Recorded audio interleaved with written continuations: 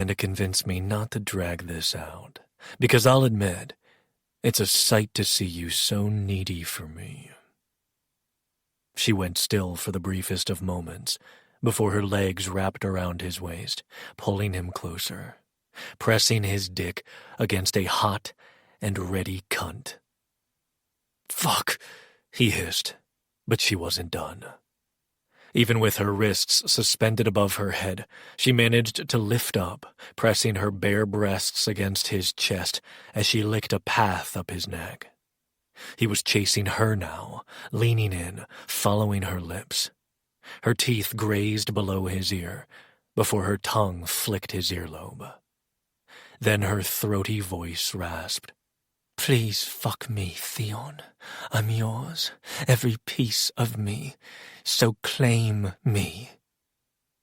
He cursed again as he shifted, lining himself up, and sliding into a paradise that he was sure was better than the after. He felt her stretch around him, inch by inch, and he went as slow as he could, wanting to savor every second of having her. Truly having her. But his self-restraint was too frayed, and he was sliding into the hilt, his eyes rolling back as he settled fully against her. There was a soft sigh from her as her legs tightened around his waist, and he lifted his head, his lips brushing over her closed eyes, brushing his nose down the length of hers, taking her lips with his own. "Perfectly wild," he murmured, kissing her again. "Perfectly untamed." Another kiss. "Perfect." A soft cry sounded in her throat, and he felt her yanking at his magic. He obliged, freeing her wrists, and her arms immediately wrapped around his neck, keeping him close. He tried to move slowly, sliding nearly all the way out before thrusting back in, but her heels dug into his back, urging him to go faster, harder. "More," she keened, her back arching with every thrust. "You know me, Theon. You know what I need, and it's more." Well, fuck. She didn't have to tell him twice. Her hands slid across his back to his shoulder, nails digging into his flesh as he picked up his pace. Every thrust had more heat pooling at the base of his spine. It intensified every time he slammed back into her. It was base and primal, and the need to claim her just as she'd demanded was blinding. There was only them. Her pants and moans, his grunts and curses. There was only her rolling her hips to meet every thrust. Only the feel of her around his length, hot and slick, and everything.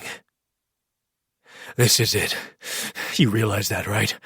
Theon ground out, leaning back to grip her hips, angling them up to hit deeper, harder. "There's no going back, Tessa. No more running." "No more," she agreed, nodding her head frantically. No more," he repeated over and over. It was a chant he wanted to drive into her as hard as he was fucking her. And when she started spasming around him, so goddamn close, he reached between them, rubbing until she was arching off the bed, her head thrashing from side to side as she chased bliss. "Eyes on me, Tessa," he commanded, violet irises immediately finding his. "Good girl. Now give me what's mine." Then she did. She clamped around him so tightly he had no choice but to follow, as she held him tight against her with her legs still wrapped around his waist. Falling forward, he caught himself on his forearms, not wanting to crush her beneath him, and her teeth sank into his shoulder as she cried out. Pulse after pulse coaxed every bit of release from him, and she was clinging to him like she'd never let him go. By the gods, he prayed she'd never let him go. He stayed hovered over her, long after they both came down from their highs. He brushed the hair from her face, fingertips tracing and memorizing. She lightly dragged her nails up and down his back. Only when she shifted beneath him did he pull out of her. He rolled to the side, his hand splaying across her stomach, because he couldn't not touch her. Not anymore. Not with her here beside him. "How long have you known that I was pulling you into my dreams?" she clarified. "Not long," he answered. "Well, I guess that's not true. I figured it out in one of your dreams when you said you don't know how to trust anyone. But I haven't been able to get back to you to explain. I was going to last time, but I ran out of time." She nodded, reaching up and sliding her fingers through his hair, along his jaw, across his lips. But she didn't speak again. Eventually, they forced themselves out of bed to clean up, and Theon went to the small alcohol cart to retrieve them water, handing her a glass when she emerged from the bathroom. He didn't need to tell her to drink it. She did so without fuss, draining the whole thing before setting it on the nightstand and crawling back into the bed. He followed suit, and she propped herself up on her elbows. The moonlight fell across her face as she said in surprise, "You're staying?" "Do you want me to go?" he asked, halfway into the bed. "No," she said quickly. "I sleep better with one of you with me." "I'm staying, Tessa," he said, settling in and rolling onto his side. He reached across the bed, pulling her to him, her back flush against his chest. Quiet seconds ticked by before she said, "What if they catch us?" "They won't." "How can you be certain?" "I have a plan," he murmured, pressing a kiss to her temple. "Sleep, Tessa. We'll discuss it in the morning." She tensed before relaxing against him once more. "You don't lie to me," she whispered. "Not once." She nodded, and minutes later she was asleep, her breathing soft and steady. Theon dragged his fingers up and down her bare arm, reveling in the fact she was giving him this, that she was his and he was hers. And if it weren't for the moonlight, he would have missed the cords of black and gold that were trailing his fingers, chasing him.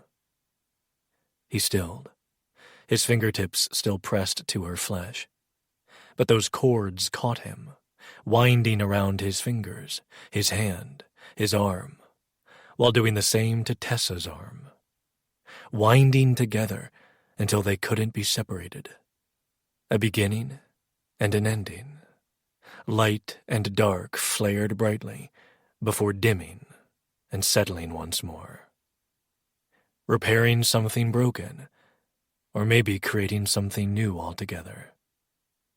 And he felt her, all of her, the defeat and the resilience, the wild and the untamed, the uncertainty and the fierceness, the broken and the healed, but not quite whole. He pulled her tighter to him, burying his face in her hair. "We'll fix it, little storm," he whispered. "I swear to you, we'll fix it all." 22. Luca. "Now you can call me, you fucking prick," Luca seethed, answering the phone after the third ring. "Good to talk to you, too," Theon replied, and Luca could hear the goddamn smile in his voice. "You are an ass. Where the fuck have you been? I've been trying to reach you for weeks, Theon." "I know," his friend said, turning serious. "I was trying to stay out of things. I know you and Tessa weren't on good terms when I left, but I was hoping the two of you would figure it out. On your own. You needed to learn to exist without me, and I needed to try to do the same." "And you didn't think that something possibly went wrong, that things didn't go as planned when I kept calling?" Luca growled. "Oh wait, how could you when you didn't have your phone on? Fuck, Theon!" With nothing else to do, he hurled black flames off the balcony of his room, wishing he had something to throw or hit. He would go to the training room after he finished this phone call. Or flying. No, not flying. He wanted to destroy something. Did you get that out of your system? Theon asked dryly. No, you dick, Luca retorted. For weeks I've been trying to figure out what to do, how to find you, what to do with Tessa. She didn't speak to anyone for days, Theon. Not a single word. Do you have any idea how goddamn unnerving that is? I am well versed in Tessa not speaking to me, yes. And then she destroyed the Pantheon. I heard. After she summoned a fucking goddess, Luca continued. She summoned a goddess, Theon. Not just any goddess. Seraphina. He was pacing now, long strides back and forth on that small, hidden balcony. Destroyed the Pantheon in the mirror, so we couldn't leave like you said. And where could we go? Not back to Tristan's penthouse, not to the underground, no. Our only option was my cave. There are too many fucking people here, Theon. They keep touching my things. I'm missing a small bowl. A snort of laughter came down the line, and Luca wanted to throw the phone over the balcony, or throw it to the ground and stomp on it. This is not funny, jackass, he growled, his dragon as irritated as he was. Irritation he'd been dealing with since he woke up to that letter. My brother is here, my father. One wants nothing to do with me, and the other is trying. Sienna comes and goes, Gia's been gone for days now, and Tristan left after Tessa. After Tessa left, Theon finished for him. Luca stilled, turning to look out over the mountains spread before him. You found her then, I take it? Of course I fucking found her, Luca, he retorted sharply. Did you even try? We've been formulating a plan, he answered tightly. We know Seraphs took her to the Celeste estate, Theon ground out. What? You heard me. They took her to her goddamn estate. Why? Because they're desperate to keep control of her, and what better way than taking her to the place where all her nightmares started? Well, fuck. He pushed his hair back before swiping a hand down his face. But you have her now? Not fully, Theon said, his tone one Luca knew all too well. We have to wait until the ladies get here next week to approve me taking the Arius Lord's seat. But Voltaire's not dead. There's lots to fill you in on, he answered. But all I need to know from you right now is what you're planning to do. She told me she left, that she wasn't holding you to anything. Luca said nothing, his grip on the phone tightening. Some part of him was jealous that she'd gone straight to Theon. It had always been the other way around, Theon driving her away, and her coming to him. He supposed this was his fault, but she'd pushed him to this point. Luca, Theon said, his tone getting shorter. What do you plan to do? I don't know, all right, he snapped. She said she was going to leave, and what? You thought I wouldn't follow her if she left this realm alone? The only reason I was able to let her go to begin with was because I knew you would be with her, Luca, he retorted. She knew where my father was for months and didn't say a fucking word, Theon, Luca yelled into the phone. How the fuck do you expect me to move past that?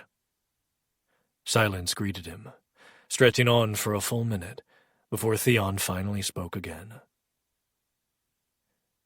She was doing what everyone in Devrim does, Luca. She was doing exactly what we'd taught her. She trusted no one. She trusted me, Luca cut in. I was the one she was pulling into her dreams. I was the one she was making concessions for, and yet she couldn't tell me this? Did you ever ask her why? Of course I did, Luca retorted. But when only silence greeted him once again, he let himself really think about it. She'd tried. She'd tried to explain and apologize, but he wouldn't hear it. And since then he'd made it clear where he stood, and she'd done nothing but accept the boundaries he'd drawn. I'm not going to tell you what to do here, Theon finally said. You're my family, my brother, the one person I trust without question. We have things to do, and I can't do them without you. But she's not going anywhere. Take the time you need. Figure your shit out. But when you come to find us, you best have your mind made up one way or the other. Don't make her wonder, and don't give her hope if there isn't any. Anything else? Luca gritted out. Yeah. I fucking miss your broody ass, he retorted. And the line went dead. Luca stared at his phone, the Fire Wings logo staring back at him from the home screen. He was no closer to knowing what he was going to do than he was when he'd found that letter. But that wasn't entirely true either. She'd said she was going to leave, and then what would he do? She would leave the realm, and the choice would be made for him. It was the coward's way out. He was well aware, and the fates had fucked him over anyway.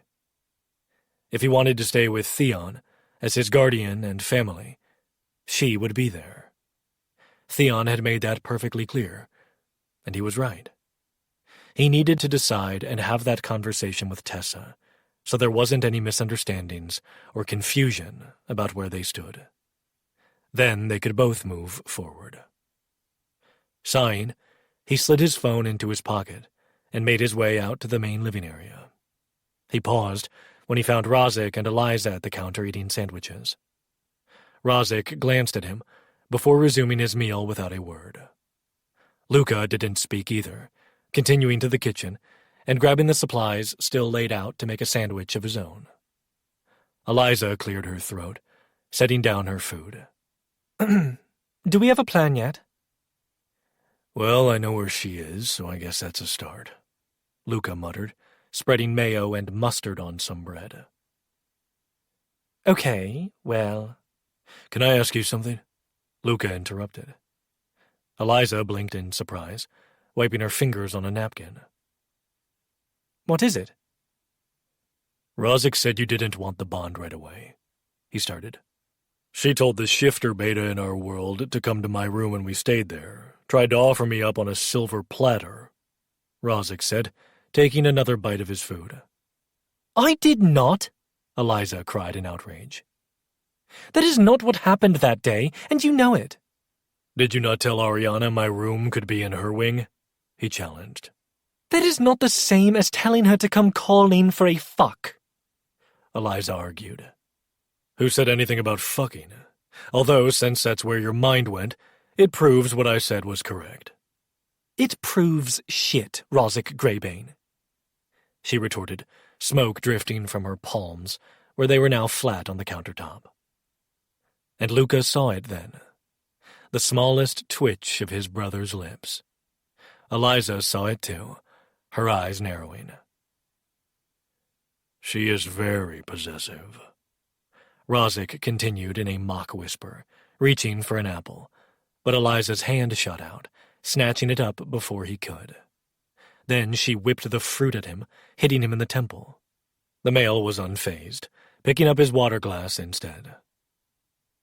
And extremely violent. Oh my gods, Eliza gritted out. Anyway, Luca interjected, gaze bouncing back and forth between the two of them as she seethed, and Roehrich continued to eat his food. You tried to reject it at first, right? Yes, Eliza gritted out. Why? She looked down at her plate, pulling her hands into her shirt sleeves and fisting her fingers around the ends. I had my own misgivings and past to deal with. It wasn't him. At least not entirely. Every bond will have its own trials. They all turned at the voice, finding Zan in the doorway at the base of the steps. The last Luca had known, he'd been outside getting some air. The collar was still stark against his skin, a constant reminder of how much they were failing. Although Zan, oddly enough, didn't seem fazed or anxious about it. Now you're eavesdropping, Roehrich muttered. Roz, Eliza hissed, nudging him with her knee. Not eavesdropping, Zan replied, coming deeper into the space. Just returning to the inside, you are all talking in the open, it stands to reason you will be overheard in public spaces. This time it was Eliza trying to hide her smirk, while Roehrich narrowed his eyes on his father. All I am offering is that you cannot compare your potential bond to theirs, Luca, Zan continued, ignoring his son's obvious displeasure with his presence. Each pairing is unique, and up to the two of you. No one can make the choice for you. No one can guide you. It's your own path, with or without her. Are you speaking from experience? Luca asked, not even thinking about the question. He was just so lost to his own inner turmoil that he'd spoken without thought. It took him a few minutes to notice the sudden silence that had fallen among them.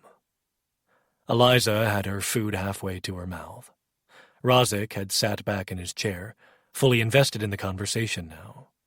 And Zan was frozen, if not a little stunned. But then their father sighed, pulling out a stool and taking a seat at the island.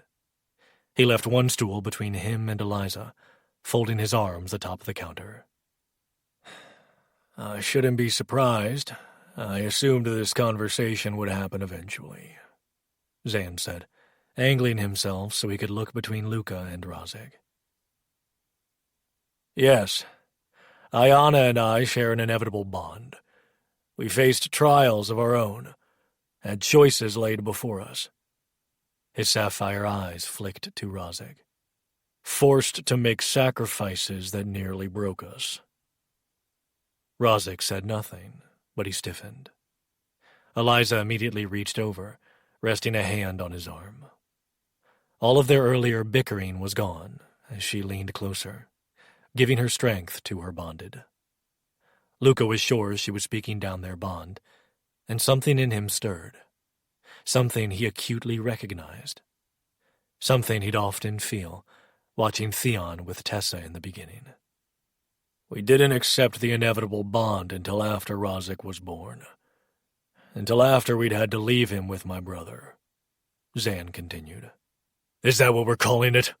Roehrich cut in, each word dripping with venom. Because I call it abandonment.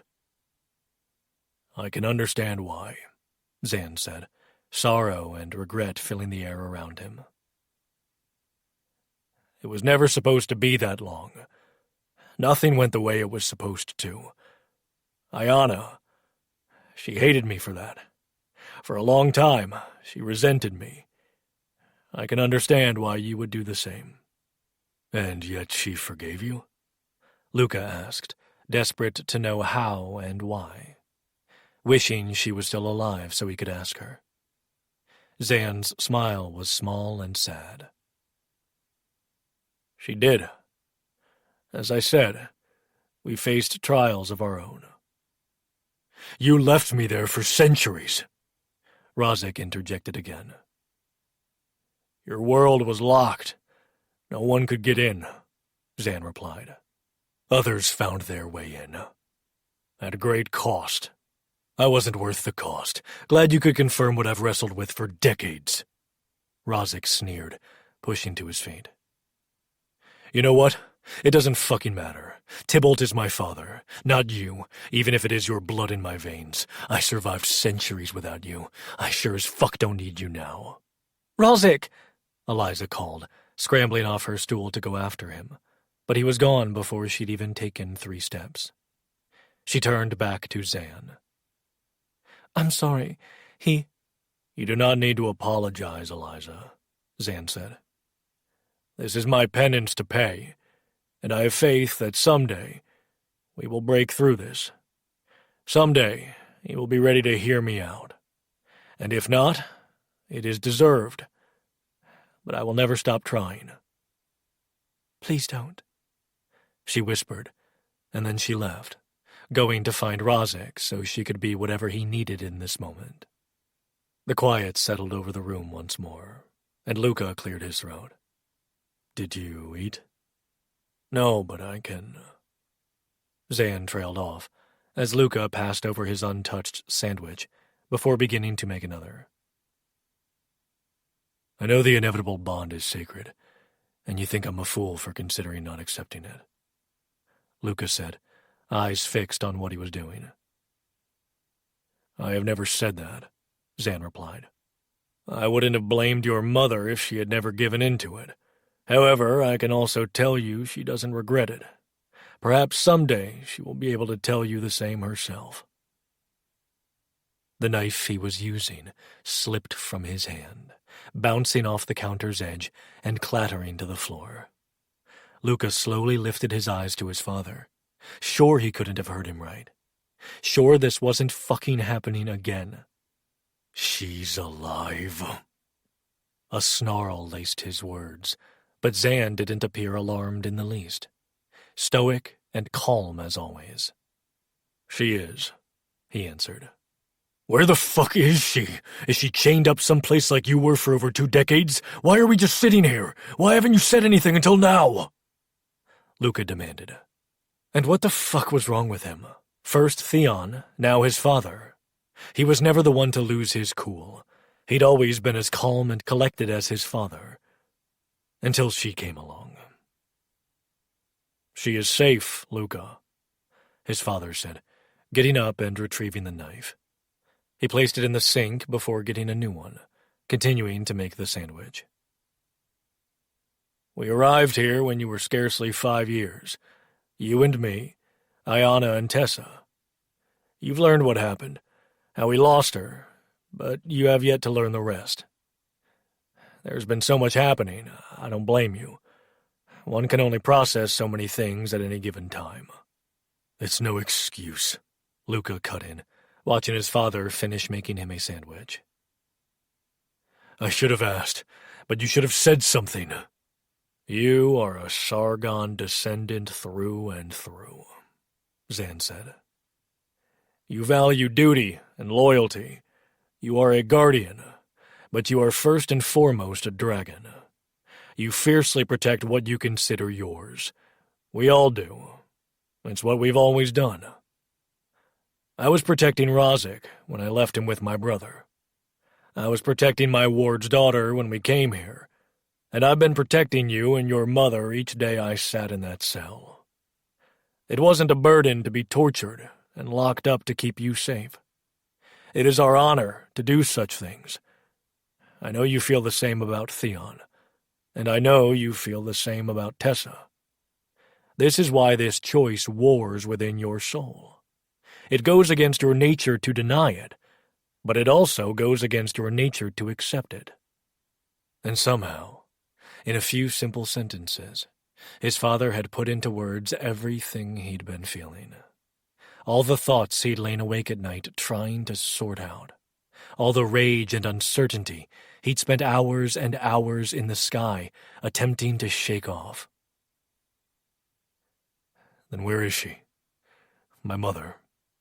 Luca clarified as Zan placed a plate with the freshly made sandwich in front of him, before returning to his own seat. "The Anala Kingdom," Zan answered. "You were young. The enchantment that altered our memories of Tessa had lingering effects, but it affected you the most. Younglings already don't store all their memories, and the enchantment increased that. It's why you have so few, and remember so little of your earliest years." "I don't understand. She's just been in the Anala Kingdom this entire time? While I was—" And he suddenly understood exactly how Roehrich felt about their parents. Because how could she have been one fucking kingdom away this entire time? For over 2 decades. "I know what you're thinking, and you are wrong," Zan said, his voice sterner than Luca had ever heard it. "Your mother cares for you deeply. It has destroyed her knowing you were so close, yet impossible to reach.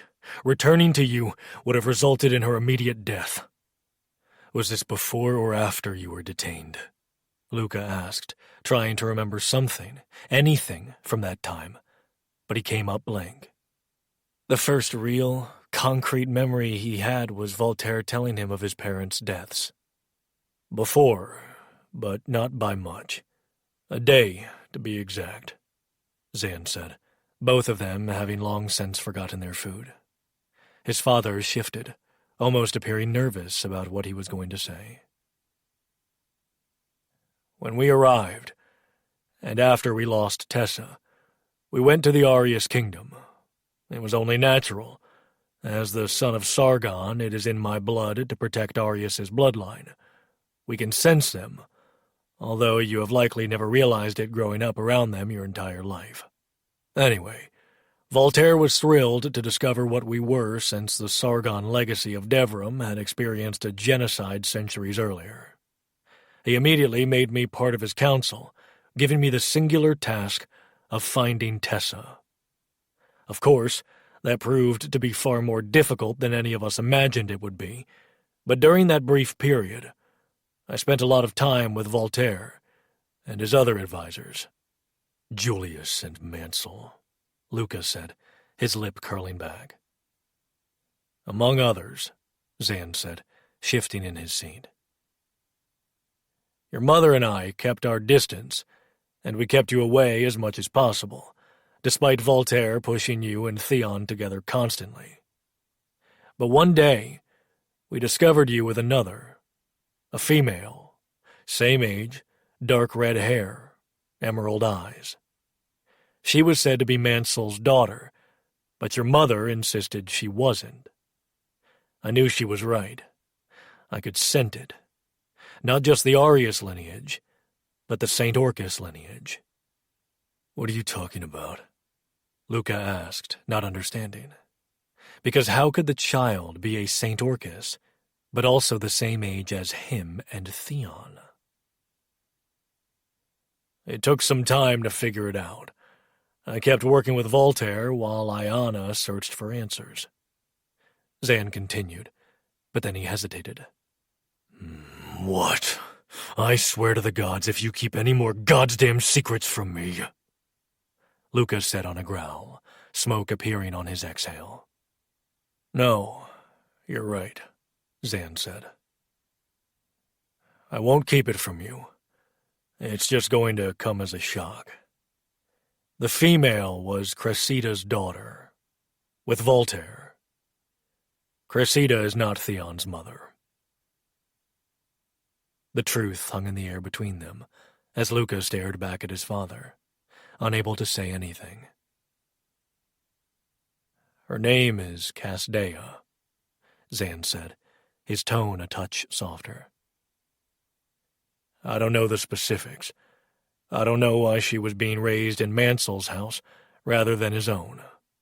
But I had learned quickly what kind of male Voltaire was. I knew he was using the child to lord over Cressida, and I knew she was likely being kept and groomed for much more sinister things. He wasn't wrong. Luca knew that. But all of this, that child was Axel's full-blooded sister? Unless Cressida wasn't his mother either. It is in our nature as Sargon legacy to protect the Arius bloodline, Zan said again. And while Iana is not born of Sargon, she is still a dragon. Casdea may not have been hers, but she was an innocent child, caught in the middle of things that were not her fault. Much like Tessa. We agreed to leave, to take you and Casdea and regroup. Your mother went first, but she couldn't take both of you. She took Casdea, and I was to follow the next day with you. Except Voltaire learned of the betrayal, and he betrayed me in return, handing me over to Roehrich in vengeance. And you became as lost among it all as Tessa was. Different, yet still the same. Only you formed a bond with Theon, something just as powerful as all the bonds in existence. Perhaps more so, because it was chosen. And Tessa, well, you know. Yeah, was all Luca could say. He did know. She'd had no one. Was locked away in cupboards, forgotten and alone until Dex had shown up. Then he'd betrayed her. Her entire life was betrayal and manipulation. Sure, he'd given her a couple months of something more, but had he?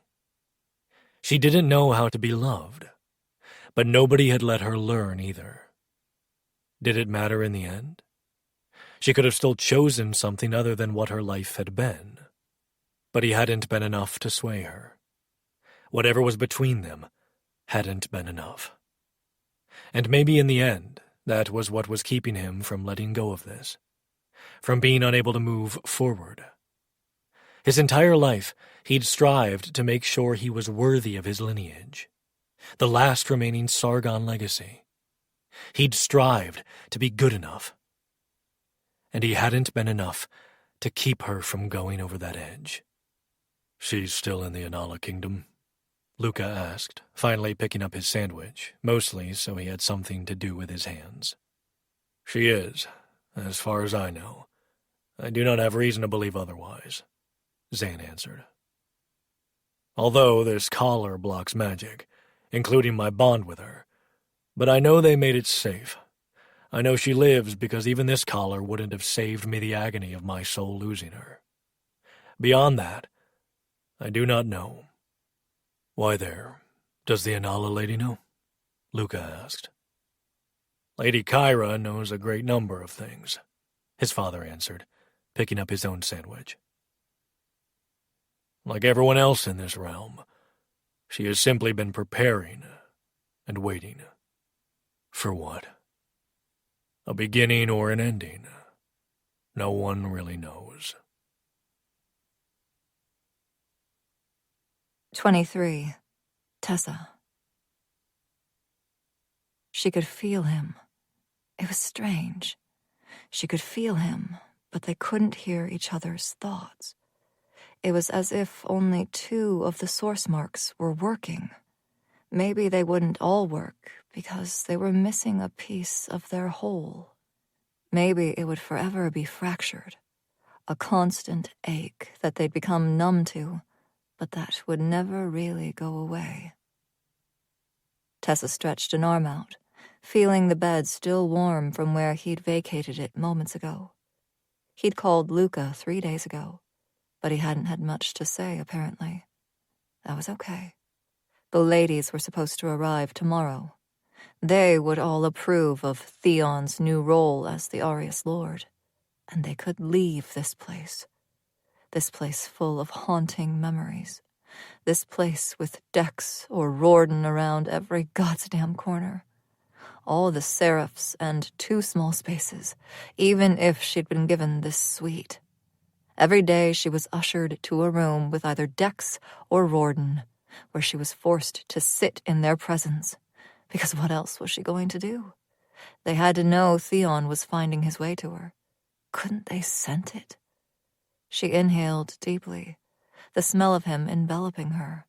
It was on the sheets, the pillows, and she burrowed deeper into the blankets. These past nights, she'd actually slept.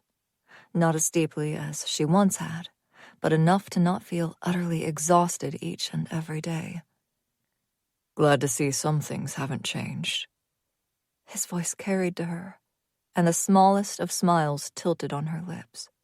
Not that she'd let him see it. The bed dipped, a large palm smoothing down her hair, then down her back, and she rolled over, looking up at him. He was staring at her like she was the phantom now, as though he couldn't believe what he was seeing.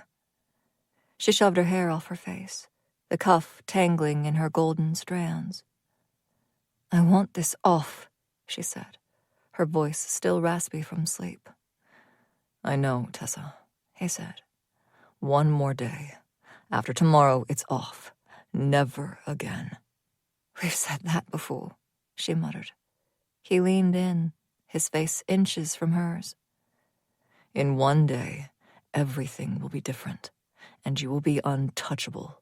Not from anything I did, but because you are the most powerful being in not only Devram, but in all the realms. Not even that cuff can fully contain you." He had a point. Her power still managed to escape. Not a lot. Embers here, a little light there. Nothing like what she should have access to. No, she couldn't access it. but she could feel it all. That thing that prowled in her soul, furious at being caged yet again. It clawed at her, and until Theon had found his way to her, she hadn't been sure she would survive it. She dreaded the mornings when he had to leave, for more reasons than one now. "Where'd you go, little storm?" he murmured. "My power is angry," she said simply, tracing the etchings on the cuff. "We don't like this." "We," Theon repeated. "It traps us, and we don't like being trapped," she went on as though he hadn't spoken. "And when we are free again, we will seek out the ones who did this. It has been a long time since we took, and we are starving." "Tessa, look at me." His tone was an order, and she blinked up at him in confusion. "What?" "I told Luca to take his time, but we are out of it," he muttered, more to himself than to her. Then he cupped her cheek, his thumb swiping along her skin. "One more day, Tessa.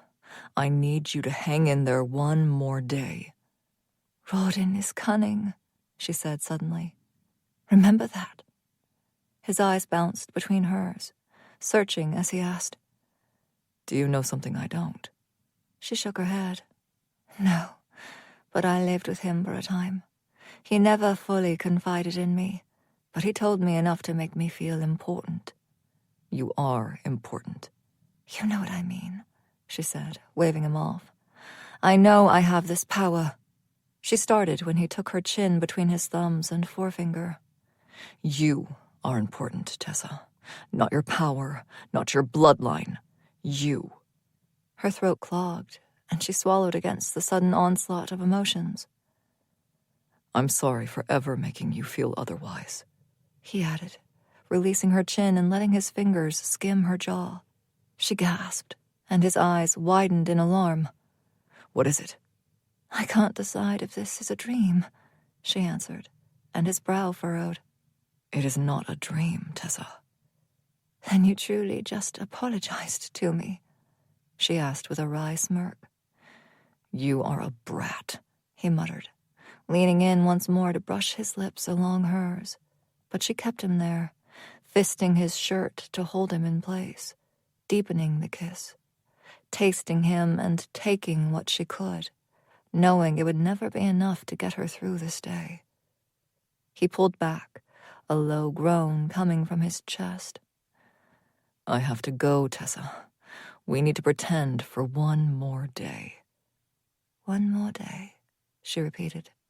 But her gaze lingered on his lips, because this damn bond was more than excited about what had been transpiring. That part of the bond was back to working just fine. He tapped her chin, forcing her eyes to his. "You do not regret last night?" She shook her head. He smiled. "I'll see you at dinner," he said, pressing one last kiss to her brow before going out to the living room to meet Brecken at the allotted time, every morning before sunrise. It was gross to be awake this early, so she rolled over, determined to sleep a little longer. But it never worked. She could never fall back to sleep, and if she did, it was fitful and not worth it in the end. Grumbling, she flung back the blankets, showering and getting ready for the day. Of course, she'd only been provided with bright white and gold clothing, and she spent a good hour altering a dress into something she could actually wear and move in. Deep slits up the side, hollows at the waist so she could breathe properly. She couldn't find anything black to add, not even a curtain or sheet she could cut up. So when her power lingered, faint and weak, she sent it to the dress. Silver and onyx settled against the white garment, accenting with gold, and she smiled as she twisted to look at it from all angles in the mirror. Even she could see the madness in that tilt of her lips.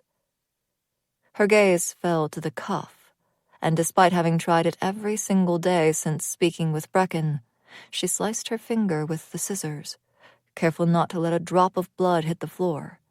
Instead, she smeared it across the cuff, watching the thing pulse faintly, the red absorbing into the thing, and then nothing, just like every other day. With a sigh, she pulled her sleeves down, covering her wrists, and made her way to the living room with 2 minutes to spare before there was a knock on the door. Pulling it open, she flashed a dark grin to the seraph who stood waiting for her. "Are you always so punctual?" she asked, tilting her head and studying the male.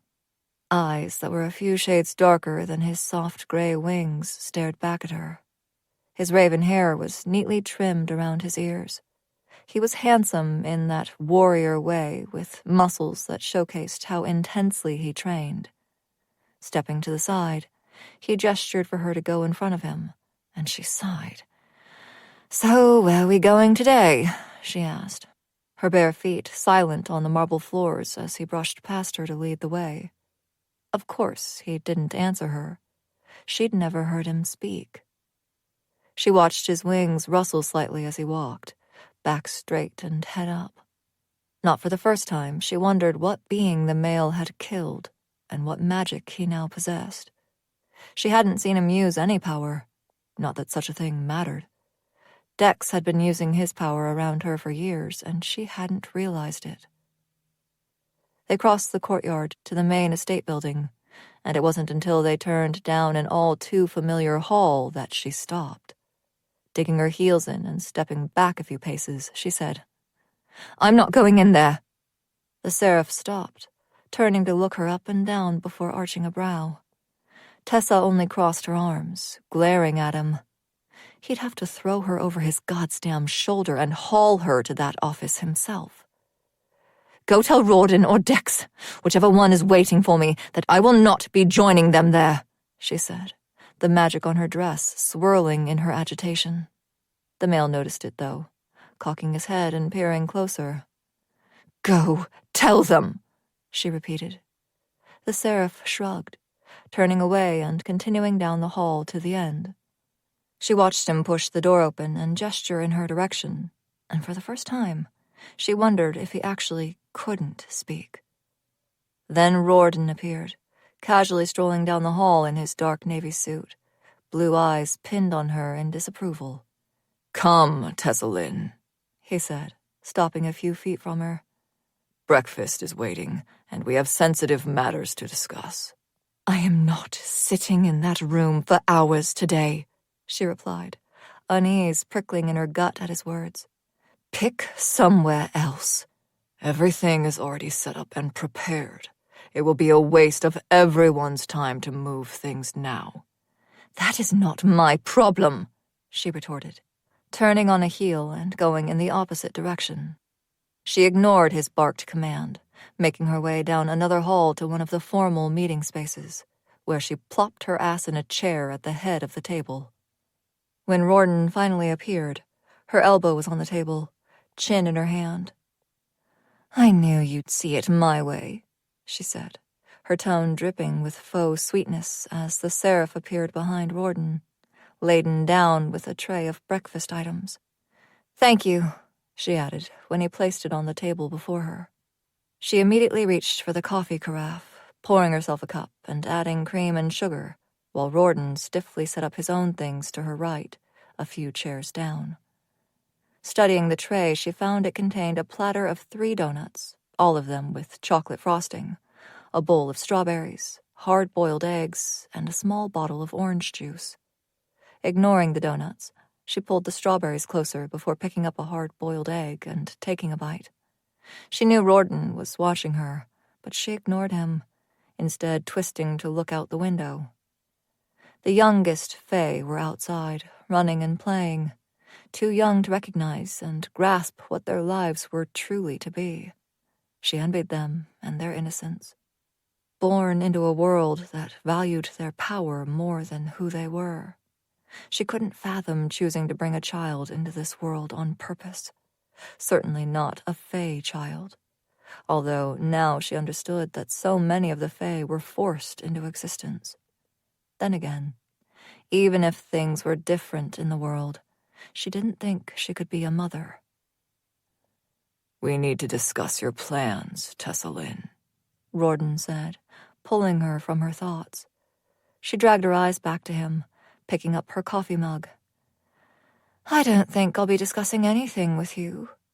He tisked in annoyance, as though she were an irritating child. I understand we've had our differences. Differences? Tessa interrupted. You set me up, Rawdon. You used me to orchestrate a massacre in the Arius Kingdom, then stood by while I took the fall. Sometimes we must take drastic steps to push in the right direction, he said factually, picking up a pen to write in a notebook sitting beside him. Dexter said those are your favorite, are they not? Tessa blinked at the casual dismissal and sudden change of subject. Glancing at the donuts, she looked back at Rawdon. When do the ladies arrive tomorrow? Whenever they choose to, he retorted. We don't answer to you. Then who do you answer to? She countered. Certainly not your people. Who holds you accountable? His smile was tight and cold. As rulers, we hold one another accountable. It's why I am here, because the ladies blame me for your obstinance, as if I have any control over the less becoming traits of your heritage. She scoffed, popping a strawberry into her mouth. But back to the matter at hand. We need to discuss your current predicament. I've bought you enough time, he continued, settling back in his chair and pinning her with a stare. And what predicament is that? She asked, picking up another strawberry. Come now, Tessa, he chided. If something isn't done, Theon will attempt to take you with him tomorrow. You were once so desperate to be rid of him. You promised to free me of him, and yet I still bear his marks. Because you've been so cooperative, he said with a slight sneer. Because you've been so forthcoming with your motives, she countered. Rawdon huffed, something between a laugh and annoyance. You are quick-witted and clever, I'll give you that. Are you not eating those? He asked, gesturing to the donuts again. Would you like one? No. There was simply extra care in ensuring you were offered something you enjoy, he said. Tessa hummed, glancing at the pastries once more before selecting another hard-boiled egg, watching Rawdon carefully. Seeing the small twitch as he ground his molars, the irritated flare of the golden rings in his eyes, the single tap of his index finger on the arm of his chair. The way I see it, we have two options here, Rawdon said when she didn't answer. I can arrange for you to leave with me. But you have a deal with Theon and the ladies, she argued. That can easily be taken care of, he answered dismissively. But the other option is more appealing to me. You can go with him. I need information that he has. Which is what? He clicked his tongue. I am attempting to be... What was it you wanted? Me to be more forthcoming? I am attempting to do that, but I won't simply tell you my plans without proof of loyalty, Tessa Lynn. I am loyal to myself, she retorted. Aren't we all? He replied, picking up his coffee mug. But I am willing to show you my loyalty. Her brow arched, admittedly somewhat intrigued about what a show of loyalty from the Akaz Lord could possibly be. I'm listening. Unfortunately, this is why I wanted to meet you in the other office. It is too cumbersome to haul down here, so you will need to go there, he replied, turning back to his laptop. Your choice, as always, Tessa Lynn. As always. She nearly scoffed at the absurdity of that statement. Rawdon clearly sensed her skepticism, though, because he sighed, closing the cover of his computer. I am trying, Tessa Lynn. I procured your favorite breakfast. I have ensured you have the nicest amenities while here, and I have yet another show of good faith waiting for you. Forgive me if I don't believe a word that comes from your mouth, she said dryly. I can escort you myself. She debated it, knew this was likely a trap, knew Rawdon was cunning, but so was she. She also wasn't alone anymore. Grab a donut and let's settle this, the Akaz Lord said, pushing back his chair and standing. Are you sure you don't want one? Tessa asked, standing as well and leaving the pastries untouched. You seem overly concerned with the donuts this morning. I simply do not want you to go hungry, he replied, but she heard every bit of the lie in those words. Tessa said nothing, waiting for him to open the door for her. She knew it rubbed him the wrong way to do something that would equate to being beneath him, but that was exactly why she did it. The Seraph was standing in the hall, presumably a guard, and he stepped aside, bowing his head to Rawdon when they walked past. Does he have a name? Tessa asked, the Seraph staying behind. Illithor, Rawdon said. He serves Akaz, and thus me. But how did he get here? How did any of them get here? How did you get here? Rawdon countered. How silly of me. Did the enchantment affect your memories so much that you don't remember attacking Zan when he arrived with me? Tessa asked with faux dramatics. Rawdon glanced down at her, his features tight. So the dragon does remember. I knew he did, despite his words during our various discussions over the last 2 decades. You mean while you tortured him? There were still words exchanged, Rawdon said simply. They'd reached Cordelia's office, and she once again let Rawdon get the door. She wasn't really sure what she was expecting, but it sure wasn't Felicity fucking Davers sitting on a small settee beneath the window in that office. The female rose quickly, eyes wide as they bounced between her and Rawdon. What is the meaning of this? Felicity demanded, taking a few steps backwards and nearly falling over the settee she bumped into. I'm glad you received my summons, Rawdon said, closing the door behind him. I cannot refuse a lord, she answered. At least not until my husband is crowned one. Husband. The word grated on Tessa's ears, her face twisting in distaste. True, Rawdon said, moving deeper into the room while Tessa stayed rooted to the spot, trying to figure out what his angle was here. Rawdon stopped at the desk, leaning against the front and bracing his palms on the edge behind him. You are not nearly powerful enough to deny anyone, are you, Ms. St. Orchis? Davers, Tessa said sharply.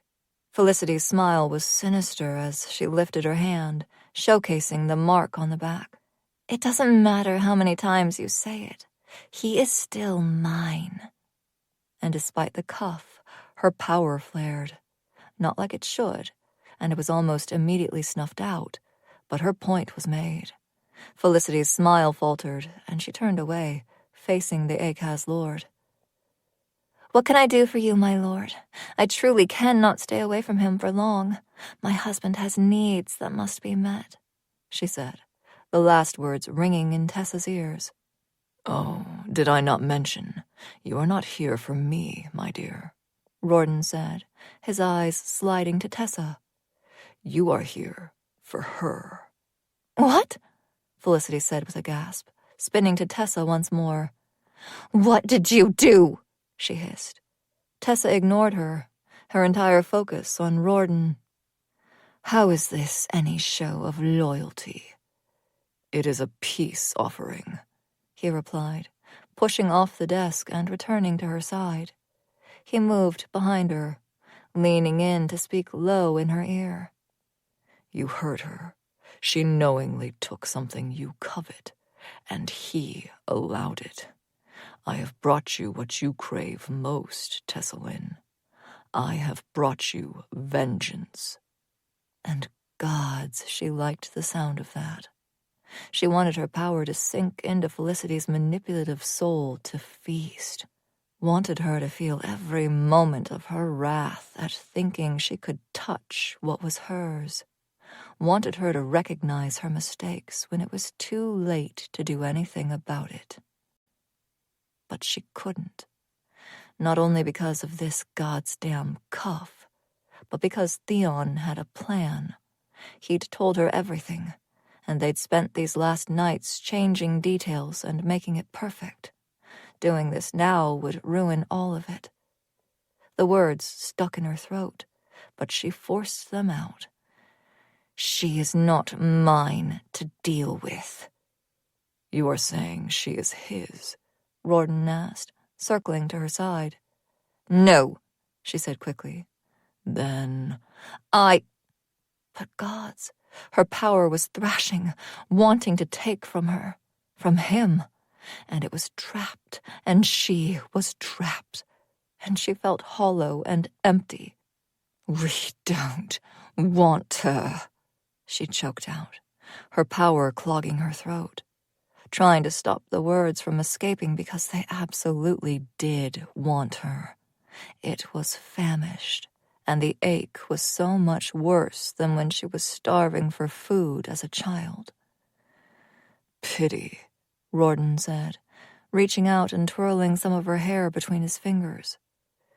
Then just to ensure I am understanding correctly, you are rejecting this offering. What offering? How does she show your loyalty? Tessa asked, watching Felicity, who was obviously panicked. I think Theon should be here for this, the female said, her voice shaking. Don't say his name, Tessa snapped, her power once again flaring and winking out in the same breath. She was failing. She was supposed to be playing a part, be civil at dinners, be indifferent, but she couldn't. Never had been able to. Not only that, but Theon had offered to let a realm die for her. That was a show of loyalty. Turning her back on the female, she faced Rawdon, repeating her question. How does this show any type of loyalty? Sweet child, he said, his smile too wide, too full of delight as he reached out and ran a hand down her hair. Did you think I was showing my loyalty to you? He turned his back on her, pulling open the door to the office once more. Everything was suddenly too loud and too quiet all at once, and she couldn't breathe, couldn't move, couldn't do a goddamn thing as Mother Cordelia strode into the office. My loyalty is always to Akaz, Rawdon said coldly. And you are simply his insubordinate grandchild at this point. But I tried, Tessa Lynn, he said, faux sympathy dripping in his voice. I gave you one last chance to come back to his side. All you had to do was end the female. With his match dead, he wouldn't be able to take the Arius seat. We would have still let him take you, though. We need information from him. What information? She rasped out, unable to pull her gaze from Cordelia. The female was as formidable as ever. Her dirty blonde hair was pulled back in her signature tight bun at the back of her head. Dark navy eyes filled with loathing held her own, and her sharp features were more prominent since Tessa had seen her last. He has hidden Cressida somewhere, Rawdon said simply. We desire her back. I don't know anything about that, she said, sweat already beading on her nape and trickling down her neck. She hated that the estate mother still had this kind of power over her, and her magic was locked down, unable to defend her. As if reading her thoughts, Cordelia smirked. Not so tough without that abominable magic, are you? It tried. The thing in her soul clawed at her, her knees nearly giving out as it howled and growled and screamed. Her hands were in her hair, tugging and straining, because it was too much, and Cordelia was here, and she'd only needed to survive this one more day. One more day, one more hour, One more minute, one more second, one more song. And it wasn't her power screaming. It was her soul. It was the sound pouring from her own lips a moment before her air was stolen. Cordelia taking what she always had. It was her dropping to her knees on the ornate rug beneath her feet. It was Rawdon crouching before her and tipping her chin up, mock pity on his face as he said, "I tried to help you, Tessa Lynn. You did this." "Don't worry, Rawdon," Cordelia said snidely, coming to his side and staring down her nose at Tessa as she struggled to take in a breath.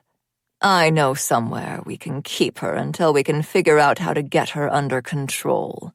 I have experience with her unruliness." Tessa shook her head frantically, clawing at the cuff on her wrist, but Cordelia gripped her elbow, dragging her to her feet. And Tessa dug in her heels, slamming her elbow up and back, just like Luca had taught her. She heard Cordelia curse, her hold on her magic loosening, and Tessa sucked in a breath. But then it was more than her air being stolen, as light wound around her, binding her wrists. "Help her!" Rawdon ordered Felicity, and the female didn't hesitate. Gone was her hesitancy, replaced with contempt. Tessa could feel more than that as she neared, though, could feel her power winding around her, trying to soothe her into cooperation.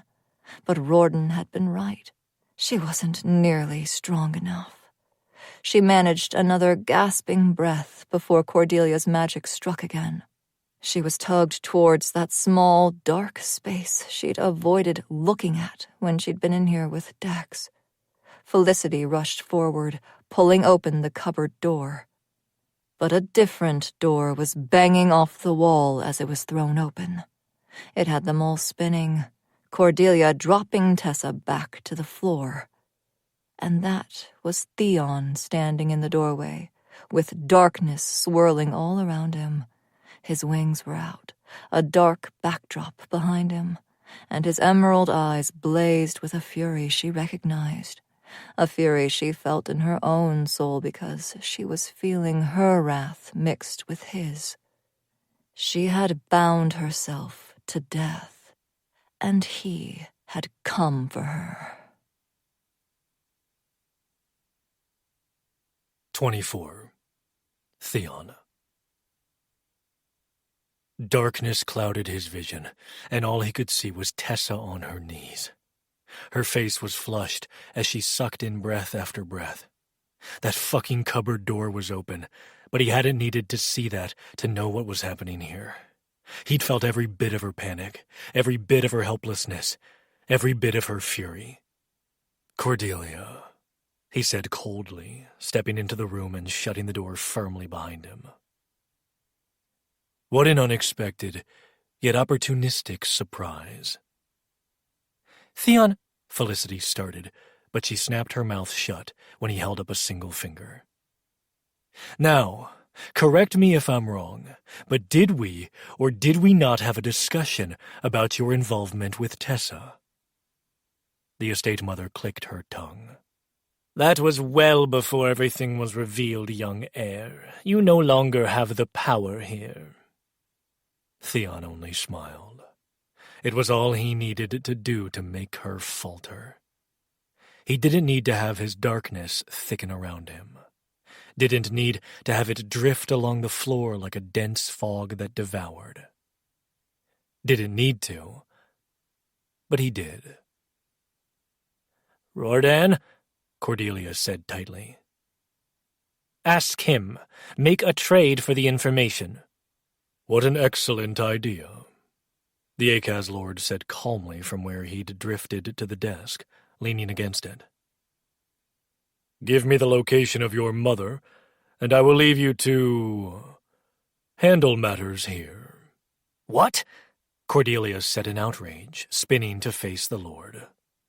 "You can't leave me here with them!" Theon crossed the room, holding a hand out to Tessa because he couldn't think properly with her on her knees when everyone in this room should be on their knees before her. Her fingers shook as he wrapped his hand around them, pulling her to her feet. He wanted to do more than that, wanted to pull her into his chest, shield her from Cordelia and Roerdan and everything they would face in the coming days. Even knowing she didn't need to be shielded from anything, it was still instinct. Keep what he loved safe.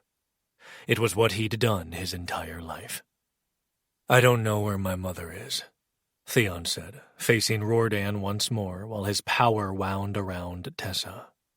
He felt her anxiety ease, and she lifted a hand, letting the dark drift around her fingers.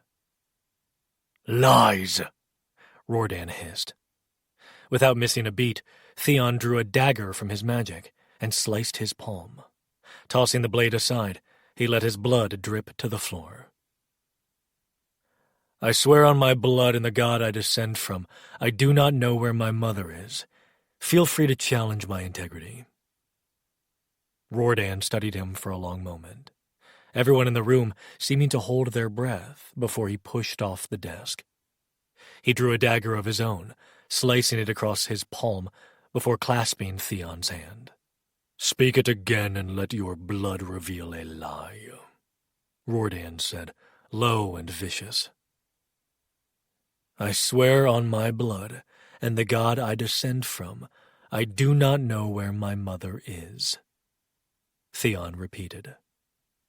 Roerdan gripped his hand, and Theon knew he was waiting for the blood between their palms to spark with lies, but all he would find was truth. After several seconds, Roerdan dropped his hand with a sneer. "This isn't over." Then his gaze slid to Tessa. "You deny everything you were meant to be. Akaz will see to it you pay for that betrayal." Bright light flared, and he stepped through a light portal. "Roerdan!" Cordelia cried, trying to follow, but Theon's magic snapped out, wrapping around her throat and yanking her back. She cried out, or tried to, but that darkness tightened. Cordelia sank to her knees, fingers clawing at the power. "I know her death is yours to claim, Little Storm," Theon said darkly. "But I am going to ask your permission to claim it on your behalf." Tessa looked up at him, and he could feel something he didn't know what to do with down the bond. It was twisted and wicked, but also warm and light. "Will you make it torturous?" she asked, that eerie ring back in her tone as she tilted her head, watching her former estate mother struggle to breathe. "I will make it as torturous as she made your childhood," he answered, and Cordelia's eyes widened. She abandoned her attempt at trying to claw at his magic, instead scrambling away from him. The room shook as wind blew violently around them, trying to do the same thing he was and steal their air. But he'd been prepared for this. A shield of dark power was wrapped around him and Tessa. She was a fool to waste her reserves on this, but he'd let her do just that. "Theon," Tessa breathed, something sinfully nefarious on her face, as she watched Cordelia panic and scramble on the floor, only able to suck in short, minuscule breaths. "No one is allowed to touch you without permission, Tessa," Theon said, removing his suit jacket and proceeding to roll his sleeves up to his elbows. "Your permission?" she asked with a defiant sneer. He paused, slowly turning to her. Then he reached out and took her throat, tugging her closer so his words fanned over her lips when he said, "No, Tessa. Yours." Her eyes flared before that power winked out. He'd take care of Cordelia, and then that goddamn cuff. "Now be a good girl and get me that dagger."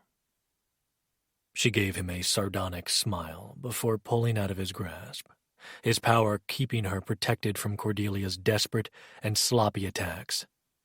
He strolled forward, coming to a stop beside the female, staring down at her. Her mouth opened and closed like a fish out of water, and Theon loosened his grip on her enough to let her gulp some air. She coughed and spluttered, gasping dramatically.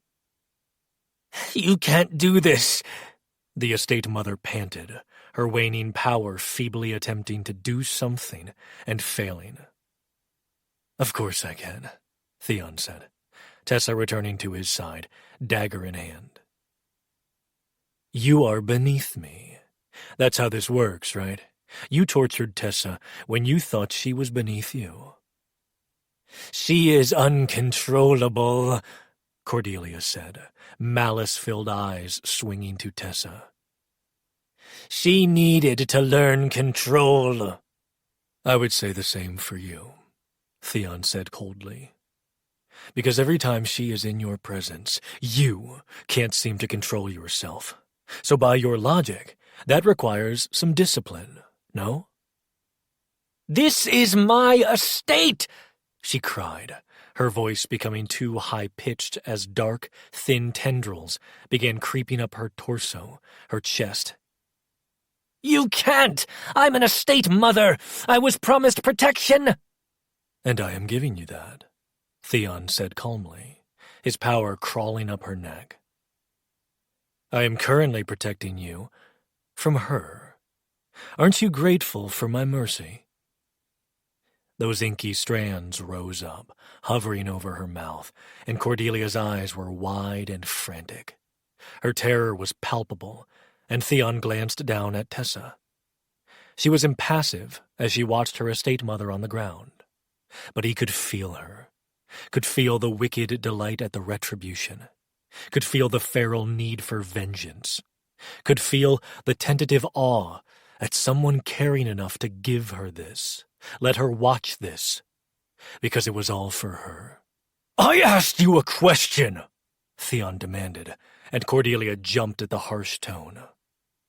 "Aren't you grateful?" "Her power is locked down. She is nothing without it," Cordelia sneered, and then he felt Tessa flinch inwardly. It wasn't something anyone would see, because she was a master at keeping her emotions out of sight. But he felt it, and any leash he'd been keeping on his self-control snapped. Those tendrils struck, going up Cordelia's nose, and when she opened her mouth to scream, they went down her throat. He moved slowly, letting that darkness burn hotter than any dragon fire as it slowly seeped into her bloodstream. Death ravaged, slowly tainting her blood and letting it flow through her body. Her veins became stark, first an ashy gray, then slowly becoming black webs across her body. And on the outside, he was making sure she couldn't scream, couldn't breathe, couldn't see, couldn't move.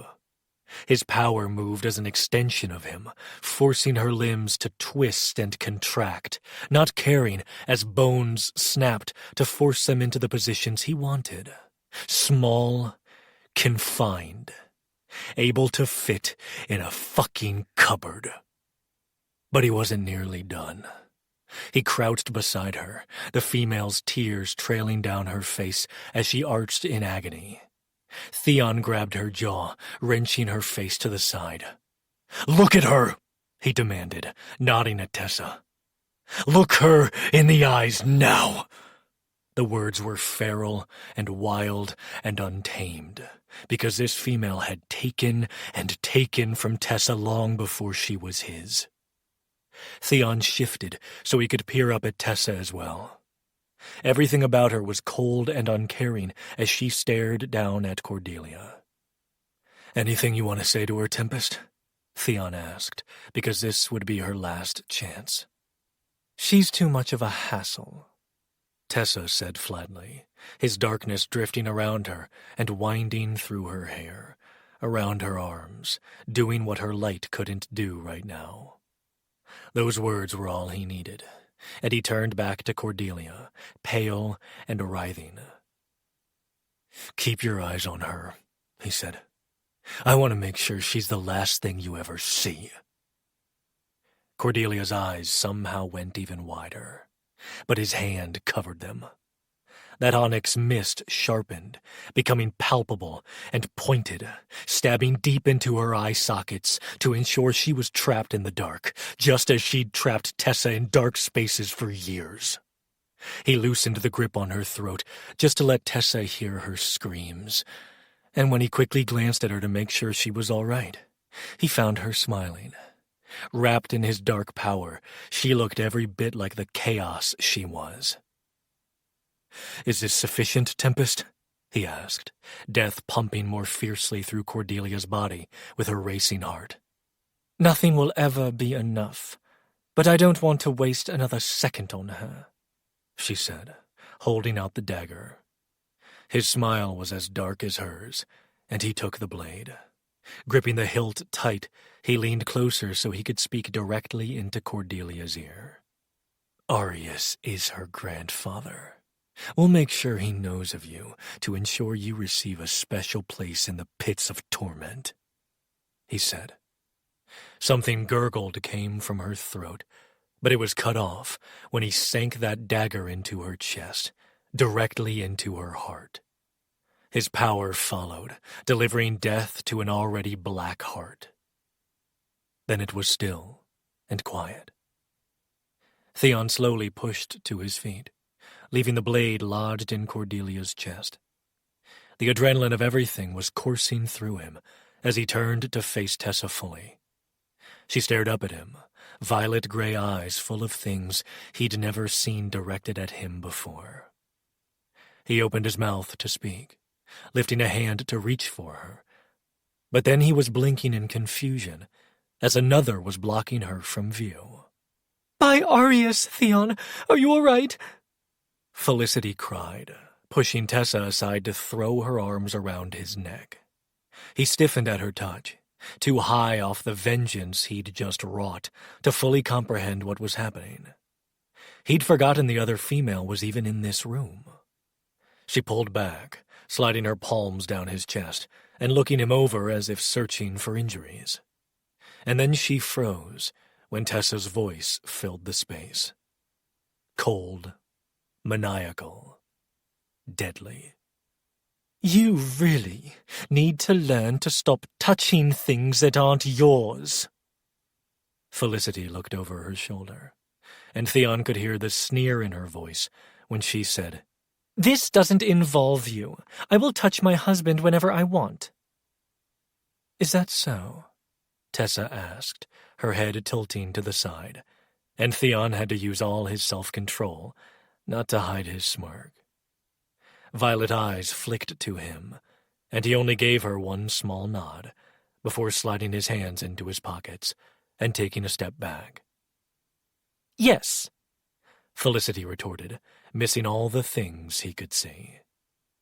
Tessa's fingers flexing at her sides, the way she started moving, circling, forcing Felicity to spin to keep her in her line of sight.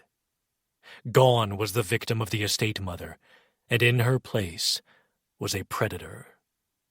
In her place was someone freed of a burden that had held her down. In her place was a huntress about to claim what was hers. And fuck. It did something to him to know that he was the prize, even if she'd given him everything last night. "And tell me, Miss Davers, has he touched you?" Tessa asked, her voice lethal, and Felicity somehow missed that too. "Of course he has. You've seen us together at functions." Tessa's lips tilted, and she hummed. Yes. A hand on your back for appearances is certainly the same as having him pin you against a wall while muffling your cries of pleasure." "Some of us have class," Felicity retorted. "I can't be found fucking in a dark corner. I'm a lord's wife. There are expectations of a match, Tessalin, which I understand might be hard for you to comprehend." Tessa's laugh was dark. "But you're not a match. You're not a wife. And you're not a St. Orcus." Felicity tisked, still turning as Tessa continued to circle. Once again, Tessalin, you saying something doesn't make it true. Well, I am an excellent liar. This time I speak truth. Ask him, Tessa said, her smile growing. Felicity spun to him. Theon, I know she is your source, but something needs to be done here. Something is being done, he answered, pulling his hands from his pockets, a small vial in one of them. He moved past Felicity and went to Tessa, taking her arm and pushing back the sleeve. Removing the stopper, he poured a few drops of blood onto the cuff, the contraption snapping open. How? Tessa breathed, her eyes fluttering closed as her magic appeared, light flooding the space around her before flaring out again. Brecken, he answered in a low voice, replacing the stopper and sliding it and the cuff into his pocket. The male had warned him not to leave the cuff lying around, and until they could figure out how to destroy it, he'd have to keep it with him. Tessa lifted her palms, her brows pinching together as she studied them. Something is wrong. What do you mean? It's not... Something is wrong, she said again. Of course there is something wrong, Felicity snapped, coming up beside them. She placed a hand on Theon's forearm. That's what I've been saying. You're... But then she cried out as Tessa's fist snapped out, connecting with her face. Stop touching things that aren't yours, she seethed, and while something might be wrong, there were still faint traces of light wrapped around her fist. And that power had left its mark on Felicity's cheek, crackling and sending jolts of energy with each pulse. You can't treat me like this, Felicity cried, clutching her face. I am a legacy. As if I have ever cared about that, Tessa seethed, and Theon lightly gripped her upper arm when she took a step toward her. You care about power, like every other legacy in this realm. That's the only reason you signed that contract. Tell me, what did you and Cressida scheme to do these last months? That is none of your concern, Felicity flung back, and Theon could feel her power trying to wind around Tessa.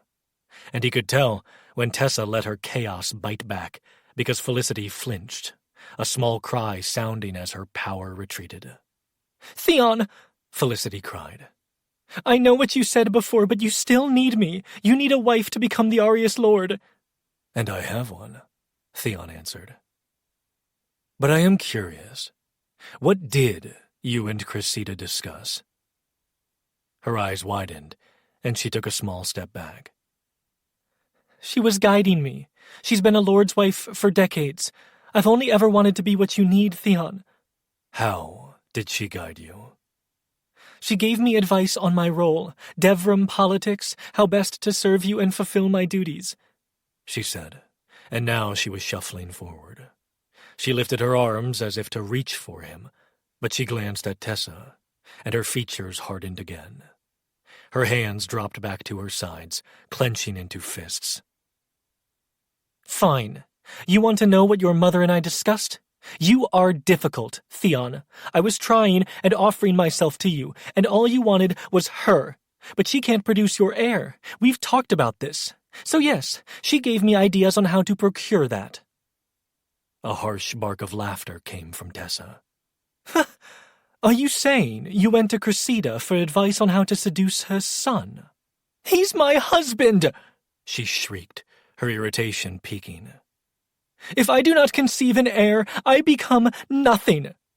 Then it is about the power, Tessa said. It's always about power, Felicity sneered. I was raised for this, yes, but I also want it. I want the status and the notoriety that comes with the position. I'm willing to do anything for it. So, you cozied up to Cressida? Tessa asked. Do you even realize Theon does not care for her? I do not care, she spat back, and Theon suddenly realized what Tessa was doing. Felicity was so riled up, she was speaking without thinking, revealing secrets, something he'd done to Tessa more than once. Clever, clever Tempest. Theon wouldn't give me the time of day, so I went to his mother, Felicity was ranting. We tried everything, but he never took the drinks I offered him. I made you think we were fucking until I could make it happen. Did whatever Voltaire and Cressida asked of me to make that happen. He never gave in, even when I presented myself bare and willing. I told him days ago he could have you, and only use me to carry a child. I only needed him to give in once, to bind him to me. Her brown eyes went wide as she realized what she'd said. A trembling hand came up, covering her mouth. Repeat that, Theon said coldly. Didn't you hear her? Tessa asked, that unnatural delight creeping into her voice. She was trying to trick you into a binding. I'm dying to know what that would have entailed. I just meant that I thought once he could see how good we were together, he would see that I am an asset, not a hindrance, Felicity said, her voice trembling. Tessa shook her head, pulling her arm from Theon's grasp. The thing about liars is we easily recognize our own. Tessa purred, stalking closer. Her powers skittered, far weaker than what it should be, but it was enough to make Felicity lurch back. I am a lord's wife, Felicity said. You can't touch me. No, I am a lord's wife, Tessa retorted. I warned you. Months ago we sat at a table where I told you he was mine. Then when you came here, I told you to figure out your place. Moments ago, I told you that you were not his match, and yet you still continue to touch what is not yours. You're delusional. Ask him. Tessa purred again, and it seemed to finally sink in as Felicity slowly slid her eyes to him. Theon? I told you the other night you'd do well to remember what this is. What I came here for, Theon answered. But I am curious to know how convincing me to fuck you would have bound me to you. A child? After one fucking? The odds are astronomical. Felicity was shaking her head, tears pooling in her eyes as she held up her hand. I don't understand. You're my husband. It's a union mark. He's my husband, Tessa hissed, whatever power had lingered from her earlier hit flaring again on Felicity's cheek, making her cry out. But there is the issue of you being bound to him and the bargain with Voltaire. Tell me about this binding, Felicity, Theon ordered, and she flinched when his power appeared, drifting towards her. Voltaire said he had a way to ensure an heir would be born, that he'd done it before. As long as we slept together once, I didn't need to conceive that night. We just needed to make you believe I was with child. Then he would take care of the rest, she confessed, tears sliding down her face. The fuck? Theon said. He should be shocked, but he wasn't. His father had always ensured he got exactly what he wanted. After all, wasn't he proof of her statement? Everyone had believed he was Cressida's child. I'm sorry, Theon, she said, fear and panic filling her voice. I didn't mean... You're not sorry, Tessa cut in, back to circling her. You're only sorry you got caught. That's not... You are a terrible liar, Tessa said with mock pity. But that's what you were after, trapping him with a child? A child would ensure my place of power. It's all I've ever wanted, she retorted. I didn't care if it was Theon, Axel, or an heir in another kingdom. Then her glare swung to Theon. And now you've fucked yourself. They'll never accept her as your match and your source. It's an imbalance among the kingdoms they will never allow. You've thrown away everything, just like your mother said you would. If you were half as smart as you think you are, you'd turn her over and be rid of her. Let Roehrich deal with her so the realm can move on and get back to business. Tessa moved then, and Theon's eyes widened in surprise. Because she didn't attack with her power. Not right away. No, this was all physical, as she tackled Felicity to the ground. Felicity shrieked, trying to throw Tessa off her, but that training with Luca had clearly paid off. Tessa's hand wrapped around her throat as she straddled Felicity. Her power flickered in and out. And she was right. Something was wrong. But she didn't seem to care at the moment. She swung her fist, marring Felicity's other cheek. "That's for being in our fucking room all those months ago," she sneered, and everything in Theon heated at watching her, feral and unhinged and possessive of him. She leaned closer, a few of her embers of power drifting around her. "Truthfully, I don't care what you have to say about me. Your opinion matters as much as Cordelia's rotting bones over there. But you kept fucking touching him." She lifted a palm, and Theon had no idea what she was doing until a staggered swirl of her power formed, leaving a dagger he'd never seen before in its wake. Felicity tried to scream, and Tessa loosened her grip a touch. "You're insane," Felicity rasped. "Indeed," Tessa hummed, twirling the dagger in her hand. It happens when people keep trying to take what is ours. We don't like it." "Tessa," Theon cut in, recognizing the spiral she was about to go down. Tessa sighed, her fingers tightening on the dagger hilt. But you are still bound to him, and I don't like that. Especially not after learning you tried to trick him into having a child with you. But more than that, there is a bargain with Voltaire that all comes back to you." "I have nothing to do with that," Felicity said, squirming beneath Tessa's weight. "You have everything to do with it," Tessa hissed. "And I know what it is to be trapped and confined and bound when you don't want to be. Surely you can see the conundrum here, because I know people like you. You'll never stop until you get what you want, and unfortunately for you, that's a problem for us." "You have the dragon!" Felicity cried. "You can't have them both. It doesn't work that way." Tessa reared back a little at her words, and Felicity took advantage. She twisted, throwing Tessa off her. In her surprise, the dagger came loose, and Felicity snatched it up, scrambling to where Tessa was pushing to her knees. "If he won't do what needs to be done, I'll do it myself," Felicity said, determination filling her features. "You'll be gone, the realm will be safe, and he'll be mine." Theon lunged to stop her, his power lurching, but he didn't need to. Tessa lifted a hand, her light wrapping around Felicity's wrist and snapping it as Felicity brought her arm down. The dagger had been inches from Tessa's chest, but it clattered to the floor.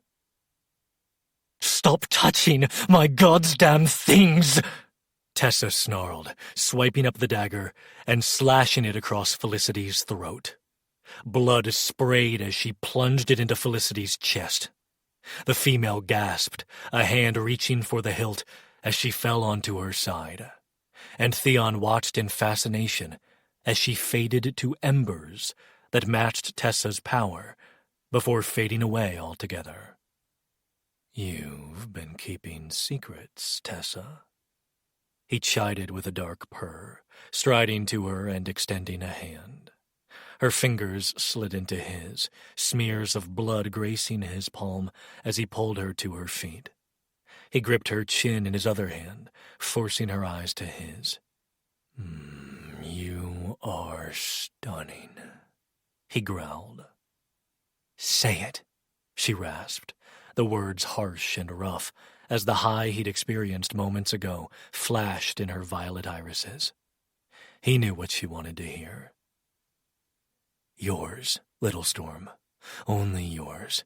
Every piece of me." "I don't regret killing her." "We do what needs to be done, and we don't have regrets," he replied. "Am I a villain now?" "I don't give a fuck if you are. I'll still sacrifice every star in the sky for you," he said, reaching for her arm and pulling her sleeve back to reveal a brand new mark. It wound around her wrist, just below her bands of light. It was a mark he'd never seen before. But after his meeting with Roehrich and the ladies, when they'd laid out his lordship requirements, He'd called Felicity. Then he'd contacted Sienna. He'd needed a fake union mark, yes, but he'd also needed something more.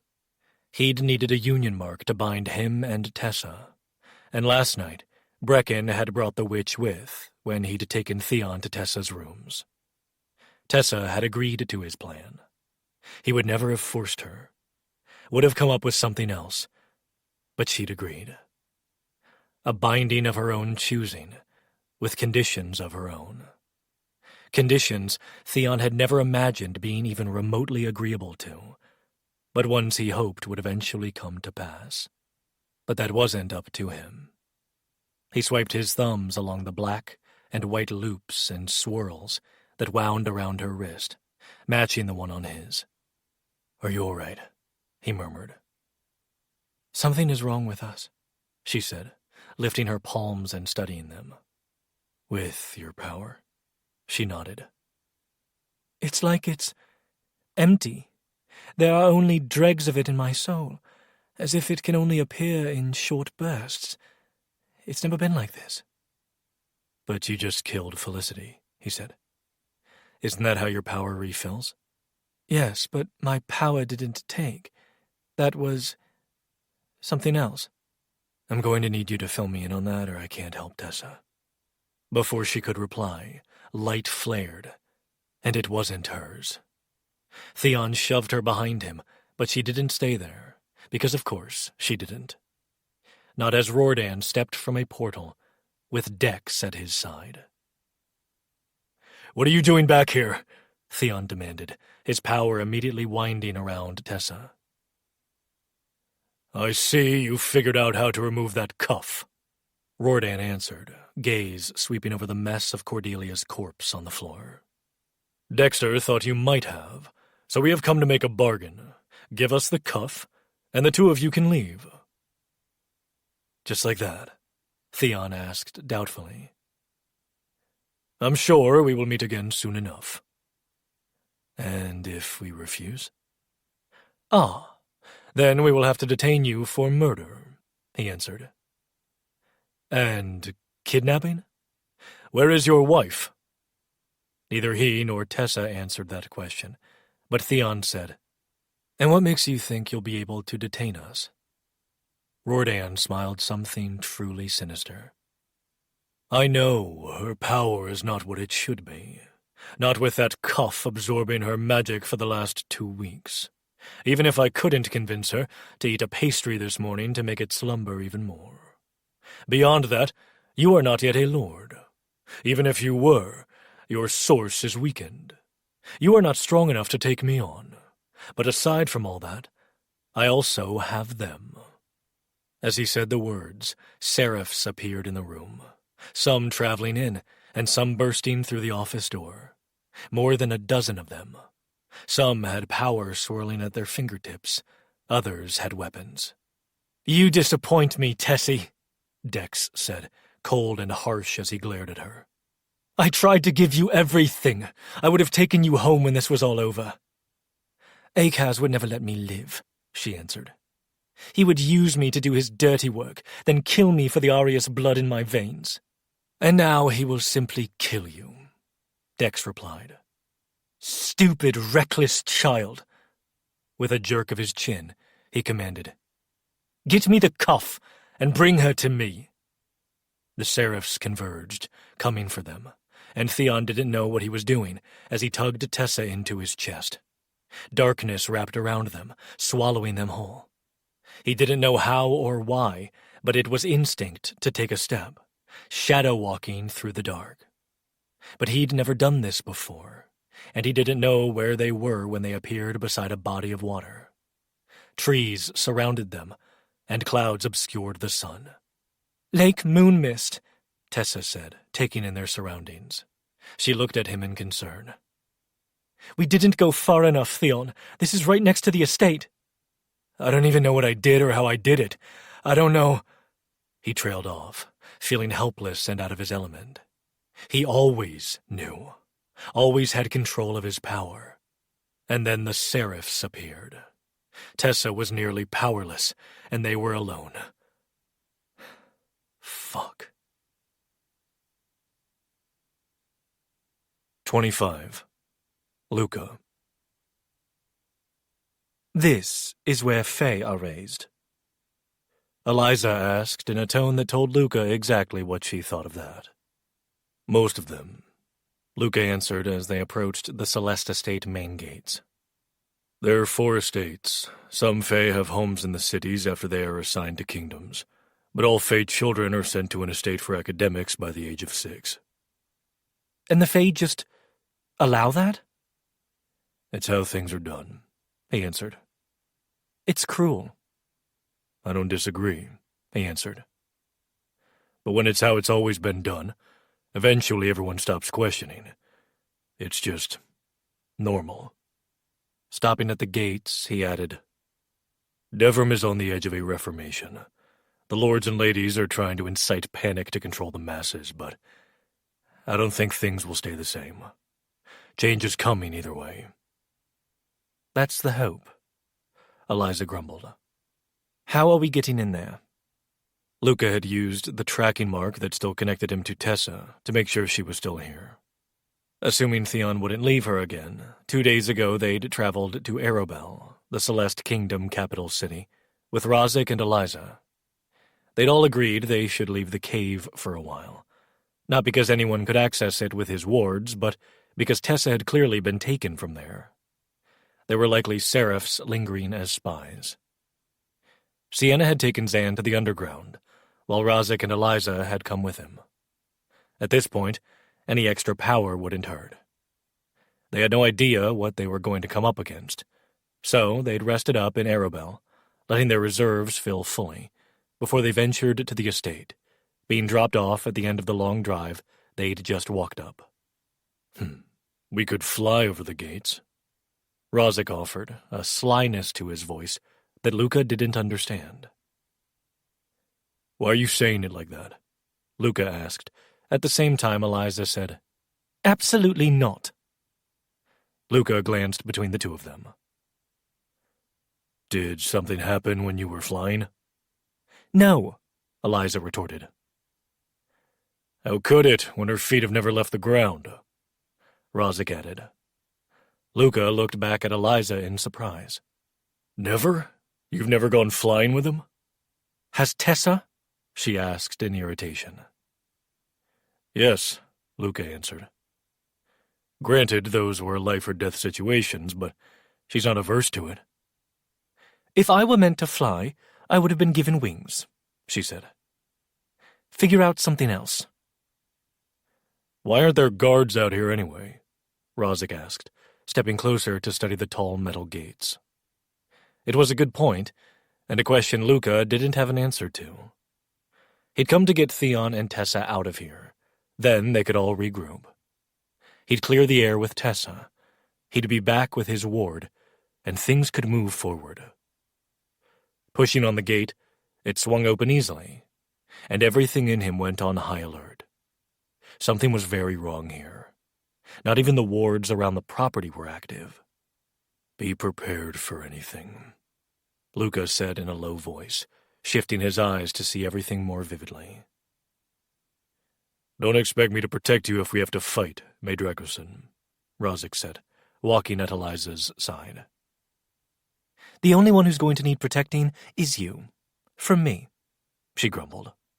He chuckled low, and Luca could swear her lips twitched, hiding a smile. They were an odd couple.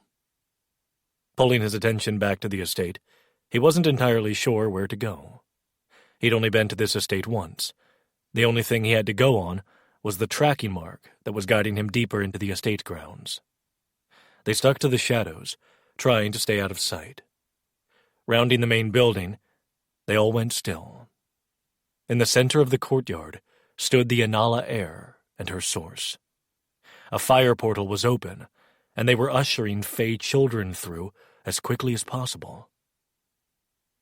What the fuck? Luca said under his breath. What is happening? Eliza asked. I don't know, he answered, watching Gatlin move among the children. More than once, He crouched before a scared child, wiping at tears and saying words Luca could just make out, telling them everything would be okay. They'd be safe soon. Tana somehow sensed them then, her golden eyes connecting with his.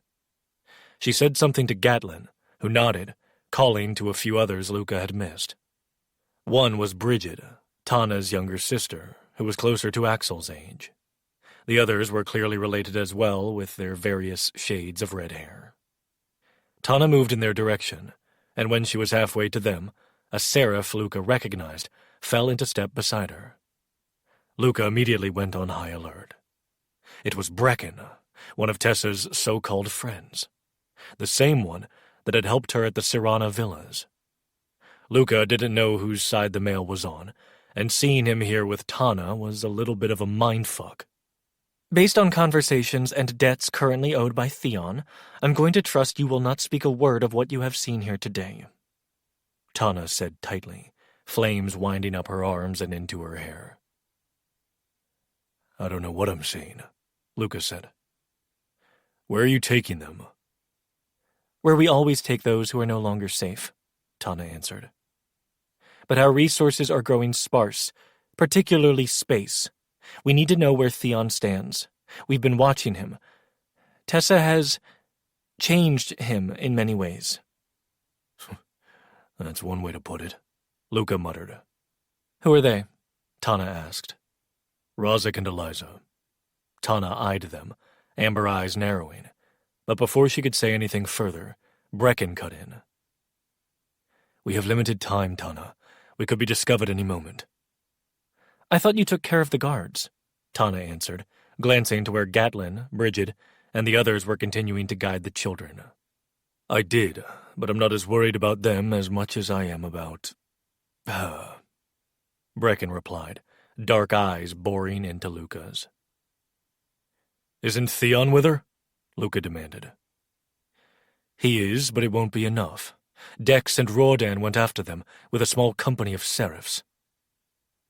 Panic and anxiety settled in. Theon was powerful. Tessa was more so. Brecken knew this. If he was worried... Where are they? Luca asked. I can take you, Brecken said, glancing at Tana, who nodded. But they will know I have been betraying them this entire time. I need to know I can leave with all of you. Done, Luca answered without hesitation. Take us to them now. Within moments, Brecken traveled the four of them to the edge of a lake, leaving Tana to finish with the Fey younglings.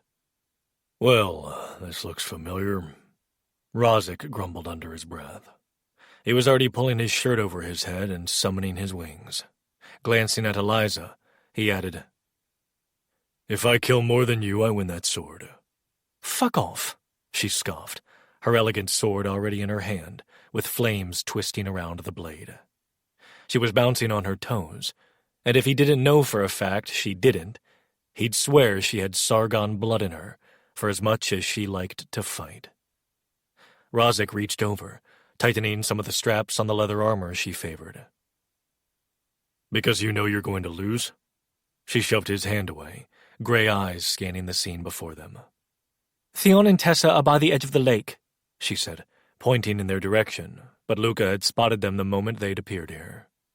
Theon had Tessa shoved behind him.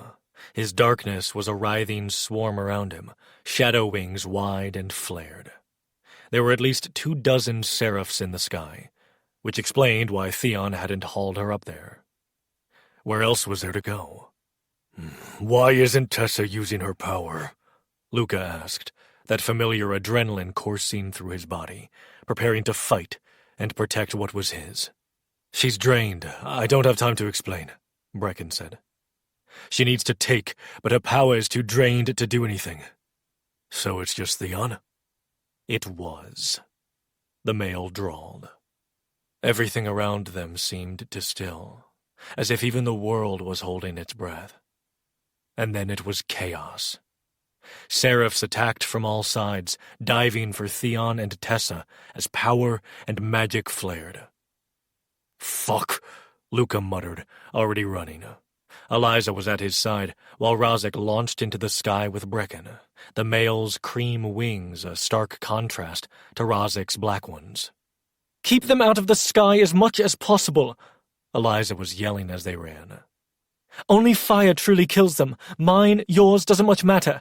If you get ambushed, incapacitate them to keep them down. Snap wings, slit throats, cut off limbs, knock them out. We can come back around and finish them off later. And for the love of an Allah, don't waste all your power right away." Then she was jumping into the fray, that beautiful blade swinging.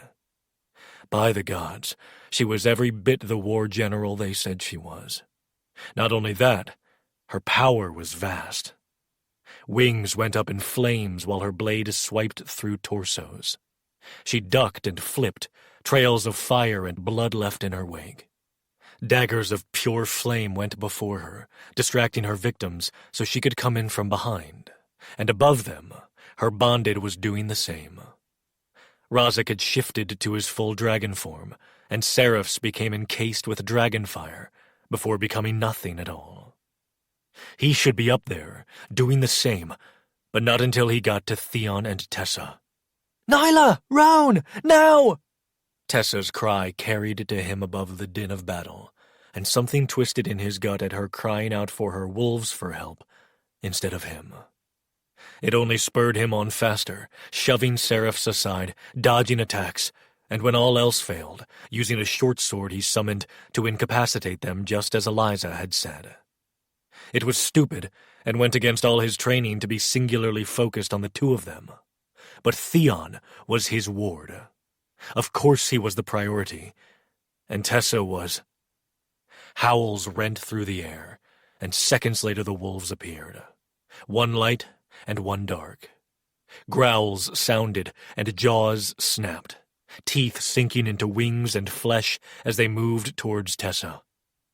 And then there was Theon, his twin short swords in hand as his darkness devoured. He looked every bit of the dark god he descended from, all lethal grace and not letting a single seraph near Tessa. She had two of her daggers, but why the fuck wasn't she using her bow? Tessa spun suddenly, as if knowing he was there, despite their fractured bond. Her eyes went wide, mouth parting slightly, and Luca was about to yell at her to look out, but he didn't need to. She spun as the seraph with water magic appeared behind her, walking atop the water of the lake. Her golden hair was a wave behind her, as one dagger went into the left side of his chest, and the other went into the right side of his gut. She slid the blades, slicing wide, more than blood spilling from the body cavity, and then she lifted her leg, planting a bare foot in the center of his torso and shoving him back. Just like with her arrows, the seraph seemed suspended in time for a few seconds before he dissolved into the embers and ashes that were her power, slowly drifting and floating away in the water. She was goddamn magnificent, and he understood his brother's fascination with his bonded on an entirely different level. Rowan appeared at her side, her fingers drifting into his fur and her eyes fluttering closed. Where had the wolves been before she called them? Why hadn't they been with her this entire time? He closed the last of the distance, saying fuck it, and letting his power obliterate 3 seraphs with one mighty burst of black flames. "What's the plan here? Travel out?" Luca asked, finally making it to Theon's side while reaching over and pulling Tessa in between them.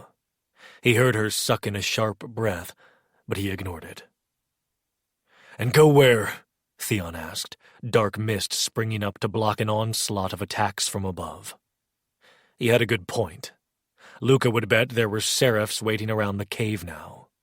And who could they trust in the kingdoms? Arya's house was questionable, but even if it gave them a few hours to regroup and come up with a plan, it might be worth it. "What happened to your power?" Luca asked, glancing down at Tessa. But Theon answered, pulling some kind of cuff from his pocket. Thicker than the usual bands, it resembled a vambrace. It was white and black, with gold and silver etchings he didn't recognize. "They had this on her. Apparently was absorbing her power." "How?" We didn't really sit down and have a conversation about it, Theon growled, his power converging to snap wings clean off a diving seraph. The being's cries echoed as Roan pounced, teeth tearing out the female's throat. Luca took the cuff, examining it and debating if he could get Rozick's attention. If the cuff had absorbed her power, there had to be a way to get it released, right? "Incoming!" Theon yelled, a handful of seraphs rushing them. Luca passed the cuff to Tessa, saying, "Stay between us." "But He didn't hear what she was going to say, as he engaged with a seraph. Black flames wreathed his fists, blocking a hit with his arm while landing a punch to the male's ribs with the other. The seraph grunted, but he didn't go down. His next hit landed, wrapped in ice, and Lucas swore as he absorbed the blow to his jaw. The seraph was trying to circle him, but he'd had enough of this. He lunged, the seraph clearly surprised as he scrambled to shield, but Luca wasn't aiming to land a hit. His fingers closed around soft, dark brown feathers, and he yanked hard, hearing several snapping sounds. So much like his own wings, but also different. The seraph let out a bellow of pain, an ice dagger appearing in his hand, but Luca caught his arm a second before the blade pierced his skin. And then a dark dagger was in the male's throat, as Tessa practically climbed Luca, using his arm as a step to jump and reach the male's neck. She leapt, landing in a low crouch while the seraph crumpled and blood sprayed, splattering her golden strands. "I had it under control," Luca grunted, watching Theon take down another. "Never tell me to stay back and safe between the two of you again, Luca Moores," she retorted, pushing to her feet. He blinked at her. At the female who'd wanted exactly that when he'd escorted her to a stage to be claimed as a source. And now she was a fierce thing of chaos and fury, who'd taken control of her own destiny. Who'd kept training, not because she was forced to, but because she wanted to. Who'd found another way when he'd so often dismissed her. On her own, with Eliza, both in combat and with her magic. She'd found herself worth fighting for. "Why aren't you using your bow?" he demanded, watching her lips purse in annoyance at his dismissal of her command. "Why aren't you using your fucking power?" she shot back. "Because someone is going to need to travel us out of here," Luca retorted. "If I'm too drained, then we're stuck here. Fuck!" His hand snapped out, grabbing her and yanking her into his side as 3 seraphs came from the sky. He was using dragonfire then, 2 of them nothing but a few drifting ashes before they made it to the ground. But the 3rd had disappeared? "Dex is here," Tessa said in cold fury. "He's using his magic to make us see things that aren't there. This whole thing could be an illusion." "He's that powerful?" Luca asked. She shrugged. "Maybe. They want this cuff." She still held the thing in her other hand, keeping a tight grip on it. "We need to go," Theon said, out of breath as he came up beside Tessa. "More seraphs just arrived. Even with Rozick and Eliza, it's a death trap to stay here." "How do we get us all in one spot to travel out?" Luca asked, looking to find Rozick engaging seraphs far off to the left. He could only assume that was where Eliza was. Rozick would never stray far from her. "They want this," Tessa said again, studying the cuff. "So, let's give it to them." "What?" Theon asked. "Tessa, we can't—" "Of course she can," sneered a voice, Dex appearing a few feet away, as though he'd been there the whole time. "I told you he was nearby," Tessa whispered, her face paling as she clutched the cuff to her chest and raised her dagger. "The cuff, Tessie," Dex said in a cold command. "No," she retorted, eyes darting around as seraphs closed in, waiting for an order from their apparent leader. "But you just said you were going to hand it over. It's the smartest thing you've said all day," Dex went on, taking a step towards her. He extended a hand. "Give it to me, and I'll fix everything." Something about his words made Tessa go eerily still. "Tessa," Theon said softly. "Give me the cuff." He reached for it, but she clutched it closer. "You're surrounded, Tessa," Dex said sharply. "You're surrounded and out of power. Your lovers have been using theirs, but they won't last forever. They'll die, and it will be your fault. I won't be able to clean up that mess for you. I won't—" "No!" Dex was yelling, wings ripping free as he launched into the sky. But he was too late. Tessa had moved so goddamn fast, throwing the cuff with everything she had far out in the lake behind them. It hit the water, sinking below it. "You have no idea what you've done!" Dex bellowed, his face full of shock before he traveled out. Then the ground shook beneath their feet. It was a faint tremor that made them all stumble at first, and then it was a violent jolt. Ripples spread across the water, transforming into waves that became as brutal as the trembling ground beneath their feet. There wasn't time to think or come up with a plan. There wasn't time to get everyone together, to travel anywhere. Luca grabbed Tessa, wrapping an arm around her waist as he yelled to Theon, "Get into the sky!" They both launched up, getting as high as they could, but it was too late. Power exploded from the lake, and the water went with it, as if the cuff had been transformed into some kind of explosive. "Luca!" Theon bellowed from several feet above them. Darkness reached for him, trying to wrap around them, but it wasn't enough. That surge of power shredded through the darkness, and all Luca could do was hold Tessa as tightly as he could, wrapping his wings and his magic around her as they plummeted to the ground. The water from the lake fell around them, pelting and stinging like razor blades. And the power? Gods, that explosion of magic rippled through him over and over, a never-ending current of energy and pain. She didn't scream, didn't cry out. Tessa only clung to him just as tightly. He should have shifted long ago. He should have traveled her and Theon out and come back for the others. He should have done so many things differently. That was all he could think when they hit the ground hard, rolling several feet. He felt various parts of his wings snap and tear, the pain excruciating, but still he kept his hold on Tessa tight until they finally stopped. He couldn't draw in a full breath. Whether from the hard landing or the pain racking his body, he wasn't entirely sure. And for a moment, the world was quiet as both sides tried to recover from whatever the fuck had just happened. Tessa moved first, stirring against him, and he grunted as she pushed a wing off herself as gently as she could. She had injuries of her own, a dark bruise already forming on her cheek, scratches everywhere. With her magic so depleted, she wouldn't heal herself as quickly, if at all, but she seemed relatively unharmed. Good. That was good. He blinked, his vision going in and out of focus, and his dragon was trying to claw its way out, was trying to protect him, but he couldn't. Something was wrong with him. His dragon. Nothing was working right for some reason. "Luca?"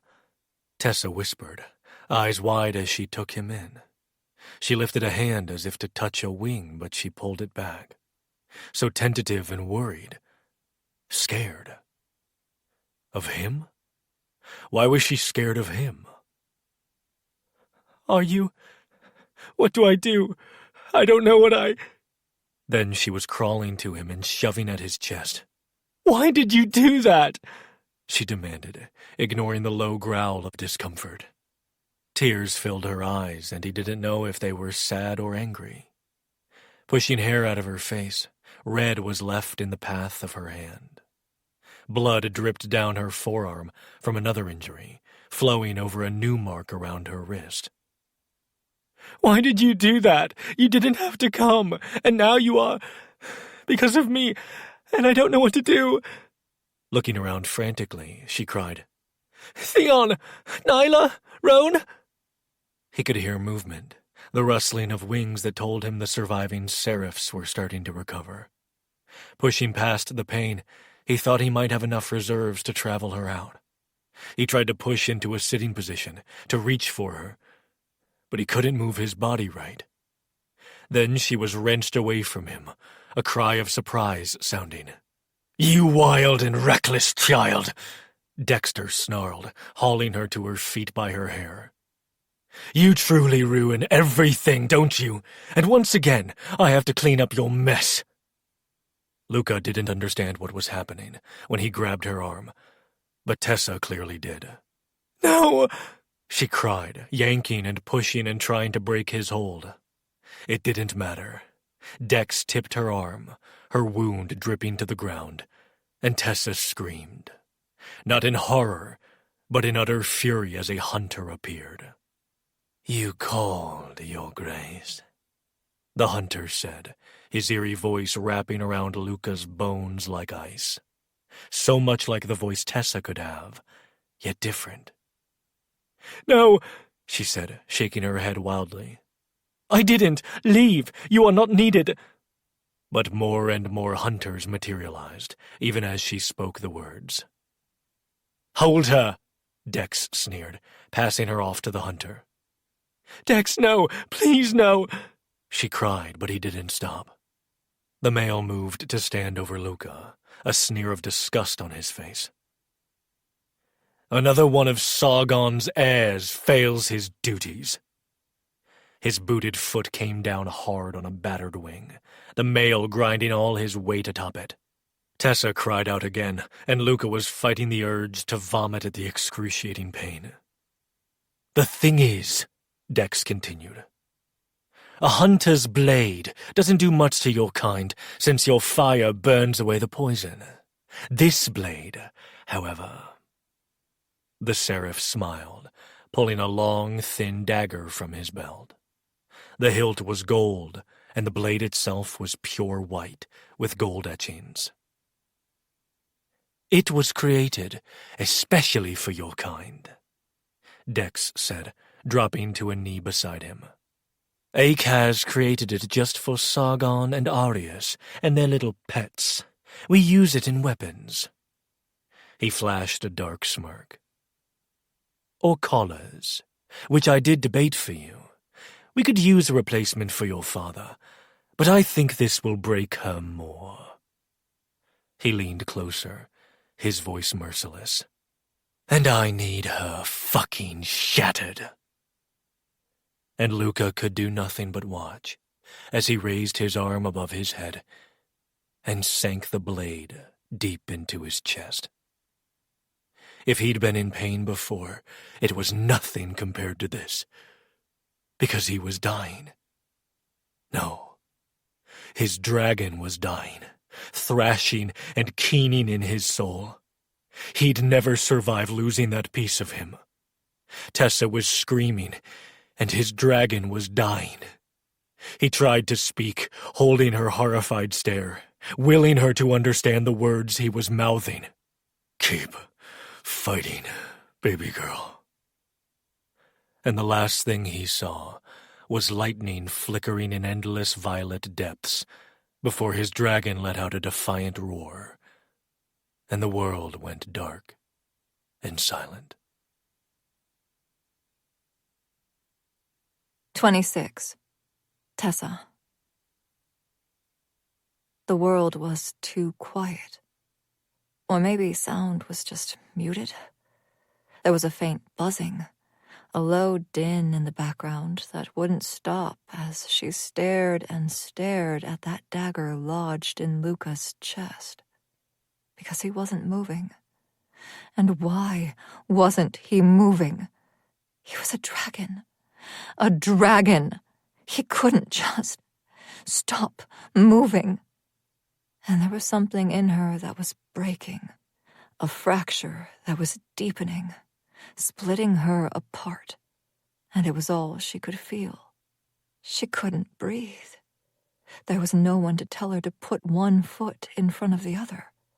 No one to guide her through the dark. Who was going to continue her training and tell her to get over her shit? and tell Theon when he was being an ass. Who was going to buy her flip-flops? And why was she thinking about flip-flops when he wasn't fucking moving? Because being the grandchild of a god was lonely, and she had just saved Theon for him. And now he was not moving? No. Her hands were in her hair, pulling at the strands, but she couldn't feel the pain that would usually ground her, because all she could feel was her soul breaking, and her chest burned, and the back of her neck, and no! She looked down to find the source mark over her heart flaring and fraying, as if it too was being pulled apart, because he was part of that, and he was not moving. And then she heard him, felt him. His bellows of agony broke through the drowning silence. She moved so violently the hunter holding her wasn't expecting it, and she spun, searching. Theon was maybe 20 feet from her on his knees and curled in on himself, his face to the ground and hands on his head as if he was dying too, as if he was being ripped apart as much as she was.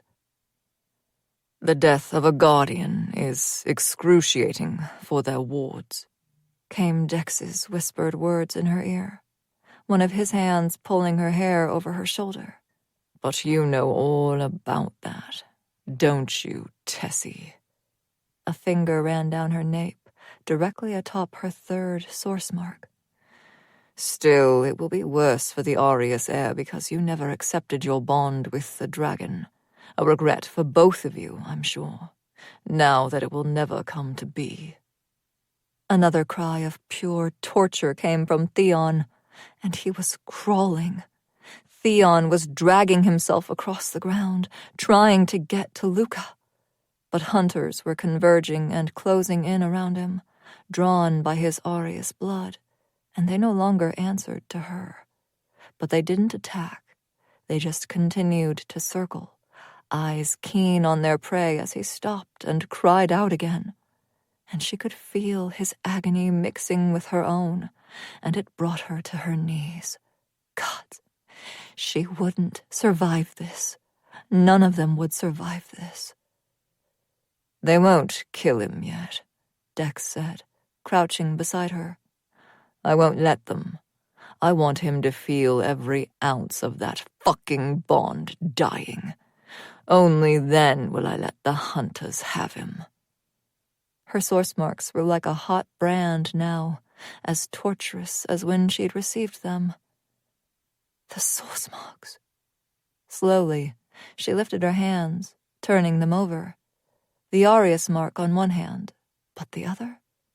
She only needed enough to take a little. Lifting her head, she could see Theon through the faintly translucent hunters. He was still clawing at the muddy ground, trying to get closer. Strangled grunts and cries coming from his chest in a way she'd never imagined. He was always so sure, exuding power. And she looked back over her shoulder at Luca's unmoving form.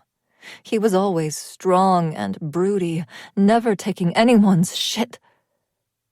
"I tried to do this nicely, Tessie," Dex whispered. "Your actions caused this, just like they did all those years ago in this same place. I had to clean up that mess, too." She slowly turned to face him, his dark eyes glittering with triumph. "All you had to do was do as you were told." "Why can't you just do as you are told? Too wild, too much to deal with, not worth the hassle. Nothing." All the things that had been hurled at her for 2 decades resounded in her head. He'd known the entire time, had used all of that to manipulate her, control her, get her to trust him. He'd played into it, always fixing mistakes and cleaning up her messes, because she was just a helpless, uncontrollable thing that needed saving and protecting. Except she wasn't any of those things. No one controlled her. She wasn't too wild. She was the daughter of the wild and untamed. She wasn't too much to deal with. She'd only needed to understand how she was different to find her balance. She wasn't too much of a hassle. She'd just needed to learn what real love felt like and how to accept it. She wasn't nothing. She was chaos. Holding Dex's stare, he started at whatever he saw in her face when she said in that eerie, maniacal tone, "I'm going to kill you." She slowly rose to her feet. "You're going to run because you're a coward, but I will hunt you down. It won't be too much of a hassle. I'll enjoy it. Knowing you're constantly wondering if today will be the day I find you and make such an awful mess. I'm going to kill you, and I'm going to enjoy every second of it." Then she tugged on that bond, yanking and pulling on everything that connected her to Theon until she found his magic. It was trembling and writhing, and it was depleted from the fighting. She felt terrible about taking it from him, but she just needed enough to take. So she wrapped her light around it and called it to her, and she felt him jerk at the pull. "I'm sorry," she whispered before she yanked harder, forcing it to follow. The thing in her soul drank it up, starved and feral. His darkness merged with her gifts, becoming what she was as he became her source of power. It took Dex far longer than it should have for him to realize what was happening, but he was on his feet and stumbling back from her. "No," he said, shaking his head in disbelief. "Not possible. It's not. You're his source." Tessa lifted a hand, light and dark appearing, golden embers and silver ashes, all of it circling and spinning together. Everything and nothing. Chaos in the palm of her hand. "I will not fail in my tasks," Dex gritted out. "Today you will," she replied, and her power struck, Dex traveling out a second before it landed. With Dex gone, the other seraphs scrambled, as if unsure what to do. Lightning arced from her palm, chaos following, and a seraph screamed when it found its mark. And her magic took. She did the same thing again and again, until she could stop drawing from Theon because her power was feasting. And Theon? She spun, the hunters closing in with no one here to rein them in. Tessa summoned her bow, letting her power have its way with the seraphs, while she knocked arrows and took down hunters. Hunter and seraph, seraph and hunter. It didn't matter. Chaos does not choose. It devoured, and when it had taken enough, she didn't stop it. She let it have her, lifting her off the ground until she was hovering feet above them. Only then did she yank on her power, wrestling with it, trying to take back some control. "Not them," she hissed. "We do not hurt them." It pulled and snapped, trying to buckle under her one command. "Everyone else, not them," she repeated. Then she let it go once more, watching it pour out of her and spread like a net.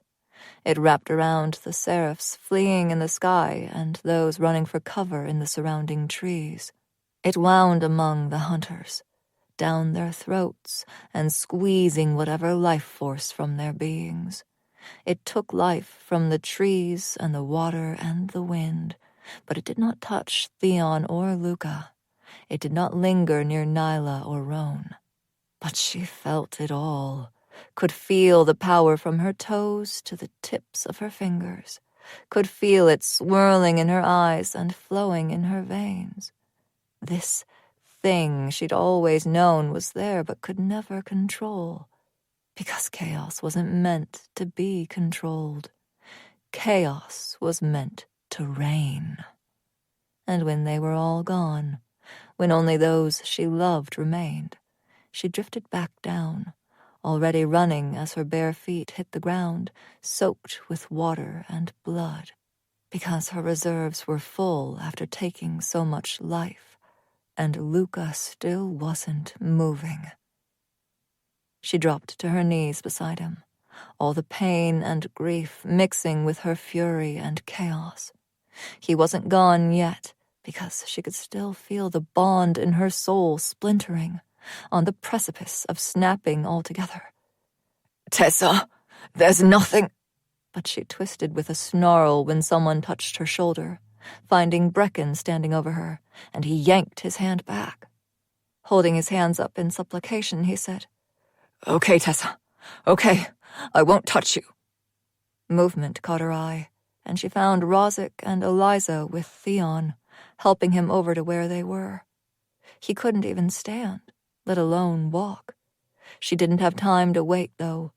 Twisting back to Luca, she didn't know what to do. His wings were ripped to shreds in some places. He had open wounds everywhere with small pools of blood forming. He had a dagger in his chest. Her power snarled at the thought, and she let herself sink into it. She had no idea what she was doing, but she was light and dark, life and death, beginning and endings. If she could take, she could give too, right? She clasped the dagger, yanking it out.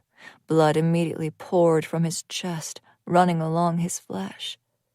Lifting a trembling hand, she let her power pool there, let it swirl and grow, pouring everything she had into it. Then she sent it to Luca, straight into the wound on his chest. Her palm covered the wound, trying to keep blood in. Just like when she took, her power raced through him. It wrapped around bone and muscle, seeped into his blood. It twisted around his lungs, taking shallow breaths too far apart. It encased his heart, infusing the organ that was scarcely beating, that fluttered under her magic. Then stopped beating altogether. "No!" she cried, pushing up on her knees to hover over him, her face inches from his. "No, Luca Moores, you stubborn, broody ass! You do not get to leave me here. Do you hear me? I said I would let you go, set you free to live a life you wanted. I didn't let you go so you could... No!" Someone tried to grab her, but she threw them off. "We need to leave this place," someone, Roehrich, was saying. "It's out in the open, not to mention enemy territory." "And go where?" Eliza asked. "The underground," Roehrich answered. "It's the safest space." "And warded," she argued. "We can't haul Luca through those tunnels, and Theon can't even stand." "But Tessa can cross wards without issue," Brecken said suddenly. Then she felt him shift, presumably kneeling down beside her because he sounded closer when he said, "Can you travel us, Tessa? All of us. I'm told Axel is in the penthouse. Then we can figure all this out. Can you do that?" She gave a sharp nod, her eyes still closed as she continued to pour herself into Luca. "Now, Tess," Brecken whispered. And she did just that, pulling them all through space and depositing them in the main living room of the penthouse. "What the fuck?" Axel barked, crashing sounds echoing around her. Tessa opened her eyes just in time to see Axel rushing toward them, but she lifted her other hand, a burst of energy sending him flying backwards. No one was getting close to him, not until his heart was beating. "Somebody tell me what the fuck is going on right now!" Axel demanded, a dark command that made her power pause for the smallest of moments. Her eyes were already closed again, trying to focus. "Tessa," came a rasped voice at her side, and she shook her head. because if she looked at Theon right now, it was over. If he told her it was over, it was too real. Because Theon never lied to her, and if he said it, it was true, and she refused to accept that. There were noises, people talking, but she wasn't listening, didn't care what they were saying, because this wasn't how they ended. She refused to accept this. Her power was still wrapped around Luca and everything he was, and she just needed his heart to start beating again. Energy flared, a shock of power that she felt ripple through him, but it still did nothing. A touch to her back, a touch she knew, darkness and control. She still refused to look at him, but his power was there, and she heard him grunt as she pulled on it again. If she wasn't enough, she'd use Theon's power too. If that wasn't enough, she'd find more power to take. "Tessa, stop," someone else was saying.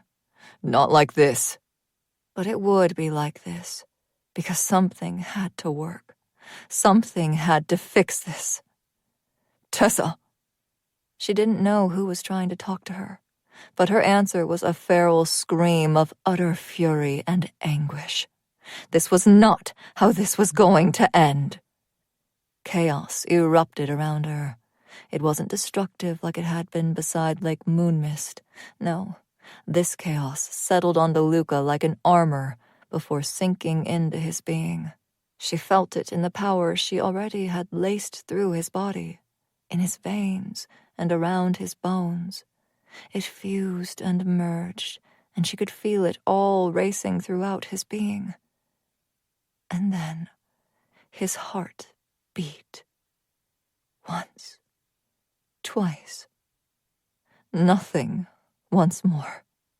"No!" she cried, resting her cheek against his chest.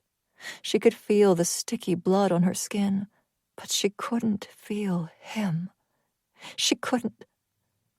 "I know you don't want me anymore, but I still want you, Luca. Please don't. I still need you. It only works if it's the three of us. I can't." Tears were flowing down her face, mixing with the blood on his chest, and she couldn't breathe. Her chest wouldn't expand, and still she pressed her hand atop that wound over his heart, right next to where she lay. As long as she didn't move her hand, there was still hope, and she had to believe hope wasn't as useless as she'd once thought. "What is that?" Someone, Axel, asked, his voice low and somber. "That is going to be a problem," Sienna said. "Tessa, I don't know what you're doing, but I don't think—" Theon started, but he trailed off when Luca's chest rose and fell. Then she felt his heartbeat, pulsing beneath her magic as she held him together with all that she was. 1, 2, 3. Just like when she was a child passing the time in a dark cupboard. She counted those heartbeats, and she kept counting each one.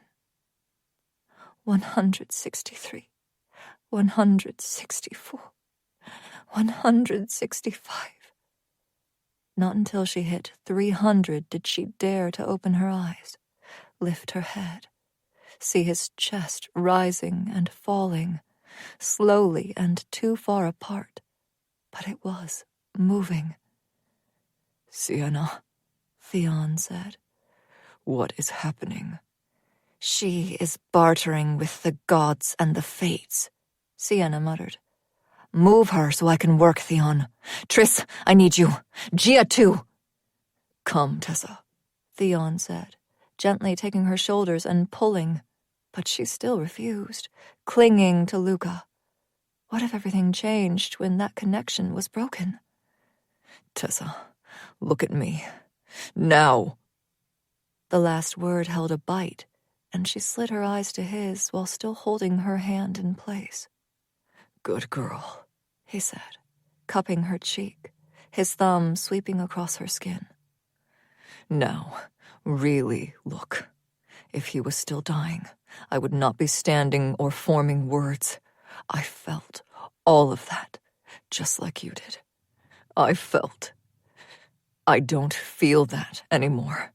It's fading. You feel that, right?" She nodded, unable to speak as tears continued to trail down her face. That made sense, was logical, but still. "We need to let Sienna work, beautiful," Theon continued, cautiously reaching for her wrist. His fingers closed around it, directly over the mark that bound them together. Slowly, he pulled her hand away, her fingertips dragging across flesh that was covered with blood. Then they both stilled, because the wound was gone. The space she'd refused to move from was healed, but left behind was a mark, one she'd never seen. "What is it?" Tessa asked, her voice hoarse from screaming and crying. "I don't know," he answered, pulling her into his chest before standing and gently moving her from Luca's side. "We'll figure it out, though, Tessa." "There will be a cost for this," Eliza said, arms crossed as she watched the witches work. "We will pay whatever it is," Theon said tightly. "That's just it," she replied somberly. "You don't get to decide who pays it. Fate will do what it must to keep the balance." "Fuck the balance," Tessa said. "If they want something from me, they can come and claim it themselves." "You can't defy fate," Eliza argued. "Watch me," was all she said, eyes fixed on Luca until movement caught the corner of her eye. Then her mouth went dry as she found Cat tucked into Axel's side. The male's hard emerald eyes narrowed on her. He tried to move in front of Cat, but there was no way to hide it. "Don't look at her like that when you told me you planned to kill my entire bloodline," Axel said coldly. "Don't look at her at all, Tessa." She nodded, turning back to Luca, but she heard Cat's whispered, "Axel, stop." "I don't like her here. You know that," he replied. She couldn't blame him. He'd tried to come to her for help, and she'd sent him on his way with only promises of death. Of course he didn't want her here when he had a child involved. At least, she assumed the child in Cat's belly was his. With the depravity of Devram, she couldn't rule anything out.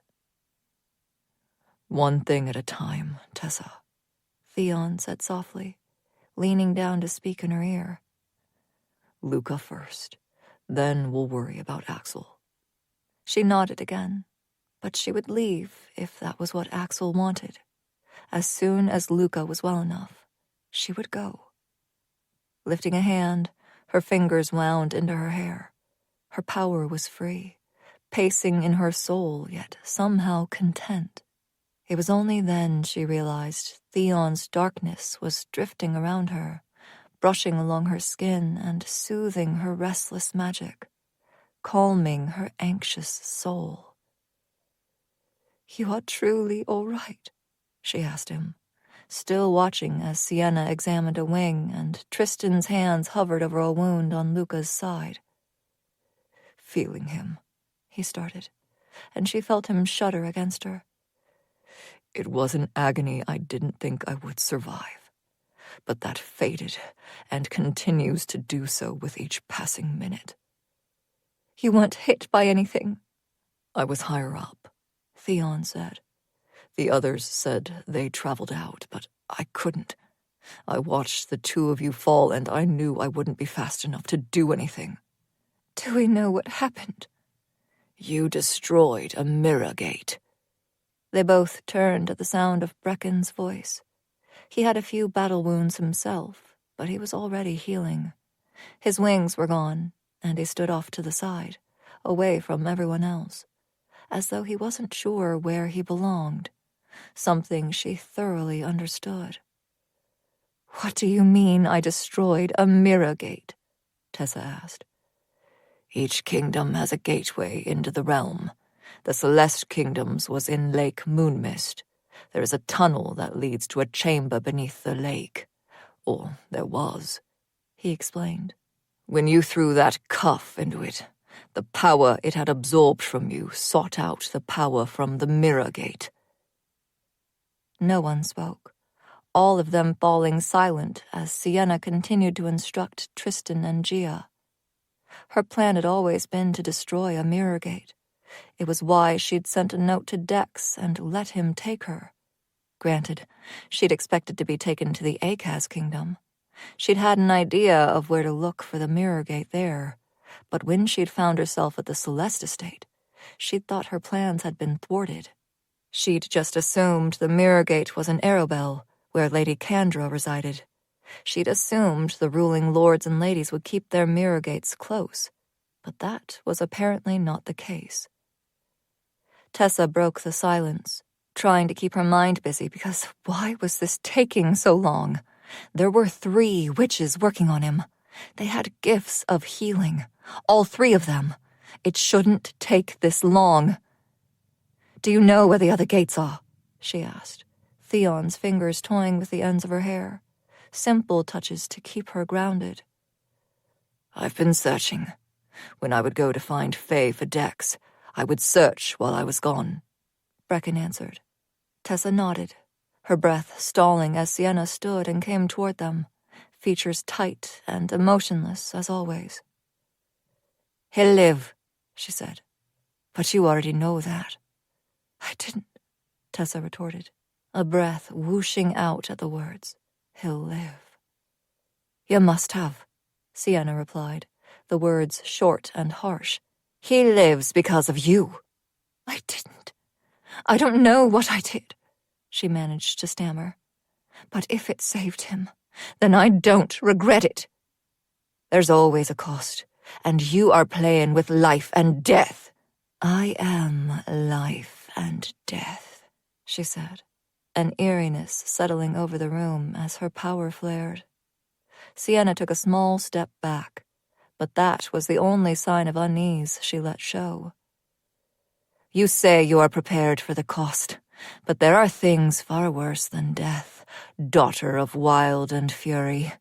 Best you remember that in the coming days." 27. Axel. "What are you doing?"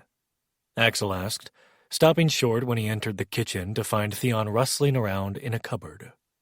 Random food was spread out on the counter, the sounds of pots and pans clanging filling the room. "Looking for a knife," Theon answered, still digging. "For what?" "To cut something, Axel," he retorted in irritation. "But why?" Finally admitting defeat, Theon slammed the cupboard door shut and straightened. "I need to make Tessa some food. She hasn't eaten since we got here." Axel huffed a laugh. "You are going to make food? Do you even know how?" "As well as you do," his brother shot back, that muscle in his jaw feathering in annoyance. "I can make a sandwich." "Somehow I doubt that," Axel replied, forcing Theon to move aside as he came up beside him, surveying the ingredients. Or lack thereof. "You don't even have bread out, Theon." Turning away from him, he went to the refrigerator and pulled out cheese, sliced ham, pickles, and a container of leftover soup. Depositing the items on the counter, he grabbed some bread before he pulled out a pot and dumped the leftover soup into it to reheat. As he was spreading mayo on the bread, Theon said, "I can make a sandwich, Axel." "Right," he said with a smirk. "Like I'm sure you could make wild rice soup," he added with a nod to the simmering pot. "You didn't make that," Theon said with a scoff. "Dumped it out of a can, maybe." "I absolutely did make that," Axel retorted. "You forget I have a pregnant wife. When she wants wild rice soup, I find a way to make that happen." He finished prepping the sandwich before grabbing another pan, turning on a burner to heat it, to toast the ham and cheese. "So, you've learned to cook?" Theon asked, watching him work. "I mean, I kind of had to here," Axel replied, stirring the soup.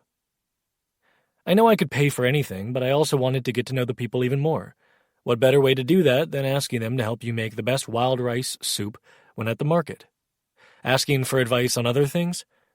I'm trying to prove I'm on their side. It's a lot easier if they see me as one of them instead of as someone who wants to rule over them." When Theon didn't immediately respond, Axel glanced up to find his brother staring at him. "What?" "Nothing," Theon said quickly, his pointer finger tapping once on the countertop. "What can I help with here?" With a smirk, Axel slid the pickle jar to him. "Can you handle fishing a pickle out of there?" "Ass," he muttered around a laugh, before doing just that, and grabbing some grapes to add to the plate. And then he added a piece of chocolate. "Someone has grown," Axel said mockingly. Theon flipped him his middle finger, as Axel took the sandwich from the pan, cutting it in half, before filling a bowl with soup. But as Theon reached for the dishes, Axel swiped them up. "I'll take them to her," he said, balancing the plate as he tucked a bottle of water beneath his arm. "I don't think that's a good idea," Theon said, the ease of a moment ago gone as he eyed Axel. "You don't get a say here, Theon," he replied simply. "This is my domain, my space you all just dropped into. Kat wants to talk to her, and we need to reach an understanding before that can happen." "Then I'll come with." "Nope," Axel said simply, brushing past him. "And if you try to interfere with this, we're going to have a problem. This needs to happen, you know that." "I agree, but I still don't think you should be alone with her." "You think I'll hurt her?" Axel asked, the corner of his mouth turning up. "What if I do think that?" "Good," he answered. "That is my wife and child," she threatened. "And it's my wife you're threatening," Theon retorted. Axel nearly dropped the dishes of food as he held his brother's stare. Not knowing what else to say, he blurted, "Does Luca know that?" Theon shoved a hand through his hair. "Not yet." "Idiot," Axel said with another huff of laughter. "You couldn't just let me have this, huh? You had to go get a wife too." "By Arius, you are a prick," Theon sighed, beginning to clean up the mess on the counter. Axel kind of wanted to ask what his plan was from here, how this was all going to work with Luca now, but he was also more concerned with talking to Tessa about Kat and the possibility of the babe coming early. He'd leave Theon to deal with his own shit for now. "Don't follow me!" Axel called over his shoulder as he left the kitchen. He climbed the stairs to the second floor.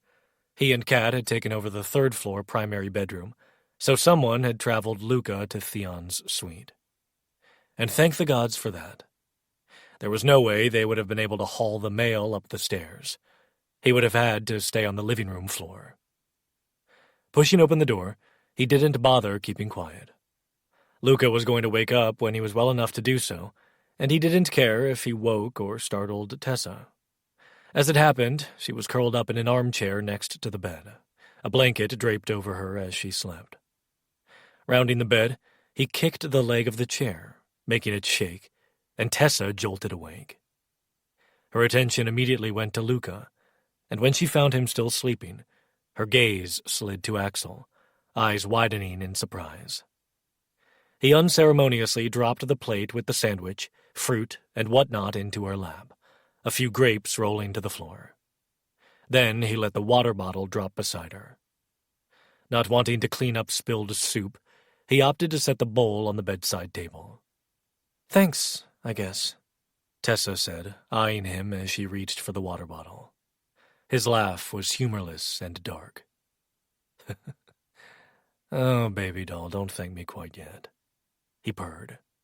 Moving quickly, he was beside her chair once more, one hand braced on the back, the other on the arm as he leaned in. She jumped, the water bottle crashing to the floor, but she managed to keep the plate in her lap. "Gods, Axel!" she snapped. Ignoring her, he said, "The last time we spoke, you told me you were going to kill me and my entire bloodline. But I've also just learned you're my brother's wife. Seems a little counterproductive. What's changed?" She glared at him, securing the plate in her lap. "A lot has changed," she grumbled, immediately unwrapping the chocolate, breaking off a piece, and taking a bite. "I'm going to need more than that, Tessa." "I thought it was my purpose," she answered, eyes on her lap. You thought it was your purpose to kill my entire bloodline?" he demanded. "Look me in the face and tell me that."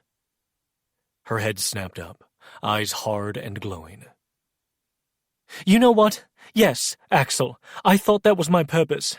When you're told something often enough, you start to believe it. I was told I was nothing, worthless. Then I was told I was only valuable because of my power. So when someone came along and said I had a purpose that was more than being a vessel to funnel power, I believed them." The plate had clattered to the floor, the food forgotten as she twisted onto her knees so she could be face to face with him. "This world taught me to hate. This world taught me how to seek vengeance. This world taught me that being the most powerful in the room is how you get what you want. So yes, I went where I could have all of that. I would have done anything to keep it." "And what the fuck changed?" Axel pressed, his tone as harsh as hers. "What's stopping you from using that power you have and ending my existence right here and now?" She sat back on her heels, her hands on either side of his, on the chair arm. "No one controls us," she hissed. "No one uses us, not Theon or Rordan, not Akaz or Arius. What do you want me to say? That I was weak enough to be constantly manipulated? That I was desperate enough to believe pretty words and lies because it made it hurt less? That it was easier to let them have control because fighting for myself is hard, and I didn't know if I was worth it? Because all those things are true." "None of that answers what has changed," Axel snarled. "None of that is enough for me to let my wife and unborn child near you." "It's because of your wife and child I'm still here," she spat back, lurching forward and once again in his face. "It's because of the Fae, forced to kneel and serve. It's because of the children just like yours, who when discovered will be handed a fate worse than a Fae. It's for everyone forced to stay in the underground simply because they don't fit in the kingdoms. It's because injustice shouldn't be tolerated simply because that's the way it's always been done. Injustice wrapped in pretty words is still injustice thousands of years later. I claimed my power. Now I will use it for those who have none. Is that what you want to hear?" "Is it true?" Axel asked, with a smile so dark and wide the tips of his fangs showed. She answered in kind, her power filling her eyes. "Every word." "Then yes, baby doll. That's exactly what I wanted to hear. I want to know that when I emerge from the underground with Kat and my son, you'll fight for them with all that power," he answered. "But so we're clear, if any of that was a lie, you'll be my next meal." Her nose scrunched up. "Did you just threaten to eat me?" "Yes, and not in the good way. You can get that from Theon," Axel retorted, straightening.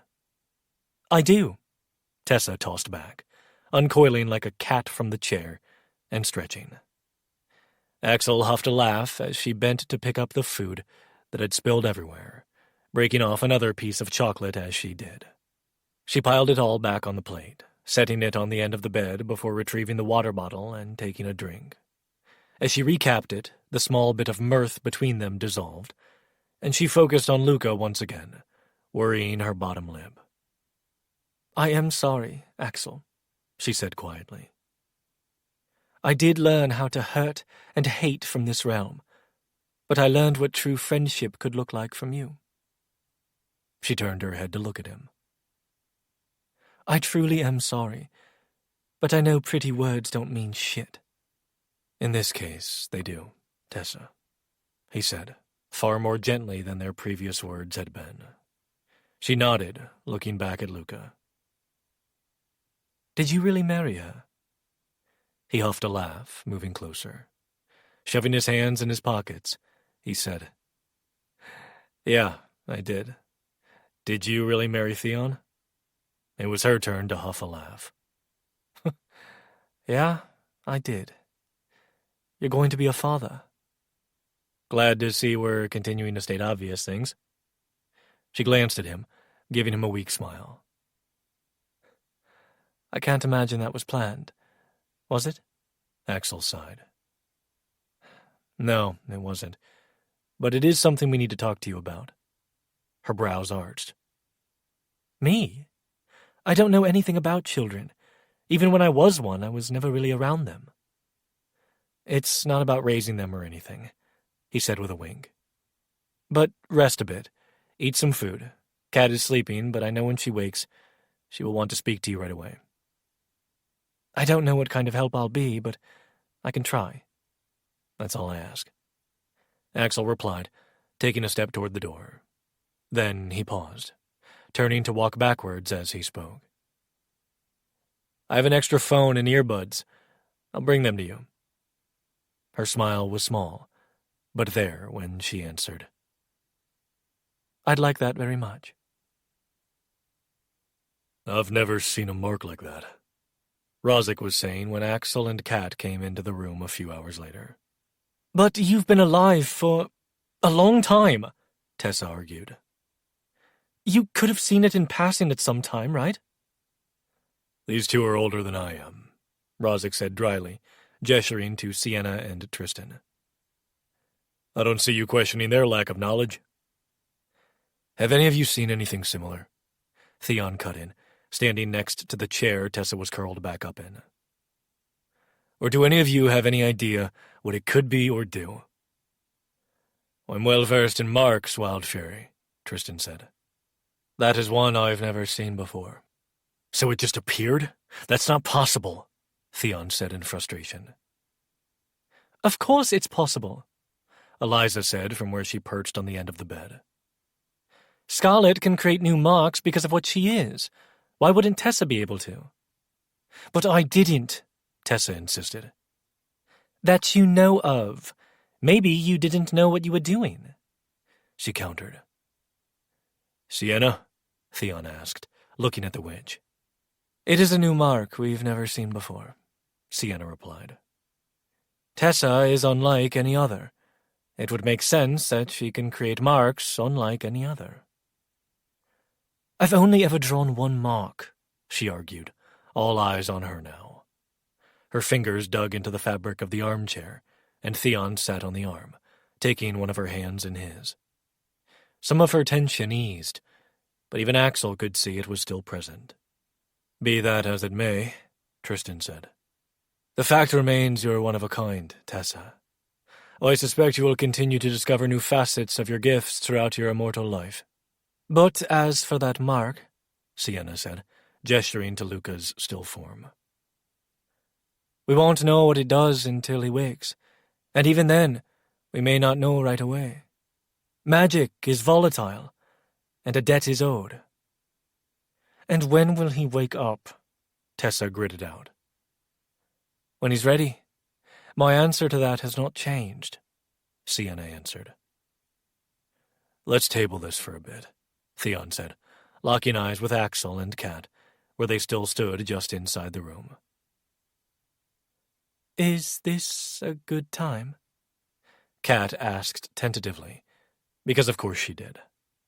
Axel didn't really care if it was a good time or not. "Of course, Kat," Theon answered with a reassuring smile. "Here, sit," Tessa said, already rising from the chair. "I'm fine," Kat started, waving her off. "Sit, kitten," Axel insisted, a hand on her back to usher her forward.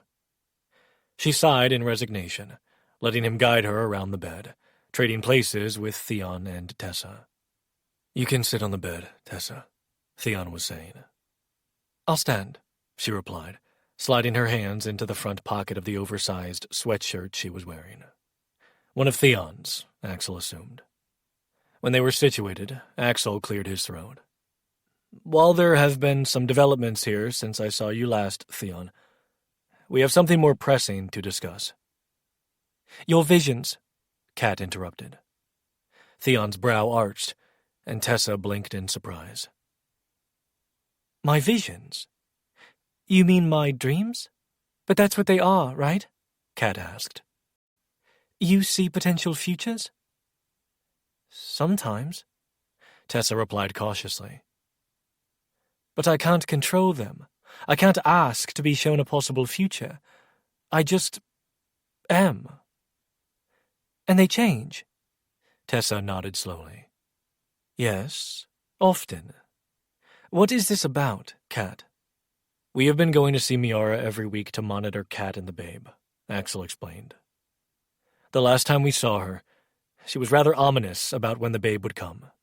She said he would not make full term, but if he came too soon, he wouldn't survive. The room fell silent, Kat's hand rubbing along her stomach. Axel was certain she didn't even realize she was doing it.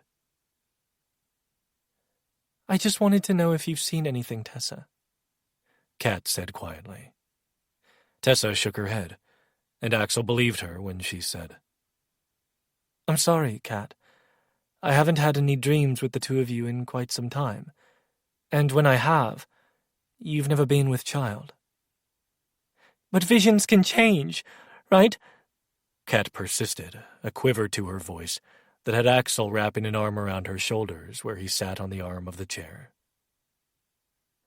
My visions change often, Tessa said gently. But I think my dreams are different from what they see. She motioned to Sienna and Tristan with her last words, and Axel locked eyes with the wedge. A female he'd known his entire life, and who he had some sort of relationship with. Sienna? He asked, feeling Katya tense beside him. The future is ever-changing, Sienna said. That's not what I'm asking. I know what you're asking, Axel, she replied. And I do not have the answer you wish for. It wasn't the first time he'd heard that before. She'd been the one to warn him he was close to turning. She'd been the one to tell him it was too late to turn back. Why wouldn't she be the one to tell him there was nothing they could do about this projected outcome? And what have you seen? Axel asked, not breaking her stare. But when she didn't speak, it was answer enough. You've seen the same as Miara, and didn't say anything? This is exactly why, she answered, her tone going sharper than usual. How many days have you spent worrying, trying to figure out an alternative? How many nights have you lost sleep trying to come up with a way to change the possible future? Ensure it doesn't come to pass? There is every possibility these exact actions send you down that path. So your proposal is to do nothing? Axel charged. You expect us to sit back and just let whatever happens happen? We do not tempt the fates, Axel. No, you don't tempt the fates, Sienna. You don't get to make that choice for the rest of us. He shot back. Live your lives, Axel. Trying to trick fate is a waste of your days. I will waste them all if it ensures my son survives. The look that crossed her face was almost pained as she said, I know. That's what I fear. The silence that settled over the room was palpable. Kat had tipped her head back against the back of the chair, her eyes closed, and Axel knew she was trying to keep in tears. If I dream of him, I will tell you, Tessa said quietly. I have altered more futures than one. I can try. Thank you, Kat whispered, her eyes remaining closed. Tessa looked at Axel, and he nodded in appreciation. While we're discussing dire situations, we need to discuss Bree. They listened while he and Kat recounted what had transpired after they'd learned of the babe, when Axel went to call Theon and returned to a delivery of Bodin's severed head. I know we all assume it is Bree, but do we have any proof of that? Theon asked, after they'd caught everyone else up on what had been happening in the underground. I'm considering the invitation that came the next day to be proof enough, Axel answered. Invitation for what? Theon asked. He'd taken a seat on the edge of the bed, but Tessa still refused, standing a few feet away from him and listening. For dinner, at the House of Four, Axel replied. All the underground leaders were invited. When is it? Theon asked. I can go with you. That's the thing, Axel said, scratching the back of his head. It was addressed to me and Kat. Who gives a fuck? His brother replied. This has gone on long enough. Bree is not taking the fucking underground. If you go, it will undo all the work we've put in here these last months, Kat cut in. We've built trust and relations largely on the fact that Axel chose a Fae as his wife. She's right, Axel said. In fact, I'm certain she's the only reason the apparel district tentatively aligned with us in the first place. So the two of you are going then? Theon asked, reaching out and tugging Tessa to a stop as she started to pace. No, Axel said. At the same time, Kat said, yes. He sighed. They'd been arguing about this since the day the invitation had arrived. Well, maybe not since that day. Kat had waited until the next morning to ask him what she should wear to this dinner. He had informed her she absolutely was not going, and then it had been a continual argument that had gone nowhere since. She twisted to look up at him. You just said I was right, Axel. I said you were right about Theon not going, not that you should go. I can go myself, he replied. But all the reasons you just listed are the same reasons I need to go with you, she replied, fire and shadows appearing in her amber eyes. It's the timing of it all, Kat, he said, once again trying to appeal to logic. That dinner is in the middle of the 5th month. We need to get to the 6th month. We need to be cautious until then. Me going to a dinner will not affect the babe, she said, clearly exasperated. If she wasn't with child, would you be opposed to her attendance?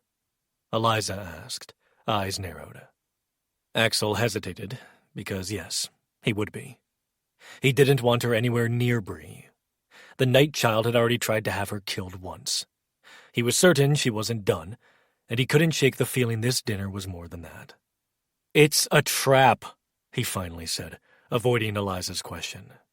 He turned back to Theon. Bree has plans that have been in the works for years, decades. You know this is all part of that. You won't let anything happen to Axel, Tessa said from where she now stood between Theon's legs. His hands on her hips, thumbs moving in slow circles. Of course I'll do anything in my power to keep her safe, but we all know that isn't always enough. Look at the past year. How many times were you hurt or taken? Axel argued. Thanks, Theon grumbled.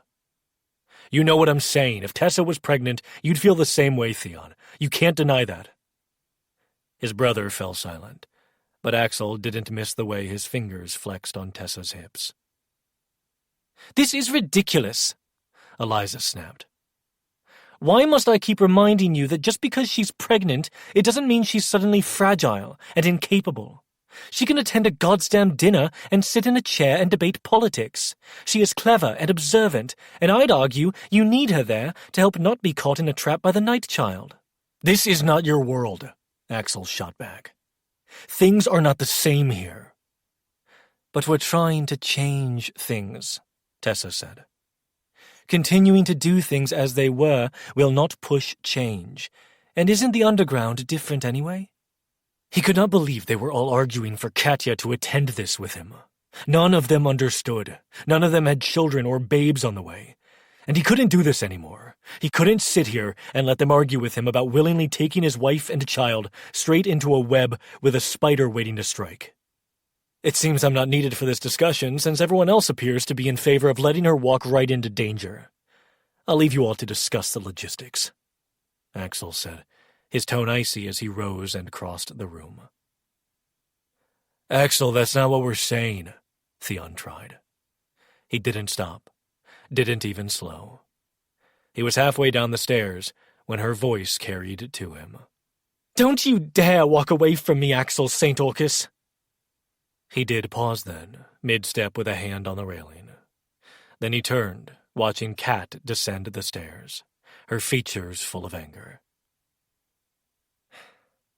"Please be careful," he sighed, waiting for her to reach him before resting a hand on her back to guide her down to the main floor.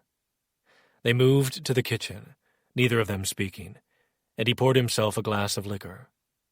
Although he desperately wanted blood, but he was still barely getting by, and he couldn't risk running out. Liquor it was. He knocked back the first glass and immediately refilled it. "When will it end, Axel?" Kat finally asked, breaking the standoff. "After he is born, will you then argue I should not attend things because he will need one of us? Will you again try to convince me to stay home from an outing because there is a minute possibility of getting hit by a car?" "That is not the same thing, and you know it," Axel charged, taking another drink. "This is too dangerous. We are being irrational to even entertain it." Kat rounded the corner, taking his glass and sliding both it and the liquor bottle to the side. Then she reached up, taking his face between her hands. "Everything we are is irrational, Axel. Our relationship has been dangerous from the start, and every time we have survived, we have come out on top, but only when we do things together." "It's terrifying, Kat," he said, his throat thick with emotion. "All I can think about when we talk about this is having to send you away with Tristan. How terrified I was, and doing what I needed to do to keep you safe from my father and this fucked up realm." "And I was just as terrified when I didn't know where you were," she replied, her hands dropping to his chest. "But look at what we have done together. You told me I'm more than a fae. Please don't force me into the background simply because we have a family." "I don't want that, Kat. You know that. You have spent the last days worrying about the babe coming early, and this is—" He trailed off, not knowing what else to say. How else to argue his points? "We can be scared, Axel. We can be scared and do it anyway. That's what I want this child to grow up knowing," she said, one hand running over her stomach. "Fear and courage go hand in hand. Tessa is here now. She'll be watching, and she won't keep things from us like Sienna and Miara. I know she won't." "We're putting our hope in Tessa now?" he asked, arching a brow and pulling her closer. "I think she's truly a little mad." "Seems to be serving her well," Kat said with a sly smile. Axel huffed a laugh as he dropped a kiss to the top of her head. Then he turned serious once more. "I hate this." "I know," she replied, leaning into him. "But I refuse to stay in the background. I want him to know I did everything I could to ensure he was brought into a better world than what we know. Please don't deny me that, Axel." He sighed again, pulling her close and wondering when she'd figure out he would never deny her anything. 28. Eviana. "So obedient," Mansell crooned as he cupped her chin, his thumb swiping across her lower lip. He glanced over the top of her head. "You trained this one well, my lord." "That I did," Voltaire said, and she didn't need to look over her shoulder to know he was seated in his overlarge leather chair, likely with an ankle on his knee and cigar in hand. "She's beautiful, of course, but when she's on her knees, she's exquisite," Mansell finished, that thumb swiping along her bottom lip again as he reached for his zipper with his other hand. She was prepared to do what she must. It wasn't anything new, which is why she was surprised when Voltaire said, "Wait, my lord," Mansell asked, hands stilling on his belt buckle. "I have something to ask of you," Voltaire said, and she heard him rise. "Of course, my lord. Name it." Everything in her went on alert, but she didn't dare move as Voltaire approached. His hand smoothed down her hair before he began gathering it in one hand. and if she didn't know better, she'd believe his gentleness was out of affection. "I would like to borrow her to you for a few days," he started, and Eviana fought to keep her emotions in check. This wasn't new either.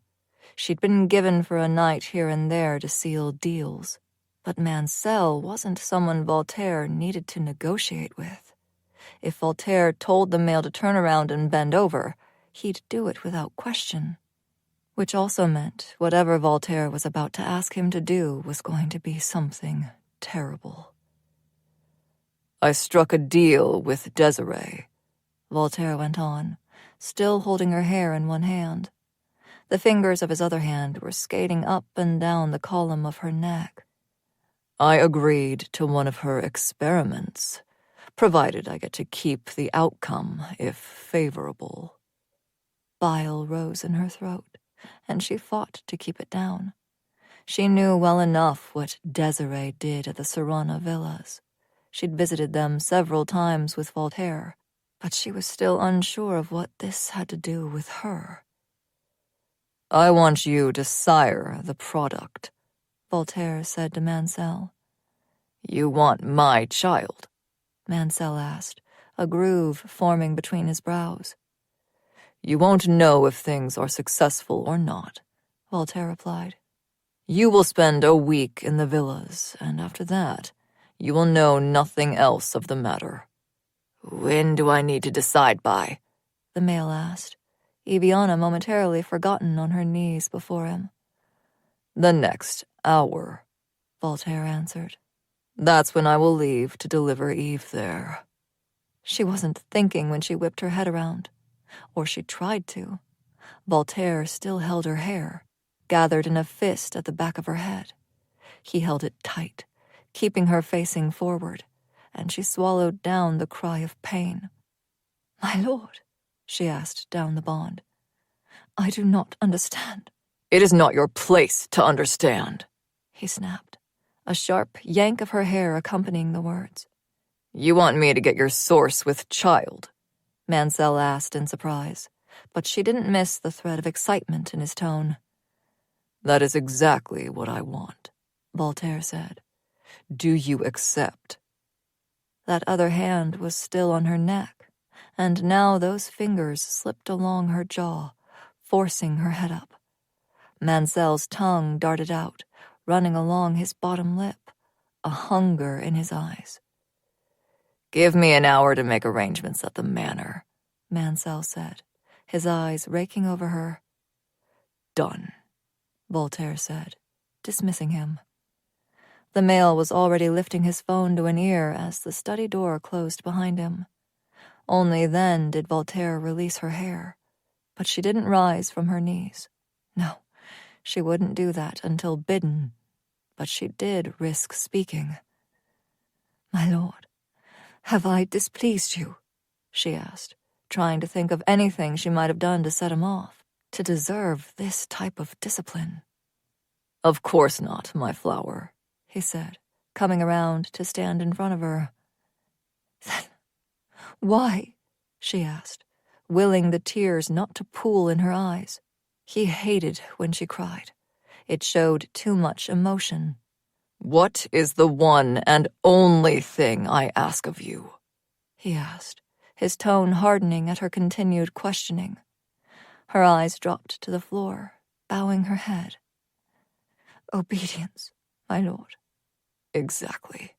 You will do this because it is what I want from you," he snapped, the sound of his zipper reaching her ears. "Now give me your mouth before we go." She gritted her teeth at the slice of pain, looking down to see the knife still deep in her flesh. "You always cut too deep," Lang snapped, snatching the knife out of her hand. These goddamn imps! But pain was the only way to be pulled from their grasp. The imps made one relive the nightmares of their past, only freeing them when they made an offering of pain. They all kept knives on them right now for this very purpose, and it was fine. They all healed fast enough, and she'd take the imps over the sprites or the dread nymphs. What was it this time? Lang asked, eyeing the gash on her arm that was still heavily bleeding. Nothing, she replied, holding out her hand for her knife. Sure, just like every other time, Lang said flatly, ignoring her request. Eviana just shrugged. It wasn't her fault they couldn't keep their misery to themselves when they experienced their worst memories. The gods knew the imps had plenty of material to choose from in her case. They kept walking, the forest floor crunching under their shoes and boots as they went. Corbin had shifted back to his fae form the morning after they'd entered the woods. They hadn't moved much those first few days, instead taking the time to rest and refill their reserves. The imps had let them be until the third day. Now they were a daily nuisance. Maybe if you talked about it, it would help. Lang trailed off when she sent him a dubious look. Does talking about your past help? She retorted dryly. Yes. She tisked under her breath, rolling her eyes. Lang didn't push further, which was just as well. She had no plans to tell him about the night Voltaire borrowed her to Mansell for a week. How, even though she knew it was pointless, she still asked the Lord not to make her do it. How she was obedient in the end, but Mansell was still so creative in his efforts at the villas. How she begged the gods and the fates that she wouldn't fall pregnant. How she'd tried to cry when it was confirmed. Her face buried in a pillow while Voltaire took what he wanted from her. But she'd trained herself not to shed tears long ago. Talking about any of that wouldn't help anything, though Lang and Corbin were constantly speaking with each other as if it would. Their voices were always low, especially after an imp got to one of them. Gentle touches and soft kisses, a comfort to each other. But she kept quiet, leading the way and letting them follow. She knew it was only a matter of time before a dread nymph found them. Then they'd realize how little talking about it helped. Slowly, the light filtering through the trees started to fade, the woods becoming cooler with each passing hour. They always held out as long as they could, but when they estimated there was perhaps an hour left of light, that was when they would find a place to stop for the night. Being in the Dreamlock Woods was risky enough. Moving about in the dark was downright stupid. Corbin went off, just out of sight, to gather sticks and wood for a fire. With his shifter senses, he was the most capable of finding his way back and sensing danger on his own. She and Lang worked on clearing a space for the fire and trying to put together some kind of meal. One would think they'd at least be able to hunt wildlife, but living creatures of all kinds were sparse in the woods. The animals that were here hid their presence as much as they were trying to keep their own quiet. He's been gone longer than usual, Lang said, facing the direction Corbin had gone. He only left a few minutes ago, she replied, returning to her task. A few minutes? He's been gone for nearly an hour, Lang retorted, a breeze blowing through the area with his agitation. She glanced up at him from where she was fishing various items out of the pack. You're being overly dramatic. But truly, it had only been 5, maybe 10 minutes, not anywhere near an hour. I'm not being dramatic, Lang bit back, taking a few steps toward the trees. Then he stopped, cocking his head. Did you hear that? I can't hear the wind's chatter, she muttered. That is unique to you, Windwalker. It's not the winds, he growled, the breeze becoming gusty now. The water bottles blew over, rolling a few feet away, and Eviana snatched up the packs of food before they were carried away too. Lang, stop, she snapped. Where are you going? Because he was suddenly sprinting, and she didn't understand what the fuck was happening. They found him, Eviana, he yelled, nearly to the tree line. God, how heartless are you? Can't you hear him screaming? They're killing him, and we're just sitting here. Lang, there's nothing... Gods damn it, She pressed a palm to the dirt, the tree roots immediately responding and shooting up to snag Lang's ankle wherever he was beyond the tree line. She'd just lost sight of him, but she heard him cursing as her power dragged him back.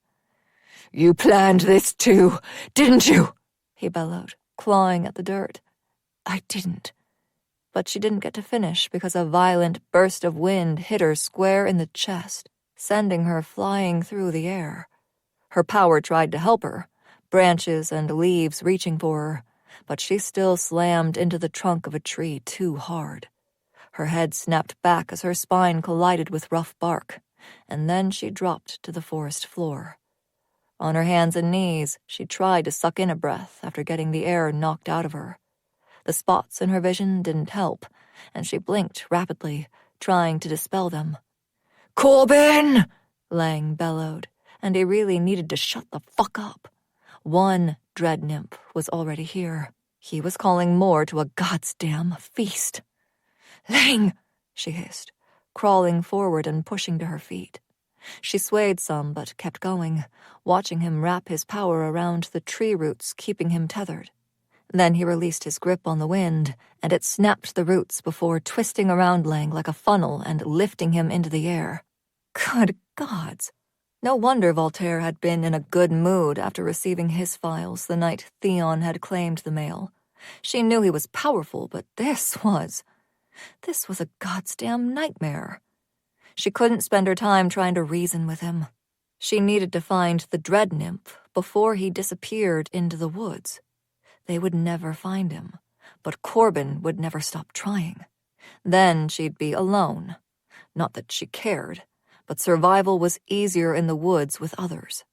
She just needed them to help her get to the Serafina estate and get away with the girl. Then they could all go their separate ways.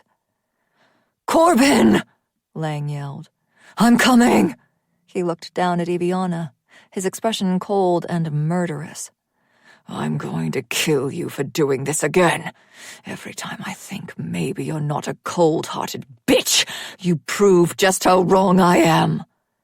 The words sliced through her, and she hated it, because words shouldn't have any effect on her, but for some reason, those did. Those did, and she couldn't let them. "Where is it?" she whispered, crouching down to press her palms to the dirt once more. "Where is it? Where is it? Where is it?" Then she felt the tiniest of flutters against her palm. She lifted one to find a sapling poking up from the ground. Another sprung up a few feet away, then another. She stood following them, moving farther and farther away from the campsite, away from Lang, all the while knowing he was going in the opposite direction. And where was Corbin? Couldn't he hear all the commotion? What if something really was wrong? What if... "Hello, my flower." She froze, his voice an icy chill that settled into her bones. He stepped from behind a tree, his dark hair and deep emerald eyes. His shadows a swarm around him, trailing each step. His perfectly tailored suit. No, he couldn't be here. She reached for her knife, wanting the pain to draw her out, but in her rush, she'd left it behind. Shit. "I am so incredibly disappointed in you, Eve." He sighed in mock dismay, but she knew better. There was little Voltaire enjoyed more than discipline and correcting behavior. "Although you did make your punishment so much easier by bringing me all the way to the Serafina kingdom, didn't you?" He was before her now, and she could do nothing. Clasping her hands in front of her like she'd done thousands of times, she dropped her eyes to the ground. But long fingers wrapped around her chin, forcing her face back up. "None of that now, Eve," he said coldly. "You thought you could leave me. You thought you could hide from me." His grip on her face was bruising, and she forced herself not to wince, not to react. forced herself to shove down all the emotions and become the same nothing she'd always been, because it was the only way to survive. Voltaire's other hand came up, petting down her hair. "The only way to be free of me is by death. Is that what you wish for, my flower? Death?" Yes. She couldn't say that, but she would take death 1,000 times over before going back to Aria's house with him. He knew, though. Even without the bond, she'd shown her hand the day she'd blocked their bond and ran. All her cards were on the table, so what was there to even try to hide now? That hand on her hair turned into a fist, grasping a handful of strands and yanking hard. "Death would be a kindness, and you have lost any affection I had for you," he hissed. Pulling on her hair again, he forced her to her knees. If only this was the worst he would do. She would survive it easily. Cocks and cunts were nothing anymore. But she knew this wouldn't be it. She would pay for this betrayal for the rest of her immortal years. A small tendril of green brushed along her thigh, tiny leaves and flowers unfurling from the vine, and it was only then she remembered she was in the woods. The Dreamlock woods. Whipping her head to the side, she saw it, tall and lithe. Her white eyes glowed in the darkening forest. Lanky black hair flowed down her back, tangled in the branches that were part of her. Her gown was decaying leaves, and her fingers were sharpened twigs. A walking spirit of the forest, the dread nymph, smiled, all her teeth as sharp and pointed as a night child's fangs. She hadn't realized they could ensnare more than one victim at a time. Either that, or there were two here. But she couldn't harm it with her power. The dread nymphs were part of nature. A grotesque anomaly, yes, but part of nature nonetheless. Her power was the earth and plants and everything the dread nymphs were. That was what made them so goddamn difficult. All Fae gifts were powers of nature, but none of the three of them were just Fae. They all had other blood flowing in them that she had hoped would help. Foolish. So goddamn foolish, thinking she could take on the Dreamlock woods. And now she stood at an impasse, and the creature knew it. Her wicked smile widened, those razor-sharp teeth gleaming in the dying light, ready to devour. And maybe a piece of her was ready to let it. But not until she saved that child. She turned on her heel and ran, racing back the way she'd come, praying to anyone but the fucking gods that she was going the right way. The trail of saplings was still there, though, and it led her right back to her pack. She frantically dug through it, throwing items to the side without thought until she found the dagger she'd taken from Raven Harbor. Then spun, ready to hunt down the creature. But she didn't have to. It had followed her. So had her nightmare. "You can't kill me, Eve," he sighed, reaching for her. "You are mine, my source of power, mine to do with whatever I please." Those long fingers wrapped around her wrist, while his other hand reached for the weapon. But then she cocked her arm back and threw it. It sank into the dread nymph's torso, just below her heart. She tipped her head back. A screeching wail was coming from her mouth that had Eviana dropping to her knees and clamping her hands over her ears. It did nothing. That piercing cry tore through her, nightmare after nightmare flashing before her eyes. Mansell at the villas, correction with Voltaire, torturing innocence, a babe being snatched away from her. She didn't know if it was the creature's wails or her own screams anymore, and gods, it was never going to end. It felt like hours when it stopped. Her throat was on fire, and she could feel scratches on her face from her own nails. She was curled into a ball on the ground, mud and debris in her hair, and any daylight was long gone. There was no fire, no stars, only two glowing feline eyes staring down at her. Corbin. With a soft flash of light, he shifted, thankfully still fully clothed. The male crouched down, arms resting on his bent knees. "I think you killed it," he said somberly. "I think it tried to take me with it," she bit out, pushing up onto her knees. "No more splitting up," he said, standing once more and stretching out a hand to her. "They know we're here now." Her eyes darted from his face to his outstretched hand and back again. Corbin sighed. "I'm helping you stand, that's all. There's no debt to be owed. It's a simple kindness." "Nothing is simple in Devram," she retorted. "Nothing is simple with you, Nightmare," he said, but there was no bite to it. "I just watched you thrash on the ground, screaming to the pits of torment for nearly 10 minutes. I doubt you can stand by yourself." She huffed, but he had a point. So she placed her hand in his, letting him pull her to her feet. Then an arm slid around her waist when her legs nearly gave out. "See, help isn't so bad," he said, a teasing note to his voice as he led her back to the clearing. When had she even left it? The last she remembered, she'd been here throwing things out of the backpack. "It's rather pathetic that I can't even stand properly," she replied flatly. "You look pathetic," Lang said from where he sat beside a small fire, feeding it more kindling to help it grow.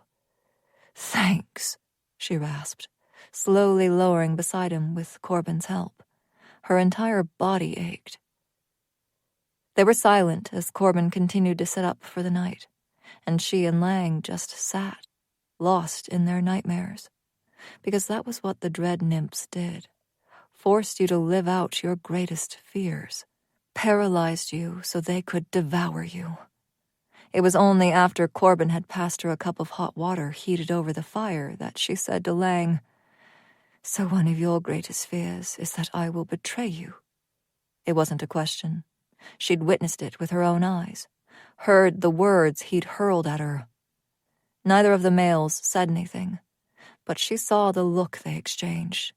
They were right not to trust her, but if they did, even a little bit, maybe it wouldn't have been a weakness for the dread nymph to prey on. "Was there another one, or just the one I killed?" she asked, watching the flames flicker before them. "Just the one," Lang answered, sounding as exhausted as she felt. "That's uncommon. They normally only prey on one at a time." "I think it did," Lang said. "When it found you, it let me go." "I think Eviana found it," Corbin said, passing around some dried meat he'd heated over the fire. "You went looking for the thing?" Lang asked in surprise. "You were yelling and alerting every sprite, imp, and nymph in the woods to our presence," she muttered. "I needed it to let you go." "I see," Lang said, biting off a chunk of meat. "No other reason, then?" "What other reason would there be?" "None at all, Bellona," he said. "None at all." They stayed in that same spot for the next 2 days. She and Lang were too exhausted, and it seemed none of the other creatures wanted to venture too close to a space where a dread nymph had met its end. So they'd spent the days resting, foraging for food, and resting some more. But tomorrow, they really needed to be on their way. It was dark, the sun having set a good hour or two ago. She was stoking the kindling with a long stick when Corbin said, "You owe us some answers." She looked up, the two of them seated across from her. Lang had an arm resting on a bent knee, leaning back on his palm. Corbin had his legs stretched out, leaning against Lang's side. When she didn't say anything, Lang's eyes narrowed. That was the deal, Bellona. We get to these God's-forsaken woods with you, and you tell us what you know. Are you going back on your word now? You should know by now that my word means nothing, she muttered, once again focused on the fire. No, Lang snapped. I won't accept that. You owe us this, Eviana. You've dragged us all over the fucking realm. We deserve to know what we're likely going to die for. She pressed her lips into a thin line, and Lang scoffed.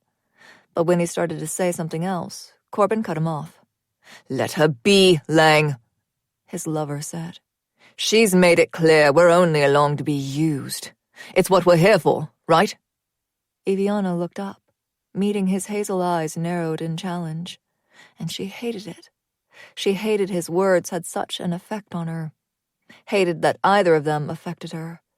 Hated that the words Lang had hurled at her when trapped by the dread nymph played over in her mind at night when she was trying to sleep. Hated that she was making moves to ensure they stayed with her. Hated knowing the reasons she constantly recited to herself were excuses she refused to acknowledge. Setting the stick aside, she brushed off her hands. Have either of you been to the Serrana villas? She could feel the surprise coming from them, but she didn't look at them. If she did, she might stop, so she kept her gaze fixed on the fire. No, Corbin finally answered. We've never been to the villas. You don't remember, she agreed. But you were both born there. What? Lang asked, shock resounding in that single word. The villas are where the legacy experiment. Yes, they breed the Fae there to keep their world running smoothly, but like all powerful beings, they crave more. Any way they can gain an advantage over one another. Of course, it's all under the guise of advancing the realm, she went on. I'm not quite following, Corbin said. She nodded. Deals are made, some in the shadows, some in the light. But the rulers of this land want stronger sources and more powerful Fae under their control. You know the legacy take what they want from the Fae. Of course, Fae became pregnant from their greed, and for a long time those pregnancies were terminated, until they weren't. Some of those babes lived. The mothers tried desperately to keep them a secret, but they were discovered, and those babes were more powerful than the average Fae, piquing interest. So the mistress of the Serrana villas was allowed to start arranging pairings. I am the result of such a pairing.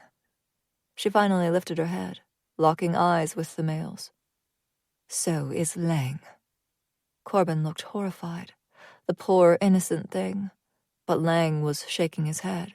Denial could be as powerful as fear. How can you possibly know that? Lang asked. Because I've seen the files, she answered. You know we all have records. It's how I knew you could hear the winds. It's how I knew what both of you were. No, Lang said, having sat up straighter. If any of that were true, why weren't we claimed right away? Why weren't we tagged to be sources? Her smile was humorless and bitter. I was born to be a source, she answered. Voltaire picked out the pairing for my parents himself. His source was killed when I was of age to be selected. He wouldn't kill his own source, Lang said. She only stared back at him. He could cling to that denial all he wanted, but she wasn't going to feed into it. His question is valid, Corbin said. If this is all true, why weren't we claimed right away? Because complete files aren't released until you are claimed, she answered. It's supposed to keep things somewhat fair between the kingdoms. Even the heirs don't get full access to files when they are scoping out potential sources. It's why they do such extensive assessments of the possibilities. No one truly knows what's going to be revealed at an emerging ceremony. So you're saying the lords and ladies can hand-pick replacement sources, but they can't do the same for their heirs? That's ridiculous, Lang argued. Everything with the lords and ladies is ridiculous, she replied. But yes, as I said, it was an agreement in an effort to keep the power balance fair. Of course, they've all lied and cheated, but it's why Fae go through such extensive training and trials during selection years. They watch for anything that might indicate that a Fae is more than. So then I'm what? Lang demanded. Wind Fae and Sepharina Legacy, she answered simply. And you? Earth Fae and Silas Legacy. And Corbin? She paused then, drawing in the dirt with her finger. He was a surprise, and one that Voltaire was delighted with when he received the documents. And while you would have certainly been sent to the Serrana Villas to breed your power, Lang, Corbin... Just say it, Corbin said tightly. Your father was a water fae, but your mother was a shifter. The shifter part shouldn't be a surprise, considering what you know, but with the shifters confined to the underground, it was unexpected, she said. He was still debating how he wanted to use you. The silence that settled was deafening, but it was fine. Let them digest all that new information. The quiet didn't stay for long, though. While that information is enlightening, Corbin said, it still doesn't explain where we're going and what we're doing. We're going to the Serafina estate, she said simply. Why? Lang asked. But Corbin had the answer. Observant, introspective Corbin, who was always watching her with that penetrating stare. She has a child there, he said, his voice barely more than a whisper. Is that true? Lang demanded. You have a child. That's what this is all about. She could hear the disbelief in his voice, and she couldn't blame him. Imagine her, the cold-hearted bitch who didn't care about them and constantly told them not to trust her, as a mother. It was preposterous, and she agreed. She is to be my replacement, Eviana said quietly. Voltaire is simply waiting until she is of age. Then I will meet my end, like my predecessor, and he will take her, break her, make her what I am. I can't. She trailed off, looking up at the sound of rustling and footsteps. Lang had pushed to his feet, rounding the fire before dropping next to her. Then he wrapped his arms around her, pulling her into his chest, and she stiffened, not knowing what was happening or why he was touching her, because the only touches she'd known for so long were greedy ones. And still, Lang held her to him when he asked softly, Do you know her name? Priya. And why did she practically choke on the name? Why were her cheeks wet? Why was she leaning into him and letting him gently rock her back and forth? Why was her chest heaving? Corbin had moved at some point as well, coming to sit next to them. He reached over every once in a while, swiping tears away from her face. I don't know where I'll take her, she whispered into Lang's shirt, unsure when she'd fisted the fabric in her hands. But she can't end up like me. I'm a terrible, unfeeling monster, but she doesn't deserve that. You're not a monster, Bellona, Lang said gently. I am, she said, and I'm okay with that, because I'll be a monster for her, so she doesn't have to become one herself. Then we'll become monsters too, he replied, a chaste press of lips brushing the crown of her head. She should tell them no. They were too innocent to become what she was. Should tell them she couldn't stomach the idea of plunging a dagger into their chests like she'd done for Lev to put them out of their misery when they could no longer live with themselves. But she'd tell them that later, because this touch was comforting, and she didn't know it could be like that. She didn't know she could be touched and held and not have to give anything in return. She didn't deserve what they were offering her, but in the end, she was still a monster. If they wanted to accompany her into death, she wasn't going to stop them. 29. Luca. Luca had woken up, finding the room empty other than Tessa. Her steady breathing was the only sound filling the space. The blanket draped over her was no doubt courtesy of Theon, and for her to be sleeping that deeply, Theon hadn't left the room all that long ago either. She'd looked different, rested, unharmed. Unlike him. His entire body ached, even if all of his wounds were mostly healed. He felt like he'd fallen out of the sky, and his wings were still tender. He could banish them, but he hadn't. Not yet. He wasn't doing something to them until he talked to Sienna, just to make sure he didn't fuck something up. Everything felt off, yet somehow right, and he couldn't explain it.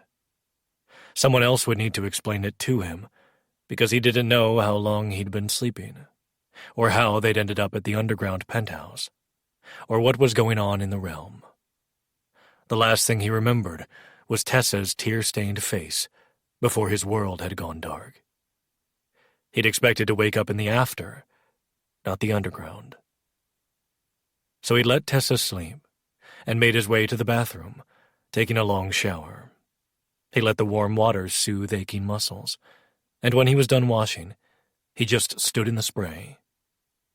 He shouldn't have survived, yet here he was. When he'd woken, he'd immediately recognized the room as Theon's, and with no clothing in there, he went across the hall with only a towel wrapped around his waist. Finding training pants, he didn't bother with a shirt. Opening the door to go back across the hall, he stopped short, finding Theon leaning against the opposite wall, waiting for him. Neither of them said anything. They didn't need to, when they'd spent nearly every day together their entire lives. Then Theon reeled him in, careful of his wings. "You almost fucking died," Theon said, his voice thick with barely restrained emotion. "I feel like I almost died," Luca replied, his voice hoarse from lack of use. Pulling back, he crossed his arms, Theon resuming his position on the wall. "How long have I been out?" "Nearly 3 goddamn weeks," Theon answered, the disapproval heavy. "Sorry about that," Luca drawled. "I'll try to keep it under 2 next time." "There won't be a next time, you prick. What the fuck were you thinking? Why didn't you travel out?" Theon demanded. "I was thinking I couldn't leave you behind," Luca retorted. "I know you did it, but I couldn't. Maybe that makes me weaker than you, but fuck, Theon. I couldn't leave you there to die. But you did nearly leave me," Theon growled. "That was... Did you know if a guardian dies, the ward feels every excruciating piece of the bond dying too?" Luca blinked. "What?" "Yeah," Theon said tightly. "I didn't know that either." He shoved a hand through his hair, clearing his throat. "Tessa was screaming, and you were dying, and I was trying to get to both of you, and I couldn't even drag myself across the fucking ground. If anyone was weak, it was me, Luca, not you." They both fell silent, Theon shoving his hand through his hair again. The sleeves of his shirt were rolled up to his elbows, leaving his forearms bare, which is the only reason Luca's gaze caught on the new mark around his wrist. "Did you make another bargain?" Luca asked, jerking his chin in reference. Theon froze, looking at his wrist, before clearing his throat again. "Something like that. You should eat. Come on. Axel can cook now." "I'm not eating anything Axel has made," Luca said dryly, following him down the stairs. He knew Theon was moving slowly for him, and it grated against his pride, even if he was thankful for it. "Just you wait," Theon muttered. "She'll be all right? Alone in that room?" The corner of his lips quirked in a small smile. "She'll find us when she wakes." The rest of the penthouse was quiet as they made their way to the kitchen, And when Theon went to the fridge to retrieve leftovers, Luca asked, "Where is everyone?" "Everyone is out. Eliza was going stir-crazy, so Roehrich and Axel took her to wander. Brecken too. Sienna and Gia had matters to tend to. Tristan too. Zan's with them. Kat is upstairs resting," Theon answered, loading up a plate with what appeared to be ham, potatoes, gravy, and vegetables. He glanced up as he worked. "Kat is pregnant." "Fuck off," Luca said, eyes widening. Theon huffed a laugh, placing the plate in the microwave. "Early in her 6th month." "Axel's, right?" Luca said, taking a seat at the counter. Theon nodded, filling a glass of water and sliding it to him. "Yeah, it's Axel's. There's a lot that's happened since we were separated. Axel and Kat are married." Luca stilled, the glass halfway to his mouth. "They're married, too?" Theon nodded, now focused on repackaging the leftovers. "Yeah. Bree is trying to steal the underground. I killed Cordelia. Tessa killed Felicity. Cressida isn't my mother." "How'd you learn that?" Luca interrupted, setting his glass down after taking a long drink. Theon's eyes narrowed. "Why aren't you surprised by that?" "Zan told me, shortly before we came to the Celeste estate," Luca said, and then he told Theon all about his own mother, Axel's potential sister, and more. Theon stared at him, the leftovers forgotten now. The microwave had beeped long ago, but neither of them had bothered retrieving the reheated food. Not until Luca was done speaking, and then he was pretty sure it was only because Theon needed something to do while he processed everything. "So your mother is supposedly with my half-sister in the Anala kingdom?" Theon said. "And Kyra and her kingdom have been harboring Fae and kindling a rebellion for decades? That's why they're so stringent on who they let in?" "From the sounds of it, yes," Luca said, not realizing just how hungry he was until Theon placed the plate of food in front of him. He needed to pace himself, but fuck, it smelled divine. "What else?" "What do you mean, what else?" Theon asked, watching him carefully, because of course he was, always worrying about those he viewed as his. "What else do I need to know?" He went quiet, and Luca glanced up in between shoveling mashed potatoes into his mouth. His friend's hands were braced on the countertop, head hanging down as he clearly debated how to say something. Luca was about to tell him just to spit it out, but then his dragon stirred in his soul, and he could have cried. Because he'd felt his dragon dying, and somehow it was still here. It hadn't moved, and Luca had been too afraid to try to summon it, because what if it had been gone? But something else had summoned it, or someone. And he didn't need to turn around to know who was standing in the kitchen doorway. Just like he didn't need to see the look on Theon's face as his attention went there too. "Sleep well, beautiful?" Theon asked. She must have nodded because he followed up with, "Are you hungry?" "No," she said softly. "I won't stay. I just wanted to see." "You don't have to go." "It's fine, Theon," she interrupted. "I just needed to see." Theon clearly waited until she was gone, before his eyes slid back to Luca. "You need to talk to her." "I just woke up. She was sleeping. Haven't really had time," Luca muttered, stabbing at some squash. Theon sighed. "I know, it's just, there's a lot happening right now, and we can't have this hanging over us. It will interfere. I'm assuming you made a decision, and that's why you'd come to find us?" "I said I'll talk to her," Luca growled. "Can I finish fucking eating first?" Theon nodded, tapping his index finger on the counter. Once, twice, 3 times. Luca dropped his fork to his plate. "Say it," he said, crossing his arms and watching his friend. "Say what?" Whatever it was you were about to tell me before Tessa appeared, whatever is eating at you so we can move past that too. Theon straightened, that hand going through his hair again, as a muscle ticked in his jaw. Jove and the ladies gave me a path to the Arius seat, he said. You asked how I could be the Arius Lord with my father still alive. They gave me a way to do that. Which is? Luca asked, bracing his forearms on the countertop. If I had a formal match, they would all agree to appoint me. You have a match, or had one. Didn't you say Tessa killed her? Theon nodded. I did. They wouldn't release Tessa to me until I had the match ceremony performed. Felicity was with me under the guise of being my wife. Even she didn't know it wasn't real. And now you have Tessa and no wife, Luca surmised. How do you plan to take this seat now?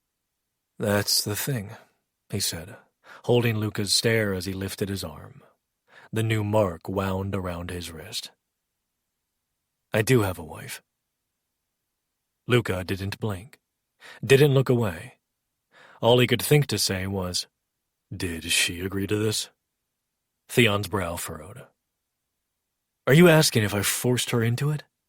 You did force her into a bond. It's not far-fetched. He replied plainly. Fuck off, Luca, Theon retorted. If you can't see things have changed, then I don't know what to tell you. I asked her to do this for me, and she agreed with stipulations of her own. Which were what? Luca ground out. Ask her, Theon answered with a cruel smirk. Sounds like the two of you have a lot to discuss. Then he grabbed Luca's plate and turned away, apparently done with the conversation, which was fine. If the fucker was going to dismiss him, he didn't need to sit here in awkward silence. He pushed back from the counter, his stool scraping on the kitchen floor. Theon grumbled about dragon tantrums, and then he huffed a laugh when Luca snarled under his breath. But just as he reached the kitchen doorway, he called his name. Luca paused, not looking over his shoulder, but stilling all the same. Not that it should matter, but if it does, know that I agreed to her stipulations, Theon said. I just need you to know that. He didn't ask what he meant. Maybe it wouldn't matter in the end. Maybe what he had to say wouldn't make a difference now that Theon had what he'd wanted all along. While he wasn't surprised, he was something. His dragon was up, trying to pace in his soul at the thought of someone else having what he'd claimed. And while Luca was grateful to feel the thing, now was not the time to have it trying to drive his actions. Climbing the stairs, he didn't bother knocking when he reached the door to Theon's room. She was bent over something on the small sofa, and she straightened at the sound of the door. Wide violet eyes landed on him, looking him up and down, before she turned back to whatever she was doing. I'm sorry, she murmured. I was trying to be out before you came back. The door clicked shut behind him, and he crossed his arms. What do you mean out? Packing. That was what she was doing. She was putting odds and ends into a small bag. Eliza and Roehrich have been staying in the room across the hall. That's your room, right? They've been staying there. Axel and Kat are upstairs. You need a room? So do you, he interrupted. I don't need a room, she said. I can sleep on a sofa just as well. I doubt your husband will allow such a thing, he retorted, and yeah, the word sounded a little bitter. Tessa froze for a moment, slowly setting down the items in her hand, before she turned to face him. He told you already? Thank the gods he did. You probably would have kept it from me for months. Her eyes dropped to the ground. And gods, he was a fucking prick. But he was also still furious with her. He said nothing else, watching her struggle with what to do. Finally, she turned back to the sofa, returning to packing that fucking bag. I just need to grab a few more things, and I'll be out of your space, she said. This is Theon's room, But you are still healing, and now that you are awake, I won't—" Luca glanced at the chair where she'd been sleeping, then back to her. "Did you sleep there for the entire 3 weeks?" "I'm sorry I was asleep when you woke," she answered. "I didn't mean to be." "That wasn't what I asked you." She zipped the bag then, turning to face him once more, as she lifted it over her shoulder. "Yes, I did. I just needed to see—" "See what, Tessa?" he demanded. "I needed to watch your chest rise and fall, because it didn't for a time, Luca," she said, tears already pooling in her eyes. "You weren't moving, and your heart wasn't beating, and I needed to see you wake up, even if I missed that part. But I needed—" She cleared her throat, wiping at the tear that had slipped free. "And now I have. And I know you don't like me in your space, so I will leave." "Go back to the way things were in the cave," he said flatly. I mean, I know it will be different, and maybe eventually things will be— I don't know, Luca. I don't know what you want me to say or do. I don't know what you want from me right now," she said, her hands coming up and reaching for her hair. "Don't you dare," he growled. "We agreed you weren't doing that anymore." She froze, but her eyes flashed. "We agreed to a lot of things that aren't happening," she retorted. "So again, I ask you, what do you want from me? Because I'm tired of trying to figure it out." And there she was. This was the tiny thing of fury he could pick a fight with, because that was what he actually needed right now. He wanted to punish her for what she did, and he couldn't do that when she was docile and submissive. He wanted her fiery and bratty. He wanted her ready to push back. "You slept in my bed, and then you left me with nothing but a note," he growled, low and menacing, as he reached behind him and locked the door. "You made it clear I wasn't what you wanted anymore," she shot back, lifting her chin. "I deserve more than just for tonight's, Luca, and you deserve not to be bound to someone you can't stand to look at." "Is that what you think? That I can't stand to look at you?" he asked, slowly prowling toward her. But she stood her ground, her grip tightening on the strap of her bag over her shoulder. "I don't know what else I'm supposed to think. When I entered a room at your cave, you looked away. When you spoke to me, it was short and to the point. Even when I came downstairs to find you awake, you didn't even turn to look at me. I'm incredibly adept at knowing when I'm not wanted. I don't need it spelled out," she said, her breathing erratic now. "Are you done with your little fit?" Luca asked. "Little fit?" she spluttered, her light flaring, illuminating the mark around her wrist that matched Theon's. His dragon snarled. Or maybe that was him. He was close enough now, he could reach out and touch her if he wanted.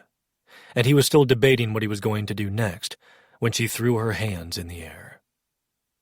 "Forget it. I've apologized. I've given you space. I've asked how to make amends. If you can't forgive me, I understand. But I won't sit around and let you play mind games with me," she snarled, already taking steps toward the door. "I'm sorry I bothered you." His hand snapped out, gripping the back of the zip-up sweatshirt she was wearing. "Can you stop being so goddamn mouthy all the fucking time?" he growled, yanking her back. She stumbled over her own feet, the bag dropping to the floor. "Why? You can't seem to stop being a prick for even a minute," she snapped in response. "Let me go." "No," she scoffed, reaching up and unzipping the sweatshirt. "I made a mistake. A big one. I fucked up," she ranted. "I've tried to apologize. You rejected me. That's your right. But you don't get to continue to make me feel like a fuck-up just because I'm in the same room as you." She spun around, shrugging out of the sweatshirt he still gripped in his hand, before she stalked toward the door. She was left in fitted leggings and a tank top that exposed her midriff. "Come back here, Tessa," he barked, tossing the sweatshirt aside. She looked over her shoulder as she parroted him from seconds ago with a smirk. No. Then her eyes went wide as he lunged, and she screamed, darting the other way, leaping onto the bed and down to the other side. He let her run, prowling behind her, because now she was trapped. Or she would be. As he rounded the bed, she made to climb back over it again, but he lifted his hand, black flames springing up to stop her. She cried out again, lurching back and straight into his chest. Luca spun with her, shoving her forward and pressing her against the windows, the curtains open wide so they could see out over the underground below. "Let me go, Luca," she growled. Not a chance. He growled in kind, his fingers threading into the back of her hair. We need to talk, and we can't do that if you insist on being an incessant brat. Her lip curled in a sneer. I already said I don't need it spelled out for me. I got it, okay? Apparently you do need it spelled out for you, he retorted. By Sargon, you are infuriating. It drives me half crazy. Join the club, she snarked back. So what's the plan here, Luca Moores? You need to make me suffer? His cock twitched at the thought. Because yes, that was exactly what he wanted to fucking do. What if I do? He replied, his voice going low and dark as he leaned in to speak into her ear. What if I need you to suffer for keeping something so important from me? What will you do? Her laugh was sharp and slightly unhinged. I'll take it and ask for more just to piss you off. His grip on her hair tightened at the words, and she gasped, pushing onto her toes to relieve the pressure. There was no twitching of his dick now. It was fully hard, and his dragon was completely on board to remind her who the dominant one was in this relationship. She arched against him, her breasts pressing to the glass and nearly spilling over the low cut of her top.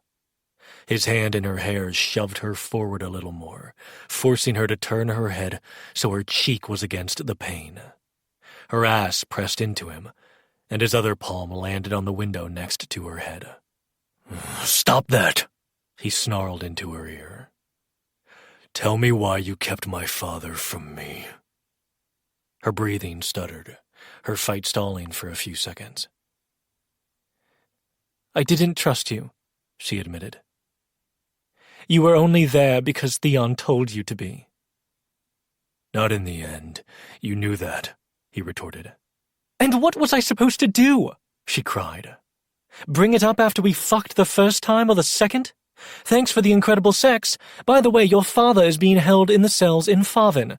Let me check with Roehrich and see if we can visit before we go for another round. This fucking mouth, he snapped, spinning her roughly around so her back was to the window now. She stared up at him, defiant as always, while her power flickered in her eyes. Loyalty is everything to me, he said, low and controlled. You betrayed that. I know, she said. And I'm sorry. I don't know what else I can do or say. I wasn't keeping him from you. I was keeping him for me. I didn't know. I was trying to figure out who I was. He was a link to my past, and until I decided which path I was going to take, I needed that secret, Luca. I'm not saying it was right. I'm not trying to excuse my actions, but Do you regret it? He interrupted. What? Do you regret keeping it from me? Her eyes darted to the side, but he took her chin, guiding her gaze right back to his. Answer me.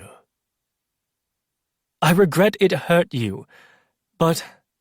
She took a deep breath, and those were tears in her eyes when she admitted. I don't think I'd change my actions. He was the only one I had when I was alone. If that makes me selfish, then I own it, Luca. I had no one until you came along. And then I was so afraid of losing you." Her eyes fell closed, and she tipped her head back against the window. "It didn't matter in the end. I suppose I lost you either way." He slid his hand back into her hair, threading it through his fingers, and gripping once more, keeping her in place. "You pissed me off," he said. "The betrayal gutted me, and yes, I needed time to think. Yes, I wanted you gone. Didn't want to be in the same space as you." She stiffened at the words, screwing her eyes shut even tighter. "But no matter how hard I tried to hate you, I couldn't. Not because of some marks or some supposed bond, but because you, Tessel and Osra, have worked your way under my skin. I'm as obsessed with you as Theon is, and we have time to make up for, nights to claim, and trust to rebuild. You didn't lose me, baby girl. You may not be my match or my wife, but you are my light. You are mine." Her eyes fluttered open, holding his for seconds that seemed to drag on. And then she was pushing up onto her toes, finding his mouth. His lips melted into hers, tongues taunting and teasing, while they battled for dominance like they always had. Likely always would. "You can make me suffer now," she whispered onto his lips, and the growl that rumbled from him was all dragon, as he pushed the straps of her top down her arms, freeing her breasts. He palmed one, savoring the gasp from her as he kneaded the flesh, still gripping her hair in the other hand. Brushing a thumb over her nipple once more, he took her hand and tugged her with him. Sitting on the edge of the bed to not agitate his wings, he pulled her between his legs. She stared at him, her breasts spilling out of her top, and her chest rising and falling erratically. Hooking his thumbs into the band of the leggings, he tugged them down as he ordered, "Undress." Her lips pursed, but for once she didn't argue. She took over, slowly peeling the leggings down her legs, stepping out of them and kicking them aside. Then she pulled the top over her head before shimmying out of her undergarments. "Anything else?" she asked with a smirk, while his heated gaze slid over her. He said nothing, only reached for her hips and pulled her back to him, forcing her to straddle his lap. She frowned, her fingertips brushing along his chest. "You're still partially dressed." "And?" he asked, relishing the feel of her touching him again. "It's not fair." There's nothing fair about suffering, temptress," he replied, leaning in to capture her lips. Her tongue swiped against his, and she sighed into him, relaxing in his hold. His hands ran over her ass, squeezing the soft flesh, and the sigh turned into a moan. Her hands were roaming now, and he knew she was growing hungrier. But when she rocked against him, rolling her hips against his cock, he nipped her bottom lip at the same time one of his hands left her ass, only to come back with a sharp smack.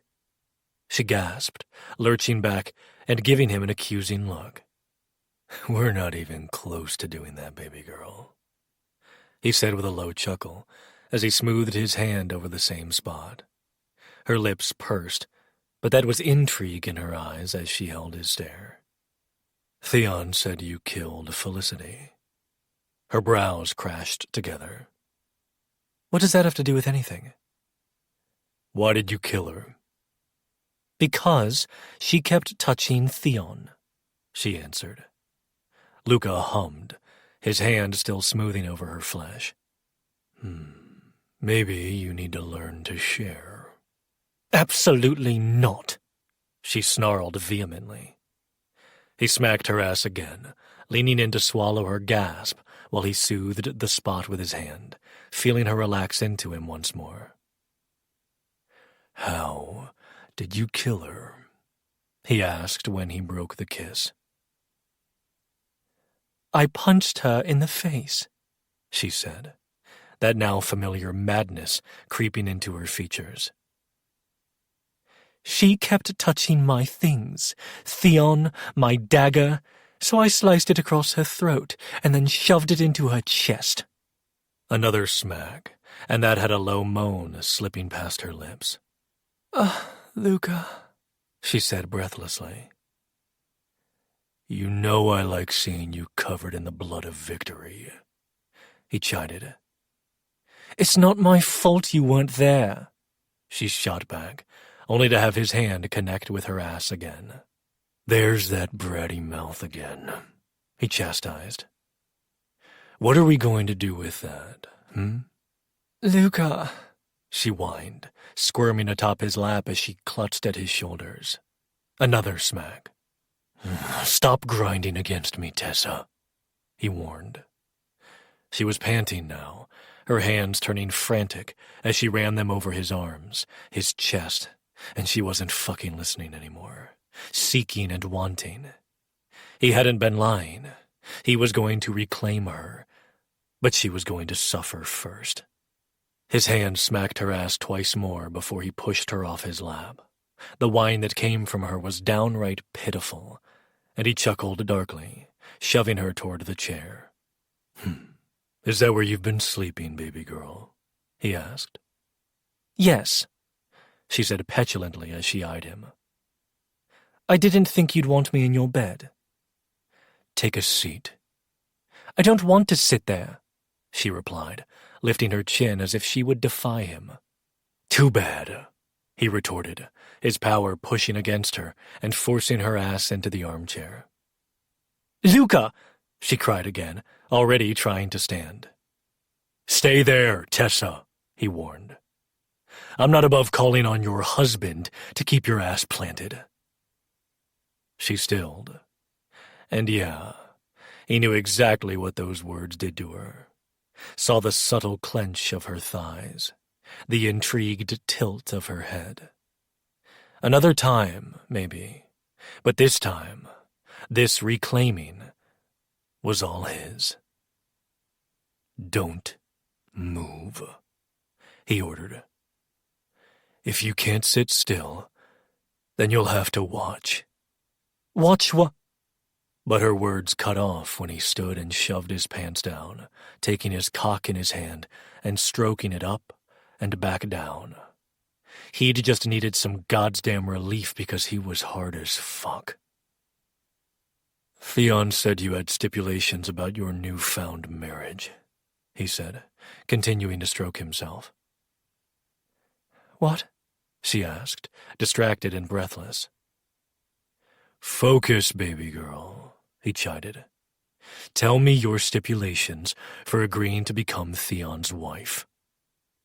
Her tongue darted out, gliding along her bottom lip as she watched him. And fuck, she couldn't be doing something like that right now. Tessa! He snapped when she didn't answer. She shook her head as if trying to clear her thoughts. It was a new mark. Something Sienna created, I think. And your stipulations? It wasn't so much a stipulation as an open-ended opportunity, she replied, her hand drifting down her stomach. Don't you dare touch what's mine, Tessa, he snarled, smoke accompanying his exhale as the dragon in his soul strained, more than ready to take. Luca, please, she said, tipping her head back in frustration. What happened to making you suffer? He mocked, working his palm over the head of his dick. Tell me about this open-ended opportunity. She bit her lip, and he was so goddamn close to just hauling her up and sinking into her. He'd spent the last weeks in his cave doing everything in his power to deny himself and her, and while she was suffering, so was he. Tell me, Tessa, he ordered, or I'm finishing on you instead of in you, and you'll be left wanting. Her eyes flashed to his. You wouldn't. His smile was cruel.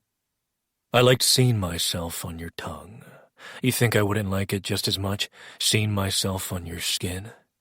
I would absolutely leave you wanting, and I'd make sure Theon didn't come to finish the job. She scowled up at him. Asshole. Brat. She ground her teeth, shifting in the armchair and rubbing her thighs together. So needy and wanting and fuck. Tell me, Tessa, he barked. I only agreed once I knew the mark could be added to, she blurted, watching him as if he was going to rebuke her. What do you mean, added to? I'm different, she said, and that neediness was turning into something else, something he didn't like. Uncertainty. I'm wild and untamed. I'm an imbalance, she went on. But with you and him, I can breathe. I can sleep. I'm not so uncontrollable when you're both. It's unconventional, I know, but I need you both. I can't fight it anymore, and if that was something you eventually wanted... She trailed off, shrugging a shoulder as she turned her head to look away from him. His hand had stilled, dropped to his side as he stared at her.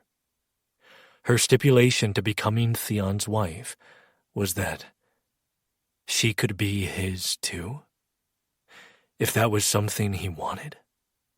A cry of surprise came from her as he hauled her up, back out of the chair, and spun her around as he sat back on the edge of the bed. He couldn't risk the healing of his wings, so this would have to do for now. Pulling her back onto his lap, her back against his chest, he spread his legs wide, forcing hers wide in turn. He pushed on her back, making her lean forward some as he used his other hand to line his cock up with her more than ready center. He thrust up as he pulled her down, sliding into her with one quick move.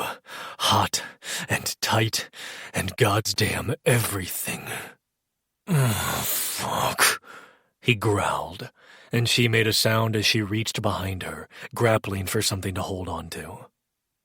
Please, Luca, she gasped, but he was already moving. Gripping her hair once more, he pulled, forcing her to arch her neck back so he could taste her as he pulled out and thrust deep once more. Something between a sigh and a whine came from her, her fingers twisting in the bed covers. More, please, she moaned. She didn't need to ask twice. It was hard and fast, a clear fucking as much as it was a reclaiming. Her head fell back against his shoulder, and he let her take over, sliding up and down his cock as she took from him. His hands roamed, fingers tracing down her sides, up the planes of her stomach, between her breasts. His lips never stopped exploring her neck, biting and sucking. And when he felt her tightening around him, he stood, pulling out and ignoring her disgruntled growl. He was already twisting them around, pushing between her shoulder blades and forcing her chest to the bed. Kicking her feet wider, he sank back into her, thrusting deeper and harder. She buried her face in the blankets, trying to muffle her moans, but he wanted to hear every sound. Gathering her hair in a hand, he pulled, making her back arch as she pushed back against him. Yes, she chanted. Yes, yes, yes. He leaned down as he continued to pump into her, making sure she could hear him when he said, "Never tell me you are too wild, too untamed, or too uncontrollable again. Do you understand?" Tessa only moaned, her arms stretched out above her head as she clenched the comforter in her fingers. His hand smacked her ass once more, that moan becoming more as she started to clench around his length. "Say it, Tessa," he growled. I understand, she gasped out, breathless and completely at his mercy. "No more sleeping in a fucking armchair. You sleep in a proper bed with me or Theon," he grunted, his balls drawing up tighter as he came closer and closer to tipping over the edge. Yes, she rasped, and he reached around her, finding her clit. He knew it wouldn't take much more, and he was right. Please, Luca, she moaned again, grinding against his hand. "You don't need my permission, baby girl," he growled. "You take what you want." Gods, She cried as she fell apart. Her body tightened, a spring ready to snap, and she shuddered as her pleasure ripped through her. Her breathing was erratic as she rode out her orgasm before going limp. He released her hair, gripping her hips to pound into her, pulling her back into him harder and harder. Then he reached his own release with a final thrust, spilling inside of her as he clutched at her hips, a sheen of sweat on her back. It took a minute for his own breathing to regulate, but he peppered kisses up her spine as he went, not wanting to pull out of her just yet. Her skin was salty, and she sighed, her fingers finally releasing the comforter. It was only then, with her drowsy and sated beneath him, that he noticed the faint chords between them, a faint midnight blue intertwining with gold so tightly there was no way to tell where one started and the other ended. It flared, hovering between them for a few seconds, before settling into them. Something he felt in the depths of his being. Something his dragon gave a snarled, "Mine," over. They cleaned up before she crawled beneath the blankets, stretching like a cat and rolling onto her side to face him. He was lying on his stomach, hoping Sienna would stop by sometime soon. Turning his head, he found her eyes on him, and her teeth worrying her bottom lip. "You're okay with this?" she asked. "Me and you? And me and him?" I knew what I was getting into, Tessa, he answered. Theon was the one who needed to get on board. She nodded, reaching over to run her fingers through his hair. "I want you to know there's no pressure. About the mark. It's your choice. I never want you to feel trapped." It was his turn to nod. He knew she was likely wanting an answer, some sort of enthusiastic commitment, but he couldn't find the words to give that to her just yet. "Why us?" he asked, not even sure where the question came from. Her fingers stilled, brows pinching. "Why us what?" "Why choose us, when we made your life a goddamn nightmare?" he pushed. "More so Theon, but I did nothing to stop him." She was quiet for so long, he wasn't sure she was going to answer. But her fingers resumed their movement through his hair, nearly lulling him to sleep. One would think he'd had enough of that after 3 goddamn weeks. It was minutes later when her soft voice drifted to him. "Both of you, let me be who I was always meant to be, whether that's a villain or a saint. You accept me and all my chaos. Some hate the villains, but I joined them and learned how to love and to be loved.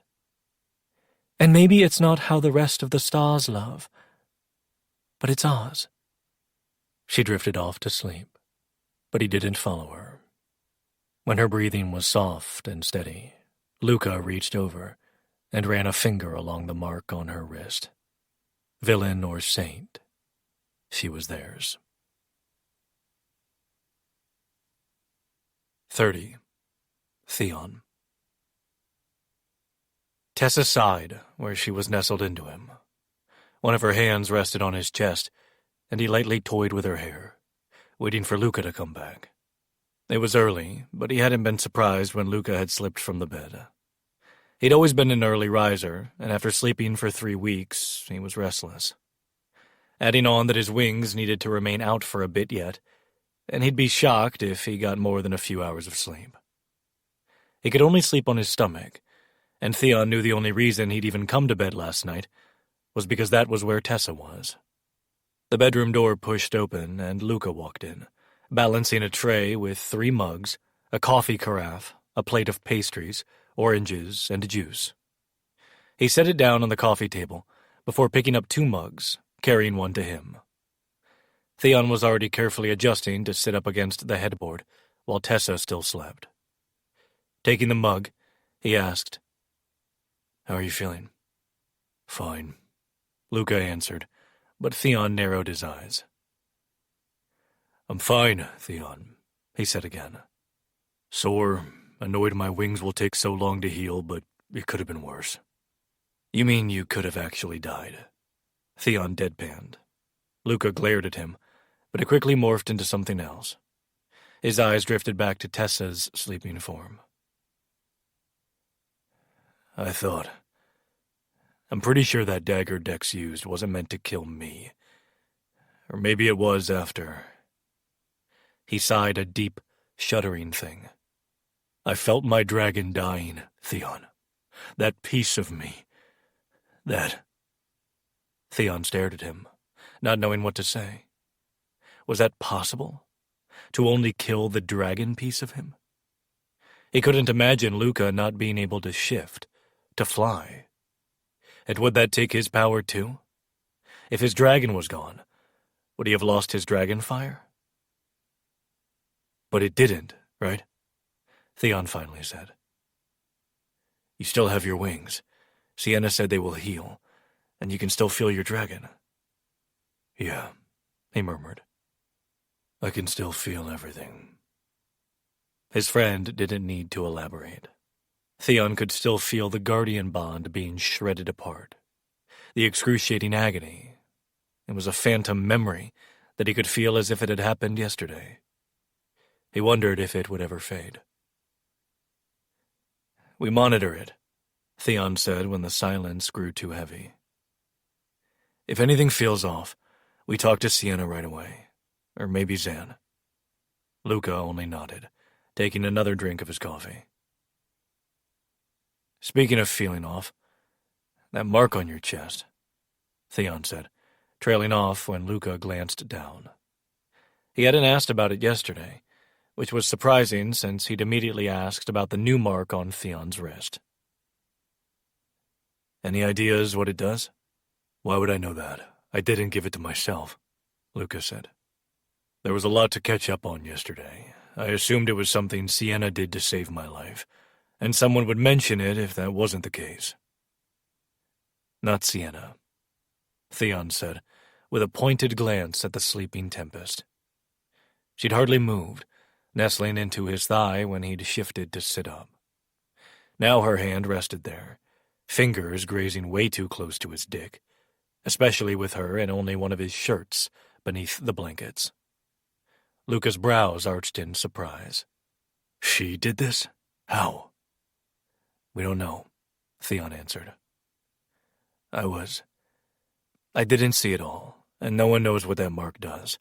Not Sienna or Tristan, Roehrich or Brecken. They say Scarlet can create new marks because of what she is. That's Eliza's theory, that Tessa did the same. The thing is, Tessa doesn't know what she did. Luca's lips twitched as if he was fighting a smile. Of course she doesn't. Sienna said we wouldn't know until you woke up, and even then it might be a while before we figure it out. Until something activates it, I guess. Unless you've noticed anything, Theon asked, but Luca only shook his head.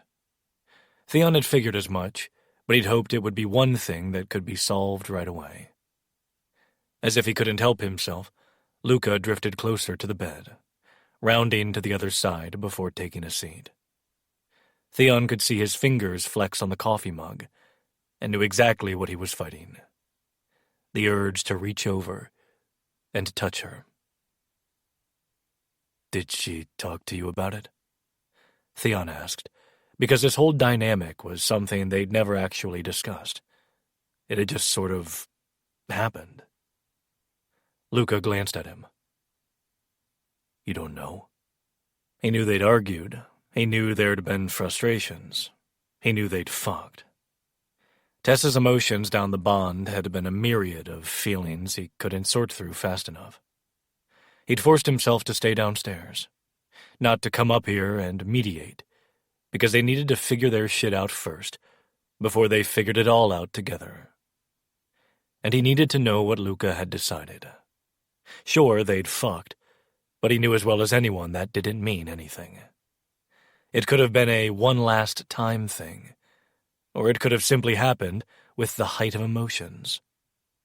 But Luca coming to bed last night made him believe it was more than that. She told me her stipulations, yeah, Luca said, balancing his coffee mug on his knee. But we're really doing this? You're truly okay with it? Did you tell her yes? Theon asked, reaching down and smoothing back her hair without thinking. I didn't answer her, Luca admitted. We had a lot to sort through, and adding that to the mix with everything else was a lot. But I also wanted to talk to you first. I already agreed to her stipulations, Theon said. I told you that. But did you want to? Luca countered. You are the soon-to-be Arius Lord. I understand if we need to keep her. If she needs to be only... Fuck! Why is this so difficult? Luca muttered, brushing his hair from his face. She needs both of us, Theon said. If these last months have taught us anything, it's that. One of us isn't enough to keep her balanced and in control. It's unconventional, Luca said. We'll get pushback on this.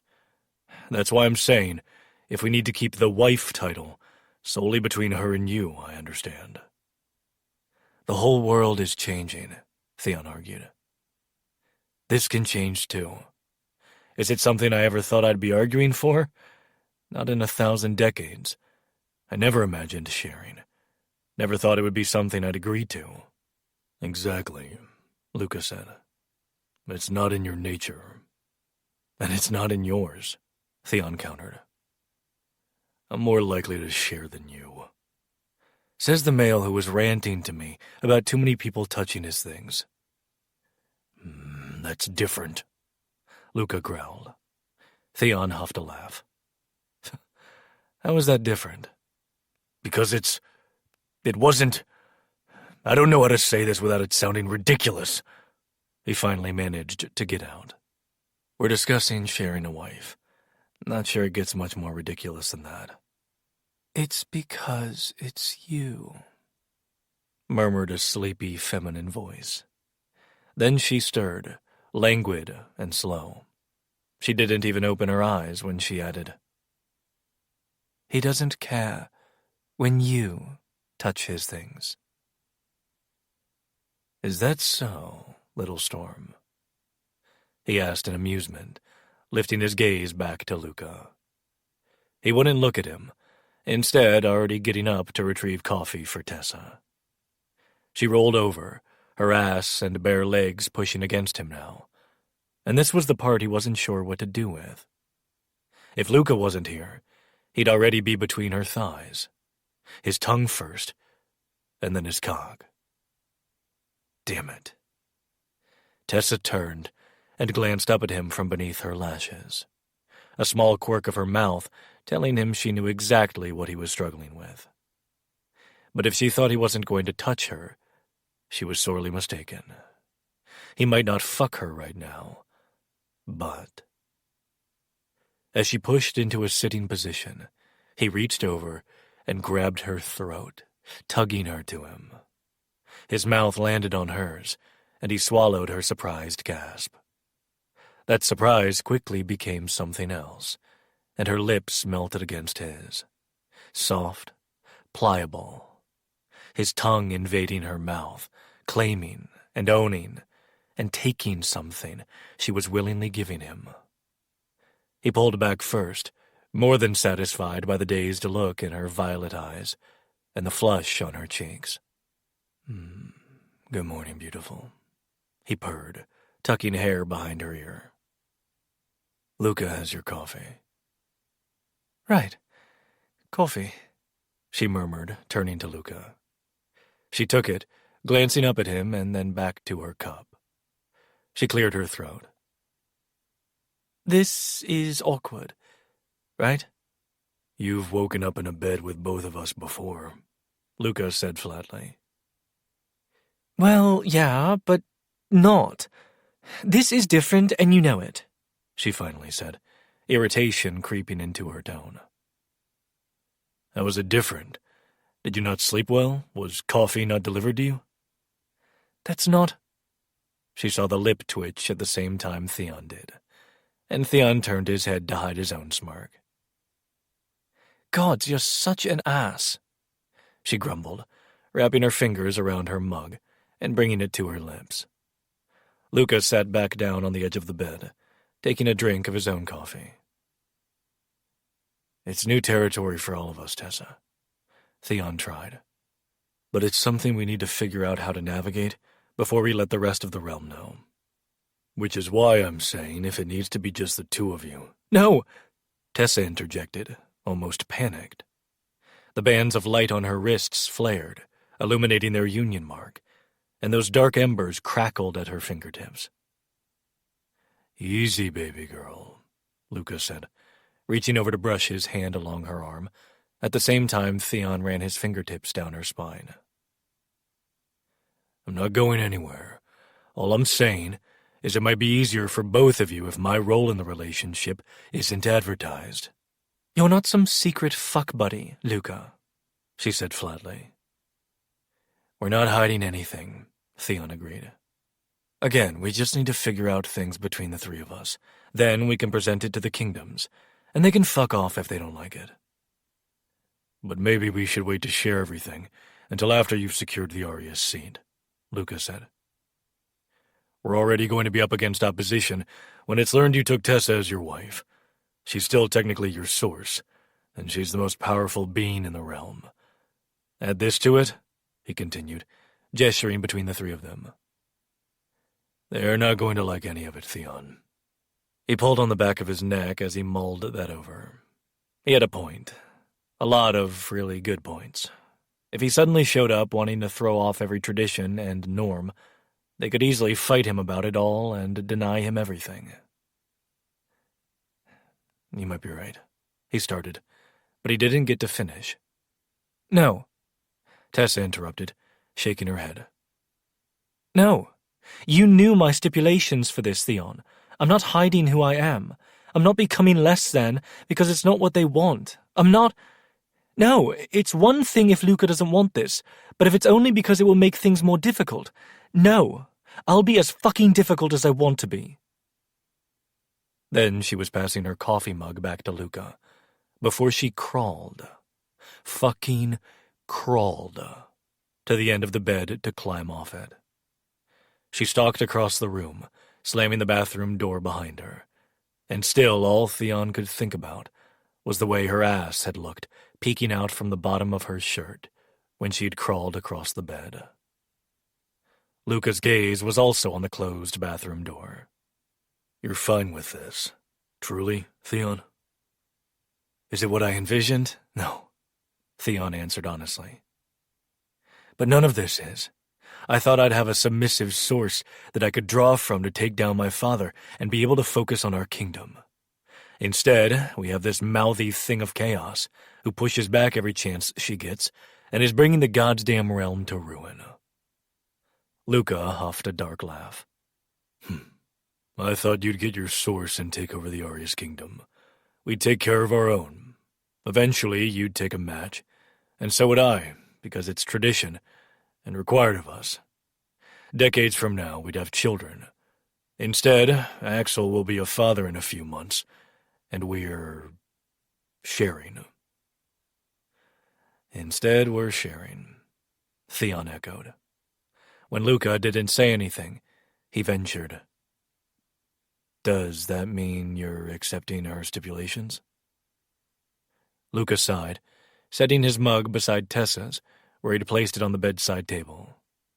Grabbing a hair tie, he pulled his hair back, securing it as he said, A part of me wanted to rip her away from you when you kissed her. And the other part?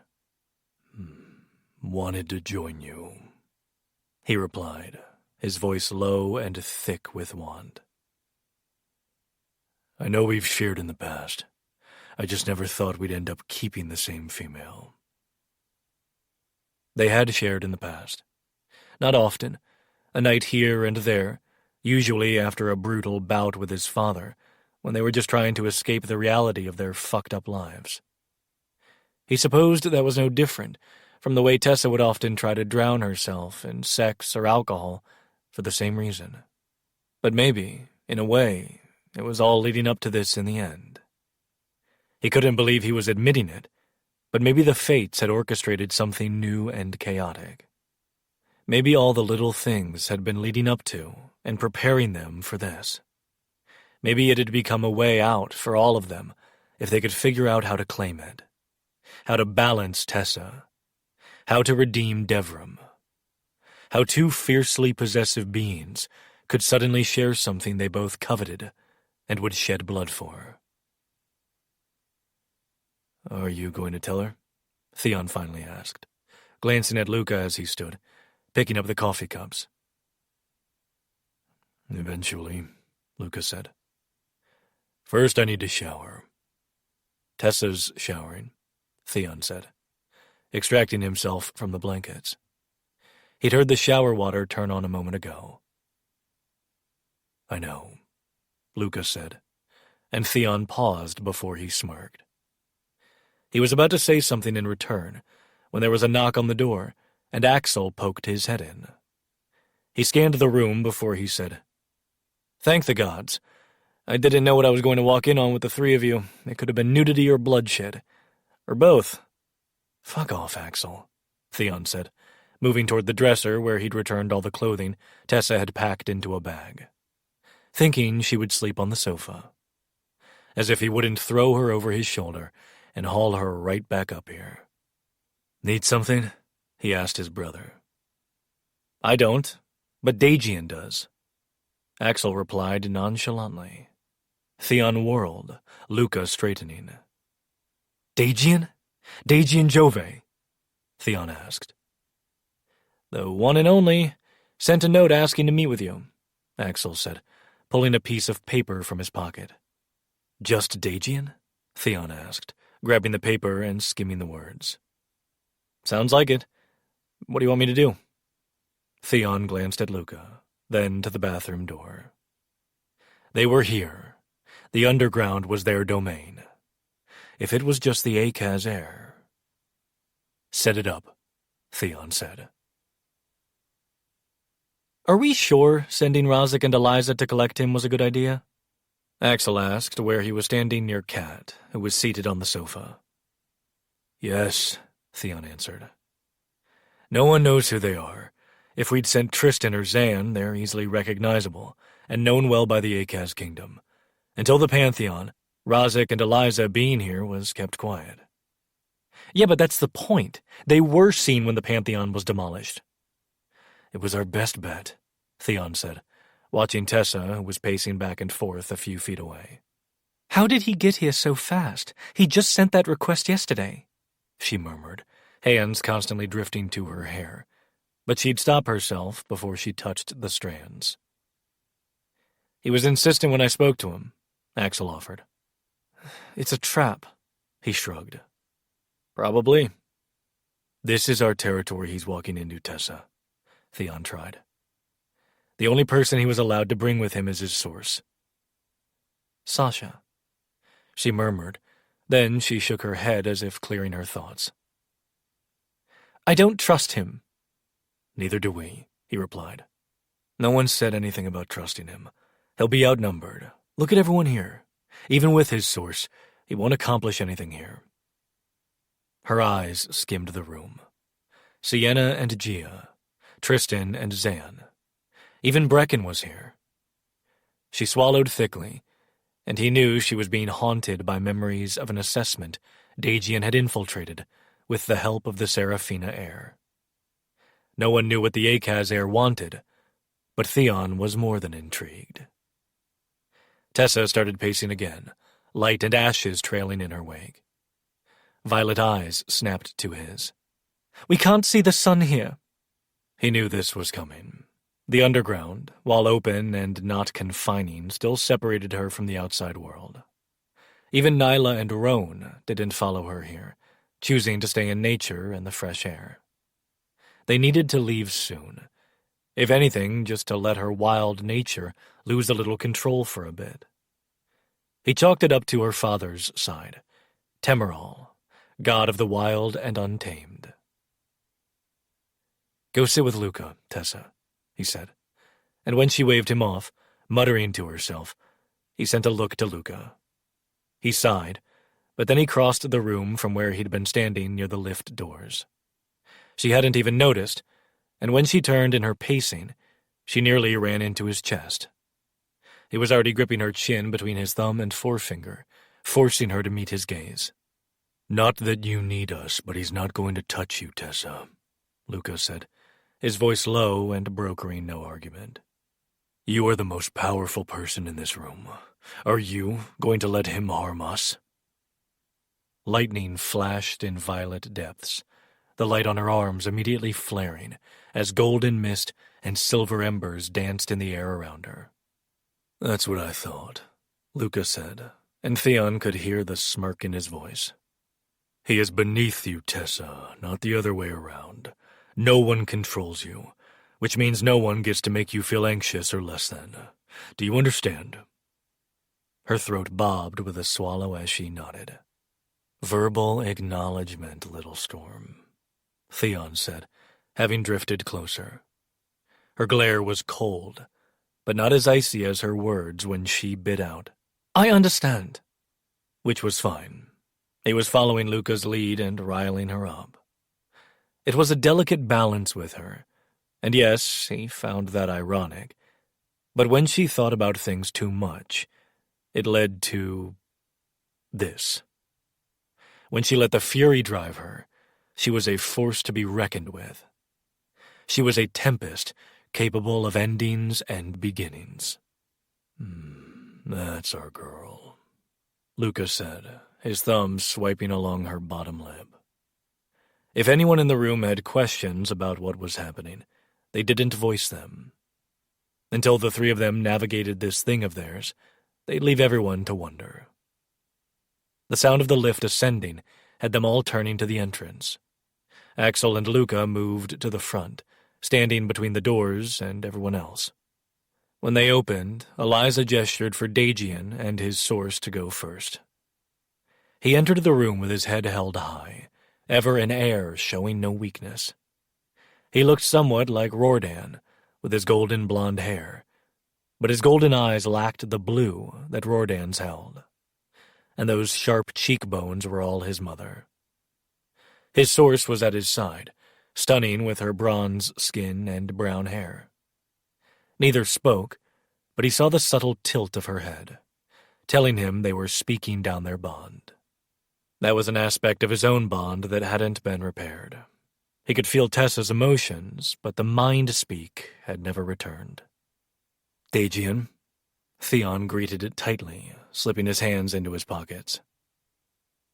"You assembled quite the greeting party, Theon," the Akaz heir said casually, picking up a small knick-knack from an end table and examining it as if the sheer amount of power in this room was nothing to him.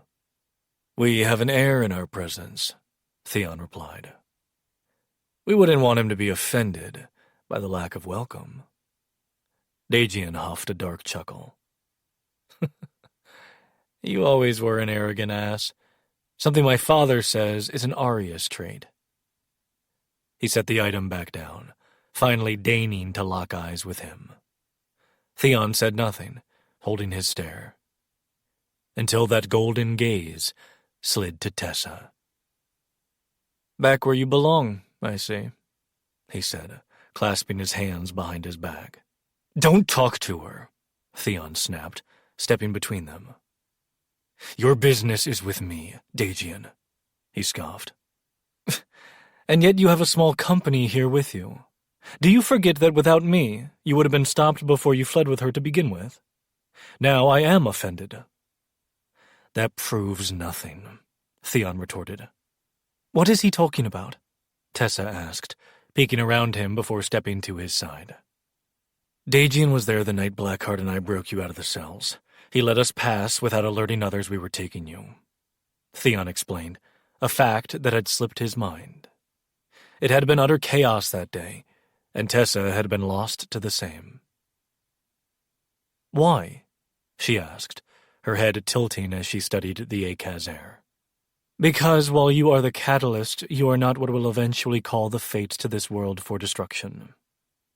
Daejeon answered, his attention solely on Tessa now. Of course she is, Theon said. It's in the Revelation Decree. I said she is the catalyst, Daejeon retorted, still watching. She is part of it, has started it all, but she is not the thing that will drive the fates to intervene. Not entirely, anyway. You need to tell me exactly what you know, and you need to do it without your fucking eyes on her, Theon replied, letting his darkness loose to drift around him and her. Daejeon only responded by letting some of his own power out, a gold mist to mirror the inky darkness, until similar light drifted among the onyx. Theon clenched his jaw at feeling Tessa's power mingle with his own. It was euphoric and chaotic and her. He'd missed this, and so had his power, suddenly being pulled in two directions because it wanted her to. Speak, Theon ground out, forcing himself to stay focused on the Akazair. Tessa is not the only imbalance in Devrim, Daejeon said, wandering around the room, examining pictures and trinkets. His source stayed rooted, but her eyes never left him. My father has been collecting power for a few decades now. He paused, looking over his shoulder. Since she came, and others followed. They all turned, some looking to Zan, and others to Brecken. Has that one told you what his job is in the realm? Daejeon continued. I'm assuming you're speaking of Brecken, Theon said. I'm certainly not speaking of the dragon. Those are Arius's pets. Watch it, Lucas snarled, but he wasn't the only one. Low growls came from Zan and Roehrich as well. Daejeon only smirked. Back to the matter at hand. I was sent here with a purpose, but it allowed me to pursue one of my own. Then spit it out, Theon said. Daejeon sighed dramatically. Your bloodline really isn't known for its patience. And yours is. He cast him an incredulous look. Akaz has plans that have been in the works for millenniums, and my father, well, that's why I'm here. He sent me to make some kind of meaningless bargain, as long as it included a matching ring to the one Luca bartered with. Theon glanced at Axel, the ring with a square onyx stone in the center. His brother clenched his fist. Neither of them had any real attachment to them, other than their father had asked where they came from, and seemed to covet them himself. They became a symbol of defiance and camaraderie after Luca found them. But, how many are there? Tessa asked from where she'd been observing at his side. 3, Daejeon answered. Either would do. He's not picky. But why? What are they for? Certainly not just to lord over them. They do something, Tessa pushed. So clever, Daejeon mocked, and it was Theon's turn to snarl, echoed by Luca's low rumble. Relax, he sighed. I wouldn't be telling you all of this if I were here to betray you. How am I not the only imbalance? Tessa asked, and then he had to work to control his surprise, because her voice was cold and icy. Power and chaos, and he had no idea why, until she said, Why could I not feel you before? What? Theon demanded, that single word carrying violence. Not like that. Brecken intervened as Luca and Theon both took steps towards the air. It's not a bond of any kind. He is powerful. Tessa can sense that somehow. Power calls to power, Zan added, speaking for the first time. Her chaos is sensing his. But that would mean he has chaos, Kat said, her furrowed brow telling Theon she was trying to work this out as frantically as he was. All beings with power have chaos, Zan said. There are beings of chaos who emerged directly from the chaos, such as the first gods and goddesses. But chaos is the undercurrent of all magic. It is chaos that determines how powerful one's gifts are. Legacy are powerful, but that power is diluted by mortal blood. Fae have traces of chaos, created to balance the legacy but never overpower them. But it could happen, Roehrich added. We're seeing this in our realm. If two powerful Fae come together, their children could be... Zan nodded. Yes, the Fae are monitored closely in all realms. In our realm, there is contention about powerful Fae joining, Eliza said. For good reason, Zan replied. If children came to be, they would be sought from all the realms if they were powerful enough. Eliza and Roehrich shared a look, but Theon didn't have time to try to decipher it. Fine. We've established why Tessa can feel Daegian, but how was it hidden? Elwyn is skilled, just like your own witches, Daegian said casually, casting a look at Sienna and Gia. A tonic, then, Tristan said, toying with an unlit roll of lull leaf in his hand. Daegian nodded. But returning to your previous question, he said, his attention back on Tessa. You are not the only imbalance because, like I said, my father has been collecting power. Power that one has been bringing to him. He jerked his chin at Brecken, and they all turned to the Seraph. Well, most of them. Luca kept his attention fixed on Daegian, not willing to give him any chance to catch them off guard. Brecken? Tessa asked, her power lingering around her as she held his gaze. You knew this, Tessa, he answered solemnly. You knew I was tracking down powerful Fae. Part of that was a search for you for a while, but after... You knew this, that Rawdan was taking their power? He nodded. I saved as many as I could, he said, with a pointed look at Katya. Kat started, struggling to sit up straighter. What do you mean you saved me? I wasn't supposed to take you to the Celeste Estate, he answered. I was supposed to take you to Faven. Same with Corbin and Lang. Why didn't Rawdan just come take them? Tessa asked, drifting closer. It took everything in Theon not to reach out and tug her back, tuck her behind him, and protect her. But he couldn't protect her from truth. Once they entered the Celeste Estate and were processed as a completed transfer, it would have been too noticeable to move them again so soon, Brecken answered. If they disappeared during transport, it was easier to cover up. There were other dangers, but that one, at least, was stopped. And then there was you. He wouldn't risk revealing himself before it was time. You became their safeguard. How was he taking their magic? Roehrich cut in, studying Daegian.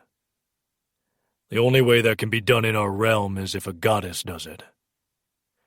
Only a being of chaos can transfer magic from one to another, Zan said.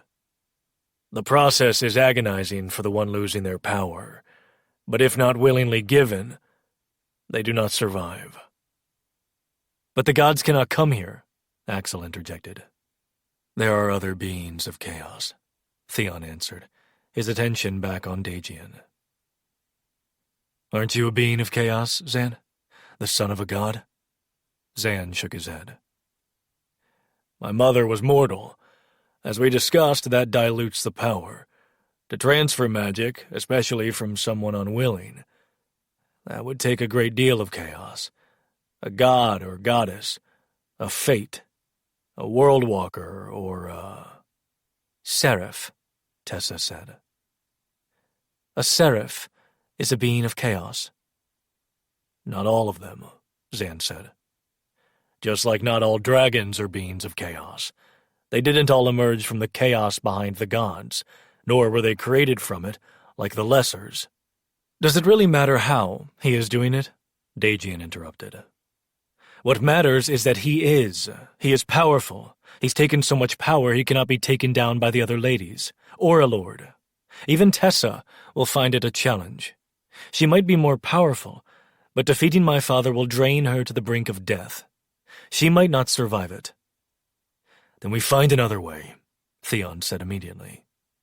There was no way in all the realms he'd let Tessa get to that point. A dark grin lifted on Dagian's lips. I'm glad you say that, he answered. Because that brings me to my proposal. I will help you, but I require something in return. What is it? Theon asked, eyes narrowing in suspicion.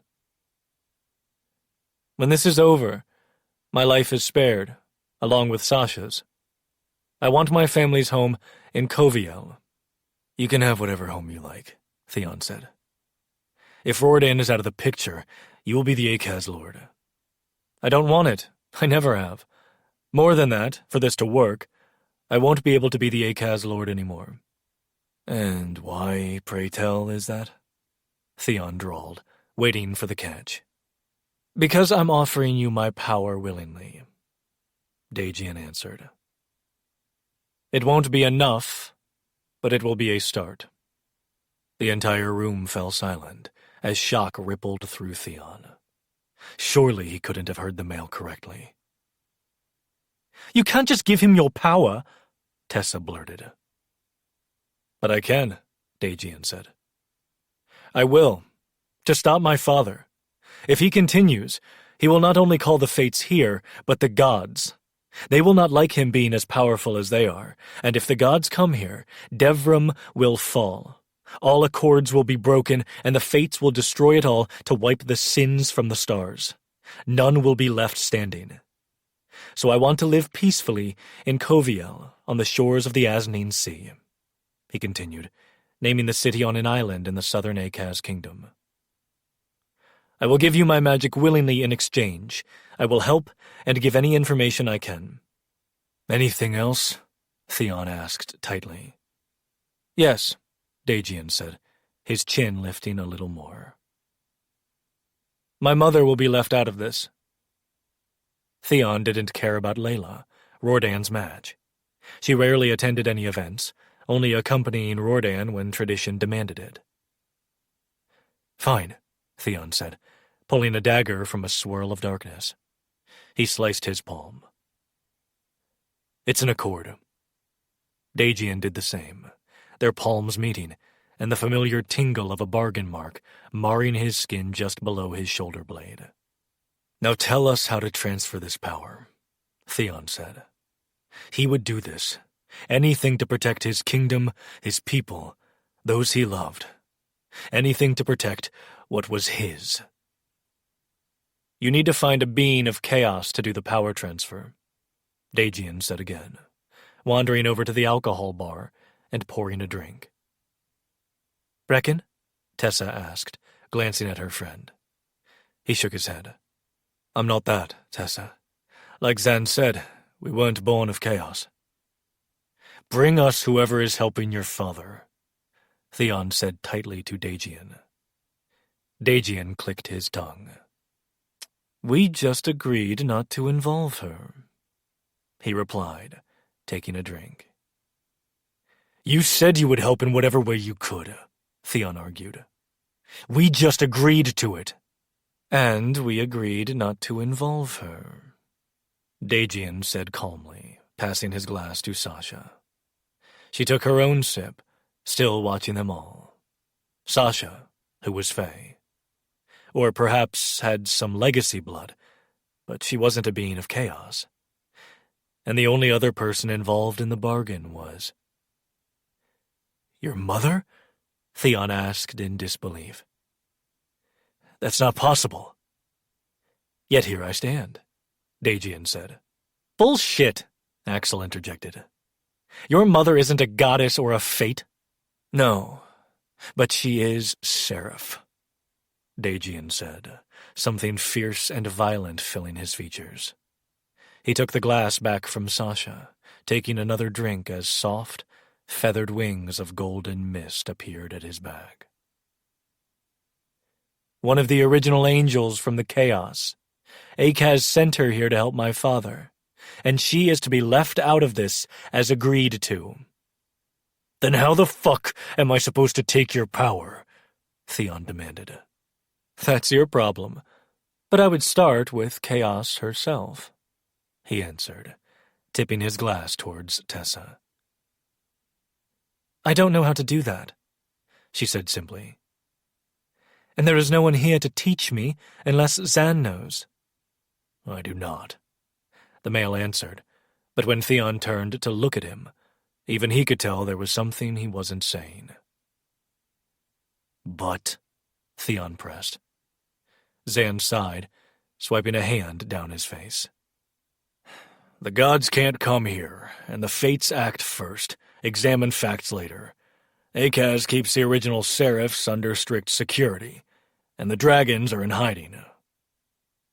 Scarlet could come, Eliza said tentatively. She'd have to ask her mother how, but she could come. Zan nodded as best he could around his collar, but Sienna interjected. She cannot. There is a reason she sent you two and did not return herself. What other option is there, then? Eliza asked. Because from what I can tell, we're fucked. There is another, Sienna said, locking eyes with Zan. That would be disastrous, he said, shaking his head this time. That would be our only option, Theon cut in. We don't even know if Dagian's power will be enough.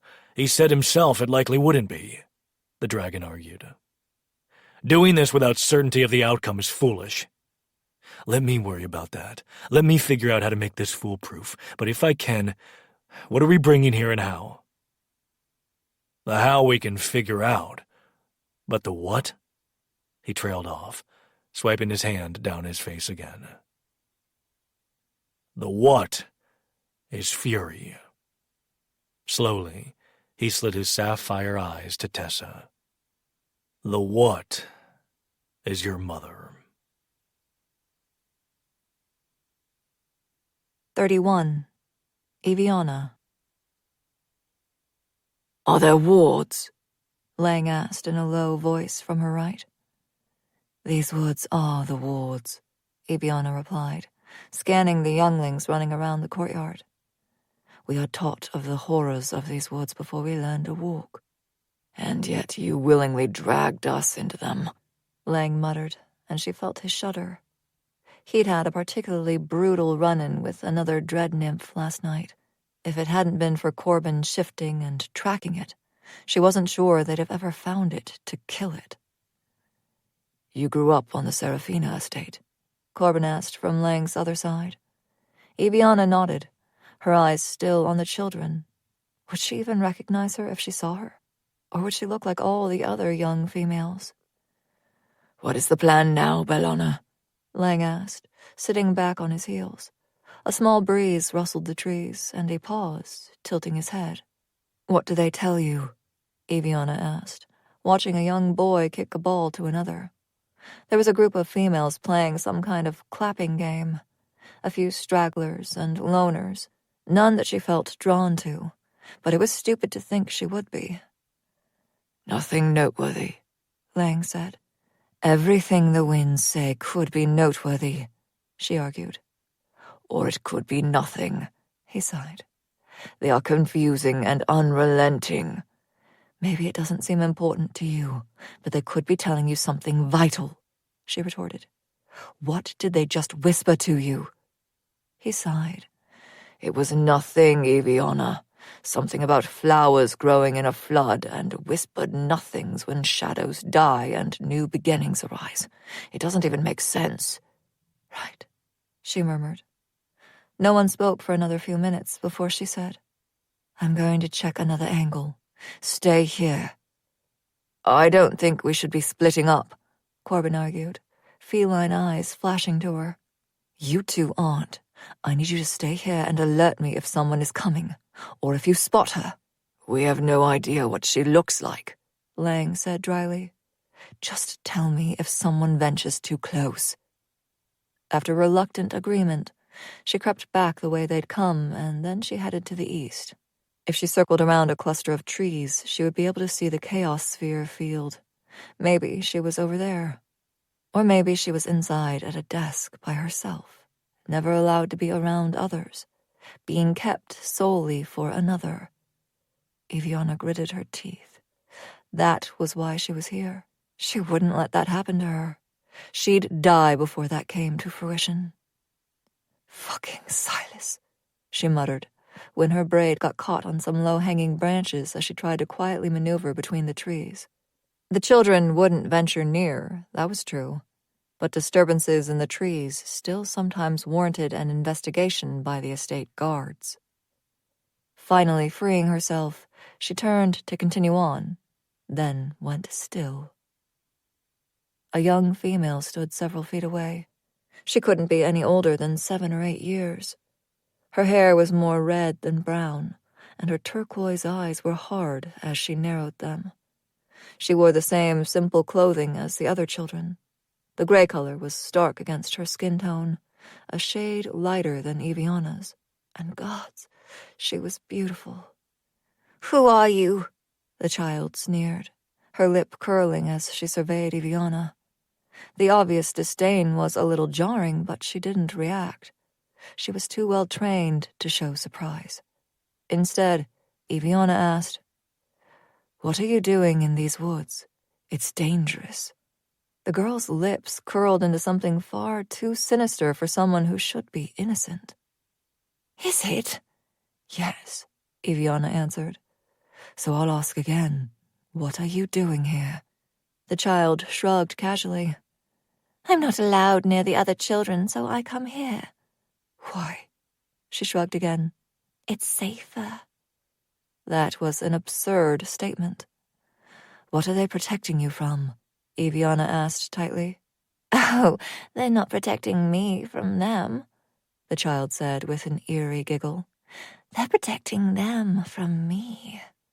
"That's ridiculous," Eviana snapped, stepping closer. "You're a child." "Am I?" "Yes, you are, but you are in danger." "The woods don't hurt me," she said with that dark smile. "The Dreamlock Woods hurt everyone, child," Eviana retorted.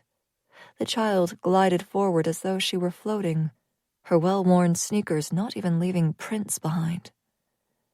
"What do you fear most? The dread nymphs?"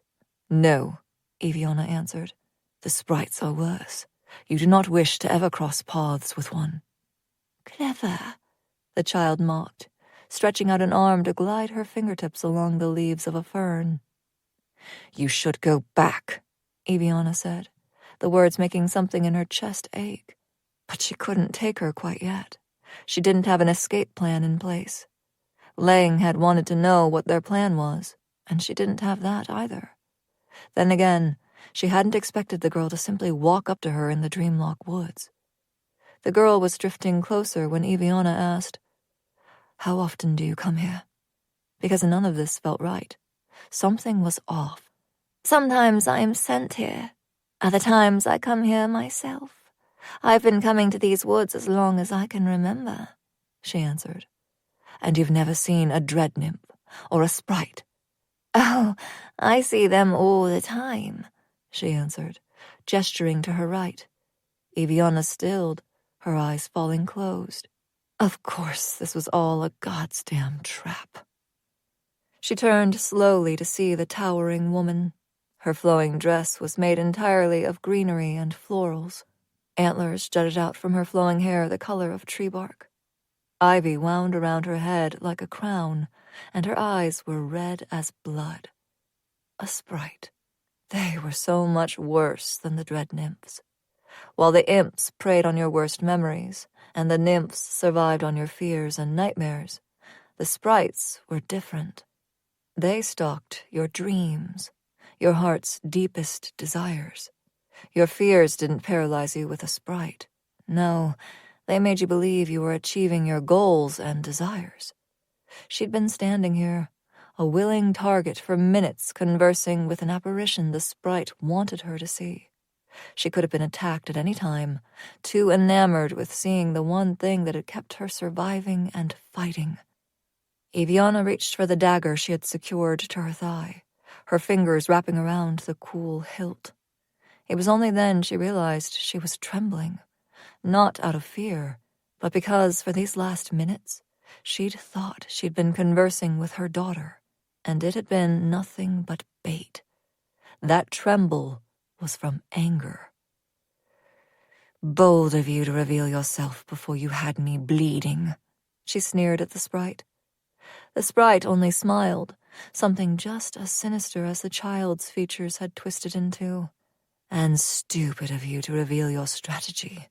There's nothing left to lure me with," Eviana continued. The sprite lifted a hand, gesturing behind her. Eviana glanced over her shoulder, where the child was still standing, watching her with interest. "The apparition is nothing anymore," she scoffed. "As I said, you foolishly gave up your element of surprise." "She doesn't speak," the child said. "None of them do. Not the sprites or the nymphs or the imps. Not the trees or the flowers." Then Eviana froze for an entirely different reason. Her blood went cold as she realized this truly was her, and she had befriended the Dreamlock Woods. But why? And how? The sound of leaves and twigs crunching had both the child and the sprite spinning. The sprite gestured once again to the child, and she nodded, turning and running back in the direction of the estate. When Eviana turned back, the sprite had disappeared just as Lang and Corbin came into view. "I told you to wait," she snapped at the males. "The children were all called inside, Bellona," Lang said, scanning their surroundings. "What have you been doing? I thought you were going to see a different angle." I am," she retorted, looking back the way the girl had run. If that had truly been her, how was she ever going to convince the girl to come with her? "We can't just snatch a child off the Chaosphere field and drag her into the woods," Corbin was arguing. "She'll be terrified." "I don't hear you offering any better ideas," Lang retorted, popping some small berries they'd found into his mouth. "And when she screams and cries, what's the plan then, genius?" Corbin deadpanned. Lang shrugged.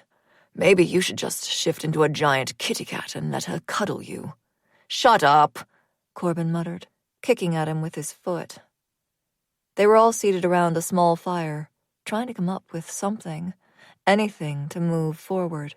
The longer they stayed here, the more likely they were to be discovered. Maybe they already were. Maybe the child had already reported their presence, and they were already fucked. The one saving grace in this right now was that Voltaire wasn't here yet. She'd know, just like she'd known when he was close while they were in the back of the truck. Bond or no bond, she would know. "We don't even know what she looks like," Corbin added, passing a piece of bread smeared with peanut butter to Eviana. "True," Lang answered. "Not entirely," she offered, taking the bread. "That would have been helpful earlier," Lang deadpanned. "I didn't know until this afternoon." They both paused, and it was Corbin who was rubbing at his brow when he said, "Something you need to share, Nightmare?" "She has reddish hair, more red than brown. Her eyes match mine," she answered, shifting where she sat. She hadn't shared about the encounter, wanting to keep it to herself for a little while. Why? She had no idea. But it was something that was hers and her daughter's, theirs alone. Talking about it felt like she was letting too much in, letting them too close, providing a weakness. "When did you see her?" Corbin asked, always too observant. "This afternoon," she answered shortly. "When, Eviana?" Lang growled, the flames of their fire dancing in the small gust of wind that fed it. When she pressed her lips together, he added, "We can't help you if you keep information from us. Surely you've learned this by now." She didn't say anything right away, debating what to reveal. She had to try, she supposed. She found me. In the woods, she finally answered. The fuck? Lang said, sitting up straighter. Why didn't you just grab her then? We could already be running. And go where? Eviana hissed. Where are we going to hide a child that Voltaire will be seeking as surely as he is hunting me? I can't take her until we have a plan. Maybe you should have thought of that before you dragged us all the way here. Lang spat back. Maybe you should go fuck yourself, she sneered. Everyone calm down, Corbin interjected. Knowing what she looks like is helpful. We don't have to sit and watch the children for hours anymore trying to pick out which one is her. Now we just need to figure out our escape plan and how to keep these cursed woods from preying on her, Lang muttered. The three of us is one thing, but a child. The truth was, Eviana had been avoiding this part of the plan, hoping something would come to her on the journey to the estate. But she'd come up short, and now it was fucking her over.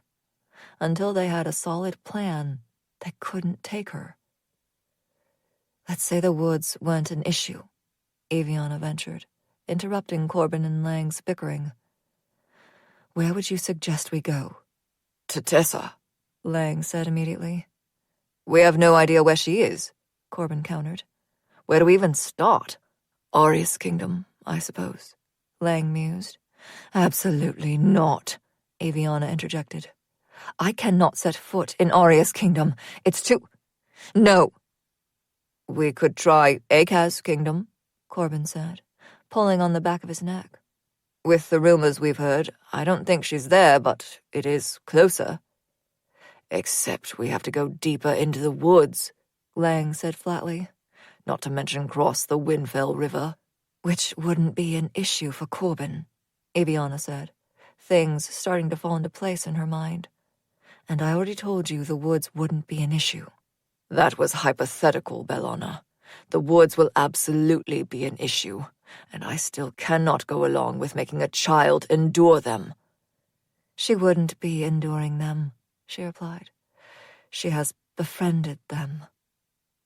The two males stared at her, clearly not knowing what to say or if to even believe her. She couldn't blame them. For hours, she'd been trying to work out the same. Priya would have powerful earth magic, just like her. Then there was Mansel's Nith blood, earth and creativity. The sprites, nymphs, and imps were spirits of nature and dreams. Clearly, her power made her connected to them somehow. If they could use that, they could easily go deeper into the woods. No one would hunt them there, and the child would be able to keep the woods at bay. In theory, anyway. She had no idea how deep that power went, but in the end, it was all they had to go on. We go to Akaz's kingdom, Eviana said in the silence that had descended. From there we figure out a way to get in contact with Tessa. Lang was shaking his head. This isn't a plan. This is banking on dreams. What better place to do that than in the Dreamlock Woods? This place is nightmares and tricks, he retorted. Not hopes and dreams. Then please share your superior plan, she said flatly, holding her palm above the ground and toying with her magic. Soil swirled, bits of leaves and debris among it. Then it was swept away on a gust of wind. She lifted her eyes, glaring at Lang. Let's sleep on it, Corbin said. Let's get some rest and discuss this again in the morning. Maybe something will come to us. Lang muttered in agreement, but Eviana said nothing. She was taking the first watch tonight, and she remained silent as the males settled down beside each other. Corbin's arm looped over Lang's waist, keeping him close, and it didn't take long for them to slip into slumber. Even breathing and steady heartbeats. They always slept more deeply together. Lang wasn't wrong. Tessa was probably their best bet. There was some kind of mutual understanding between them, with her visits at the Faven Palace and the gifts she would leave behind. Eviana simply had no idea how to contact her. With a sigh, she stood, stretching her legs and back. Then she stilled at the sound of crunching leaves. God damn it. She was too exhausted to deal with a dread nymph right now. Retrieving her dagger, She made her way in the direction the sound had come from. She could handle the nymph. Then she could rest while Corbin took over the watch. Her steps were slow and tentative, trying to spot the nymph in the dark. They blended in too easily, one with the woods and all that. So it was no surprise to her when she didn't find a nymph, but instead was pulled into a nightmare. Eve, Voltaire purred as she rounded a small curve in the path she was trying to follow. She swallowed thickly. It's a vision, she reminded herself. She just needed to play along and not get sucked in until she could find the nymph. I will admit you were rather clever with this whole thing, Voltaire went on. Then again, I'm not surprised. You are my source for a reason. He ventured closer, a flashlight in one hand that lit up the area around them. Eviana scanned the trees, hoping the light would reveal the dread nymph, but there was nothing. It had to be staying hidden in the shadows and trees, which was inconvenient and irritating. I had you bred especially for me, Voltaire continued, close enough now to wind strands of her hair around his finger. Then he yanked on them. And still you chose to betray me, after all I have given you. She hardly felt the pain in her scalp, too used to his mannerisms after decades. It wasn't real anyway. Yet a part of me always knew this day would come, he continued. It's why I took precautions. Eviana gritted her teeth. Where the fuck was this goddamn nymph? I heard you met her today, Voltaire said, circling around her now, his fingers trailing along her shoulder and down her spine. She is beautiful, isn't she? Just like her mother. Stop, Eviana hissed, unable to help herself. Even knowing this wasn't real, she couldn't sit and listen to this. Finally, a reaction, he crooned. It has been so long since you've let those emotions slip. I've missed our time together correcting that behavior.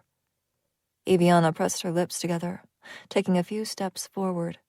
She felt his hand slip from her back. She just needed to go deeper into the woods. The nymph had to be hiding there. But after all these years, those behavior corrections wouldn't serve my purposes anyway, would they, my flower?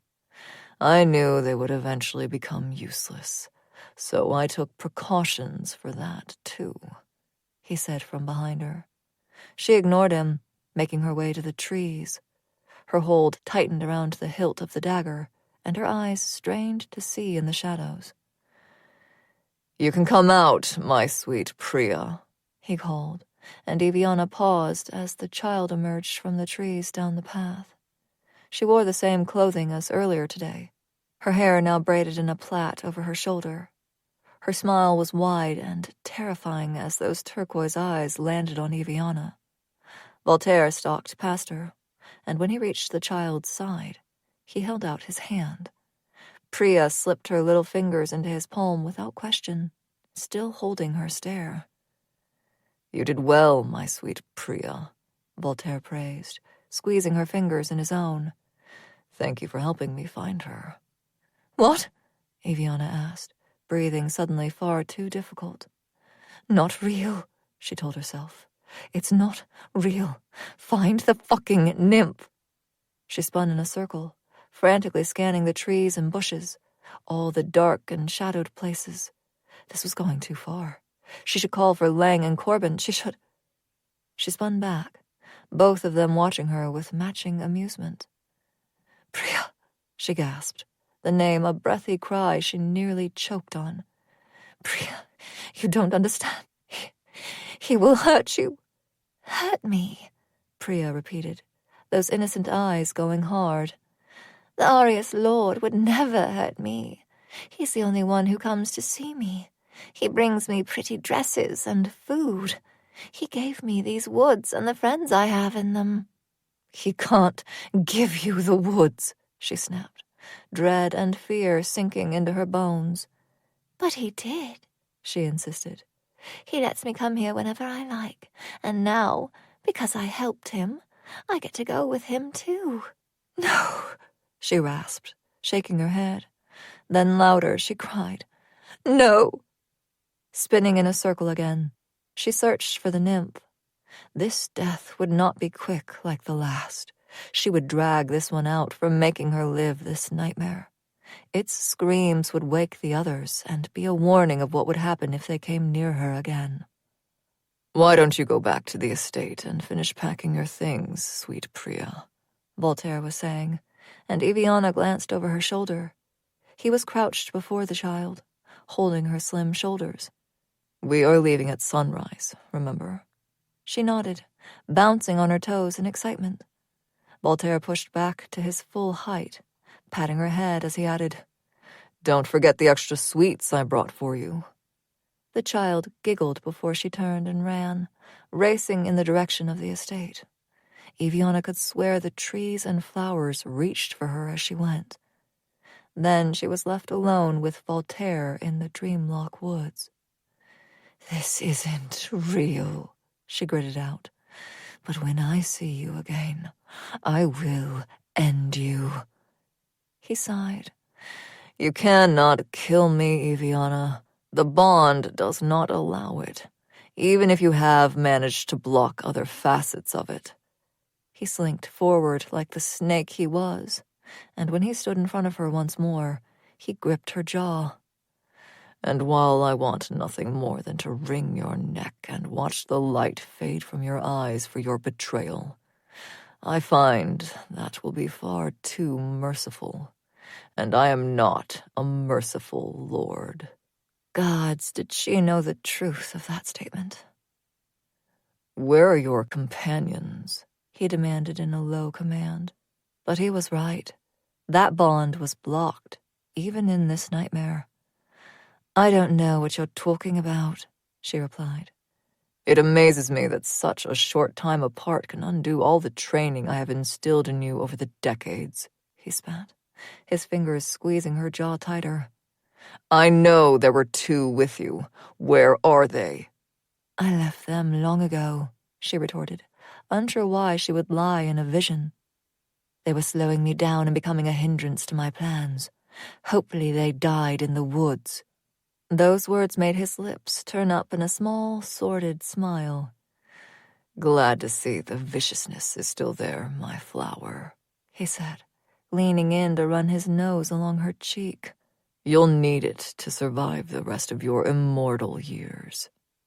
Then his lips were on hers as shadows wrapped around her wrist, squeezing and bending. She cried out, Voltaire swallowing the sound as the dagger dropped to the ground. The dagger she had been keeping to kill the dread nymph. The dagger that would have killed Voltaire. But she couldn't kill him, just like he said. The source bond was there even if blocked. And this wasn't a vision. There was no dread nymph. This was a nightmare, and not one she was going to wake up from. Voltaire pulled back, her hands now wrenched behind her back and restrained by his shadows. He pulled something dark from his pocket, metal that swallowed up the darkness around them before he lifted it and brought it to her throat. A thin chain that was freezing against her skin. He clasped it at her neck, and her power thrashed and howled in her soul before it was nothing. Before she was nothing. Helpless once more. "Did you honestly think I would not find you?" Voltaire snarled, his fingers slipping beneath the chain and yanking her forward. "Did you honestly think I didn't know exactly where you would go? That I have not been giving you crumbs of information about the child to ensure you cared just enough? You are predictable, Eviana. So God's damn predictable. She was the one weakness I allowed you to have, and all for this very purpose." A tendril of his shadows coiled around the chain at her throat, and then he was yanking her forward by that too. By a God's damn leash. "You got what you wanted, though, didn't you?" he said with a sneer as she was forced to follow him, always a step behind her master. "Now you will get to watch her grow up in my home, never able to tell her the truth. But you'll watch her adore me and love me the way you were always supposed to. You'll watch it all, my flower. A tear had escaped, and she wished she could reach up to wipe it away. She'd be damned if Voltaire saw her cry. She tipped her head, trying to wipe it away on her shoulder when her eyes caught on feline ones in the trees. High up in the branches, a giant mountain cat was watching them. Soft, glowing eyes were on her. Stupid fools. If they knew what was good for them, they'd leave her to her fate. But she desperately hoped they wouldn't leave Priya behind. 32. Tessa. The day is finally here, Achaz said from a throne at the front of a great hall. 2 others sat in thrones on either side of him. Tessa didn't know who they were. She didn't even know where she was.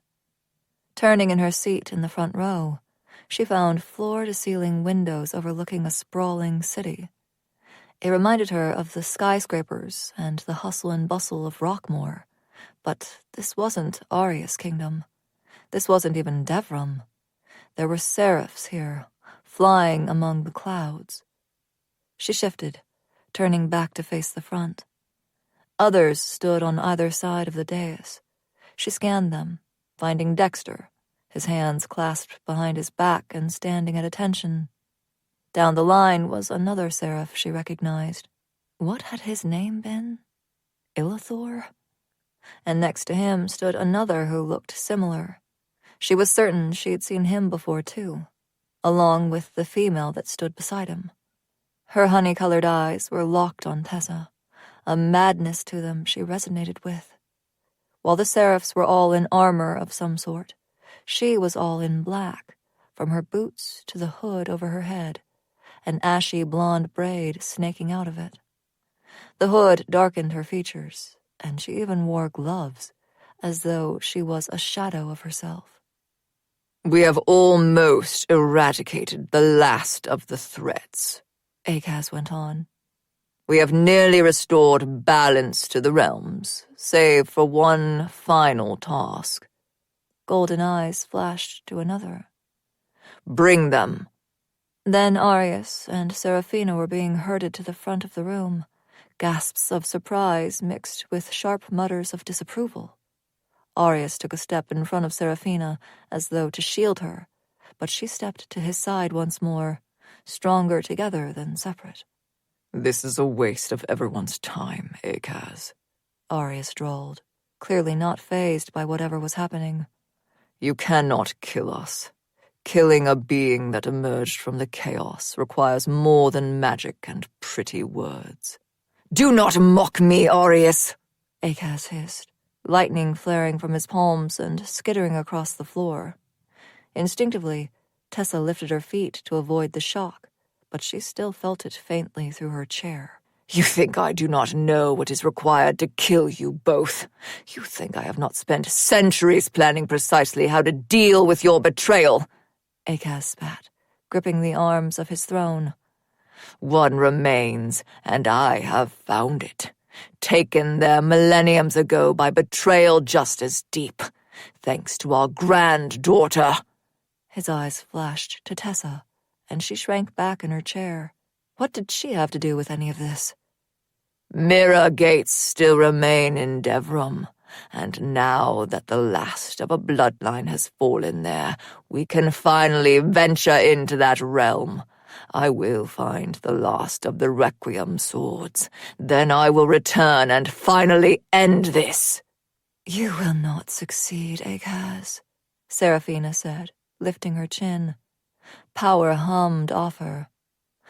Or maybe that was Achaz. Both?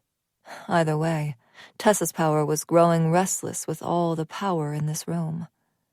What makes you think I will fail? Achaz sneered. Your dreams are full of corruption and deceit, she answered, the silver of her dress glimmering in the low lighting. While others dream of compassion and harmony. She spun then, her skirt flaring, and she looked out over everyone in attendance. And as long as those dreams live on, there is hope. Not until dreams die is hope lost. Then I shall kill you lost, Akaz sneered, pushing to his feet. You speak of compassion and harmony when your very actions caused this in the first place. You forgot our purpose long ago, Arius interjected. In all things there must be balance. We cannot take more. We are beginnings and endings, Akaz bellowed. We are the fucking balance. Arius shook his head. This is an everlasting war, Akaz. It will be done with your own ending, Akaz replied coldly. Arius turned his back on him then, emerald eyes locking onto Tessa. Or a new beginning.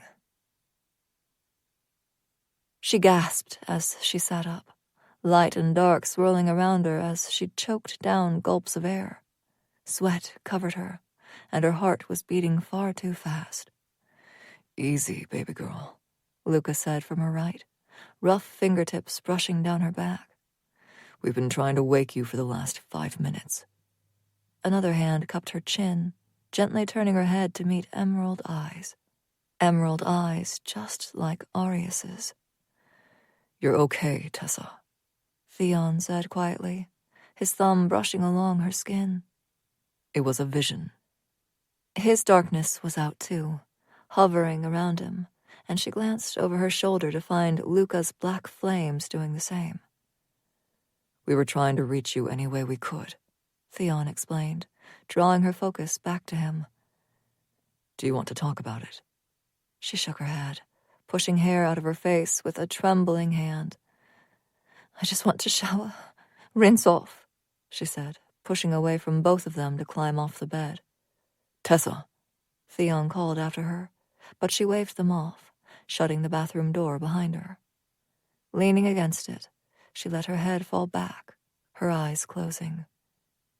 The mirror gates. Those fucking mirror gates. There was something here that Akaz needed, and he would use the mirror gates to come here and find it. All the more reason to destroy them. She could destroy them all, save for one. Those who wanted to leave, return home, could go, and then she'd destroy that one too.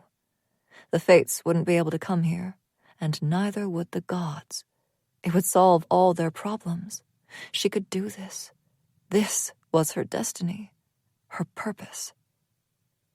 Lifting a hand, chaos swirled, carrying a message to the only one who could likely help her. It was 15 minutes later when she stepped from the shower and a message returned. She plucked it out of the swirl of magic, reading the note. Let's start with the Phaeline estate, tomorrow night. Meet in the kitchen when your bodyguards have fallen asleep. Setting the note in the drawer with her things, she pulled a brush through her hair before returning to the bedroom. She wasn't surprised to find them both still awake, 2 sets of eyes watching her warily. What did you see, Tessa? Luca asked as Theon pressed a bottle of water into her hand. Nothing important, she answered before she took several long swallows and replaced the cap. I find that hard to believe. You were trapped in that vision. Has this happened before? Luca pressed. She pursed her lips because the answer was no. She'd never been trapped in a vision.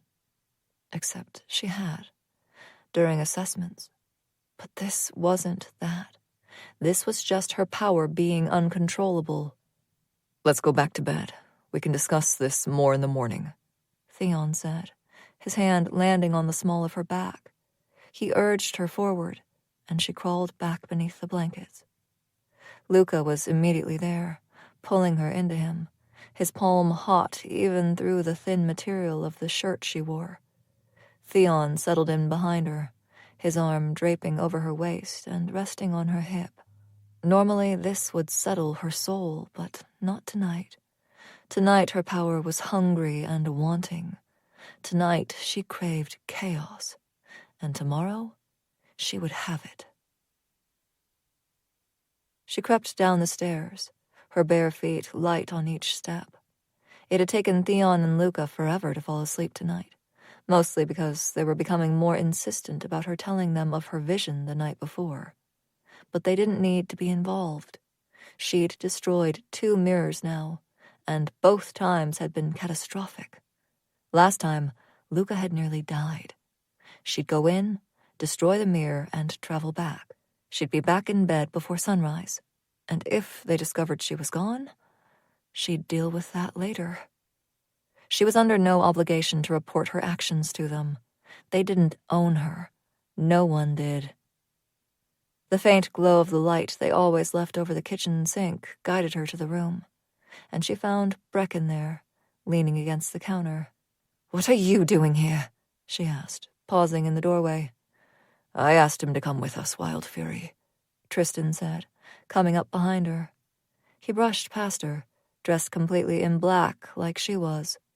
He didn't have any weapons strapped to him, but she was sure he was armed. She had one of her gold daggers strapped to a thigh, while a black one with carvings etched into the blade adorned the other. "You sure you don't want to involve St. Orcus and Moors?" Tessa nodded. She didn't want them anywhere near this. They'd done enough. Luca was barely recovered, only able to banish his wings again starting a few days ago. And Theon was the main reason she was destroying all the mirrors to begin with. "You know where it is, right?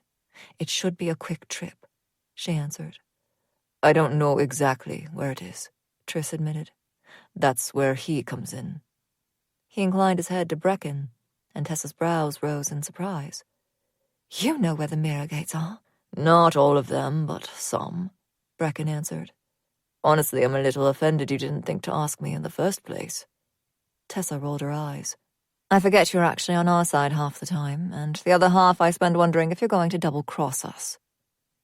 Brecken sent her a fake smile. "I already told you I have no desire to return to my homeworld. You destroying the mirror gates aids in my cause." "Is that why you've searched for them?"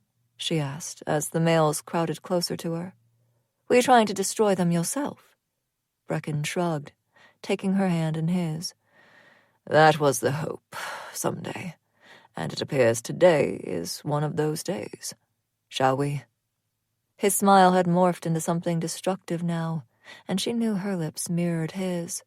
She was bouncing on her toes in anticipation, not of destroying the mirror gate, but of getting out of the underground, seeing the sky, breathing fresh air. "Let's go," Tristan said, grabbing her other hand. One of them traveled them all, and a second later, her bare feet were on cool, frost-covered grass. She looked around, pulling her bow from a swirl of magic, and it took her a minute before she realized where they were. Of course, the Faeline mirror gate was on Achaean Island. She frowned, looking up at Brecken. "This is going to be a problem. How do we even get here without the wards detecting us?" "You, of course," he answered. "You and that delightful ability to cross wards without being noticed." Okay, that made sense, but... "Is the mirror in the catacombs? I can't destroy those, Brecken," she hissed. "Some of those texts predate Devrim." "We're on the opposite side of the island," he explained, "and to the north." That explained the fog rolling along the shore and obscuring their view of the sea. "Let's get on with this, then," she answered, looping her bow across her chest. "Lead the way." "It will be a bit of a walk," he replied, heading east. "I didn't want to take us straight there, just in case." She nodded, bringing her hands to her mouth and blowing on them. He could have warned them it would be cold. She never thought of that anymore. Luca was usually with her, and she'd become used to him and his dragonfire always keeping her plenty warm. They'd only been walking a few minutes when dark shapes prowled from the fog, and she smiled as Nyla and Roan came to her sides. Her fingers sank into plush fur, and Roan nuzzled into her knee, a soft huff coming from him. "I've missed you too," she whispered, stopping to crouch before her wolves. They refused to come to the underground, and she couldn't blame them. She was close to refusing to go back as she tasted the sea air and felt the night breeze kiss her face. She suddenly didn't care how cold it was. She was outside, beneath the stars, with her wolves at her sides. She was free. "Come on, Wild Fury," Tristan urged with a soft smile. "Destruction first, play later." She smirked, pushing back to her feet. They continued on, and with each step she sank deeper into her power. She'd need all of it to destroy the Mirror Gate. And while she was certain there would be guards to take from, she couldn't bank on there being a lot of life to refill her reserves. To be honest, she wasn't entirely sure how she was going to keep refilling her magic wells. She couldn't simply go around killing people for her own gain. That was preposterous. And she couldn't take from Theon and Luca all the time. They'd have to drink Fey blood to replenish their power and would eventually face the same fate as Axel. "Can you give me an idea of what we'll be facing?" Tessa asked into the night. "Is it underwater like the Celeste Estate? Below ground like the Acropolis?" Brecken shook his head. "I can't really explain it. You'll see when we get there. You'll probably sense it," he added. "You always could sense the one in Lake Moonmist." "What?" she asked in confusion. "I had no idea that a mirror gate was there." "Just because you didn't know what it was doesn't mean you couldn't sense it," he countered. "Why do you think Dex always deterred you from going there?" She frowned, mulling that over in her mind. Dex had never outright told her not to go there, but now that she thought about it, every time it was suggested, he steered them in another direction. Except once. One time she'd been insistent, and Dex had finally relented. She didn't remember much of that night, and she'd always blamed it on drinking far too much during the excursion. But now? What happened there, Brecken? That night? Did I really lose control? Brecken sighed, casting her a pitying look. "Yeah, Tess, you did. But it wasn't your fault." "What do you mean it wasn't my fault?" she demanded, her power restless as emotion rolled through her. She tamped them down, not wanting Theon and Luca to feel the sudden shift. People died. Innocent people. Others from the estate. Dex always said it was because of me. "Your power may have caused it, but he knew it would, Tessa. He knew what taking you there would do," Brecken said grimly. "They were testing you, seeing how strong you were. You were given the mark to neutralize your power, just like the Fae are given upon birth. If not for that mark, the Fae would come into their power around 10 years, just like the Legacy do. It's another way they control them here. But you are not Fae, and as you grew, your power was likely angry at being trapped." She'd always felt it. That thing inside her that would lift its head, that would thrash and make her feel something other. "Anyway, they got you drunk. You already had trouble controlling what you didn't know you were. Intoxicated. It was worse. And then having you by the Mirror Gate, your power took over, much like it does now at times. It was what they wanted to see. They'd always known the mark wouldn't be enough, but now they knew what it would take to contain you," he went on. "But what happened that night? How did I—" She trailed off because how many times had Dex held that over her head? How many times had Aurelia chastised her and reminded her of the messes Dex had to clean up because of her? "Your power takes, Tessa," Brecken said gently. "It took before they could get you subdued. After that, they started mixing a tonic into your food, particularly your donuts." She stopped mid-step, staring up at him. "They drugged me." "In a sense, yes," Brecken said, glancing over her head at Tristan, who had remained silent during all of this. Her gaze snapped to Tristan, eyes narrowing. "You knew." "I suspected," he admitted. "I didn't know how they were keeping your power subdued. But that night, you were felt across the realm. They took a risk letting your power manifest like that." "But you still couldn't find me." He shook his head. "We knew the general vicinity after that night, but we had to be sure. And even if we had figured out it was you, we needed a solid plan in place. You never would have agreed to simply come with us. You know that." He had a point. Back then, she would have believed anything Dex said. If Tristan, or anyone for that matter, had shown up and tried to tell her she was being used and kept hidden for something nefarious later, she would have laughed in their face. Mother Cordelia had done a superb job of convincing her she was worthless and good for nothing. Why would anybody bother hiding her away for something so grand? It still stung that no one had even tried to get her out of there, even knowing all the facts, knowing they had lost her, knowing they'd been searching, knowing she had been so groomed by Dex and Cordelia and effectively Rawdon that it wouldn't have mattered if they had come for her anyway. No one had even tried. Which led her back to thoughts of her parents, a god and a fury, untamed and chaos. And Zan had told them they needed to bring her mother here.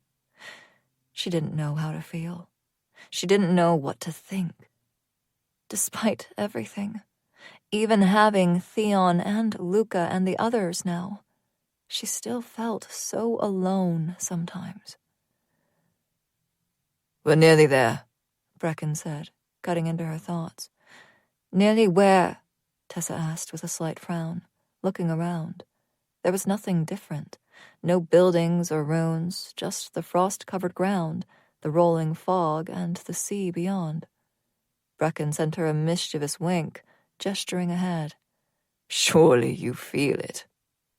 She was still frowning at him when she did feel something, when she felt that thing in her soul snap its head up in anticipation, when it pulled and tugged, her feet moving of their own accord.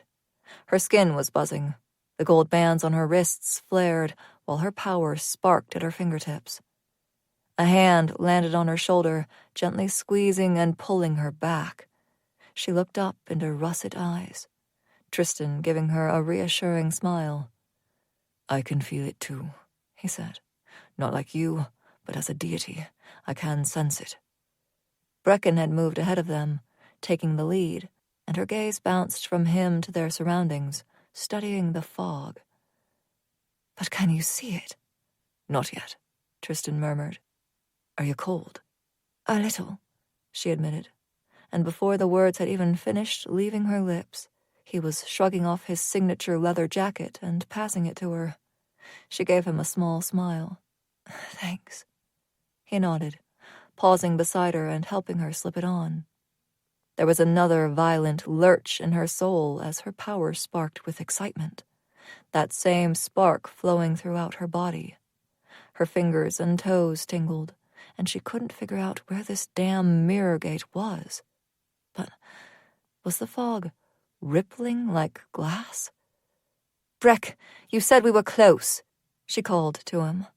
He turned, walking backwards towards the fog. "It's just around." But his eyes went wide, his wings appearing suddenly as he gasped. "Brecken?" Tessa asked, her power swirling as she lost a little bit of control with the sudden panic. She already had her bow overhead, an arrow appearing in her hand. Knocking it, she started forward, her pace increasing. Then she was running as she saw blood flowing from the corner of Brecken's mouth, and he dropped to his knees, as if in slow motion. Behind him stood another, pale blonde hair glimmering in the moonlight. She wore all black as well, and she held Tessa's gaze as she placed her foot on Brecken's back and pushed him forward. "Aurelia." Brecken grunted, falling face first to the ground, and that was when she saw the blade sticking out of his back, right between his wings. "What did you do?" Tessa gasped, trying to comprehend what she was seeing, but it wasn't connecting. She couldn't. This couldn't be happening. "Taking care of a traitor," Aurelia sneered in that too-high voice. "I tried to tell Dex he was double-crossing us for years, but no one ever believed me." She bent down, gripping the hilt of the blade and twisting. An agonized sound came from Brecken, and Tessa raised her bow, taking aim. But Nyla and Roan were already attacking, knowing what she wanted. Aurelia snarled, moving to wrench the blade from Brecken's back, but she was too slow. Nyla reached her first, her teeth sinking into her forearm, while Roan tackled her. "Don't kill her," Tessa cried. Not yet, anyway. "Triss, keep her here," she added as she ran the remaining distance, dropping to Brecken's side. Brecken, don't move. We'll take you back," she said, her words becoming too jumbled as she watched the blood pour out around the long dagger. He turned his head, one arm moving and his hand seeming to search. She snatched it up, squeezing his fingers. "We'll come back another time," she tried to soothe. Aurelia started laughing, a high-pitched thing that grated on her ears as much as her voice did, as much as anything the female said or did. Roan was pinning her to the ground, his massive paws on her chest. Nyla still had her teeth in her arm, and Tristan was crouched beside her, a hand wrapped around her throat where a sage glow was emanating. And she was laughing. "What is so fucking funny?" Tessa demanded, her voice hard. "You can't save him," she said between her laughter. "Not even the fucking witches can save him. Look at his wings." Tessa blinked, her gaze going to the feathered appendages, and she tried to swallow her gasp as the tips of the feathers turned deathly gray, slowly decaying and starting to disintegrate. Brecken's fingers squeezed hers weakly, and she lifted her gaze to Tristan, once again trying to understand. He was somber when he said, "Just like there are special blades designed to end the dragons, Arius and Sargon answered in kind, creating blades to end the seraphs. It is absorbing the magic he stole while killing him from the inside out." "No," she said, shaking her head. Not again. She couldn't be watching someone she cared about dying in front of her again. Maybe Zan would know, maybe... A fresh burst of laughter came from Aurelia, and Tessa could see nothing but red. She stood, striding around Brecken's body as he tried to push onto his knees. Looping her bow over her chest, she plunged the arrow deep into Aurelia's side. That laughter turned to a cry of pain. "Stand her up," Tessa sneered. Roan backed off, but Nyla still held her arm while Tristan yanked her to her feet. "What are you going to do, Tessa?" Aurelia managed to taunt, despite her gasps of pain. "Create yet another mess. Sooner or later, you'll fuck up so badly no one will be able to fix it. Sooner or later, everyone will finally realize what a fucking waste it was to keep you so pampered and hidden. Go to Tessa, Aurelia," she mimicked. "Make sure Tessa isn't alone, Aurelia.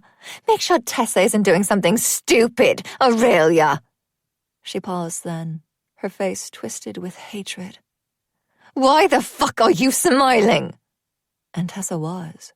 The smile on her face was pure madness as she stared back at Aurelia. "Because I am going to kill you," Tessa said, the madness seeping into her voice. She was calm, too calm. Even she knew that. "I'm going to kill you, and I'm going to enjoy every second of it. Then I'm going to leave the mess behind for Dexter to find. Let him clean it up and know that the same fate is waiting for him." "They should have let me take your magic when Katya was taken from me. You are such an ungrateful, spoiled cunt." But her words became a garbled scream as Tessa pulled a sword from her power. The same dark blade and runes as her arrows and daggers. Tristan barely moved out of the way in time as that blade sliced one of Aurelia's wings clean off. It fell to the ground, and Tessa made sure to step on it when she raised her sword and did the same to the other. Her screams filled the dark night. Tessa's smile only grew. Aurelia sank to her knees, her back pouring blood. "How utterly pathetic to be so weak," Tessa said casually, dragging the tip of her blade on the ground behind her as she circled Aurelia. Tristan had released her throat, but that strange, glowing power of his was still wrapped around it. Nyla still held firm. Between the two of them, Something was preventing Aurelia from traveling. The bitch wasn't going anywhere. "Shut up!" Aurelia snapped, catching herself on her hands as she fell forward. "They kept making me wait to take my power. They kept telling me that something better would come." Her words were garbled gasps, and Tessa stopped in front of her once more. Pressing the tip of her blade beneath Aurelia's chin, she tipped her face up. Tessa's head tilted to the side. "You were the backup plan." "You have no idea what you're talking about," Aurelia snarled, blood dripping down her neck where the blade had pierced flesh. Tessa smiled.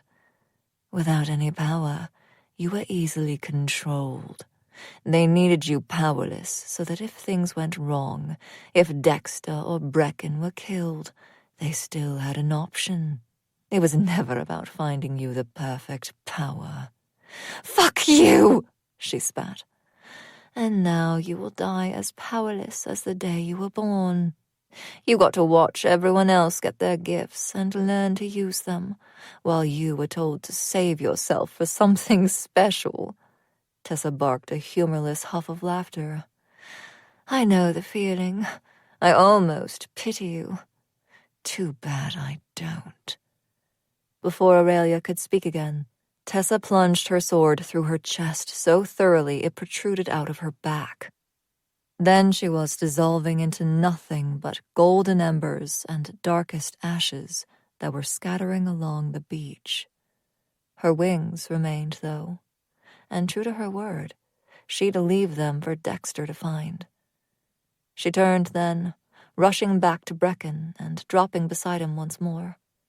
He'd managed to roll onto his side, but gods, his pallor was as gray as his decaying wings. Wings that were scarcely there anymore. "No," she breathed, her hands hovering over his face, his chest, trying to decide what to do. Something inside of her was breaking, the pain searing. "There's nothing, Tess," he gasped out, reaching for her hand. His fingers were freezing and bony, frail in her trembling hand. "We can take you back," she said through tears. "We can take you back. Maybe Zan knows." But she trailed off as cracked lips tried to tilt up in his mischievous smile. They never made it. "I'm fine," he rasped, his cheeks sinking in as she watched on. "Brecken!" she cried, feeling Tristan come up behind her. Gods, this hurt as if she was feeling his pain, his death. I'm sorry. This isn't how things were supposed to go." His fingers flexed in her hand again. "I'm fine," he rasped again. "I can face Arius, knowing I was on the right side." She shook her head, smoothing hair back from a damp brow. Hair that fell out as she brushed it back, and she yanked her hand back. "Breck!" she cried again, his name a broken sob as that thing in her soul cracked even more. "I'm so sorry." "Be who you were meant to be, Tessa," he gasped. With tears streaming down her face, she looked up at Tristan. "Give me some lull leaf." He didn't question her, crouching down to reach into the pocket of his jacket she was still wearing. He lit it, handing it to Tessa, and she brought it up to Brecken's lips. "A fucking saint," he gasped, before inhaling a ragged breath. One more, and then he stilled. Tessa tipped her head back and screamed. Another sacrifice made because of her. Another life taken because of her. She was beginnings and endings. And what good was it if she couldn't save those she loved? And why did she feel like she was dying right beside him? Tessa, I know you're grieving, but we have another issue," Tristan said, suddenly standing. He had 2 curved blades in his hands now, and her wolves were closing in, staying close, as inky darkness rolled along the ground, mixing with the dense fog. She barely had a moment to panic before it caressed her, sliding up her body like a lover. Then it tightened around her throat, and her magic bit back as Theon stepped from the rolling black mist. He looked from her to Tristan, then to the broken body of Brecken and the lone wings on the ground. His voice was lethal when he said tightly, I don't know what the fuck I'm interrupting, but we need to go. I can't, Tessa started, the ache in her chest agony now, but Theon interrupted. Something is wrong with Luca. Sienna said he's dying. 33. Theon. They didn't wait for Blackheart. Tessa grabbed his hand, traveling them back to the underground penthouse. Seconds later, Tristan appeared with an unmoving Brecken. He felt Tessa suck in a sharp breath at the sight of them, and Tristan gave her a sad nod. Go to Luca. I'll handle this. Tessa nodded, swallowing thickly, and while Theon wanted to know what the fuck had happened, he was feeling too many other things to properly care right now. Upstairs, Theon said tightly, anger and fear mixing in his gut. As if his voice broke her from some sort of trance, she took off, racing up the stairs, so goddamn fast when she needed to be. He followed, taking the stairs 2 at a time, or trying to, because he was feeling his guardian dying all over again. It was only sheer adrenaline that had allowed him to go find her, and that adrenaline was waning. By the time he made it to their bedroom on the 2nd floor, Tessa was already on her knees at Luca's side, Blackheart's leather jacket hanging off her. He and Luca had realized she was gone at the same time, her emotions down the bond jolting them awake to find no blonde-haired female between them. How she'd managed to crawl from the bed without either of them feeling her was still a mystery, but they were up in seconds. I'll check the kitchen, Luca had said as Theon had made his way to the bathroom. He'd known she wasn't in there. The door was open, lights off, but he'd gone in there anyway. And thank the gods he had, because just as he was turning to leave and go downstairs with Luca, he'd spotted the corner of a piece of paper sticking out of a drawer. Yanking it open, he'd found a note mixed in with her hair things, a growl of anger escaping as he'd read it. Luca! He'd yelled, his strides purposeful now. Something in his chest was writhing, and he'd assumed it was because Tessa was in the fucking failing kingdom. But then he'd found Luca, collapsed on the ground in only the lightweight pants he'd slipped into. He'd realized then what was happening, his mind going back to Lake Moonmist, when Luca had been stabbed, and he'd been in so much agony he couldn't function. Knowing what was coming, he'd braced himself, yelling for Roehrich and Eliza, who were in Luca's usual room across the hall. They'd gotten Axel, Kat, and Zan. The mark on Luca's chest had been pulsing a faint gold color, growing brighter, but then it had started to shift, growing darker. Sienna had appeared, despite not staying at the penthouse with them while in the underground. Her violet eyes had met his, and all she'd had to do was nod. Go find her, Theon. Because of course she knew what was happening. It had taken every bit of his strength to shadow walk and follow the tracking mark that still let him know where Tessa was. And now that he was back and she was here, he sank onto the small leather sofa in the room, trying not to vomit. Trying not to fall to his knees when he couldn't push down the utter agony of the guardian bond dying once again. Tears were coursing down Tessa's face as she stared down at Luca, her hands moving erratically as if she didn't know if she should touch him. Her head snapped up, lightning sparking in their depths when she found Sienna. Why are you just standing there? She cried. Do something! But the witch just stood stoically to the side, keen eyes watching on. There is nothing I can do, she answered simply. Nothing you can Tessa trailed off in outrage, her powers seeping from her as she lost more control. Then what good are you? Her eyes swept the room in fury. What good are any of you? She screamed, her rage and helplessness flooding him down their bond. But the agony in his chest was lessening, allowing him to think a little more clearly with each passing second. He watched her smooth her hands down Luca's face, watched her push his hair back, watched her lay her head atop his chest, right beside that mark that wasn't pulsing quite so violently anymore. That was calming and settling back into a stagnant, pale white mark on Luca's flesh. Where were you? Sienna asked, watching them as carefully as Theon was. The Faline Kingdom, Theon answered, his voice steely. By yourself? Sienna asked Tessa. With Tristan and Brecken, Theon answered, feeling Tessa's flinch down the bond at his name. Did they come back with you? They're downstairs. Stop answering for me, Tessa snarled, glaring up at him. Why does any of this matter? Why is no one doing anything? Because you are the only one who can do something, Kat interjected. And maybe it was because it was her, but Tessa tensed, clearly biting her tongue instead of snapping back a retort. Whatever it was, she was listening now, and Theon knew without a doubt that Kat had worked out the same thing he had. Because everything in his soul had settled. The guardian bond was fine. His bond with Tessa was humming in contentment at having her close once more. Luca's chest was rising and falling steadily.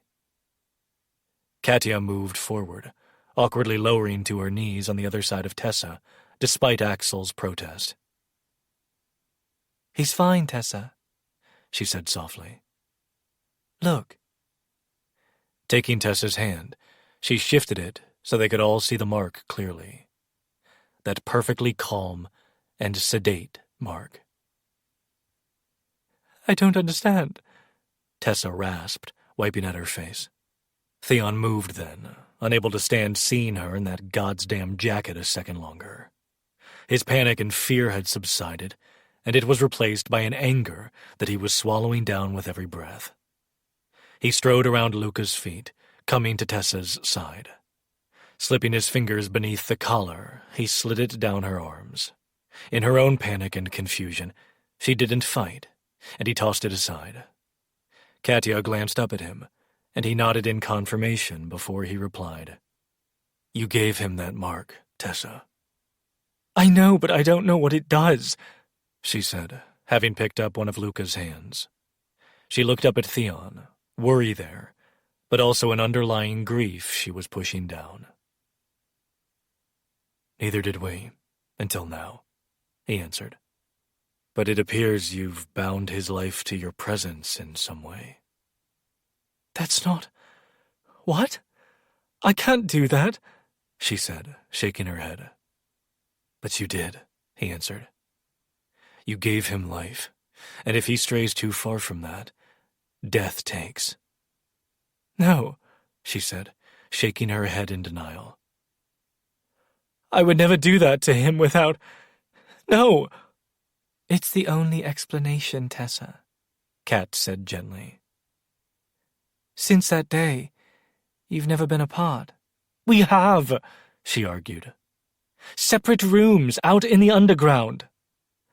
That's a small distance, not 2 goddamn kingdoms away and on an island, Theon said, trying and failing to keep the bite from his tone. She shifted, her eyes dropping back to Luca. And after I found you and brought you back here, that mark faded back to what it is now. I felt him dying, and now I don't. I know you felt him too, Theon continued. Yes, but I thought that had been... She trailed off for several seconds. Why isn't he waking up? I'm sure nearly dying again takes a minute or two to recover from, he said dryly. Theon, Kat interjected in warning. Now is not the time. He knew that, and a piece of him was grateful to Kat for the small reminder. He was even more grateful nothing had appeared to change between them with his whole willing to sacrifice the world thing. They still spent hours going through books together, but now conversation was often lighter and more relaxed between them. The fact that she was carrying his nephew only strengthened their unlikely friendship. Clearing his throat, Theon crouched beside Tessa, his hand brushing down her back. "We just have to give him a minute, Little Storm." And gods, he hoped this wouldn't be the first lie he told her, because the truth was he didn't know if or when Luca would wake up. None of them had any idea what this mark did or the effects of it. Was it unlimited? Or did a part of Luca die every time it was activated? How far could she stray from him? Could he go across the underground? Was separate cities too far? In the silent minutes that passed, Axel helped Kat to her feet before ushering her to the sofa. Roehrich and Eliza remained silent, always observing. Tessa swiveled to look up at Zan, as if suddenly remembering he was here. "Do you know of this mark, or something like it?" The male's sapphire stare was fixed on his son, and he seemed to be holding his breath as he answered. "No, Tessa. I do believe Eliza is correct. You created something entirely new. None of us know what comes with that." She swung her gaze to the female. "Scarlet can do this, yes?" Eliza nodded, her features always harsh and unnerving. "Does she always know what they will do?" Tessa pressed. "Scarlet has studied marks extensively, and she has learned her own lessons about being sure to fully understand one before bestowing it," Eliza answered. "When she creates a new mark, it is intentional, deliberate. She may appear impulsive, however, she is anything but. How can she know? I can't answer that. I don't have her abilities, nor have I studied them as extensively," Eliza said, looking up at Roehrich in question. He sighed. "I don't know how she does it either," he said, his tone betraying how annoying he found that. But before anyone could say anything further, a low groan sounded, drawing everyone's focus back to Luca. Tessa leaned over him, her breath catching, and Theon leaned closer too. It was another few seconds before his eyes opened. He blinked several times before settling into focus on Tessa. Then he frowned. "Are you covered in blood, baby girl?" Her hand drifted up, fingertips touching her cheek.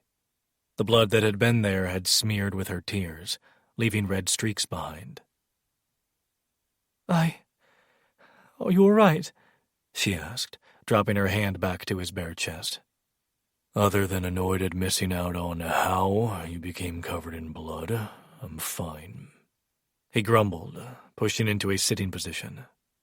It was only then he realized a small audience had gathered in the room.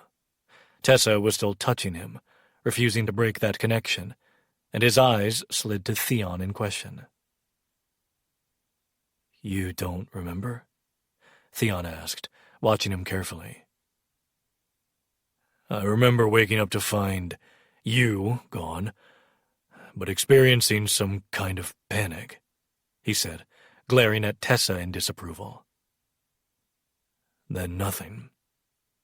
Theon nodded and quickly filled him in on what they'd worked out. Tessa was silent the entire time, avoiding eye contact as their theory about his new mark was explained. When Theon finished, Luca studied her for a moment before saying, "Can you all give us a minute? We can discuss this more later."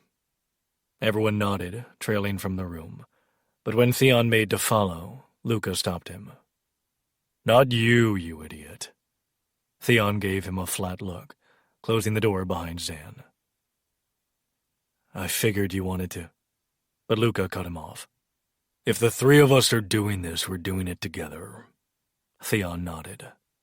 They were still working out how to navigate this thing, but Luca was right.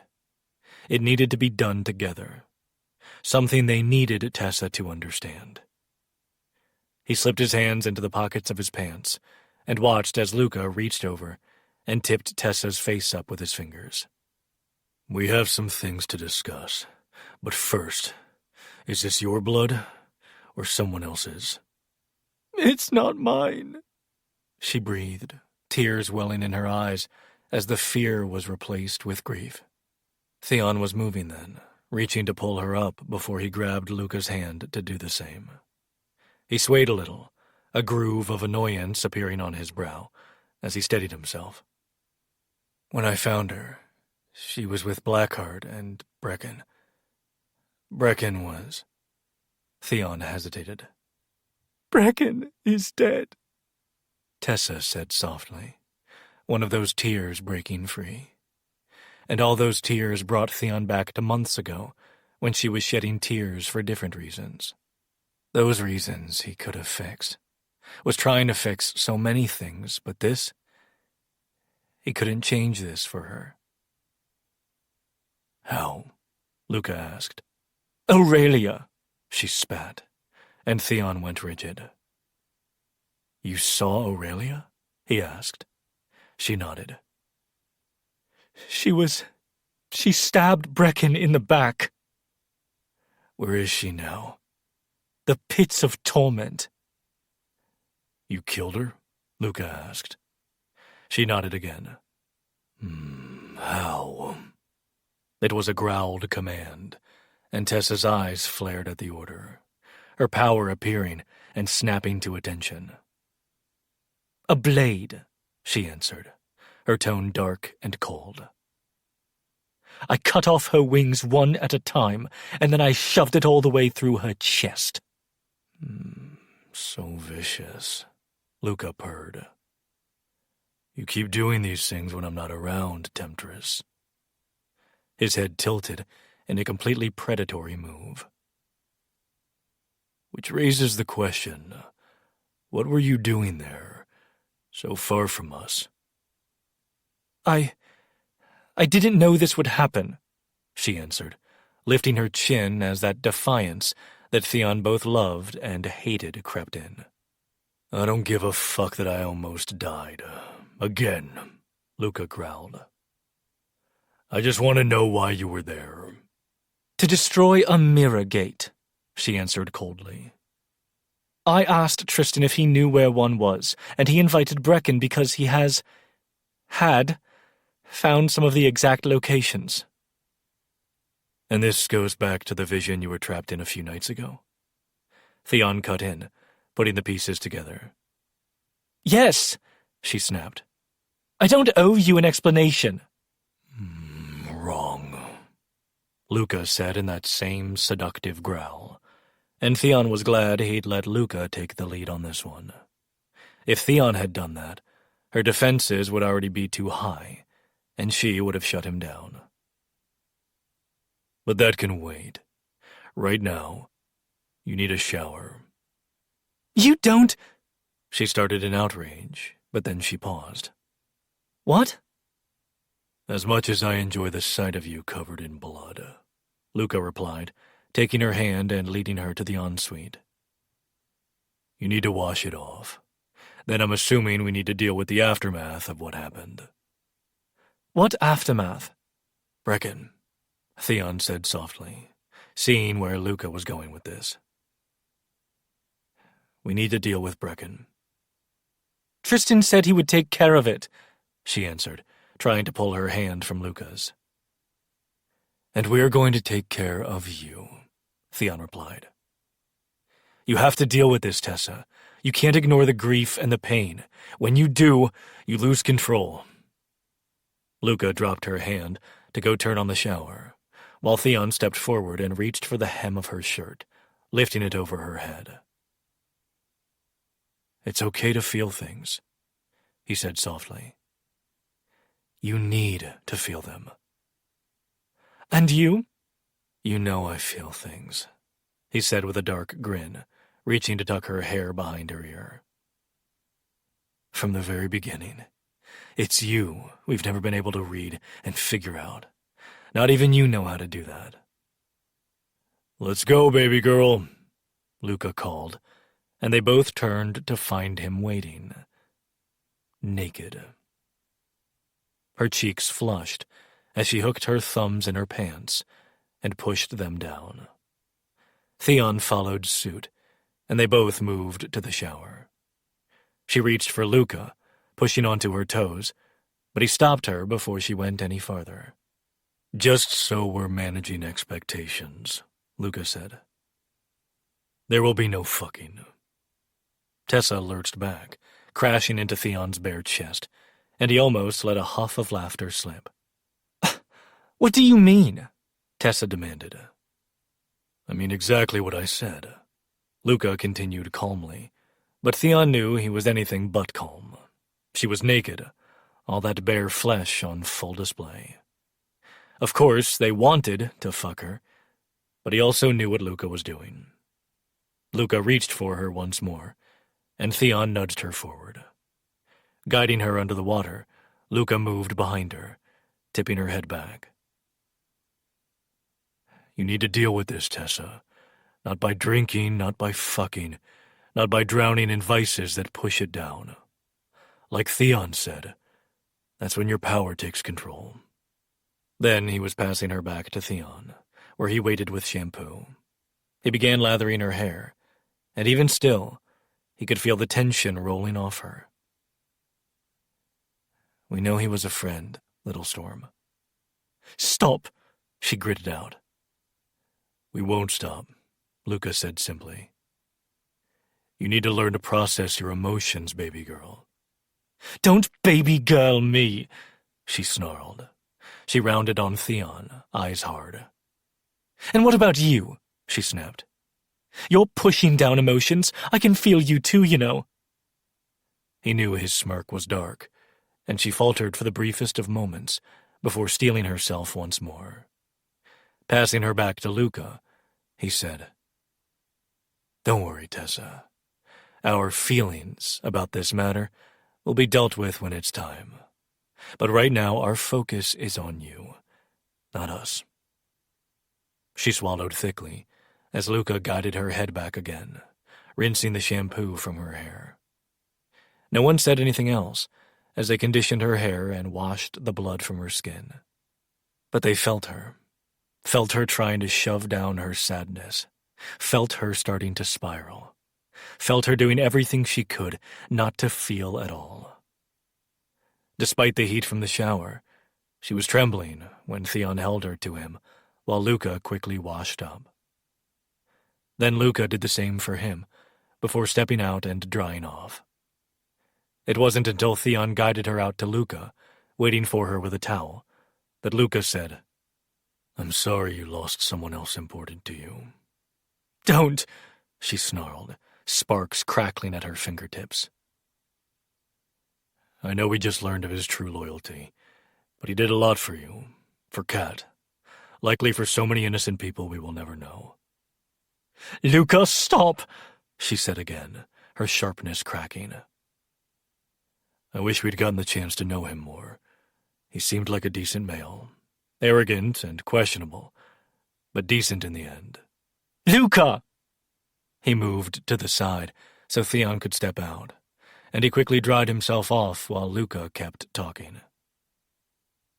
"I'm sorry you had to see his death, but it's not your fault," Luca continued.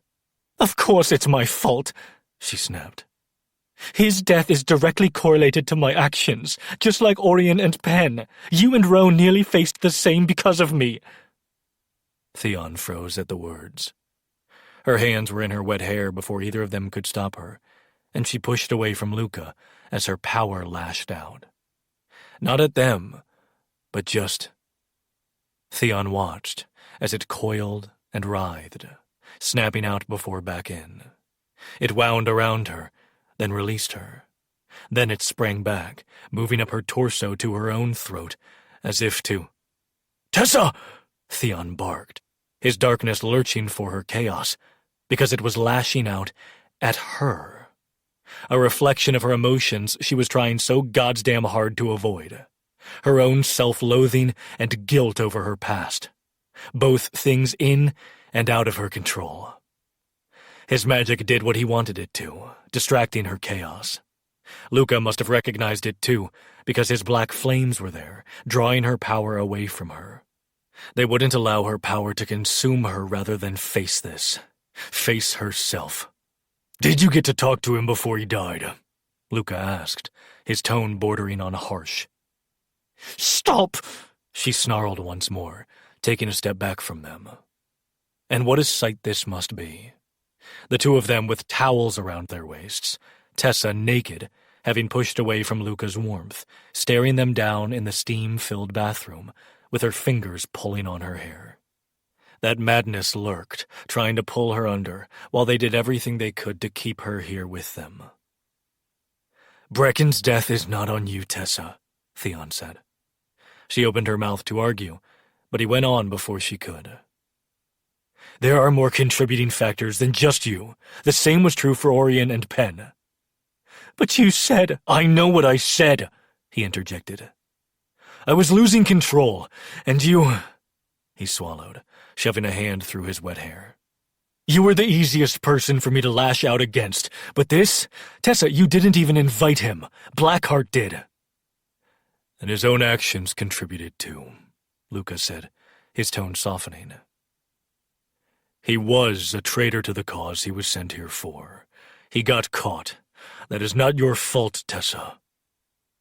She shook her head, 2 tears slowly making their way down her cheeks. He told me truths when no one else would." They were silent, letting her get her words out. "He helped me figure out my true purpose, that I could decide what that was." She swiped at her cheeks angrily. "In a realm of villains, he wasn't one of them in the end." "He knew the risks of his actions," Theon said gently. "I'm the reason he was caught," she snapped, that anger returning. "Give him some credit, Tessa," Luca said sharply. "He sacrificed for something he believed in. His death wasn't wasted. He saved innocent people. He was part of a revolution in Devrim before we even realized there was going to be one. He helped start it. Don't do him the dishonor of cheapening his sacrifice." "I don't want to talk about this anymore," she said suddenly, turning to leave the bathroom. But Theon's power was faster, snapping the door shut before she'd even taken 3 steps. She whirled, the fury back, and the gold bands on her wrists flaring with it. "You have to feel it, Tessa," he said. "No, Theon, I don't," she retorted. He only gave her a small, sad smile, while Luca leaned back against the counter, crossing his arms. Gods. He wanted to go to her and pull her into him. Take this from her. Protect her from herself, because that was what he'd always tried to do for everyone in his life. Craving control to keep those he loved safe. But he couldn't protect her from this. He couldn't take the pain, or the guilt, or the grief. Neither he nor Luca dared to move yet, too afraid it would make her stop talking. Stop feeling everything she needed to face. "We'll be here for it, Tessa," Luca said. "You're not alone anymore." "It's easier to be angry," Theon added. "At me, at Dexter, at Roehrich, the gods, the fates." He paused before saying, "At yourself? That's easier than feeling the pain of a loss. You can busy yourself. You can let your power punish you. You can drink or fuck or try to drown it out, but eventually, it's going to consume you," he said again. "Eventually, it turns you into someone no one recognizes, someone you swore you'd never be, someone you were trying everything in your power not to become." She swallowed thickly, finally pulling her hands from her hair, only to clutch them at her chest.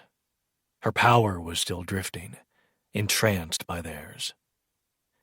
And all that was left was for her to feel. Shaking her head, more tears fell. "It hurts," she whispered. "I'm so tired of hurting, of trying to be what I need to be, only to fail in the end." Something wet landed on his cheek, then another on his arm, the top of his foot. And as Tessa finally broke, feeling things she'd trained herself to never acknowledge for years. It started to rain indoors, as if the steam itself were clouds of her own grief and sorrow. Luca pushed off the counter, taking a towel with him. He wrapped it around her shoulders before scooping her up and lowering to the floor with her. Theon moved to them, sitting beside them as she buried her face in Luca's chest, and cried.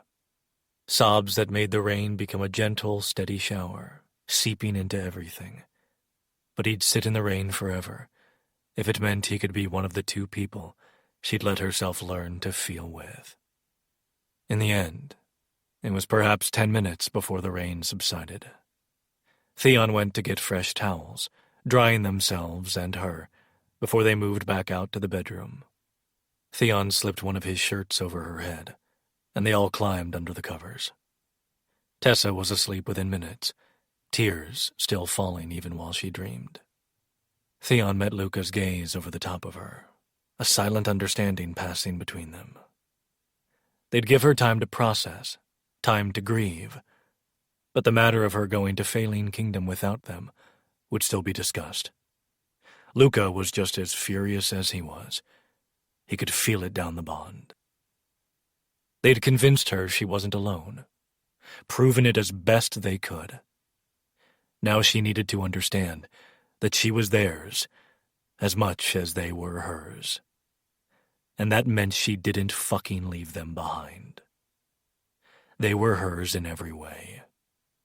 Lovers, equals, protectors. And, when necessary, they'd still be her villains. 34. Axel. "Do they know you're down here?" Axel asked. Tessa glanced up at him, scowling. "Yes, they know I'm down here," she grumbled. Axel hummed, walking around the kitchen island and opening the fridge. Any particular reason you're down here instead of asleep?" When she didn't answer right away, he looked over his shoulder. Her face was slightly flushed as she stared down into her mug of tea, her hands clasped around the cup. He smirked to himself. No one had spoken about it, but it wasn't hard to figure out the three of them had come to some sort of understanding. They all stayed in the same room, and he had no doubt they shared a bed. A part of him felt bad. The bed on the third floor was much larger and designed for three. The other part of him didn't give a fuck, because his wife was pregnant, and her comfort mattered more than anyone else's. "Well," he prompted, nudging the fridge door shut after he grabbed milk, eggs, cheese, and a few vegetables. She huffed, still not looking at him. "They think I need to learn to process my emotions instead of turning to my usual distractions." He arched a brow as he laid everything out on the counter opposite of where she sat.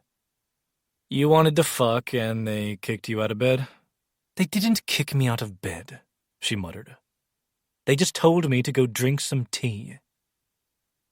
Idiots. He muttered, because who in their right mind kicked a willing female out of their bed? Then again, they were right. Tessa did need to deal with her shit. "So, what are you attempting to avoid?" "What are you doing?" she asked, when he poured some milk into a small pot before placing it on the stovetop. "Nice deflection," he replied, going to the pantry. Finding what he needed, he added a bar of chocolate to the pot before going back to the counter and picking up a red pepper.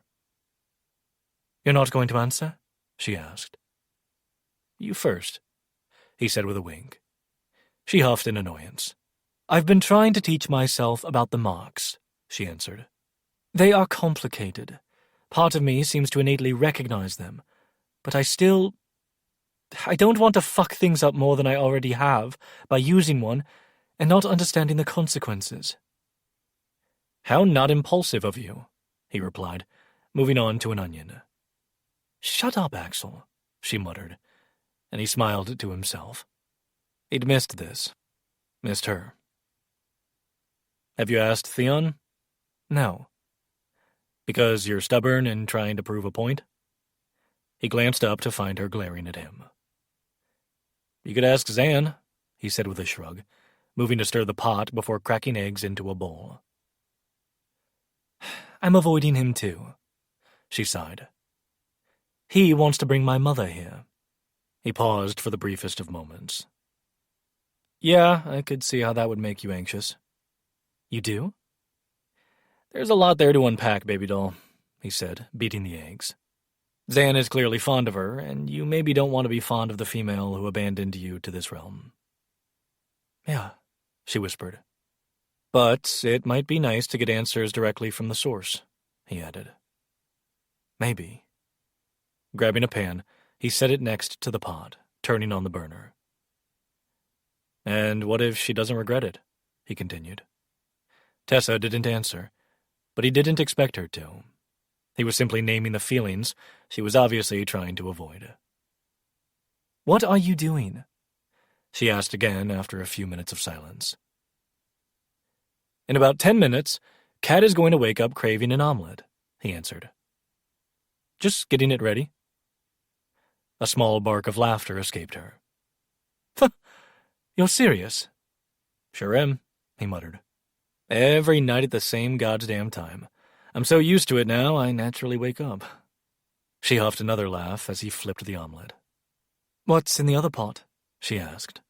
He smiled to himself, plucking a mug from the cupboard and filling it with the contents. Then he crossed to her, taking her mug of tea and replacing it. She looked down as he went back to finish the omelet. Hot chocolate? She asked. Don't tell Theon, he said, throwing her another wink over his shoulder. There's whipped cream in the fridge. He heard her slide off the chair, then bare feet padding to the refrigerator. I don't know the first thing about having parents, she said as she moved. But I think you're going to be a great father. I don't know the first thing about being a father, he replied, sliding the omelet onto a plate and covering it with a lid to keep it warm. I think you have to care, have to love, deeply, the way you love Kat, she answered with a soft smile, nodding to the covered dish. Did you want to be a father, though?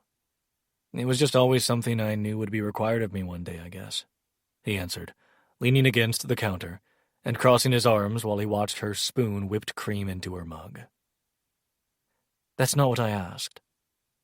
He smirked, but then turned contemplative. Yeah, I think I did. Never thought it'd be this early. Figured it'd be decades from now, but he shrugged. Sometimes the fates surprise us. Fuck the fates, she ground out, lifting the mug to her lips. He smirked again, picking up on the sound of feet on the stairs. We can have all kinds of plans, baby doll, he said, uncovering the plate and carrying it to the counter. Some work out, sometimes we're fucked over. And sometimes we didn't know we were dreaming the wrong dreams all along, until we're living them, he said, smiling softly as Kat appeared in the kitchen. Sliding the plate across the counter, he said, It's ready, kitten. I could have made it, she sighed, giving him a sleepy smile. She said the same thing every night. Glancing at Tessa, she asked, Am I interrupting? She shook her head. No, Kat. I think I'm the one interrupting. Kat sighed again, picking up her fork. Axel, can you— Orange or grape tonight? He asked, already opening the fridge. Orange, she answered, and he grabbed the orange juice carton. As he poured the juice, he said, Oh, and Tessa? She asked, finishing off her hot chocolate. Maybe she has no regrets, but maybe she regrets every single day of the last 24 years. She paused for a moment, before getting up to take her mug to the sink. I'm still trying to decide if I care, she answered. Fair enough, baby doll, he said, wrapping an arm around her shoulders and pulling her into his side. Fair enough. I'm going to ask you one last time. I swear to Anala, Axel, if you ask that question, I'm tying you up with shadows and going myself, Kat snarked, slipping her feet into gold sandals. You had me intrigued until the going by yourself part, he quipped. She shook her head and turned away, but he saw the small quirk on her lips. She looked stunning in a dress of burnt orange, a gold necklace at her throat, and his ring on her finger. Her hair was piled atop her head. Tessa and Eliza had helped her get ready, forcing him out of the room until minutes ago. Moving a stand in front of her, he cupped her cheek, and she looked up at him in question. If at any time you feel uncomfortable, we leave, he said. I don't care who is at that table tonight. It will be fine, Axel. But she didn't know that. They had one more week until they were past the month Miara had warned them about. There was no way the timing of this dinner was a coincidence. He bent, brushing his lips across hers. Any discomfort, you tell me, he murmured. She reached up, running her fingers through his hair. I will. Kissing her once more, he took her hand, leading her down the stairs. Ready? Luca asked from the foyer. Rather than walk across the entire underground, Luca was traveling them to the dispensary district. They'd tested it earlier to make sure the distance didn't trigger his new mark. Did you drink blood? Theon asked, standing nearby with his arms crossed. Do you need more before you go? You know I drank extra today, Axel answered, grabbing his suit jacket. You sure you don't want me to go with you? I've got it covered, Theon, he replied in irritation. Kat smirked up at him, and he pointed a finger at her. Not a word, kitten. I didn't say anything, she said, amusement dancing in her amber eyes. Be smart. They're cunning, Theon warned as they stepped closer to Luca. I'm aware, Axel said dryly. He'll be fine, Theon, Tessa called from the sofa, where she was studying some books with Eliza. Apparently she'd gone to her instead of Theon for help learning about marks. You've never met Bree, Theon replied curtly. No, but I've met Axel. He can be scarier than you when he needs to be. Thanks, baby doll, he said with a wink. Don't be stupid tonight, she replied, and he heard Eliza snicker. Kat, send a fire message if you need anything, Theon said, ignoring both him and Tessa. I will, Theon, she answered. So he can worry, but I can't? Axel asked, reaching to grip Luca's shoulder. Oh my gods, Kat muttered as he slid his hand around her waist. A moment later, they were standing just outside the dispensary district. Kat swayed, and he tightened his grip. You good? Mm-hmm, she hummed. Just need a second. Kat, he started. Don't, she cut in, straightening her spine. Let's go. You know what to do if you need us, Luca said. I'll let you know when we're done, Axel replied. With a nod, Luca was gone, and they turned to walk to the House of Four. It was still a long trek, but as time does when dreading something, he blinked, and they were crossing the bridge. He'd thought this dinner would be held in the building the four houses shared, but they were greeted and escorted deeper. His stomach dropped when he realized they were entering Bree's house, and his hand tightened around Kat's. Breathe, Axel, she murmured out of the corner of her mouth, and he forced himself to take several too shallow breaths as they took a lift. He already knew exactly which dining room this dinner would be in. The same one he'd sat in while she'd delivered her proposition. And sure enough, those were the doors they were led to. Thank you, he said tightly to their escort before they entered.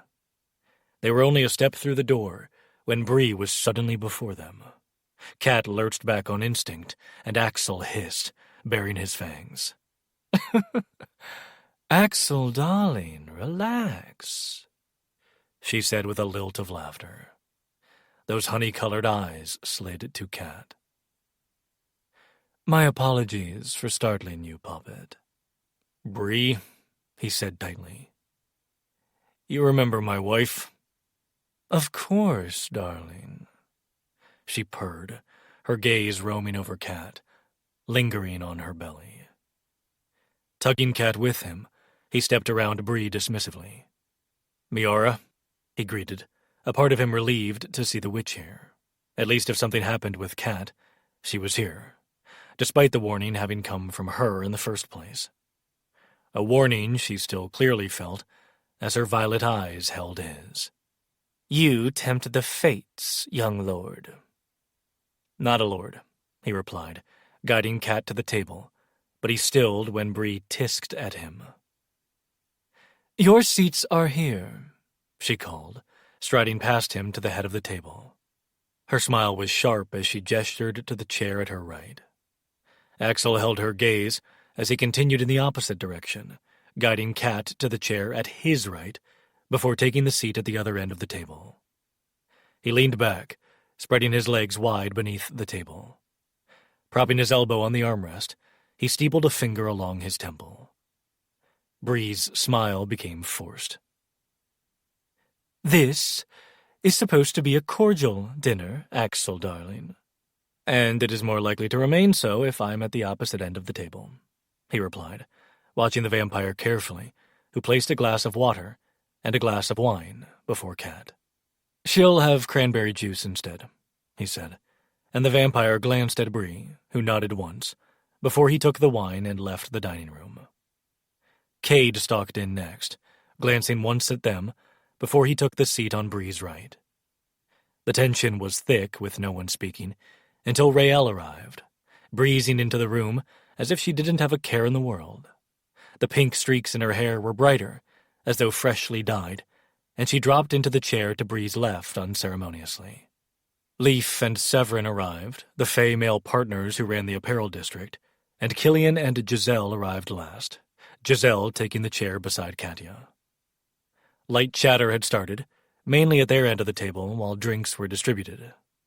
At least everyone else had been given beverages. The vampires were last to receive anything other than water. When they were served, the clear goblets shimmered with blood. It's fresh, Bree said from across the table. Then she glanced at Katya before locking eyes with Axel once more. I figured fire was your preference. It is, Axel agreed.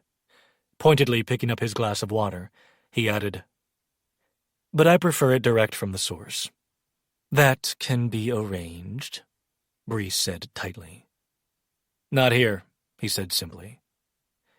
Unless everyone wants a show of where that will lead when I feed from her. You feed from her while she is with child. I somehow doubt that, Bree said mildly, picking up her own glass of blood. What we do and don't do is truly none of your concern, he said coldly, taking a drink of water and hiding his wince. Because he could smell the blood in the other glasses, and every instinct in him was on high alert the way it was. Leif and Severin were a chair away, not to mention Cat sitting right fucking there. If directly from the source is what you desire, you know I can provide that, Bree went on. They are here by choice, and well compensated, of course. She added for the Fey leader's benefits. They shrugged, and that was really all that mattered to them. They knew their blood was valuable, and as long as the Fey weren't being used or forced against their will, they didn't care. It was a bargaining power only they held, and they knew it. If only the Fey and the kingdoms could figure that out as well, the entire system in Devrim would change. Again, that is not necessary, Axel said curtly. Can we get on with what this conclave is about? All in good time, darling. Let's eat before we dive into business. You are guests in our house after all. She amended when Cade shot her a look. Roehrich didn't seem to care, sipping on her glass of blood. Axel knew better. She was paying as much attention as everyone else. There was a reason she was one of the clan leaders. It was the longest goddamn dinner of his life, and that was saying something. He'd sat through plenty of dull and uncomfortable affairs with his father, but this was over the top and ridiculous. Idle chatter and 10 courses. Fake pleasantries and subtle temptations. More than once, Bree asked if he'd changed his mind about having blood. And it didn't help that the vampires at the other end of the table were drinking their own supply in no show of moderation. He'd been living on limited rations, while they had this surplus. A hand on his made him start, and he looked down to find Kat squeezing his fingers. He met her gaze, giving her a tight smile as he tried to focus on what Leaf and Severin were saying. Something about contacts outside the underground. "I think we could do that, right, Axel?" Kat said, squeezing his fingers again. "I'm sorry, what was that?" he asked, cutting a bite of the red velvet cake in front of him. All the food had tasted like ash tonight, because all he wanted was blood. "Leaf is asking if we could arrange a meeting with the new Arius Lord to discuss a potential blood contract for rations," Kat said. He frowned, trying to figure out what he'd missed. The kingdoms got their blood from the Fae assigned to them. It was part of their duties. The Fae blood from the underground was considered contraband, because it couldn't be regulated like the Fae blood in the kingdoms. Taking the bite of cake to stall his response, he went utterly still. Because this wasn't just red velvet cake. His gaze darted from his dessert to the others around the table. Bree, Cade, and Rael all had the red velvet cake. Everyone else had chocolate. He hadn't noticed, too distracted by his craving and trying to keep his shit together. He'd stopped caring about the food that had been placed in front of him after the third course when nothing tasted good. But there was blood in this cake somehow, and holy fuck, was it divine. Powerful. Hot. Blood from a fire fae. His eyes snapped to Bree, who was already watching him. Everyone else appeared to be oblivious to the silent battle of wills going on between them. She brought a forkful of red velvet cake to her mouth, taking a sensual bite. Her tongue darted out to lick a drop of frosting on the corner of her mouth, and then she smiled enough to show the tips of her fangs. More. He needed more. He thought he'd learned restraint these past months, had forced himself to practice it every fucking day, drinking only enough rations to keep himself in check. But there was blood just in reach, that goblet still sitting before him untouched. The cake, the Fae at the table, Kat. He turned to her, finding her engaging in polite conversation with the Fae, because of course she was. She was perfect and well-spoken, beautiful, divine, powerful. No. A bead of perspiration slid down the back of his neck because now he couldn't focus on anything but the blood. Just drink it. It's right there. No! It would have a cost. Bree wasn't just going to give him blood. She had a reason. She had to. "Axel, can we arrange that meeting?" Kat asked. And why did she sound far away? Muffled. He'd drank plenty of blood before they came here. This shouldn't be an issue. But if he didn't do something, this night would get a whole lot worse because he wouldn't be able to focus. He wouldn't be able to stay ahead of Bree and her games. Everything they'd worked so hard to secure these last weeks and months would be in jeopardy, all because he couldn't fucking control himself. "Axel?" she said again, her voice a soft whisper. "Are you all right?" And she'd shifted closer. Too close. Because all he could smell was her. Jasmine, citrus, smoke, fire, power. He lifted a trembling hand, reaching for the goblet, but warm fingers wrapped around his wrist. "No, Axel," she said, quiet and firm. Drink from me. He shook his head, at least still sane enough to do that. Is everything all right, Axel, darling? Bree called from down the table. Everything is fine, he gritted out. Are you sure? You appear a little out of sorts, she continued. He is fine, Kat snapped. He looks like he's fighting bloodlust, Cade said flatly, everyone having picked up on the tension now. That is not surprising, Bree said, faux sympathy in her voice. He has been a night child for a handful of months. He is a youngling, a mere infant, if you will. It takes years, decades, to learn to control the bloodlust. He controls it just fine, Kat said tightly. His restraint seems fine, Giselle said with a slight frown. He hasn't touched his blood all evening. A fool's move, Cade said with a roll of his eyes.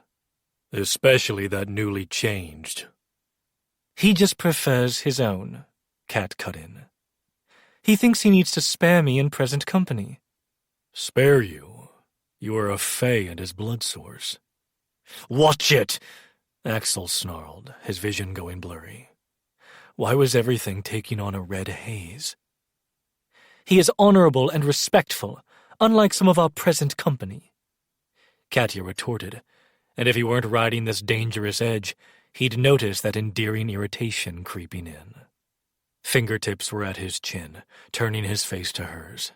Shadows drifted in her eyes. So much power there for the taking. Axel, my love, she said softly, her touch leaving him as she moved her wrist to his mouth. Drink. You can't hurt me. And before he knew what was happening, his fangs sank into her. Warm fire slid over his tongue, coppery and divine. He drank deeply, forgetting everything around him. His entire existence was narrowed in on the life flowing into him. Life must give, and death must take. Pull after luscious pull, blood slid down his throat, a low groan sounding from his chest. Until shadows wrapped around him, and a slight burn prodded at the back of his mind. It flared a little more, enough to make him annoyed, enough to make him snarl at whatever was trying to interrupt him. He blinked as a lick of fire traced along his jaw. Later, my love. We'll finish this later, she said, her voice breaking through everything. And for the first time since he'd turned, he felt somewhat sated, even though he still wanted more, needed more. But it was her. Nothing would ever be enough when it came to her. A throat cleared down the table, and it was only then he remembered they were with a room full of people. It was only then he remembered the goddamn snake at the other end of it. Reaching over, he took Kat's chin, pulling her closer. He brushed his lips over hers, once, twice, 3 times, before he said in a low purr, "Thank you, kitten." Well, I think this little issue is the perfect way to bring up the concern I've asked you all here tonight to discuss, Bree said, sitting back in her chair. Axel's gaze slowly slid to her, his eyes narrowing. She was feigning concern, but he could see the touch of smugness beneath the mask. "And what concern is that?" Killian asked, picking up his glass of liquor and swirling the ice. I know tension has been high in the underground. Alliances, both here and in the kingdoms, are being questioned, some broken, new ones born, Bree said. And let's not ignore the obvious. Everyone at this table knows of the escalating conflict between myself and Axel. "The conflict between us is personal, Bree," Axel said tightly. Exactly, she said, eyes widening. And you are bringing others into a personal matter. He barked a harsh laugh. You cannot be serious. Everyone here knows you've been scheming to overtake the underground, to seize control and power. Not from them, she argued, gesturing to the other leaders. We don't deserve to be locked away down here. And I agree, that's why I am working with Theon to make changes. You know this. She scoffed bitterly. A legacy cannot help us. Not alone, no, Kat interjected. But Theon is not alone. Theon is different, and so is she. Tessa is uncontrollable, Bree sneered. You know that as well as I do. How can you possibly know that? Axel asked. You've never even met her. The Fates watch all the power players carefully, she returned. The realm has been waiting for her. The decree is proof enough of that.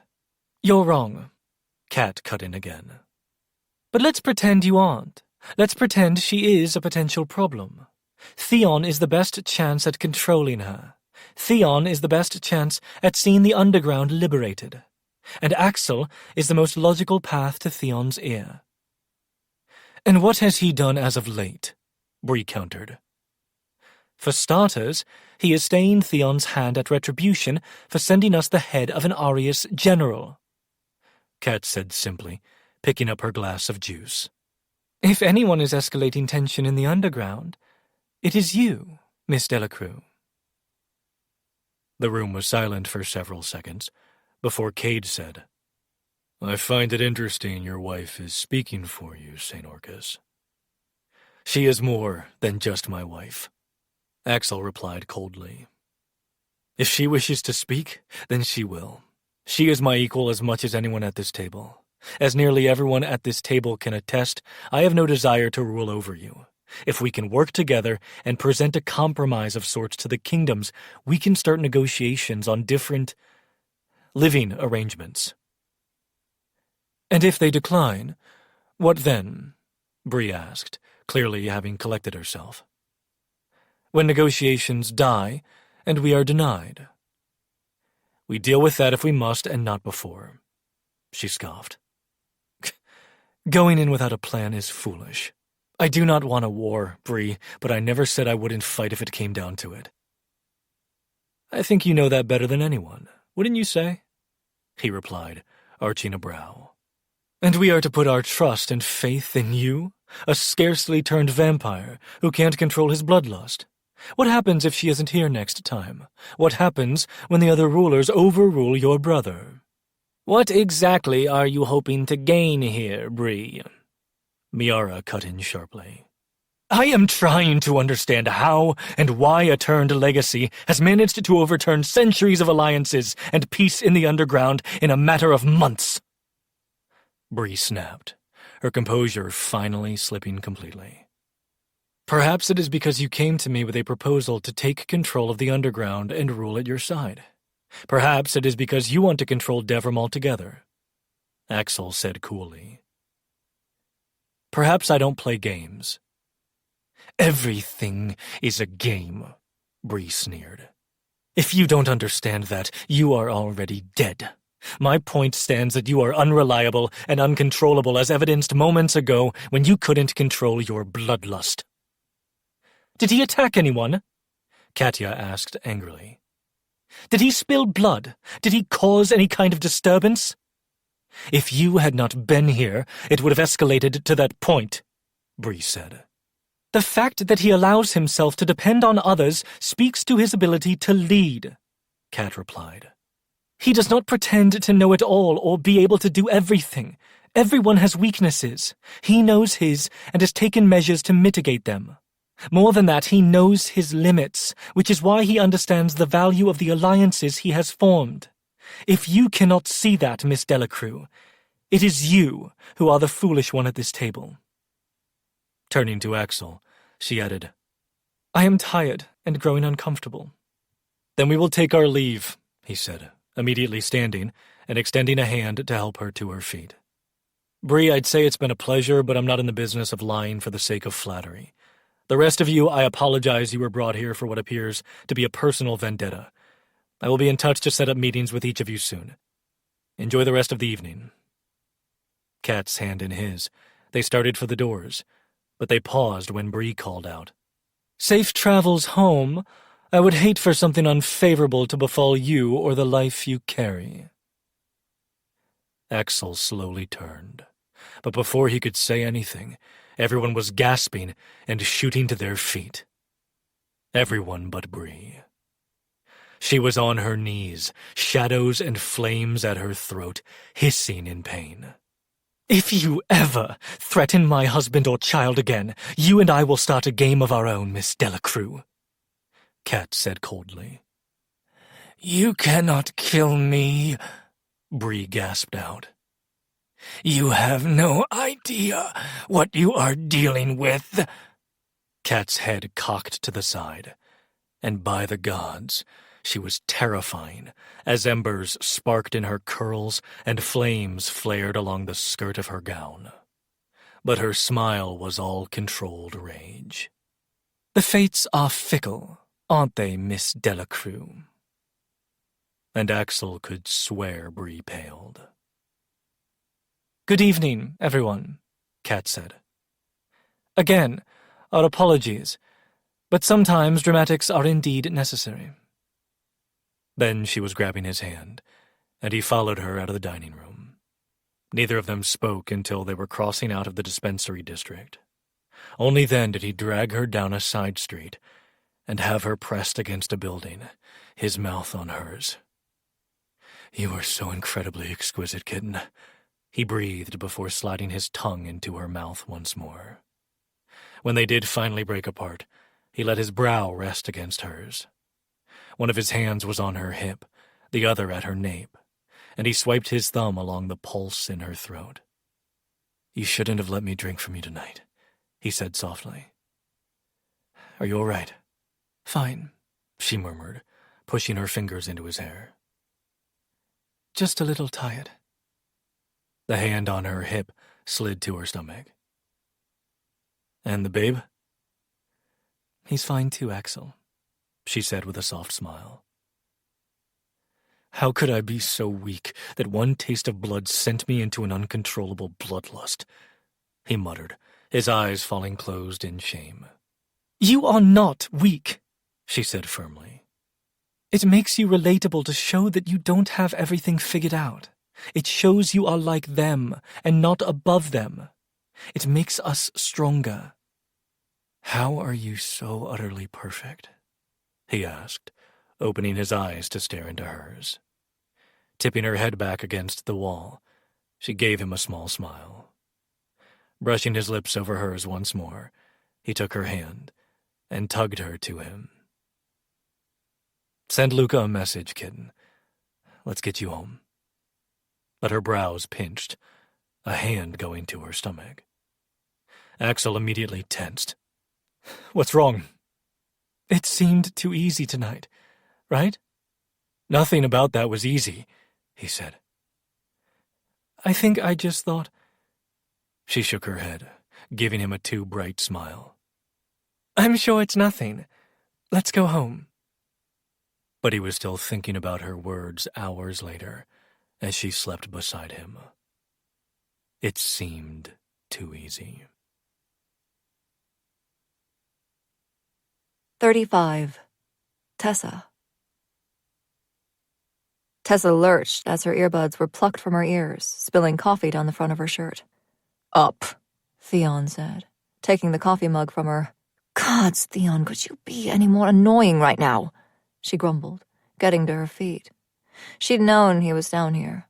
She'd seen him walk into the kitchen, and even if she hadn't, their bond knew. Content to an extent, but also wanting. You're in a mood this morning, he retorted with a hint of amusement. How do we even know it's morning? She muttered. There's no sun here. But that wasn't the only reason she was in a mood. She was growing incredibly restless in the underground. She needed fresh air, and to see Nyla and Roan, needed to see the goddamn sky. But she also needed. True to their words, neither Theon nor Luca had touched her since Brecken's death. No, that's not true. They'd touched her. They'd held her and comforted her, pulled her close and draped limbs over her in sleep. But there had been no sex, and someone had removed all the alcohol from the penthouse. And Tristan was avoiding her because she would absolutely bribe him for some lol leaf. So yeah, she was in a fucking mood.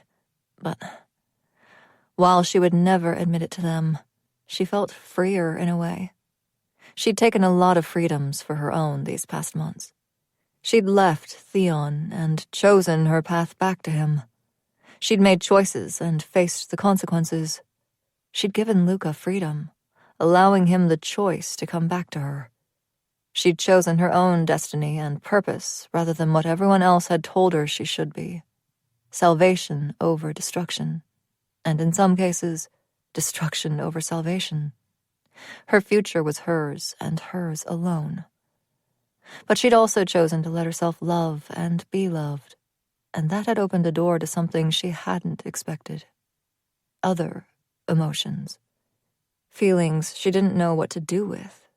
She'd been just as trapped by emotions her entire life, forced to shove them down to avoid punishment by Cordelia, then forced to hide them because it meant unwanted attention, until eventually it had become second nature. It was easier to be nothing when you felt nothing, until she'd started letting herself love. Then Luca and Theon had taken it upon themselves to make sure she learned how to feel every goddamn thing. She hated them for it, and she loved them for it, but it still fucking hurt. On top of all that, she knew there was more to come. She could still feel their anger about her going to the Faeline Kingdom over 2 weeks ago, and it had her on edge. For two people forcing her to confront her emotions, they were doing a fine job of avoiding their own. But every time she tried to pick a fight with them about it, they said nothing. Sometimes her own anger would flare because of it, and they'd let it. Sometimes she'd feel a sense of rejection because if they were forcing her to be vulnerable with them, couldn't they do the same? Anger to sadness, irritation to apathy. They were forcing her to deal with all of it, never once leaving her alone, even when she screamed at them to do so. "Go change," Theon said. "Luca is waiting for you upstairs." "Change into what?" she drawled. "A different pair of leggings and another sweatshirt?" He smirked but didn't reply, once again not rising to her bait for a fight. She sighed, gesturing to the books she'd been studying. Roehrich had given them to her when she'd asked him for help in learning more about marks. Maybe she could figure out this power transfer thing, and then they wouldn't need to worry about bringing her mother here. "We need to figure out how to transfer power to you, Theon," she said. "Not to mention trying to figure out Rawdon's plans. Your father is out there, so is Iviana with Corbin and Lang. Then there's the Fates." "That's quite the list," he interrupted, sliding his hands into his pockets. "Yes, it is," she snapped. "And instead of doing anything about it, we're sitting on our asses in the fucking underground." He smiled again, tilting his head. "And you're being a dick. Both of you are. It's no wonder I went to the Faeline Kingdom without the two of you." She planted her hands on her hips. "Come to think of it, I should get Tristan and go again. I bet he'd be happy to. And he'd bring some lol leaf and agave hot, too." His features darkened, and his words were tight when Theon said, "Careful, beautiful. Get upstairs and change." She rolled her eyes, instead plopping back down onto the sofa and reaching for her earbuds. "You go change. Then you and Luca can fuck off and go do whatever it is you're planning by yourselves." "Gods, I forgot what an absolute pain in the ass you can be sometimes," Theon growled, and before she knew it, he was picking her up and throwing her over his shoulder, her earbuds dropping to the floor. "Theon, put me down!" she demanded, hanging upside down. When he ignored her yet again, she snarled, letting some of her power out. But he was prepared, his darkness already there and acting as a shield against her. Then he sent that darkness to caress her own magic, and gods, every part of her existence keened with need. Now he was just being intentionally cruel. She felt him huff a dark chuckle as he kicked open the door to their room. Still hanging upside down over his shoulder, She couldn't see Luca, but she heard him just fine. I see her mood has improved, Luca said, and she knew without a doubt there was a smirk playing on his lips. Fuck off, Luca Moores, she spat.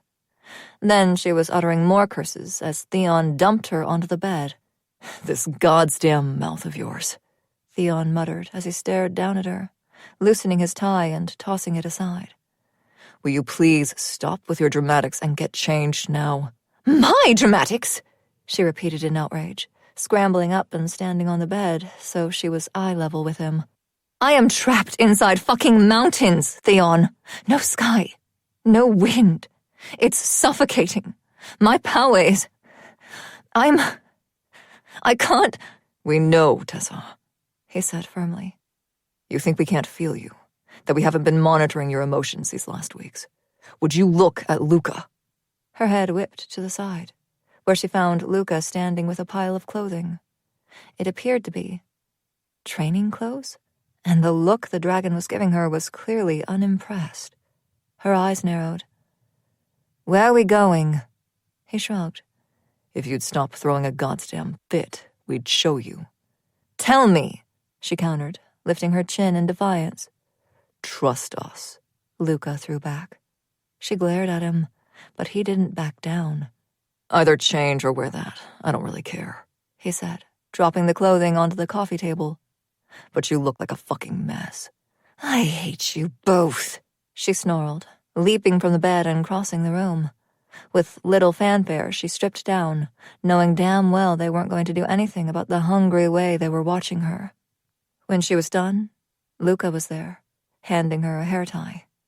His hair was already up, and when she glanced at Theon, she found him in training attire as well. Now what? She demanded. I'd tell you to put on shoes, but... Luca said, arching a brow.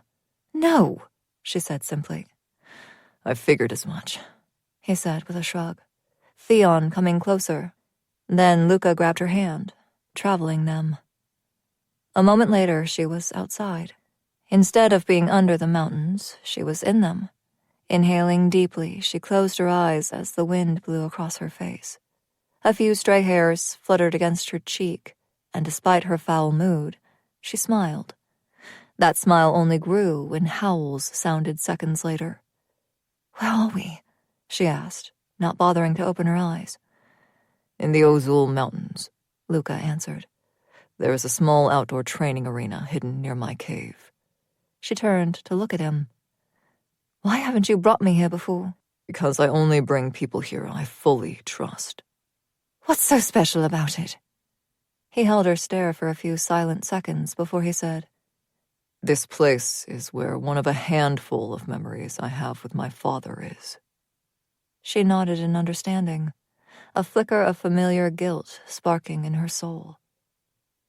Why bring me here now? Because you needed to get out, Theon answered. You're not made to be cooped up, are you, little Storm? No, she breathed, her eyes fluttering closed once more as she inhaled deeply again. The clouds parted, and she felt the warm sun on her skin. But she snarled as black flames licked her flesh. What was that for? She snapped, her magic yanking to be freed. Giving your power something to want, Luca said simply. Theon was beside him now, his magic drifting around him and his shadow wings flaring wide. You need to siphon off some power, Tempest. She smiled then, a real smile as she let her power free. It poured from her, racing to tangle with their magic, but also pulsing in time with her own heartbeat. For the first time and perhaps ever, she felt like it was a part of her and not a thing living inside her. For the first time ever, she felt balanced. She didn't know how much time had passed as she played with her gifts, and they did, too. Golden lightning and drifting black embers, black flames and darkness, chasing and tangling, pushing and pulling, and she laughed as the sun beat down on them. Something deep and real. She let herself feel. Not grief or fury, not defeat or pain. This was joy. This was serenity. This was happiness. They didn't go back to the underground that afternoon like she'd expected. No, instead, Luca had taken them directly to his cave. They were still worried about spies nearby, but traveling directly inside shouldn't have alerted anyone. It had been several weeks now anyway. They just couldn't leave using any of the entrances. She felt lighter than she ever had, and she hadn't stopped smiling since that morning. Theon and Luca had gone to shower. She'd done the same, surprised to find them still occupied when she emerged from the room she'd stayed in last time.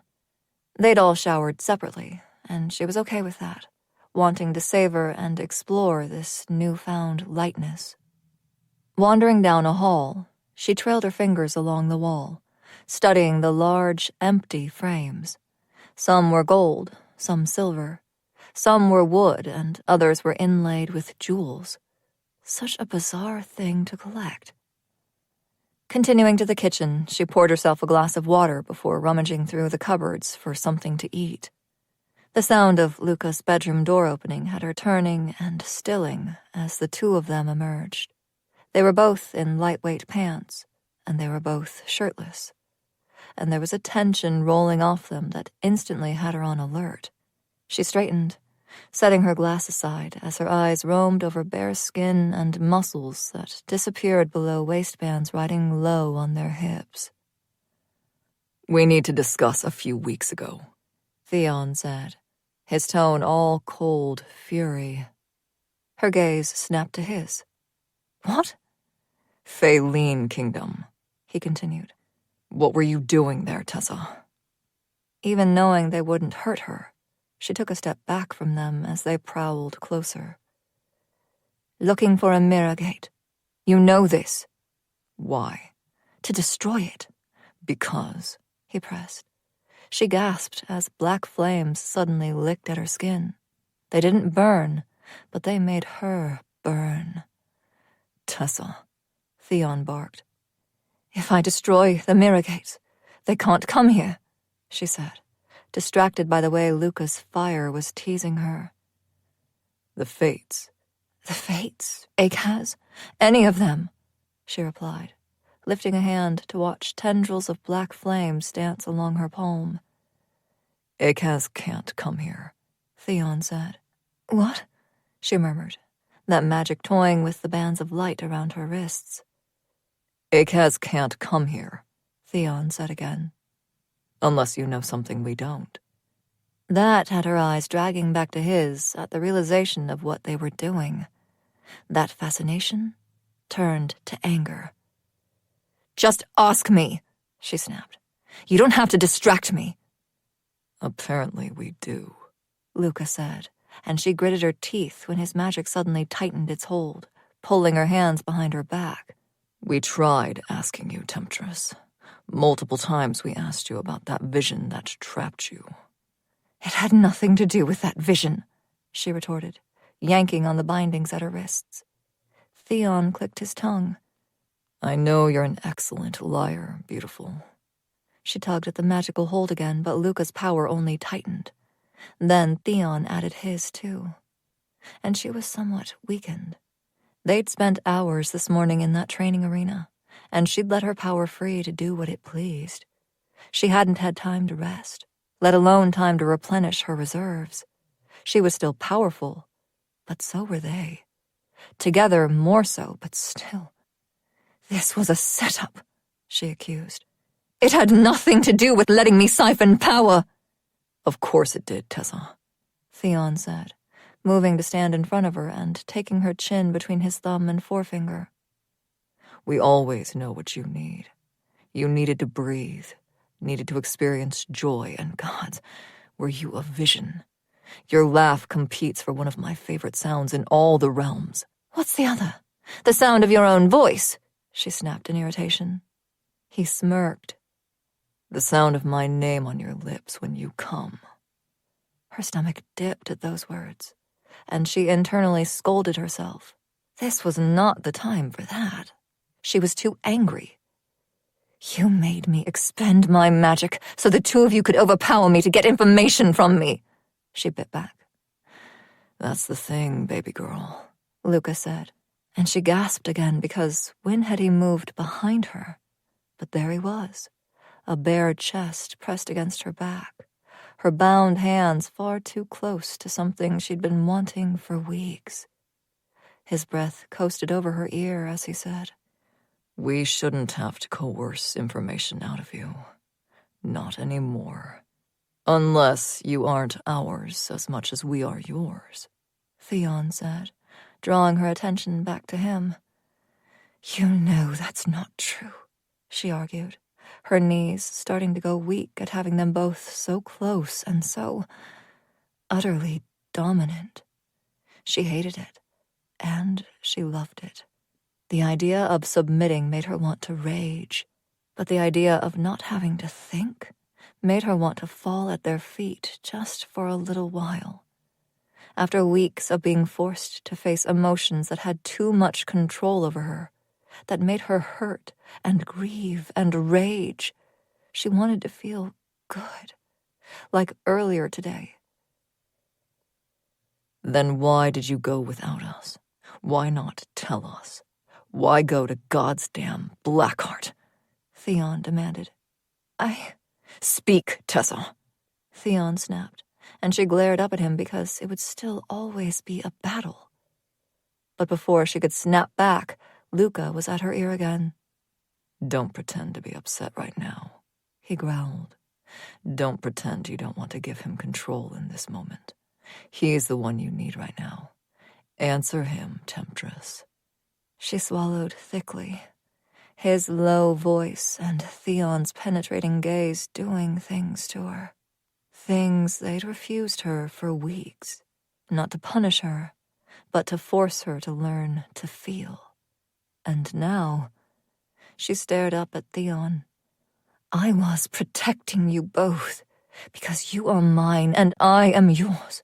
You taught me that's what you do for those you love. We do protect those we love. But how are we supposed to protect you if you won't let us in?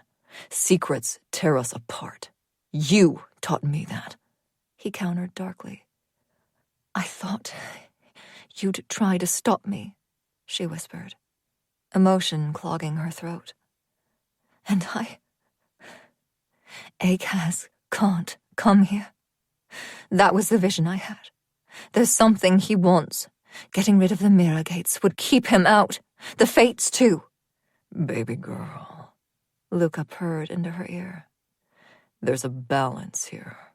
You have to trust me to let you fly as much as you need to trust him to take control. We balance each other as much as we balance you.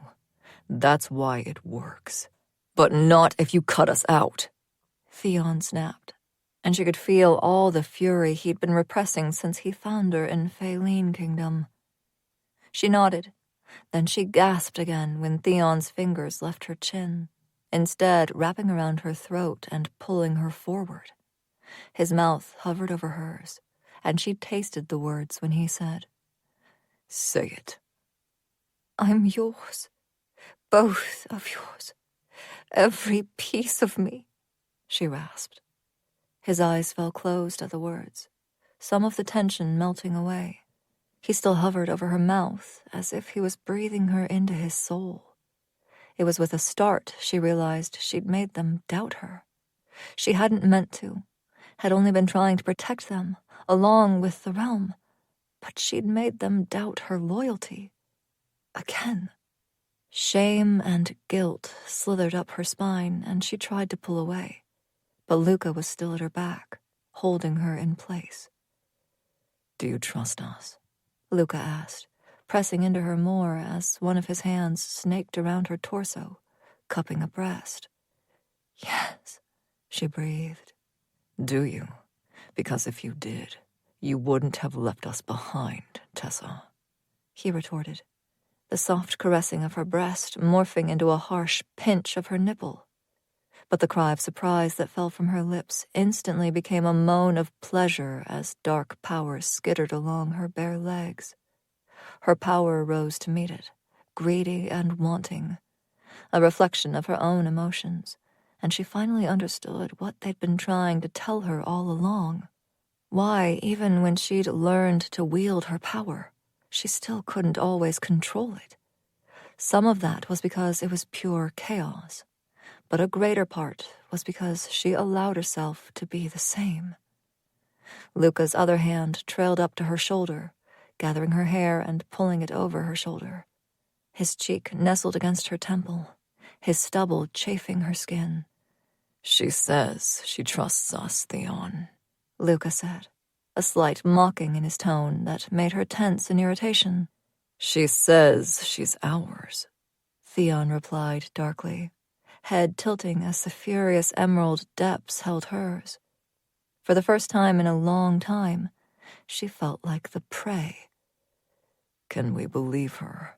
Luca continued to mock, and her annoyance crept nearer to anger. I don't know, Theon said. She's an excellent liar. That she is, Luca agreed, calloused fingers dragging slowly between the valley of her breasts, down her stomach, lower and lower. She was battling herself now, her anger with her need, her hips tilting forward, trying to catch his fingers. But she was so crushed between them, the movement made her grind into Theon's thigh. And, oh... Luca chuckled darkly, and she realized that sound had escaped her mouth. Damn it. So needy, he mocked again. Says the two insecure males seeking validation, she snarked back. They both went too still, and she tensed, both satisfied with herself for pushing them the way they were pushing her, and also wondering what they were going to do about it.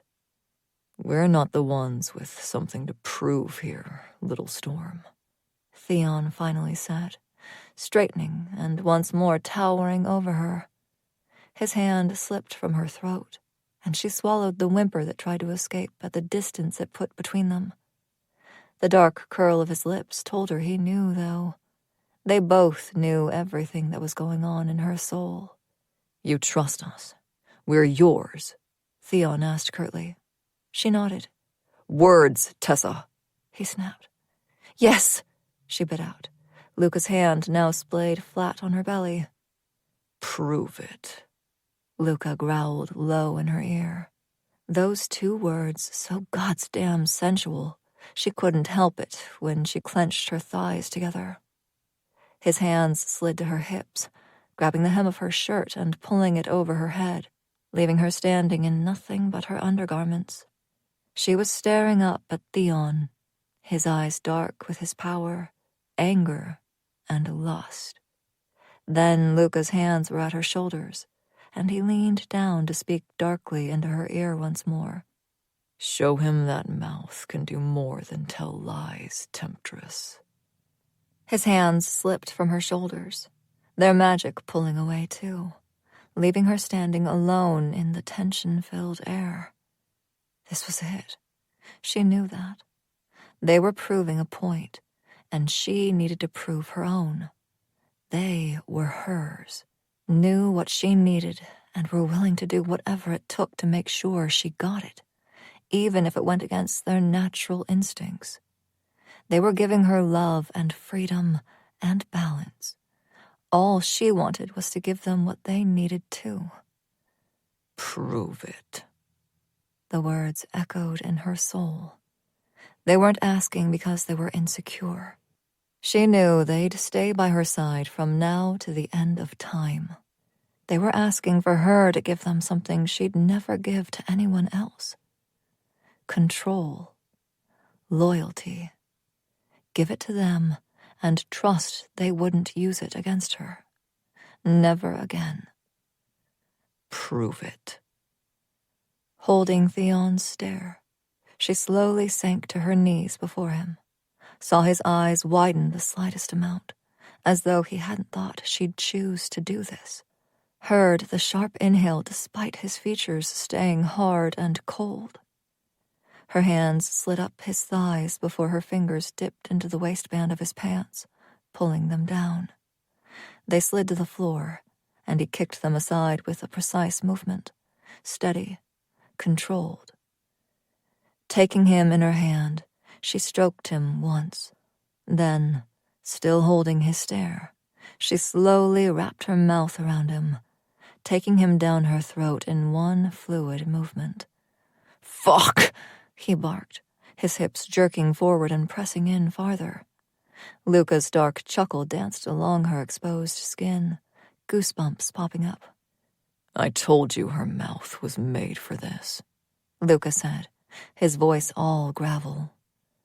Tessa pulled back slowly, gliding her lips, then sucking him down again. That hard mask he was wearing finally cracked, something almost pained flitting across his features.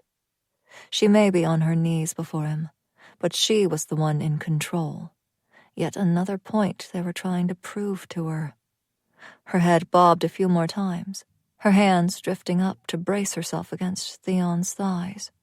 His muscles tensed and strained, fists clenching and unclenching at his sides until, as if he couldn't take it anymore, a single finger slid along her jaw before tracing her lips wrapped around his cock. Then another hand was smoothing down her hair.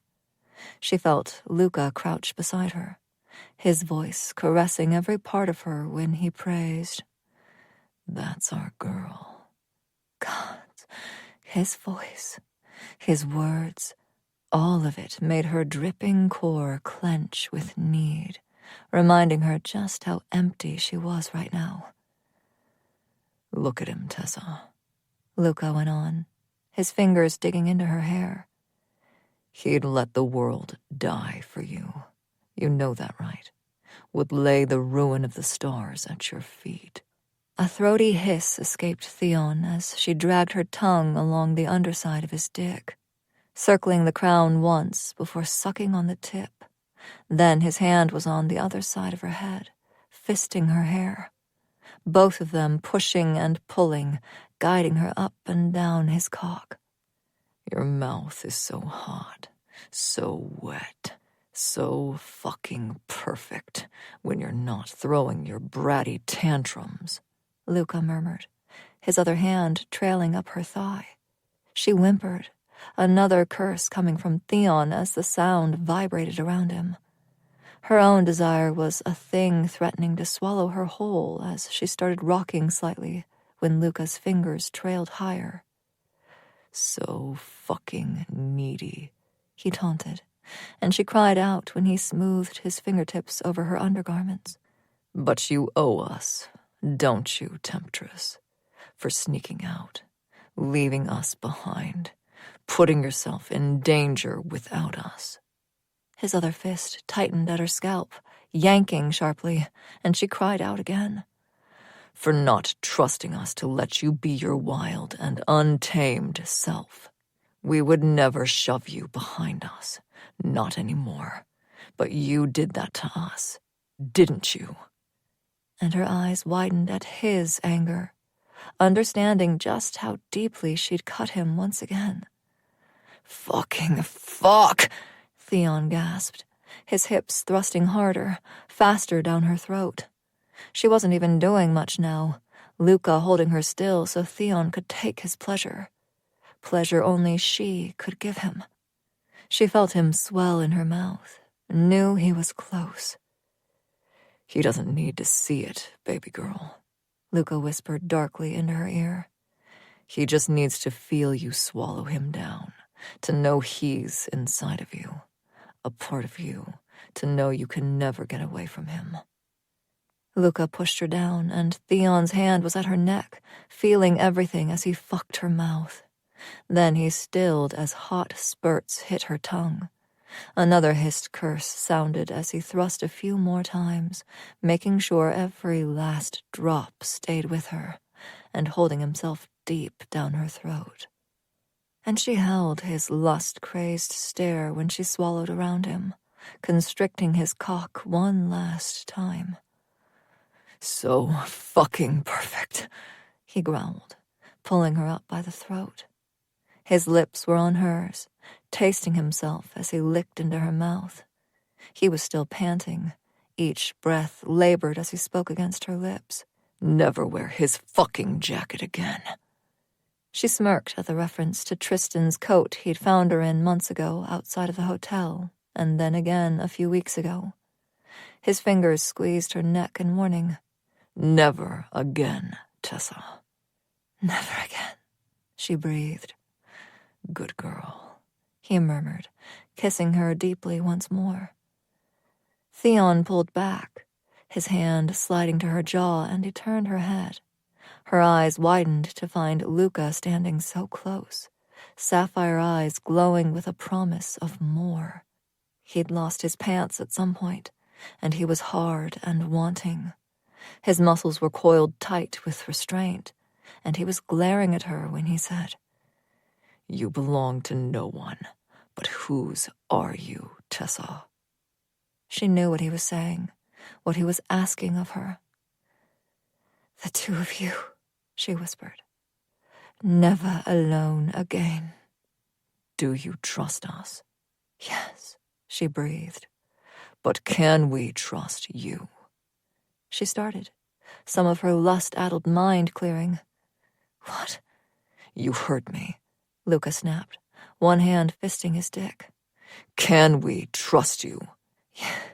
Yes, she stuttered, watching the muscles in his forearm flex with each pass as he stroked himself.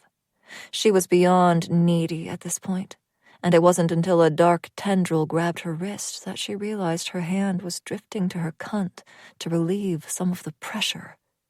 Luca smirked. Like we'd let you touch yourself right now, temptress. She pulled against Theon's magic, turning to glare at him. The curl of his lips matched Luca's. I might be the controlling one, beautiful, but I'm much more forgiving than he is, Theon said. Taking her chin, he turned her face back to Luca once more. Better start working on that. She shifted to face him fully, squaring her shoulders. What do you want me to do? Crawl after you, she said, not holding back her snark. I should make you do that, Luca growled back, his hand shuttling faster over himself. I should make you crawl all the way to my bedroom, then have Theon restrain you while you watch me fuck my hand, paint you in cum, and leave your cunt needy and wanting. She blinked at the horror of that idea, but her core clenched because fuck, his mouth was dirty. Where's that bratty mouth now, baby girl? Luca taunted. She didn't know what he wanted from her. Theon was easy. Give him control. Trust him to take care of you, and he would do just that. But Luca was different. He needed loyalty. I'm sorry, she whispered, not knowing what else to say. Apparently that was the wrong thing because a low snarl rumbled from him. He stalked across the room, and when she tried to step back on instinct, Theon lightly shoved her forward. Do not apologize to me for trying to protect what is yours, Tessa, Luca snapped. Then he was dropping to his knees before her, and she didn't understand what was happening, only knew she never wanted it to stop as Luca pressed his face to her center, his tongue making a long stroke, over and over, stopping to suck on her clit every once in a while. There was no rhyme or reason, and it kept her on an edge. His tongue went deep, tasting and feasting, and her legs were trembling, threatening to give out. I've got you, little storm, Theon whispered darkly, bare skin suddenly at her back. And thank the gods, because she might have collapsed completely. His lips trailed down her neck, open-mouthed and sucking. One of his hands slid down her thighs before hooking under her knee. True to his word, he held her up as he pulled her leg, giving Luca better access to her. And gods, this is what Luca had been talking about. I can only imagine what you'll do when we're both worshipping you. She could feel Theon already hard again and pressing against her back. Her hand went into Luca's hair, still down from his shower, and she tried to hold him in place, tried to grind against his face as her orgasm shimmered just out of reach. Theon huffed a dark laugh, his breath ghosting over her shoulder as a hand reached around and tweaked a nipple. You think it will be that easy with him? What was he? Then Luca pulled back, getting to his feet. Her arousal glistened on his face, and she was fucking dripping. Dripping and on edge, and so... A frustrated growl sounded, her power flaring and snapping out at him. Because now she was more than irritated. She got it. He was pissed. But was he really going to leave her like this? To prove a goddamn point? He wouldn't. Would he? Are you angry, temptress? He taunted, his black flames sinking into her light. She ground her teeth, fighting back, but the fact remained her reserves were lagging after this morning, while theirs? How? She demanded, narrowing her eyes as she yanked on her power again. His flames only sank in more, and she grimaced at the dominance. We drank rations, he said with a mocking smile. You did what? We drank rations, he repeated, once again casually stroking his cock while Theon still had an arm wrapped around her waist, holding her in place.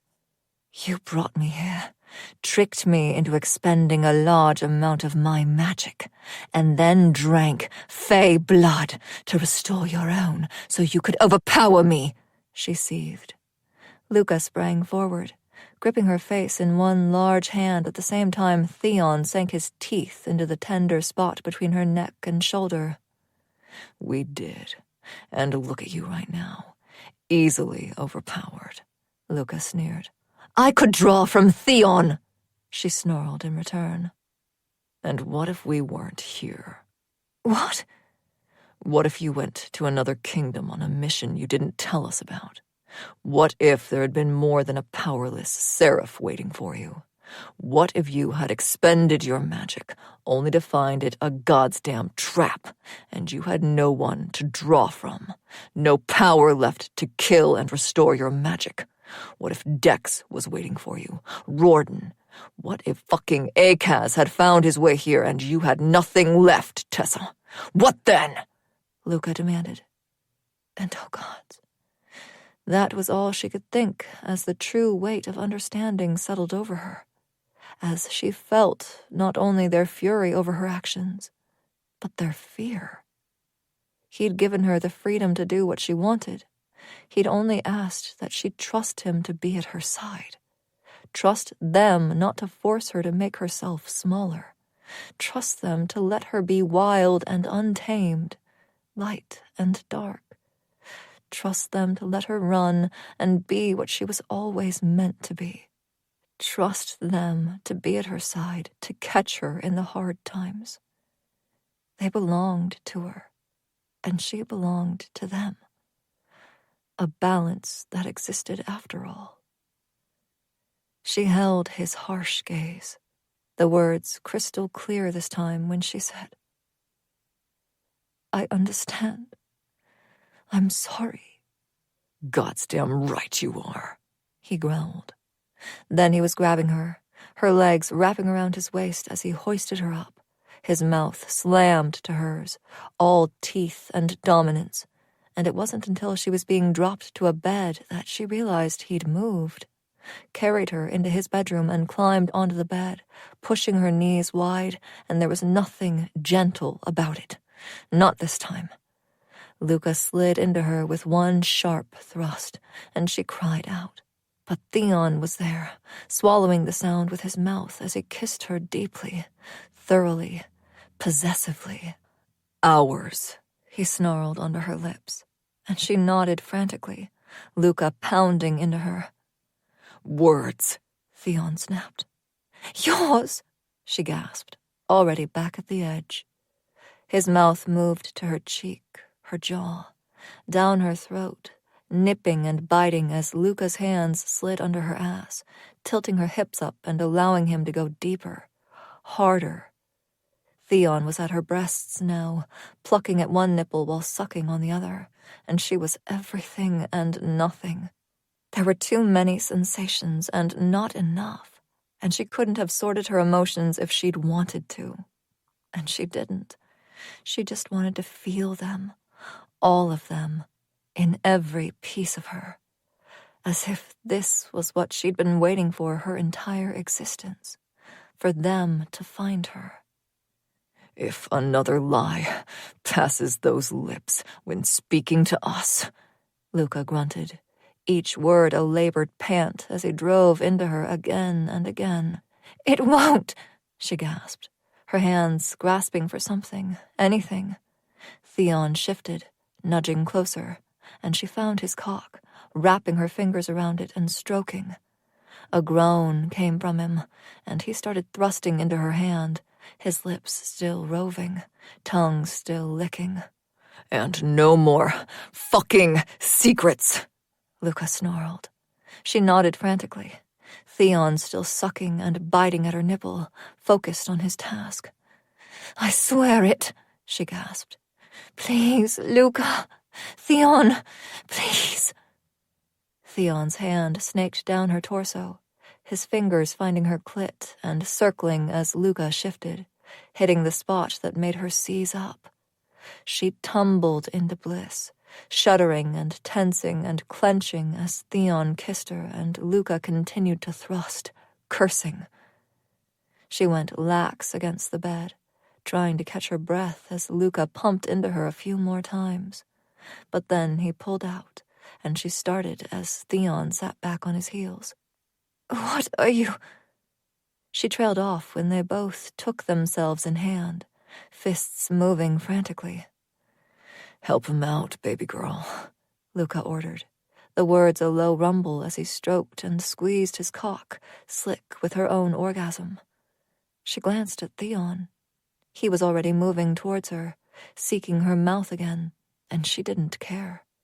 Luca liked to watch, and she liked to have this control over Theon. So she swirled her tongue around his crown, flicking it on the underside. Oh, fuck, Luca growled. Just like that, baby girl. Keep that bratty mouth occupied. So fucking beautiful with my cock in your mouth. Theon ground out, his fingers gently stroking her brow, her cheek, her jaw. So goddamn perfect. I always knew you were meant to be mine. Luca cursed again, and she felt the hot ropes hit her stomach as he came. Seconds later, Theon was pulling from her lips and doing the same. She should care, should hate every part of this, but she didn't. Because just like they knew what she needed, she knew what they needed. Two possessive, dominant beings. They needed to mark what was theirs, remind her, prove to themselves, see it with their own eyes. They had both sat back on their heels, bodies glistening with perspiration and chests heaving as they came down from the intensity of what had just happened. Tessa didn't know who to look at, her gaze bouncing between them, so she let her eyes fall closed, basking in all that they were. For the first time in her existence, she felt completely at peace, completely balanced. She needed to shower again. We all do, Luca grumbled, the bed shifting, and her eyes flew open. What? She asked, watching him climb off the bed. Need to shower again. That's what you said. Her eyes narrowed. I didn't say that. Theon lurched forward, cupping her cheek and turning her head to him. Do it again, he mouthed. If you make me eat a salad after all that, I'm never doing it again. She sent down the bond. Burger and fries it is, little storm, he murmured right before he kissed her. Then another hand was turning her the other way, and her lips found Luca's.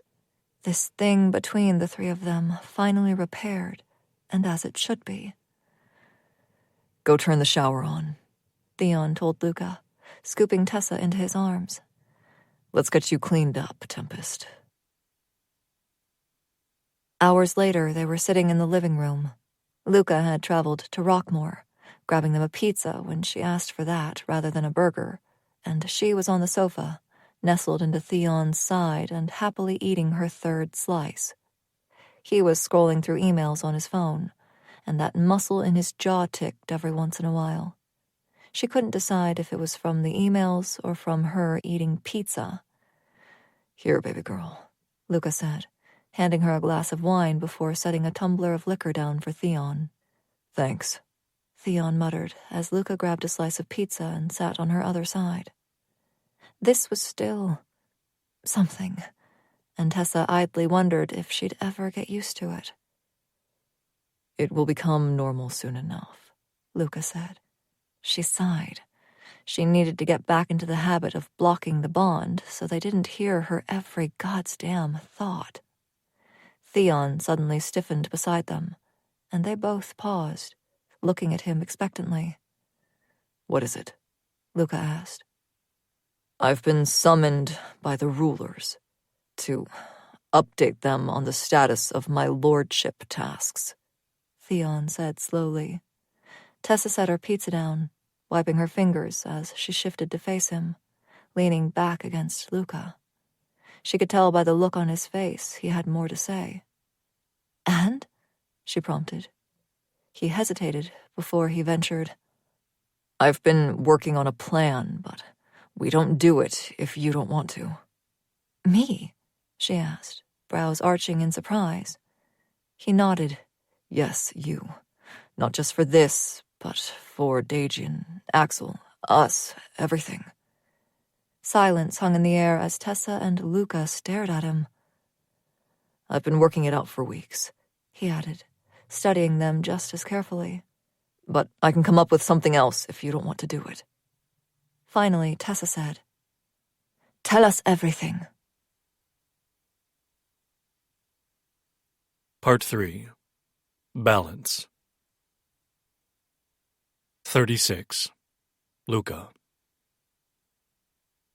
The soft sound of her throat clearing drew his attention. His eyes connected with hers in the mirror he was facing while going through his morning training routine. He'd known she was there. Even without that aspect of the bond, he could sense her. Apparently it had something to do with the inevitable bond they now shared, cemented into place when he'd nearly died for her. The only thing that seemed to differ from the bond she shared with Theon was that she could draw from him because of the true source mark incorporated with the fourth source mark of Devrim. But he wasn't even entirely sure if that was true.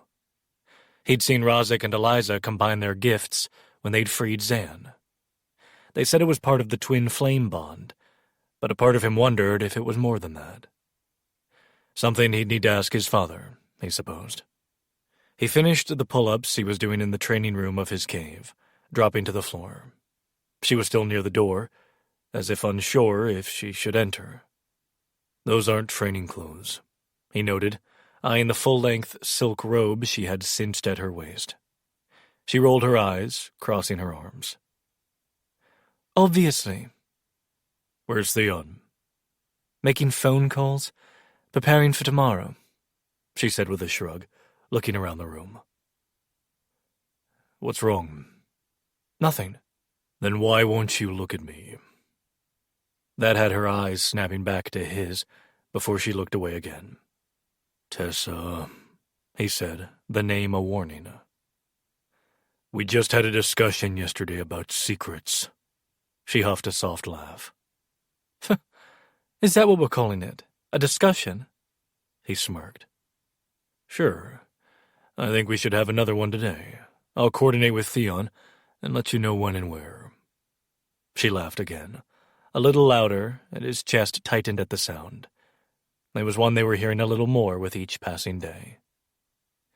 Taking a long drink from his water bottle, he made his way across the room, stopping in front of her. The lightheartedness had faded. She was clearly nervous about something, and despite everything that had been repaired these last weeks, he couldn't help the suspicion that coursed through him. Couldn't help but wonder if whatever she was worried about would be as devastating as the secret of his father.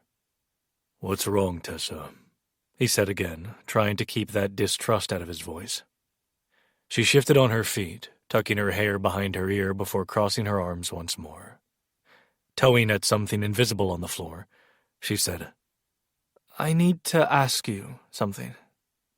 Go on. Are you upset about the mark? The one on your chest, I mean.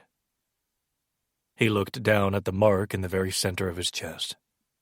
His eyes going back to her, she glanced up when he didn't say anything. Luca? She asked, his name hesitant on her lips. Sorry, baby girl, he finally said. I'm just trying to figure out why I would be upset about you saving my life. Because the choice was taken from you. If I was dead, it wouldn't matter, but I assure you I would have chosen to live. He replied flatly. That's not what I mean, she said in frustration, a hand reaching for her hair.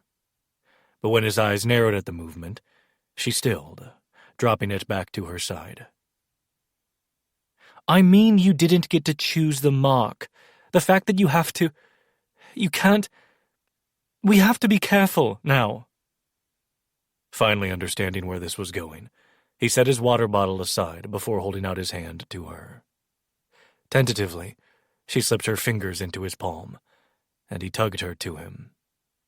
She tipped her head back to look up at him, something akin to guilt lingering in her eyes. You didn't get to choose this, she whispered. I know what it is to be forced into a bond you didn't want, didn't get to choose. He said nothing, only leaned down to kiss her. She melted into him, letting him take control of her mouth as he slid his fingers into her hair. Parting to let his tongue in, she sighed softly when he tugged on her hair and tilted her head for a better angle. When he pulled back, he pressed his brow to hers. I understand why this is hard for you, but I'm not upset, Tessa. You saved my life, kept me here with you and Theon. If you're worried I'm upset that we have to be careful how much distance there is between us, I think we established yesterday that you shouldn't be going anywhere without us, he said. If it means I must remain within a certain radius of you, I don't consider it a hardship. It's still a choice that was taken from you, she insisted. Another thing that I stole from you. We're not doing that, Tessa, he said firmly. We've dealt with what happened, and now we're moving on.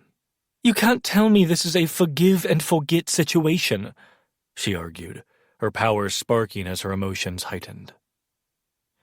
You're right, it's not, he agreed. But I think all three of us have learned from our past mistakes with each other at this point. I guess, she murmured. Not I guess. Last night we all agreed no more lies and no more secrets. If that isn't learning from our past mistakes, I don't know what is. It's that whole balance thing between us. She gave him a weak smile that told him she still didn't quite believe him. Even though I didn't make this choice myself, I wouldn't change this. I would have chosen you. I do choose you. I was coming to tell you that day, to see if you still wanted me, he said. This mark on my chest makes no difference to me. We may as well call it our union mark for all I care. Okay, she whispered. That's not very convincing, he replied dryly. You realize that if something happens to me, if I die, you die too, right? Considering that would put a great deal of distance between us, I understand that just fine. You are immortal, baby girl, and if there comes a day when you do go to the after, I'll follow you there, he said. But we're immortal too, and Theon will fight death to keep you at his side, so I think we're pretty safe. Theon is death, she muttered, worrying her bottom lip. Do you know, he looks exactly like Arius. They could be twins. Don't say that, Luca said with a curl of his lip. That would make the two of you far too related. She huffed another laugh. We've established multiple times that he is so far removed from Arius that is very clearly not the case. It's just weird. Luca hummed a response as his hand fell to the small of her back, and he guided her from the training room. You aren't going to finish your workout? She asked in confusion. He shrugged. Cutting out early one day won't hurt. You never let me cut out early. She grumbled under her breath. He pinched her side, and she smacked his hand away with a small smirk. The truth was, he could still feel her uncertainty. He might call her needy when they were fucking, but she was annoyingly self-sufficient. And as of late, she didn't crave anyone's approval. The fact that she was seeking his appealed to his nature of needing to care for her. If she needed reassurance, he was fine with that. He'd take the time to make it happen. "There you are," Theon said when they appeared in the living room. "I was just coming to look for you. Are you all right, beautiful?" Yeah, she said with a sigh, making her way to the coffee pot. She pulled her hair up, piling it atop her head as she moved, then paused when she realized she didn't have a hair tie. Luca was already moving, swiping up one from a tin on a nearby end table to hand it to her. His gaze connected with Theon's, and he gave him a questioning look that Luca just subtly shook his to in response. They were all getting used to having one another in their thoughts again, and if they spoke down the shared bond, Tessa would hear it.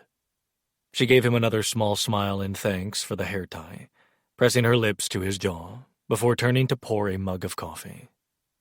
Crossing the kitchen, she paused next to Theon, pushing onto her toes to do the same, but he turned his head, capturing her mouth instead. "I'm going to get ready for the day," she said with another soft smile, before making her way to the bedroom. As soon as they heard the bathroom door click closed, Theon turned to Luca. "What's wrong? Is this about yesterday and what happened with the three of us?" "No," Luca said, going to get a fresh bottle of cold water. "It's nothing like that. It's a her and I thing. But it is something I need to address." "Okay," Theon said, waiting for him to go on. "I know we weren't planning on taking her back there for a while, but we need to go to the underground. We need to talk to Sienna." "Now?" Theon asked. "Can it wait until after we meet with the ladies and Jove tomorrow?" "No," he said simply. "You won't be the only one who shows up at that meeting with a wife." Theon's lips tipped up in a genuine smile. "It's about fucking time." It's dark down here," Tessa grumbled. "And musty. And dark. Too dark." "We're not staying," Theon assured her. "It's just for a few hours. It's important, Tessa." "Right." She sighed again, and Luca glanced over his shoulder to find her trailing along, her hand dragging on the wall. "We don't like it." The passages were too narrow for the three of them to walk side by side, and Theon had slowed his steps to stay beside her as much as possible. She looked up at him, eyes wide. "I like the dark, but I can't always stay there." Theon reached over, smoothing a hand down her hair before dropping a kiss to the top of her head. "I know, it's only for a few hours, and we'll go back to Luca's cave. We can sit on his balcony the rest of the day." "And after the meeting tomorrow?" He hesitated, all of them having stopped now. Luca crossed his arms as they worked to convince her on this. "It will depend on how things go," Theon finally said. "But my hope is to go to Aria's house so we can figure out our next moves." "It's dark there, too," she said with a frown. "It's not underground." She shrugged, moving forward again. "Still dark." They continued on, following the passages. Sienna had agreed to see them, but said they needed to do so at her place and not the penthouse. They'd all been irritated, but they'd learned the hard way not to piss off the witch. A half hour later, they finally emerged in her space, finding her at a work table with Gia. The two of them had their heads together over something on the table, and neither of them bothered to look up at their entrance. Tessa immediately started wandering, but at least she was contained here. She peered at various objects, chaos drifting around her fingers when she would pick something up. Sienna would have yelled at them for touching her things. Tessa apparently had a pass. Until she came to a black orb, shadows seeming to swirl in its depths. "Not that one," Sienna called, still not looking up from whatever it was they were studying. Tessa frowned, her fingers still hovering over it. "Theon," Sienna warned. Theon went to her side, lacing his fingers with hers before drawing her away. "The faster we speak with Sienna, the faster we can leave." "I'm not who you need to speak with," Sienna said, and Luca tensed. "Then why make us come all the way here?" he asked, the words laced with a growl. "Because I am the one who can tell you who you do need to speak with," she answered, finally deigning to turn and face them. With a pointed look at Tessa, she added, "Does she know why you're here?" Tessa's brow furrowed. "What does that mean?" Luca shifted on his feet. He didn't really want to do this in front of everyone, but apparently he was going to. "Luca?" she asked, her confusion shifting to panic down the bond. "You're worried about this mark, and me being upset," Luca said, gesturing to his chest. "I know we talked about it, but you're still unsure. I need you to understand that I would have chosen this. I do choose this. I choose you, not because I was forced to or because of some bond." "Okay," she said, dragging out the word. He pulled at the back of his neck. This was awkward as fuck. Tessa's head tilted to the side. "I've never seen you so..." "Nervous?" Theon provided. Luca glanced at him, flipping him his middle finger when he found a smirk of amusement on his face. "I know you prefer action over pretty words," Luca said, focusing back on her. "So I'm choosing a different mark." "You're..." Her eyes went wide, and she looked down at the mark that encircled her wrist. "You're going to take the Union mark?" "If that is still something you want," he said, dropping his hands to his sides. Her eyes came back to his, a smile lighting up her entire face. But not just her face. Her head, her arms, her aura all glowed faintly with her light. "Of course I want that, Luca," she said softly. Thank the gods that was over. He turned back to Sienna. "Now tell us why we need to talk to someone else." "Because I can't perform the mark you need," she said simply. "But you did for us," Theon argued. "Yes, for the two of you. Adding the third part makes it complicated. A new mark had to be created," Sienna said. "No one can create new marks." But Sienna again looked pointedly at Tessa. "That's different," Theon gritted out. "It's not, but she will have to bestow it." "I don't know how to create marks," Tessa said, shaking her head. "I won't put them in danger like that." "You don't have to. You need to talk to the one who created the mark for you," Sienna replied, already turning back to the work surface. "And who is that?" Theon asked. He'd told Luca that Sienna had figured something out for the Union mark. Apparently, she'd had some help. "Her cousin," Sienna answered. "My cousin?" Tessa repeated. "You mean Scarlet? She's not here." "Obviously. And I destroyed the mirror. You destroyed a mirror. 2, I believe," Sienna corrected. "So we need to find another mirror gate?"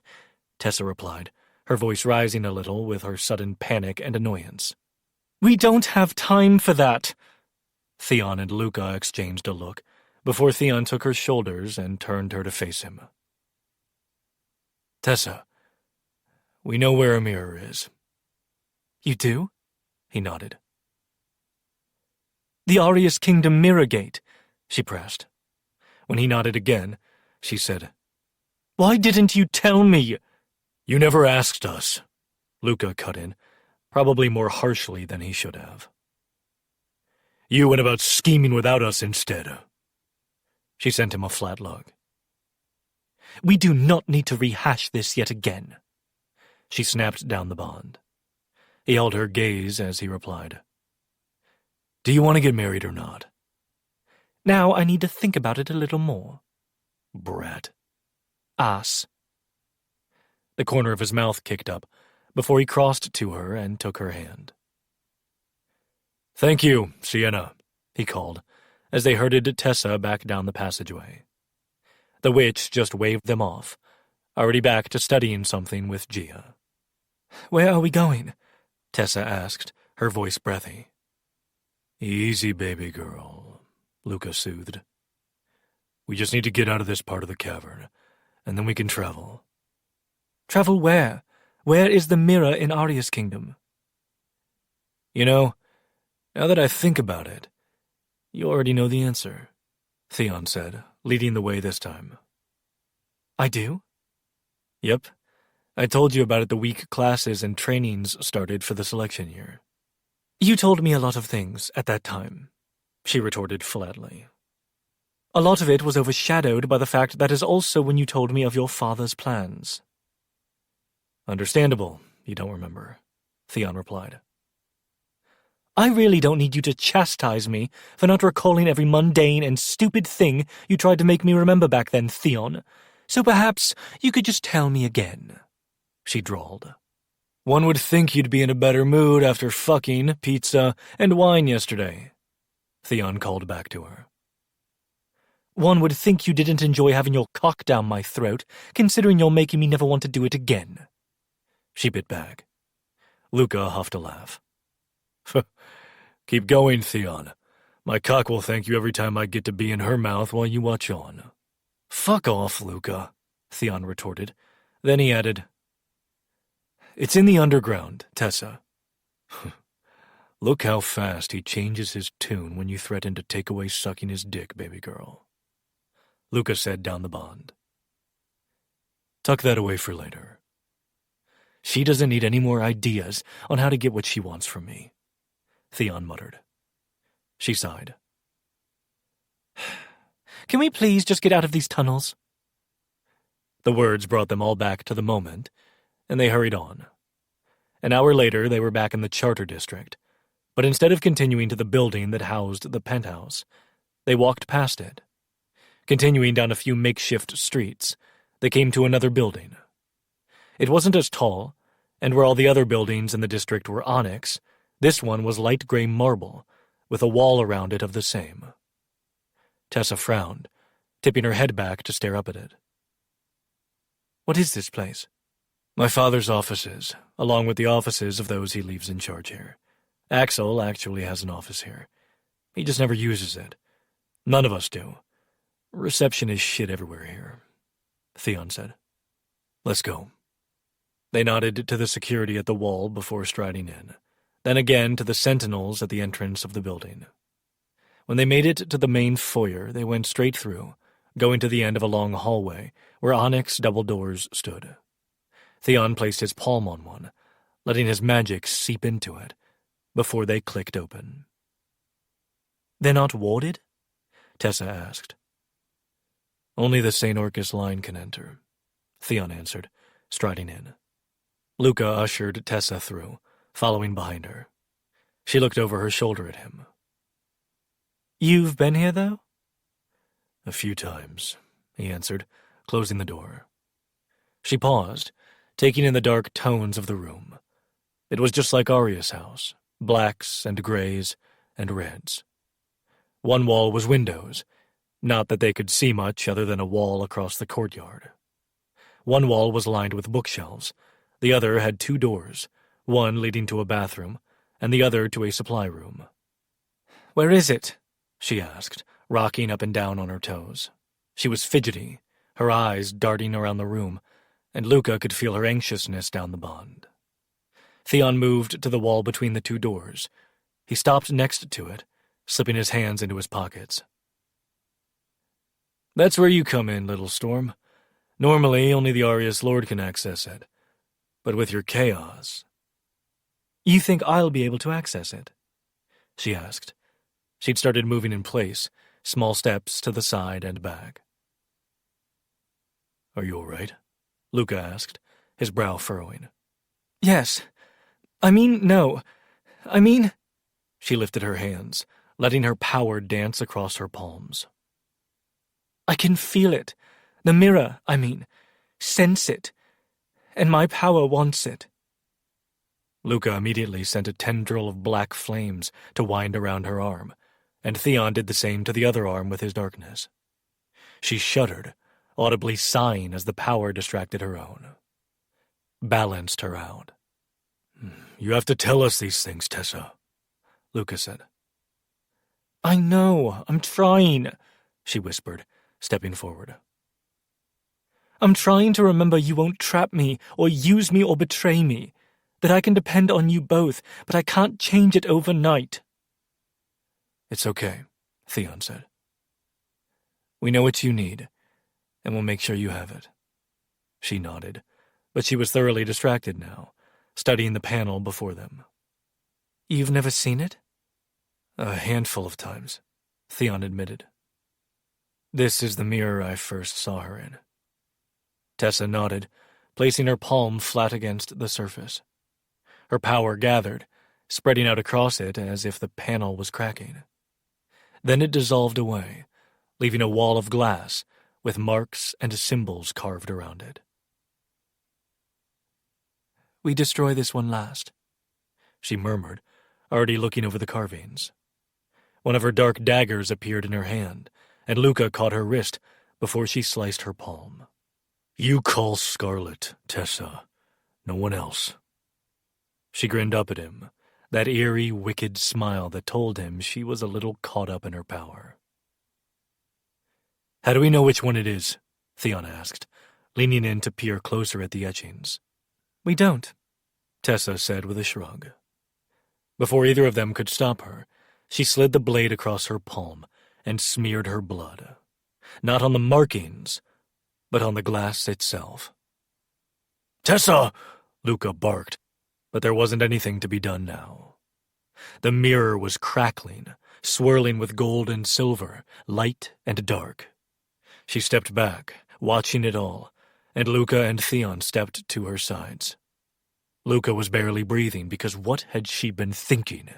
Anyone or anything could answer her call. And it wasn't a silver-haired female that appeared in the mirror after a few minutes, but a white, silver-haired male. That hair reached just past his shoulders, silver eyes staring back at them. Beside him stood a female. She was quite a bit shorter than the male, and her black hair was long, reaching nearly to her waist. Her skin was darker, not as dark as Kat's, but a warm brown hue. Her amber eyes seemed to search for something, but they swirled a little. Just like... Orion? Tessa breathed, stepping closer. It's not her, Tessa, Theon said gently, placing his hand on her shoulder. Her eyes are different. Who are you? The male in the mirror asked. You first, Theon retorted, straightening to his full height. Not you, the female said dismissively. You. She was looking straight at Luca, and he stared back, stoic and unmoving. The female didn't appear to care, peering up at the male. It has to be him. They look too similar for it not to be. Wait, do you know Roehrich? Tessa asked, stepping closer once more. Both of their attention snapped to her. Is he there with you? Where is he? The male demanded. He's here, but he's not with us, Tessa answered. You are from his world. You know Scarlet? The male stiffened, eyes narrowing. What business do you have with her? But the female was lifting a hand, a swirl of ashes fluttering, and seconds later, Scarlet appeared, Soren with her. Where are they? Scarlet demanded, shifting as though it would help her see different angles beyond the mirror. Not here, Tessa said again. Who are they? My brother and his wife, she answered.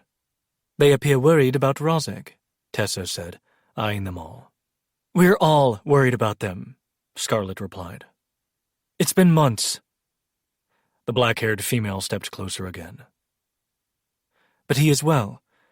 Can we see him? I'm sorry, Tessa answered gently. He's not here, but he is well. Both he and Eliza are well. She nodded once, and the male slid his hand around her waist. Soon, Leah. He'll be back soon. You keep saying that. I'm beginning to question if you know the meaning of the word, she replied. If you didn't summon me to send them back, then what do you need? Scarlet asked sharply. I cannot send you any more aid, and I do not need you to send anyone else to this world, Tessa interrupted, her tone carrying that eerie ring. When the gates open, more things enter than should. Scarlet stilled. Like what? Like things that smell of the stars and stories yet to be told, Tessa answered. Scarlet glanced up at Soren, whose brows were pinched in thought as he listened and watched. We summoned you for a reason, though, Theon interjected after a few seconds of awkward silence. He held up his arm, showing the mark around his wrist. Sienna said you created this mark. Scarlet glanced at it once, then back to Tessa. I did. And now we need to add the third piece, Theon continued. She said she couldn't do it because she doesn't have enough chaos, Scarlet interrupted. Yes, you are okay with this, cousin? It is what you want? She glanced between them. Two annoying, hovering males seems like an unnecessary pain in the ass. Scarlet, Soren sighed, resting his hand on her shoulder. Sienna explained this to us.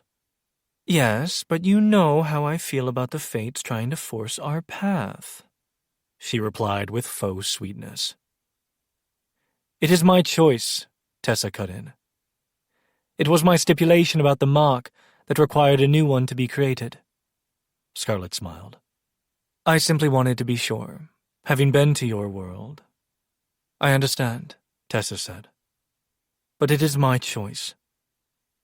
In that case, listen carefully and watch, Scarlet said. You'll use blood mixed from the three of you for this, but it must be drawn precisely. The next several minutes consisted of Scarlet drawing a mark in the air with her starfire. Over and over again, while Tessa did the same on paper Theon had grabbed for her. And over again, Scarlet corrected it. A line that needed to curve more, 2 lines that couldn't touch. 3 lines that had to cross at a specific place. More than that, because it was going around their wrists, the curvatures had to be perfect too. Out of curiosity, Tessa ground out when Scarlet told her it was wrong yet again. What will happen if I fuck this up? Scarlet shrugged. Depends on which part you fuck up, I suppose. Tessa tisked, rolling her eyes. Luca had felt her frustration growing and growing, and he knew she was reaching a tipping point. This is a waste of all our time. If this is something I'm supposed to be able to do, shouldn't my chaos just know? It did for the mark I gave Luca. She tossed her pencil aside, grabbing a new piece of paper. I didn't need a cyan or blood for that, she went on, slipping into that tone once more. We just knew what to do, knew what we wanted. Her hand hovered just above the paper, thin streams of her power twisting and writhing. Tessa, Luca warned. At the same time, Theon said, Tessa, stop. Let her go, Scarlet said, a hand pressing to the glass. She's right, in a sense. She knows the mark and what she wants. You can't tell me that's how creating a new mark works, Theon retorted. Not entirely, but she's not creating a new mark, is she? Scarlet drawled. Tessa was singing that goddamn Revelation song, and he was about to intervene when she lifted her head, and they both started. Her eyes were glowing violet, swirling with her magic. Slowly she moved her hand, and on the paper was a mark, shimmering faintly. Theon tentatively reached for it, holding it up to the mirror, and Scarlet smiled darkly. Perfect. Just like that, Tessa. She was still humming, one hand in her hair. Scarlet's smile faltered. Did you ever learn her mother's lineage? Theon shook his head. Akaz, obviously, but I don't know her grandmother on that side. She's trapped, Tessa said simply, spinning in a slow circle. Locked beneath the sea. She stilled, looking over her shoulder and locking eyes with Scarlet. For now. Scarlet lurched back. Tell Briar, already on it, love, Soren said, a fire message flaring and disappearing. What is going on? Theon demanded. Nothing you need to concern yourself with right now, she replied with a fake smile. Take your mark, save your world, and send our family home. Then she was gone, leaving them standing in the room with a humming Tessa. I won't take the mark when she's in this state, Luca said sharply. I know, but what if she can't create the mark otherwise? Theon asked, shoving a hand through his hair. We have to learn to help her control it, even when she has to give in to it. Luca dragged a hand down his face, trying to figure out what to do. She's in there, Theon said. She's a part of it as much as it's a part of her. So what if we use the bond to reach her? Theon, this isn't the time for questionable theories, Luca sighed.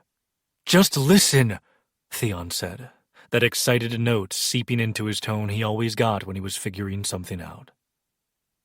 We distract her power with ours, and then use the bond to speak to her, help her focus and control it. You're willing to risk getting the wrong mark on this? What if it doesn't work, or it gets fucked up? Luca demanded. Do you want her or not, Luca? Theon retorted. His dragon snarled at the implication, the sound rumbling from his chest as smoke wafted on his exhale. Then grow a pair of balls and do this, Theon snarled, his darkness appearing and already luring her magic. I don't think this is a good idea, Luca muttered.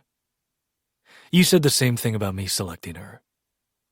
This fucker. With another deep breath, he called forth some dragon fire, letting it mingle with their magic. They gave it a moment before Theon said down the bond. Tessa. They waited for several seconds, but no response came. Tessa, Luca tried. We need you to answer us, Clever Tempest, Theon added. She was still humming, and Luca wanted to slap his hands over his ears. He shifted his eyes, knew they were glowing as brightly as hers when he sent down the bond. It's lonely being the grandchild of a god, Tessa. I don't want to be alone. Her head cocked to the side a little, eyes settling on him. There you are, my light, he coaxed. You with us? She nodded slowly, glancing at Theon as he slid to Luca's side. Eyes on us, Little Storm, Theon said, and a few seconds later, her voice drifted to them. Eyes on you. Good girl, Theon said. We need your wrist. She raised her left arm, and they did the same, bringing them all together. Are you sure about this, Tessa? Luca asked one last time. It's the only thing I've ever been sure of in my entire life, she answered. Then guide our magic, Theon instructed. And she did, their power twisting and curving around their wrists. The threads of power becoming so entangled as she worked, Luca couldn't tell which mark was being inked on whose skin. He felt her power cut into his flesh, stealing blood, doing the same to her and Theon. Her chaos absorbed it all, adding to whatever she was doing. She was breathing hard, and a tear slipped free. This is too much, Theon, Luca ground out. I can do this. We don't stop, Tessa insisted, her body starting to tremble. Seconds later, those cords they'd all seen at one time or another sprang up. The brightest gold, the darkest black, a midnight blue. They were as entangled as the mark she was bestowing. No telling where one ended and another began. Until they flared so brightly, Luca had to turn away and close his eyes. Something pulsed through him, settling into the depths of his soul, and he turned back just in time to see their mess of power flare out. Tessa stumbled forward, and Luca caught her before she fell to the floor. "I've got you," he murmured, scooping her up and carrying her to the sofa in the office. He placed her between them, and she slumped against his chest while Theon leaned in and cupped her face. "Tessa, are you all right?" She was still trembling, her head lolling against Luca's shoulder. "You're mine," she whispered, her eyes falling closed. Theon lifted his gaze to Luca's, and they both raised their arms to see the intricate mark wrapping around their wrists. It mirrored the one on Tessa's, and it was precise and perfect. Looking back at Luca once more, Theon grasped his forearm and said, "Let's take our wife home." 37. Theon. "You're sure about this?" Luca asked as they stood outside the Faven Palace gates. "It's a little late to turn back now, don't you think?" Theon replied, adjusting the sleeves of his suit jacket. "Just make sure your wrist stays covered until the lordship is approved." "They are never going to agree to this," Luca warned. "They're going to feel manipulated and tricked. All the relations you've worked on building outside your father's shadow will be broken and irreparable." "Maybe," Theon agreed, straightening when the gates opened and 5 Akaz sentinels appeared to escort them. But he was willing to risk it at this point. The kingdoms themselves were broken. Devrim was irreparable. But his goals had changed. He didn't want to fix anything anymore. He wanted to start completely over. And that wouldn't happen without drastic measures and drawing hard lines. Tessa was nearby, waiting until an agreed-upon time. Having her there right away would be a distraction he didn't want right now. Not necessarily for him, but for the other rulers. But he could feel her down the bond, pacing and restless. He would have preferred her to stay at Luca's cave and travel here when it was time, but that was certainly too far for her and Luca to be separated. They really needed to figure out the limits of that mark soon. None of them had realized what that union mark would cost her yesterday, or they would have waited to complete it. She swore there were no regrets, and she'd drawn from him this morning, refilling her reserves at least enough to get through the day. The guardian bond would draw from Luca for him if things escalated today, but there was no way they could bring Tessa here as drained as she was. That mark had been as draining as the source marks had been, and it made sense. The tri-union mark she'd given them tangled pieces of their souls together the same way the source marks did. The difference was, the tri-union mark was meant to do that. It wasn't some gross manipulation of other marks. So while she'd been exhausted and drained, there hadn't been the physical side effects of pain and vomiting. "Thank you," Theon said tightly when a guard opened a door to let him in, and the male's eyes widened momentarily before snapping back to attention. Side by side, he and Luca strolled into the makeshift meeting room, and he loosed a small sigh of relief. A part of him had expected his father to be here, but the Arius seat sat empty. The ladies were here, along with Rordan, but Lady Isleen's source wasn't. That was odd. His gaze slid among the rulers, holding the Anala lady's stare for a second longer than the others, before he lowered into the Arius seat, sat back, and waited. "Where is she?" Rodan asked coldly. "I didn't know my match would be required to attend to this summons," Theon answered, bringing his ankle up to rest on his knee. "That's not who I mean, and you know it," the Akaz Lord retorted. "But that is what this summons was called for," Theon said casually. "To update everyone on the status of my lordship, although I was a bit confused, considering you have known about the status for weeks, and I was waiting for all the ladies to convene with us." He saw Kyra's lips twitch in approval, and he knew his suspicions were right. They hadn't all needed to convene. She said nothing, letting the other ladies voice their questions. "What is he talking about?" the Celeste lady asked. "All that was required was proof of a fulfilled match union. Everything was agreed to prior. We didn't all need to be present." "Because of the extenuating circumstances involved, I thought it wise to ensure we were all part of the entire process," Rodan answered, his fingers tightening around the arms of his chair. "I do apologize I missed our scheduled meeting," Theon said. "There were some complications." "What meeting?" the Phaline lady asked. "The one to confirm my match and instate my lordship," he replied innocently. "Rodan?" she asked, turning to the male. "Times were turbulent," he snapped. "Maya was dealing with things in her kingdom. This wasn't pressing." "Wasn't pressing," Theon interrupted. "The people in my kingdom have been in a state of uncertainty for months. I'm the one who's been taking care of things. I'm the one who has been pushing forward and making sure their needs are met. I am the one being summoned to these goddamn meetings. The fact is, there are some things I can only do when I have that title attached to my name."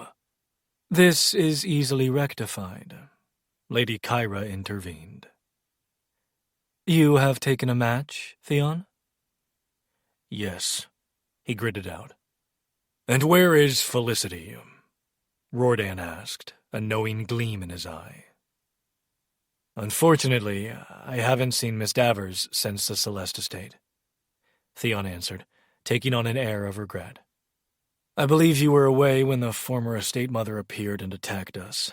I know the estate suffered greatly, and I am told there are a number of young Fae missing since that attack. If there is any way we can be of aid, Lady Kandra, please let us know. As for Miss Davers, she was terrified and was released from her obligations." "How is that possible if she is your match?" the Seraphina lady asked. Theon turned his attention to her, and she looked haunted, as though she was grieving and had no desire to be here. "Are you well, Lady Isling?" he found himself asking. "Of course I am," she retorted, lifting her chin. "Answer the question." "Well, I had a contract with Miss Davers. It was not carried through," he answered. "As I said, she was released from the obligation when it became apparent she could not handle the role." "Then you do not have a match as required," Rodan said with an air of triumph. "I did not say that," Theon countered. The Akaz Lord glanced at Luca where he stood off to the side. With a sneer, he said, "Well, I won't be surprised if you and Moores have finally admitted to involvement. Unfortunately, that match would not allow for an heir, and will not fulfill your obligations." If he only knew. Theon replied with a flat smile, reaching into the inside pocket of his suit jacket and withdrawing a document. He passed it to the Anala lady as he said, "Luca has taken a match as well. Again, an extenuating circumstance, but I bring the required proof of my own." Kyra unfolded the piece of paper and held her palm above it, her power reading the magical signature that proved the document wasn't forged. "Everything appears to be in order," Lady Kyra said. "A match union was done, and proof has been provided. The terms are fulfilled as agreed. Congratulations, Arius Lord. We welcome you. May your rule be fruitful for those in your care." The other ladies murmured sentiments of the same, and Theon couldn't believe it was really that simple. After years of dreaming and scheming, the torture and determination, it was his. The Arius kingdom. He was the Arius lord. He straightened, his foot dropping back to the ground as the weight of everything he was about to do pressed in on him. "We can still change the plans," Luca said down the bond, clearly sensing his conflicting emotions. "No," Theon replied. "We push forward." "He doesn't bear a Union mark! Give me that!" Roerdan was saying in outrage, standing and ripping the document from Kyra's hand. "It is done, Roerdan," she said, her tone turning sharp and deadly. "All was agreed to before this moment. You signed the obligation along with the rest of us. It is legal and binding. As the kingdom in charge of upholding the laws and justice, you of all people should understand this." Theon stood, removing his suit jacket and draping it over his chair. "Due to our unique situation, we had to be a little creative. The commonplace for a Union mark is taken by another mark on my wife," Theon said, beginning to roll back the sleeve of his left arm. Roerdan's head snapped up, his power undulating and coiling around him. "She cannot be your match. It is not acceptable." "It is already done," Theon said. Roerdan whirled on the Anala lady. "You accept this!" His eyes flashed to the others. "He has taken her as his wife!" "What's done is done," Kyra said too calmly, her power slowly making an appearance, while her source stepped forward, adding flames of his own. "Absolutely not!" Roerdan snarled. "It upsets the balance of everything we are!" "I have agreed to all your terms and jumped through every fucking hoop," Theon said, his darkness falling into place like armor, and Luca drifted closer. Roerdan rounded on the other ladies. "He has taken his source as his match. You find this acceptable?"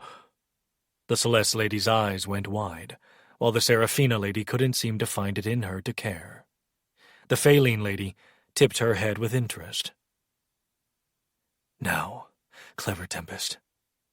Theon sent down the bond as voices rose and arguments broke out. A crack of thunder sounded so loudly it vibrated around them, and Theon smiled as everyone lurched to their feet. Luca also removed his suit jacket, draping it with Theon's on the Arius chair. The air was crackling with energy, and everyone's power in the room was vibrating with restraint and turmoil. Because chaos always craved more, and the people in this room were among the most powerful in Devrim. But she was still more. "What is happening?" the Celeste lady demanded. Theon slipped his hands into his pockets, rocking back on his heels. His smile was pure death and violence when he said, "Our wife is here." The doors to the room were thrown wide, a swirling storm of glittering dark mist and light rolling in. And from the center of it strode Tessa. Her dress was a soft cream color, but that was just the base. Swirls of onyx and midnight blue adorned the gown, shimmering in the low lighting of the room. The fabric crossed over her chest, covering her breasts, leaving her torso bare, and gathering at her hips before flowing out for the skirt, where a deep slit up one side reached nearly the top of her thigh. Her hair was down, a mass of gold strands behind her, and her bare feet left prints of her power with each step. Her bow was looped across her chest, and Nyla and Roan prowled at her sides. The room went utterly silent as she came to a stop before them, and even Theon was blinking twice, because all of her marks were glowing gold on her fair skin. Every single one, save for the tri-union mark on her wrist. That was shimmering white and black and midnight blue. Her violet gaze slid over all of them, the ladies tense and their power lingering. Lips curving into a slow smile, she stepped closer, and he could feel her. Feel her power wanting to take. Feel her giving it the smallest bit of freedom. He sent a wisp of darkness to her, letting it curl around her ear, while dragonfire snared her wrist, pulling her closer until she stood between them. Her gaze went from Luca to Theon, a question lingering there. Theon nodded once, taking her hand and bringing it to his lips to press a kiss to her fingertips. She inhaled a deep breath, and she turned to face the other rulers. The three of them against the rest of the realm. "What is the meaning of this?" Roehrich demanded, finally finding his voice once more. "You suddenly need your source here for a sense of dramatics?" "I just sent him ahead to get the mundane things out of the way," Tessa said, slipping her fingers into Roan's fur where he sat at her side. Roehrich glared at her. "You have chosen the place of a mere source instead of what you could have been. How disappointing." "You must have misheard me," she replied, the power around her slowly drifting and sliding along her skin. "I sent my source ahead of me." The Akaz Lord scoffed. "He's your source now?" "Unless you want the job," she said, and Theon couldn't see her, but he knew she was smiling that dark thing that always brought him to his knees. She lifted a hand, a storm appearing and twisting into a whirlwind in her palm. "Chaos does not choose." He felt the slight tug of her gifts, but so did everyone else. He could tell by the small gasps from the lady's lips, and the way Roerdan's jaw clenched. Could she draw from them? From any legacy? "Enough!" Roerdan snapped. "The three of you obviously came here with an agenda to deceive us. What is it?" "I came as summoned," Theon replied. "The last time I tried to deny such a request, I was escorted by sentinels. More than that, the purpose of this meeting was the status of my match and lordship, both of which have been addressed." "In a deceitful manner," Roerdan snarled.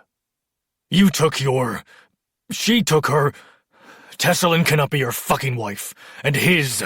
It upsets the very nature of the kingdoms," he went on, stumbling over his words. "Because she is powerful?" Theon asked. "Yes." "Because she is more powerful than most in this room?" "Yes!" he snapped again. "That is a valid point," Theon said. "Better fix that, clever Tempest." "Theon," Kyra said tentatively. He met her gaze, giving her a reassuring smile. "We are simply honoring the laws of Devrim, my lady, which state the most powerful of a bloodline shall hold the seat of that kingdom."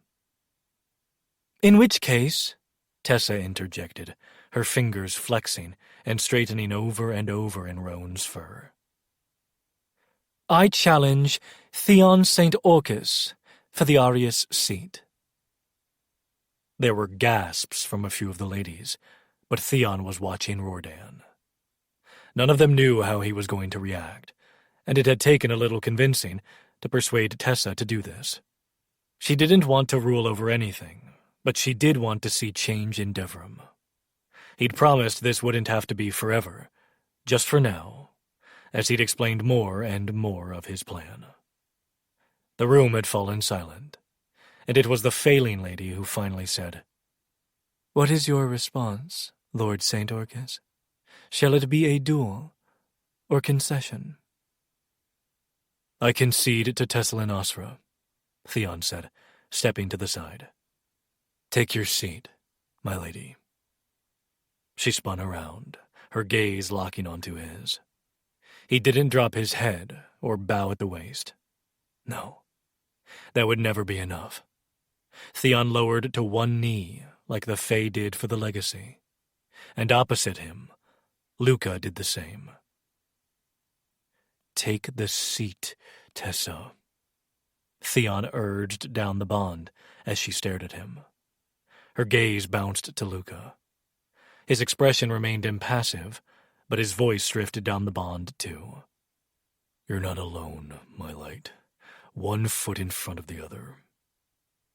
She did just that. Her chin lifted, and when she turned and lowered into the Arius seat, she held Roerdan's furious stare the entire time. "So, you have chosen death," the Akaz Lord said, his tone murderous. "And death has chosen me," she answered, and Theon felt her give a little more control to her magic. Watched those gold marks on her skin flare brighter. Watched the chaos in her eyes swirl faster.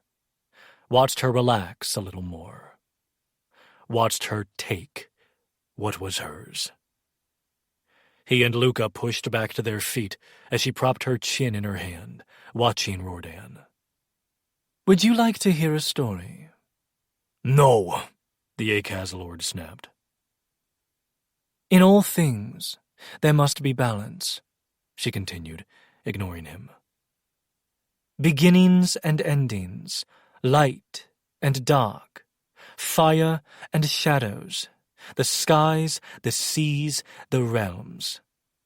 But what happens when one takes what he's not supposed to have? When he has deceived the realm he covets? When he calls the fates here as much as I do?" The ladies all slowly turned to Roerdan. "What is she speaking of, Roerdan?" the Seraphina lady asked. "Something she knows nothing about," he retorted. "They have put a naive child in charge of the Arius kingdom." "And a treacherous thief holds the Akaz throne," Tessa returned. Then she added with a sharp smile, "For now." "You are not more powerful than I am," Roerdan spat. "You cannot challenge me and win." Tessa only smiled in return. "As a fellow lady, I find it my duty to inform the other ladies of your transgressions. Do they know where powerful Fae disappear to? How you mark babes from the Sirana villas to hunt down later when their powers develop? Do they know you take what does not belong to you in preparation for taking from them next? That you are planning to use me to do the same?" "And now what?" Roerdan sneered. "You will take it all for him, all in the name of Arius, right? Now you will face the same fate that will eventually come for him." Theon cursed as blinding white light flared, and he dove for Tessa at the same time Luca did.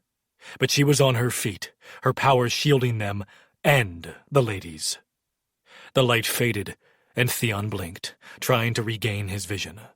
"Fuck," Luca muttered, clearly having shifted his eyes and seen what he couldn't yet. Theon could hear the wolves growling and snapping, and when he could finally see again, he was staring at a room full of seraphs.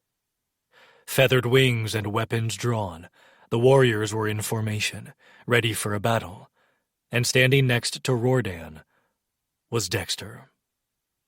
"I am so utterly disappointed, Tessie," Dex sighed. He took a step towards her, but Nyla was there, snapping her massive jaw. He curled his lip in disgust. "I gave you every opportunity, and you still chose this. You will have to beg Akaz for mercy for this betrayal." "You can beg Arius for mercy all you want when you greet him in the pits of torment," she replied, slowly raising her bow, where she already had an arrow nocked. She must have summoned it when Roerdan had blinded them all. "But I will ensure he makes your eternity agony." She released the arrow, but Dex traveled a moment before it struck. Instead, it hit another seraph. The being froze before disintegrating into nothing but embers and ashes. "So be it," Roerdan sneered. He turned to the ladies. "She has started a war, and your kingdoms will be the cost of it."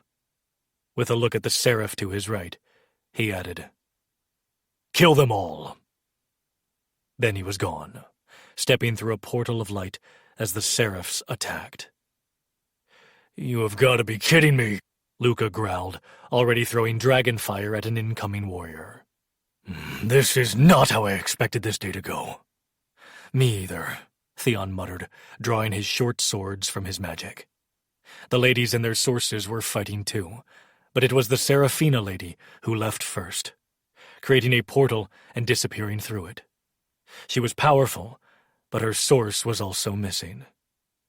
Theon lifted his blade to block an attack as Tessa's light arced from her palm. The seraph screamed, and he felt her shudder through the bond. Her power was taking, refilling her depleted reserves. "Keep going, Tempest," he said down the bond. "Luca, stay with her."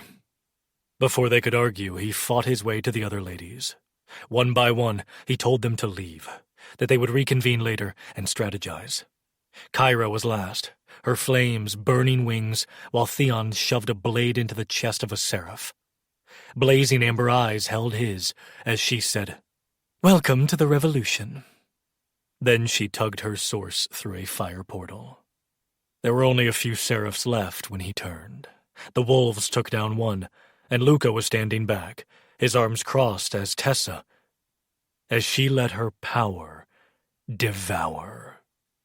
The seraphs screamed as their veins lit up, gold threads crackling along their skin.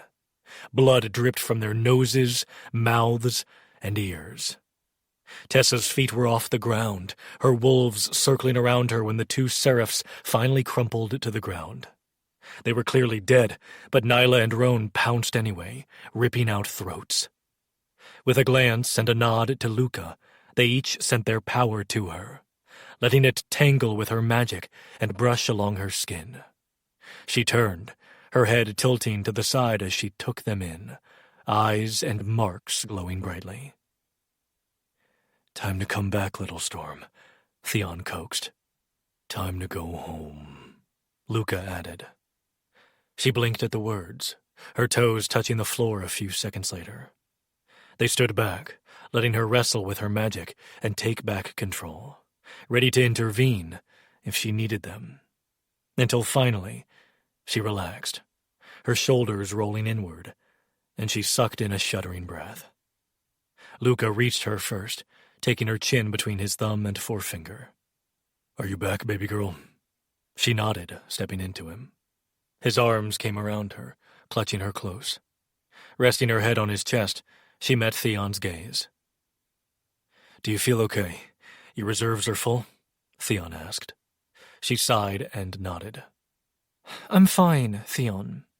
He moved to their side, saying, "Let's go home and get cleaned up. I'll have the kitchens prepare some food." "Nothing gross," she sighed again, as he dropped a kiss to the top of her head. He hesitated. Not about the food. He'd deal with that later, but... "We're going to the townhouse in the Acropolis, Tessa," he said. "Luca went this morning and made sure it was vacant." She looked up at him. "You did?" He nodded. "While you were sleeping. But it's only temporary," Theon added, "until we can be sure we can return to Arya's house." She stared at him for a long minute, worrying her bottom lip. "Do I still get my own wing of the house and only have to see you when I want to?" she finally asked, batting her lashes. "Oh, little storm," he said in a low growl as he grabbed Luca's arm, the male snickering. "As if you could ever hide from me now." "But I can run," she crooned, mischief dancing in her eyes.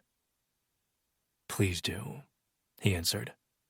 Leaning in close, he added, "But I'm not responsible for what happens when I catch you." 38. Tessa. She blinked from her place on her knees in the mud. Her hands were at her back, and at her throat was a thick band of metal. She couldn't see it, but she could feel it. Knew the thing was the same material as the cuff that Dex had put on her wrist that day in the mountains that absorbed her power. It would require the blood of 3 different first gods to remove it, and right now, it was containing and weakening her. Tessa, Theon rasped. He was several feet away, and he was on his knees too. Blood was seeping from beneath his hand where it was pressed to his side. don't listen to them. Don't... He hissed out a curse as a seraph appeared behind him, a fist slamming into his other side. Theon! She cried, lurching to stand, but a hand gripped the collar at her throat, yanking her back. You've done enough, Dex hissed. For the love of Akaz, stay put and stop creating messes for me to clean up. She glared up at him, and he smirked. The attitude is pointless. Look around you. You've already lost. Her eyes swept the scene, taking in the carnage. It was utter carnage. Broken bodies and blood-stained earth. Seraphs were moving among the fallen, making sure the dead stayed that way. There were some legacy still alive, but she was certain none of them were Arius' legacy. She sucked in a gasp when she recognized the bright red hair of the Anala lady, the light gone from her amber eyes. Her source was nearby, along with another female who had an arm outstretched toward Luca. Luca and Zan were off to the side, matching white stone collars at their throats where they knelt. Luca's eyes were on her, and it was the first she had ever seen him look so helpless as he looked between her and Theon, his wife and his ward. Zan's gaze was fixed on the female reaching for them. A seraph stopped in front of Dex, standing at attention. Speak, Dex barked. We've been searching everywhere and can't find them, The seraph reported. They have to be there. He rules the underground. Oh, gods. They were searching for Axel. Axel and Kat. Her gaze whipped to Theon, where he'd been shoved face down. The seraph's boot was on his back, but he still struggled. Still he fought, despite his power being completely depleted. He was the only one of them not yet bound. Burning it will be pointless, Dex muttered. His wife controls flames. Then again, the only ones we need dead are the vampire and the child. No! Tessa cried, once more trying to get to her feet. You are trying my patience, Tessa. Dex snarled, his hand moving from the collar to her hair, fisting it sharply and yanking. Let's just leave, Tessa cried. Dex, please. We'll use a mirror gate, and I'll go to Akaz willingly. No, Luca snarled. No, you will not. Enough, all of you, Dex bellowed. This is not a fucking negotiation.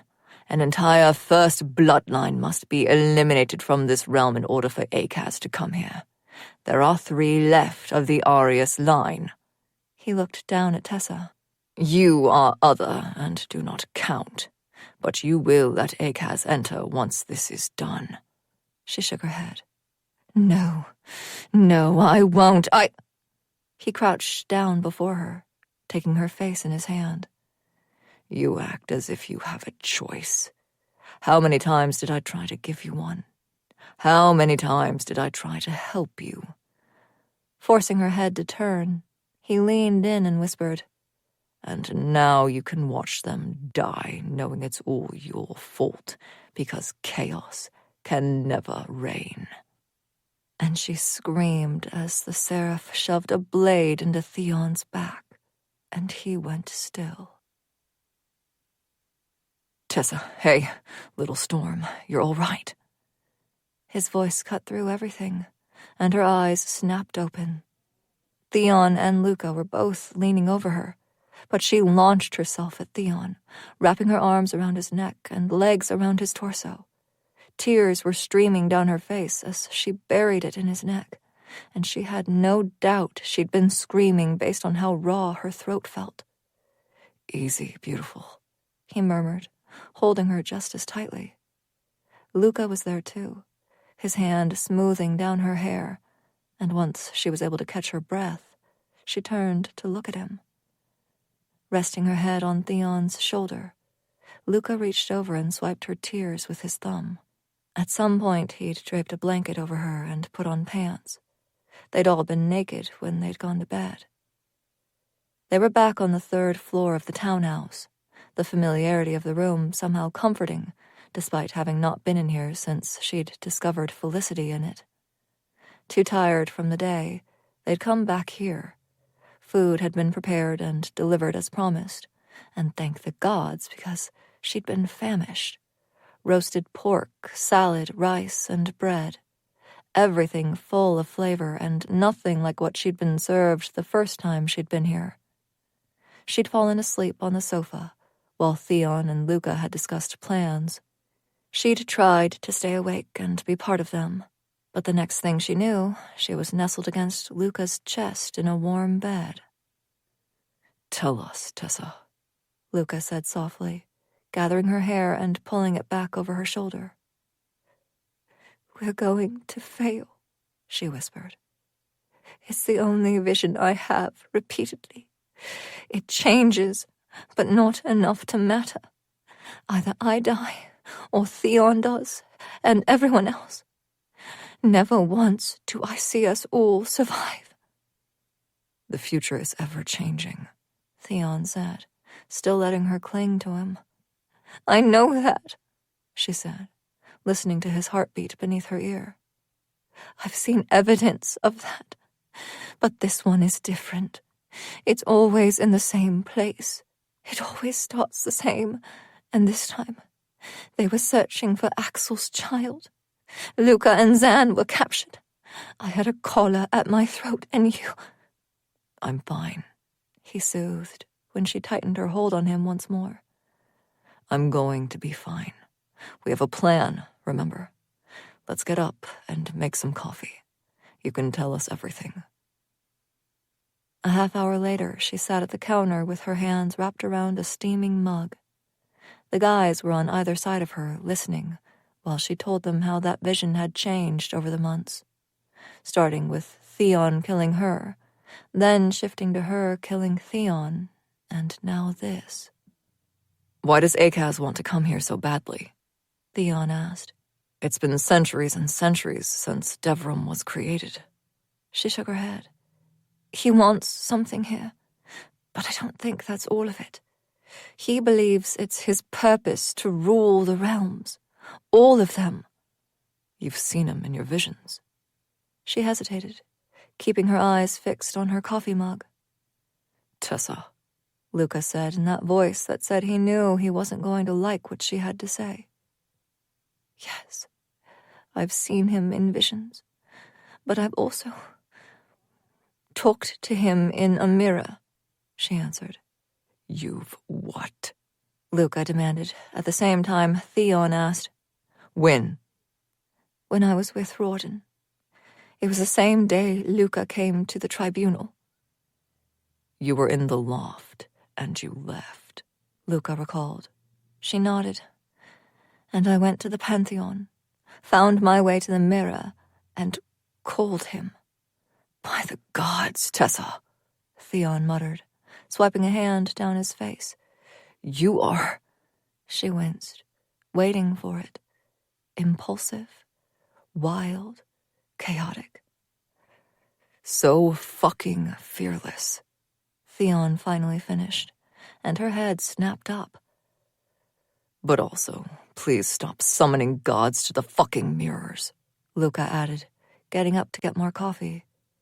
She looked over at him in confusion. "Why?" "Because it puts me on edge," he muttered under his breath, and she huffed a laugh. "I've sent a message to the others," Theon said.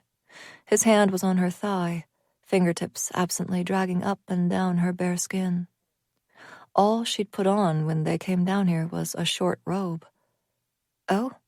Tessa asked, watching Luca gather some oranges and pastries before pulling a small bowl of hard-boiled eggs from the fridge and bringing them to the counter. "We need to figure out how to transfer power," Theon said. She nodded, watching Luca peel an orange and hand slices to her. "From Dacian?" she asked. "To start with, yes," Theon answered. "Roehrich, Zan, and Tristan are the most knowledgeable. I asked Kat to come, but Axel is too worried about her going into labor. Tessa nodded again. That makes sense, she said around her orange. But before we talk about that anymore, we need to talk about yesterday. She frowned. What about it? You were a goddamn vision, Tessa, he breathed. But there was a moment when you were... I felt you yank on my power.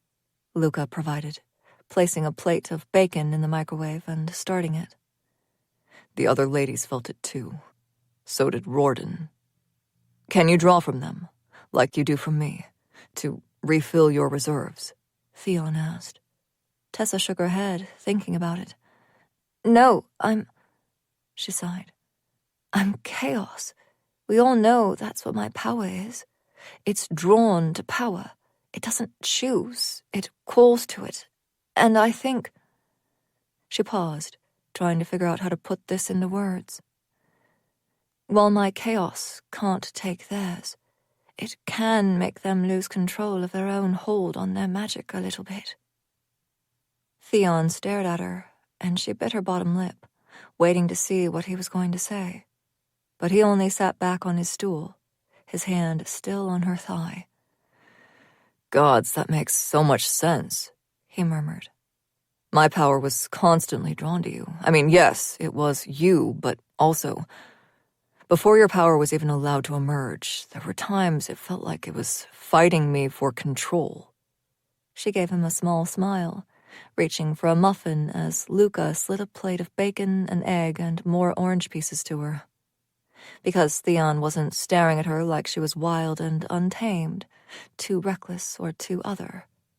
He was staring at her like she was a goddess, and when she slid her gaze to Luca, he was watching her too. That vision isn't going to come true, baby girl, Luca finally said, reaching for her mug to refill her coffee. You can't know that, she argued, biting into the egg. But Luca only shook his head. We will be left standing when you come to reign. She was pacing back and forth before the fireplace, her hand dragging along the mantel mainly so she wouldn't pull at her hair. It was afternoon now. Theon and Luca were in casual clothes, or what was considered casual to them. Black pants and button-down shirts rather than suits and ties. She was in leggings and a long-sleeve shirt, her bare feet leaving prints with each pass she made. Roehrich, Eliza, and Triss were here. And Zan. Zan, who was telling them once again their best option was to bring her mother here. Did she want to see her? No. Yes. No. Gods. She turned again, trying to focus on the smooth marble of the mantel. She knew they were watching her. All of them were watching her, waiting for her to go too far. You said she's the best option, but how do we get her here? Use a mirror gate? Theon asked. No, Tessa muttered. No. Something will follow her through. She's right, Tristan said, toying with a roll of lull leaf in his hand. Akira is powerful. Something will follow, or a god will use the opportunity to send something else here. Which is why we need to destroy them, Tessa said. She met Tristan's russet gaze. We could go back tonight. No. Luca and Theon both snarled at the same time. You're the Arius lady now, Theon added. You can't simply go to another kingdom, Tessa. She rolled her eyes. She didn't give a fuck about the title she suddenly carried. The Arius lady. How ridiculous. We'll deal with the mirror gates in a bit, Luca said. But if we can't use them, how else do we get Akira here? Tessa can bring her here, Zan said. She stilled her pacing, her fingers curling into fists at her sides. But it has to be Tessa, he added. Why? She asked, wishing she sounded more confident than she felt. Because of my chaos. Because of your father, Zan corrected. The male held up his hand, a ring on his finger with a large onyx stone in the center. It looked exactly like the one Theon used to wear, the one Axel still wore. The ring? Theon asked. What will that do? By itself, nothing, Zan answered. But when the stones from the three are fused, they create a portal key. What the fuck is a portal key? Theon asked. At the same time, Roehrich said, Why haven't you said anything before now? Portal keys have various uses, Zan said. But there aren't any whole ones left, only pieces of them. They are like the mirror gates in a way. Roehrich interjected with a glare at his father. They can be used to create portals between the realms. They came into existence after the World Walkers were defeated, and the power to walk the realms was close to being lost. 3 pieces, then? Theon asked. You have 1, Axel has 1, and I... He turned to Luca. Gave you mine for the bargain with Rorden. Tessa watched him, and it was perhaps the first time Luca's emotions slipped. Fury and regret streamed down the bond. That fucking bastard. We thought it was a power play. Why would you think that? Roehrich asked. This entire realm is about strategic moves to gain more power. I thought it was an insurance policy of sorts, Luca retorted. Proof I wasn't going to fuck him over. The goal was to get to Tessa at that point. She winced internally.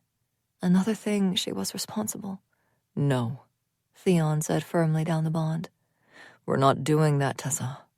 We all played a part in this. Wait a minute, Tessa said. None of this makes sense. How did Theon and Axel get 2 of the rings? I found them, Luca said. Gave them each 1. You just found these 2 rings? Luca hesitated, as if debating his answer. He stole them, Zan answered, fighting a small smile, clearly proud of his son for this. Tessa looked at Luca expectantly. I found them someplace I wasn't supposed to be. Voltaire found me, but I'd heard him coming and hid them. He demanded to know where they were, and I told him I didn't know what he was talking about. I took a beating for it too, but in revenge, I gave them to Theon and Axel. We later discovered they can't be forcefully taken, only found or willingly given, Luca said. Which is how you still have yours. Why Rorden couldn't take it, Tessa said, turning back to Zan. He nodded. But these 3 have a companion. Temeral altered them with the help of Anala and Taka. They will open a portal, yes, but they will only portal to each other. Not necessarily a place, but a person, Eliza said in realization. But Tessa was still holding Zan's stare. A person. She has it, doesn't she? Tessa said, the words void of any emotion. She does, Zan confirmed. Temeral and Akira's story is dark. They knew Agaz would discover them at some point, so Temeral hunted down a set of portal keys with his trackers and huntresses. When they finally found one and altered it, he gave half to Akira, and he kept half, so he could always find her and get to her. But then there was you. She could feel everyone's eyes on her now, and she didn't know what to do with herself. Temeral sent me to Akira because he couldn't get to her. Another story for another time. You were born, and she sent me here with you to keep you hidden until you came into your power. The rings were supposed to take us back to her when the time came, but when things went so wrong upon our arrival... He shifted where he stood. The portal key was split in the enchantment. I found the 3 pieces and had them forged into rings. Sienna put an enchantment on them that only my blood could stumble upon them by accident, which is how Luca found them. And I have to be the one to use it because, Tessa asked, her arms wrapped around herself tightly. Because the key was altered to bring them to each other, but it does so by blood. It's all blood magic, Tesselin, and you are both of them, wild and fury. There was too much. She was feeling too much, and she had questions, but she didn't want an audience for them. "I'd like to speak with Zan alone," she finally said, keeping her eyes fixed on the male. "Tessa, I don't think that's a good idea," Theon hedged. "I wasn't asking, Theon," she said quietly. There were a few seconds of tense silence before Theon said, "Yeah, all right." Everyone started making their way to the kitchen, but Theon stopped beside her, tilting her face up to his. "You call us if you need us." When it was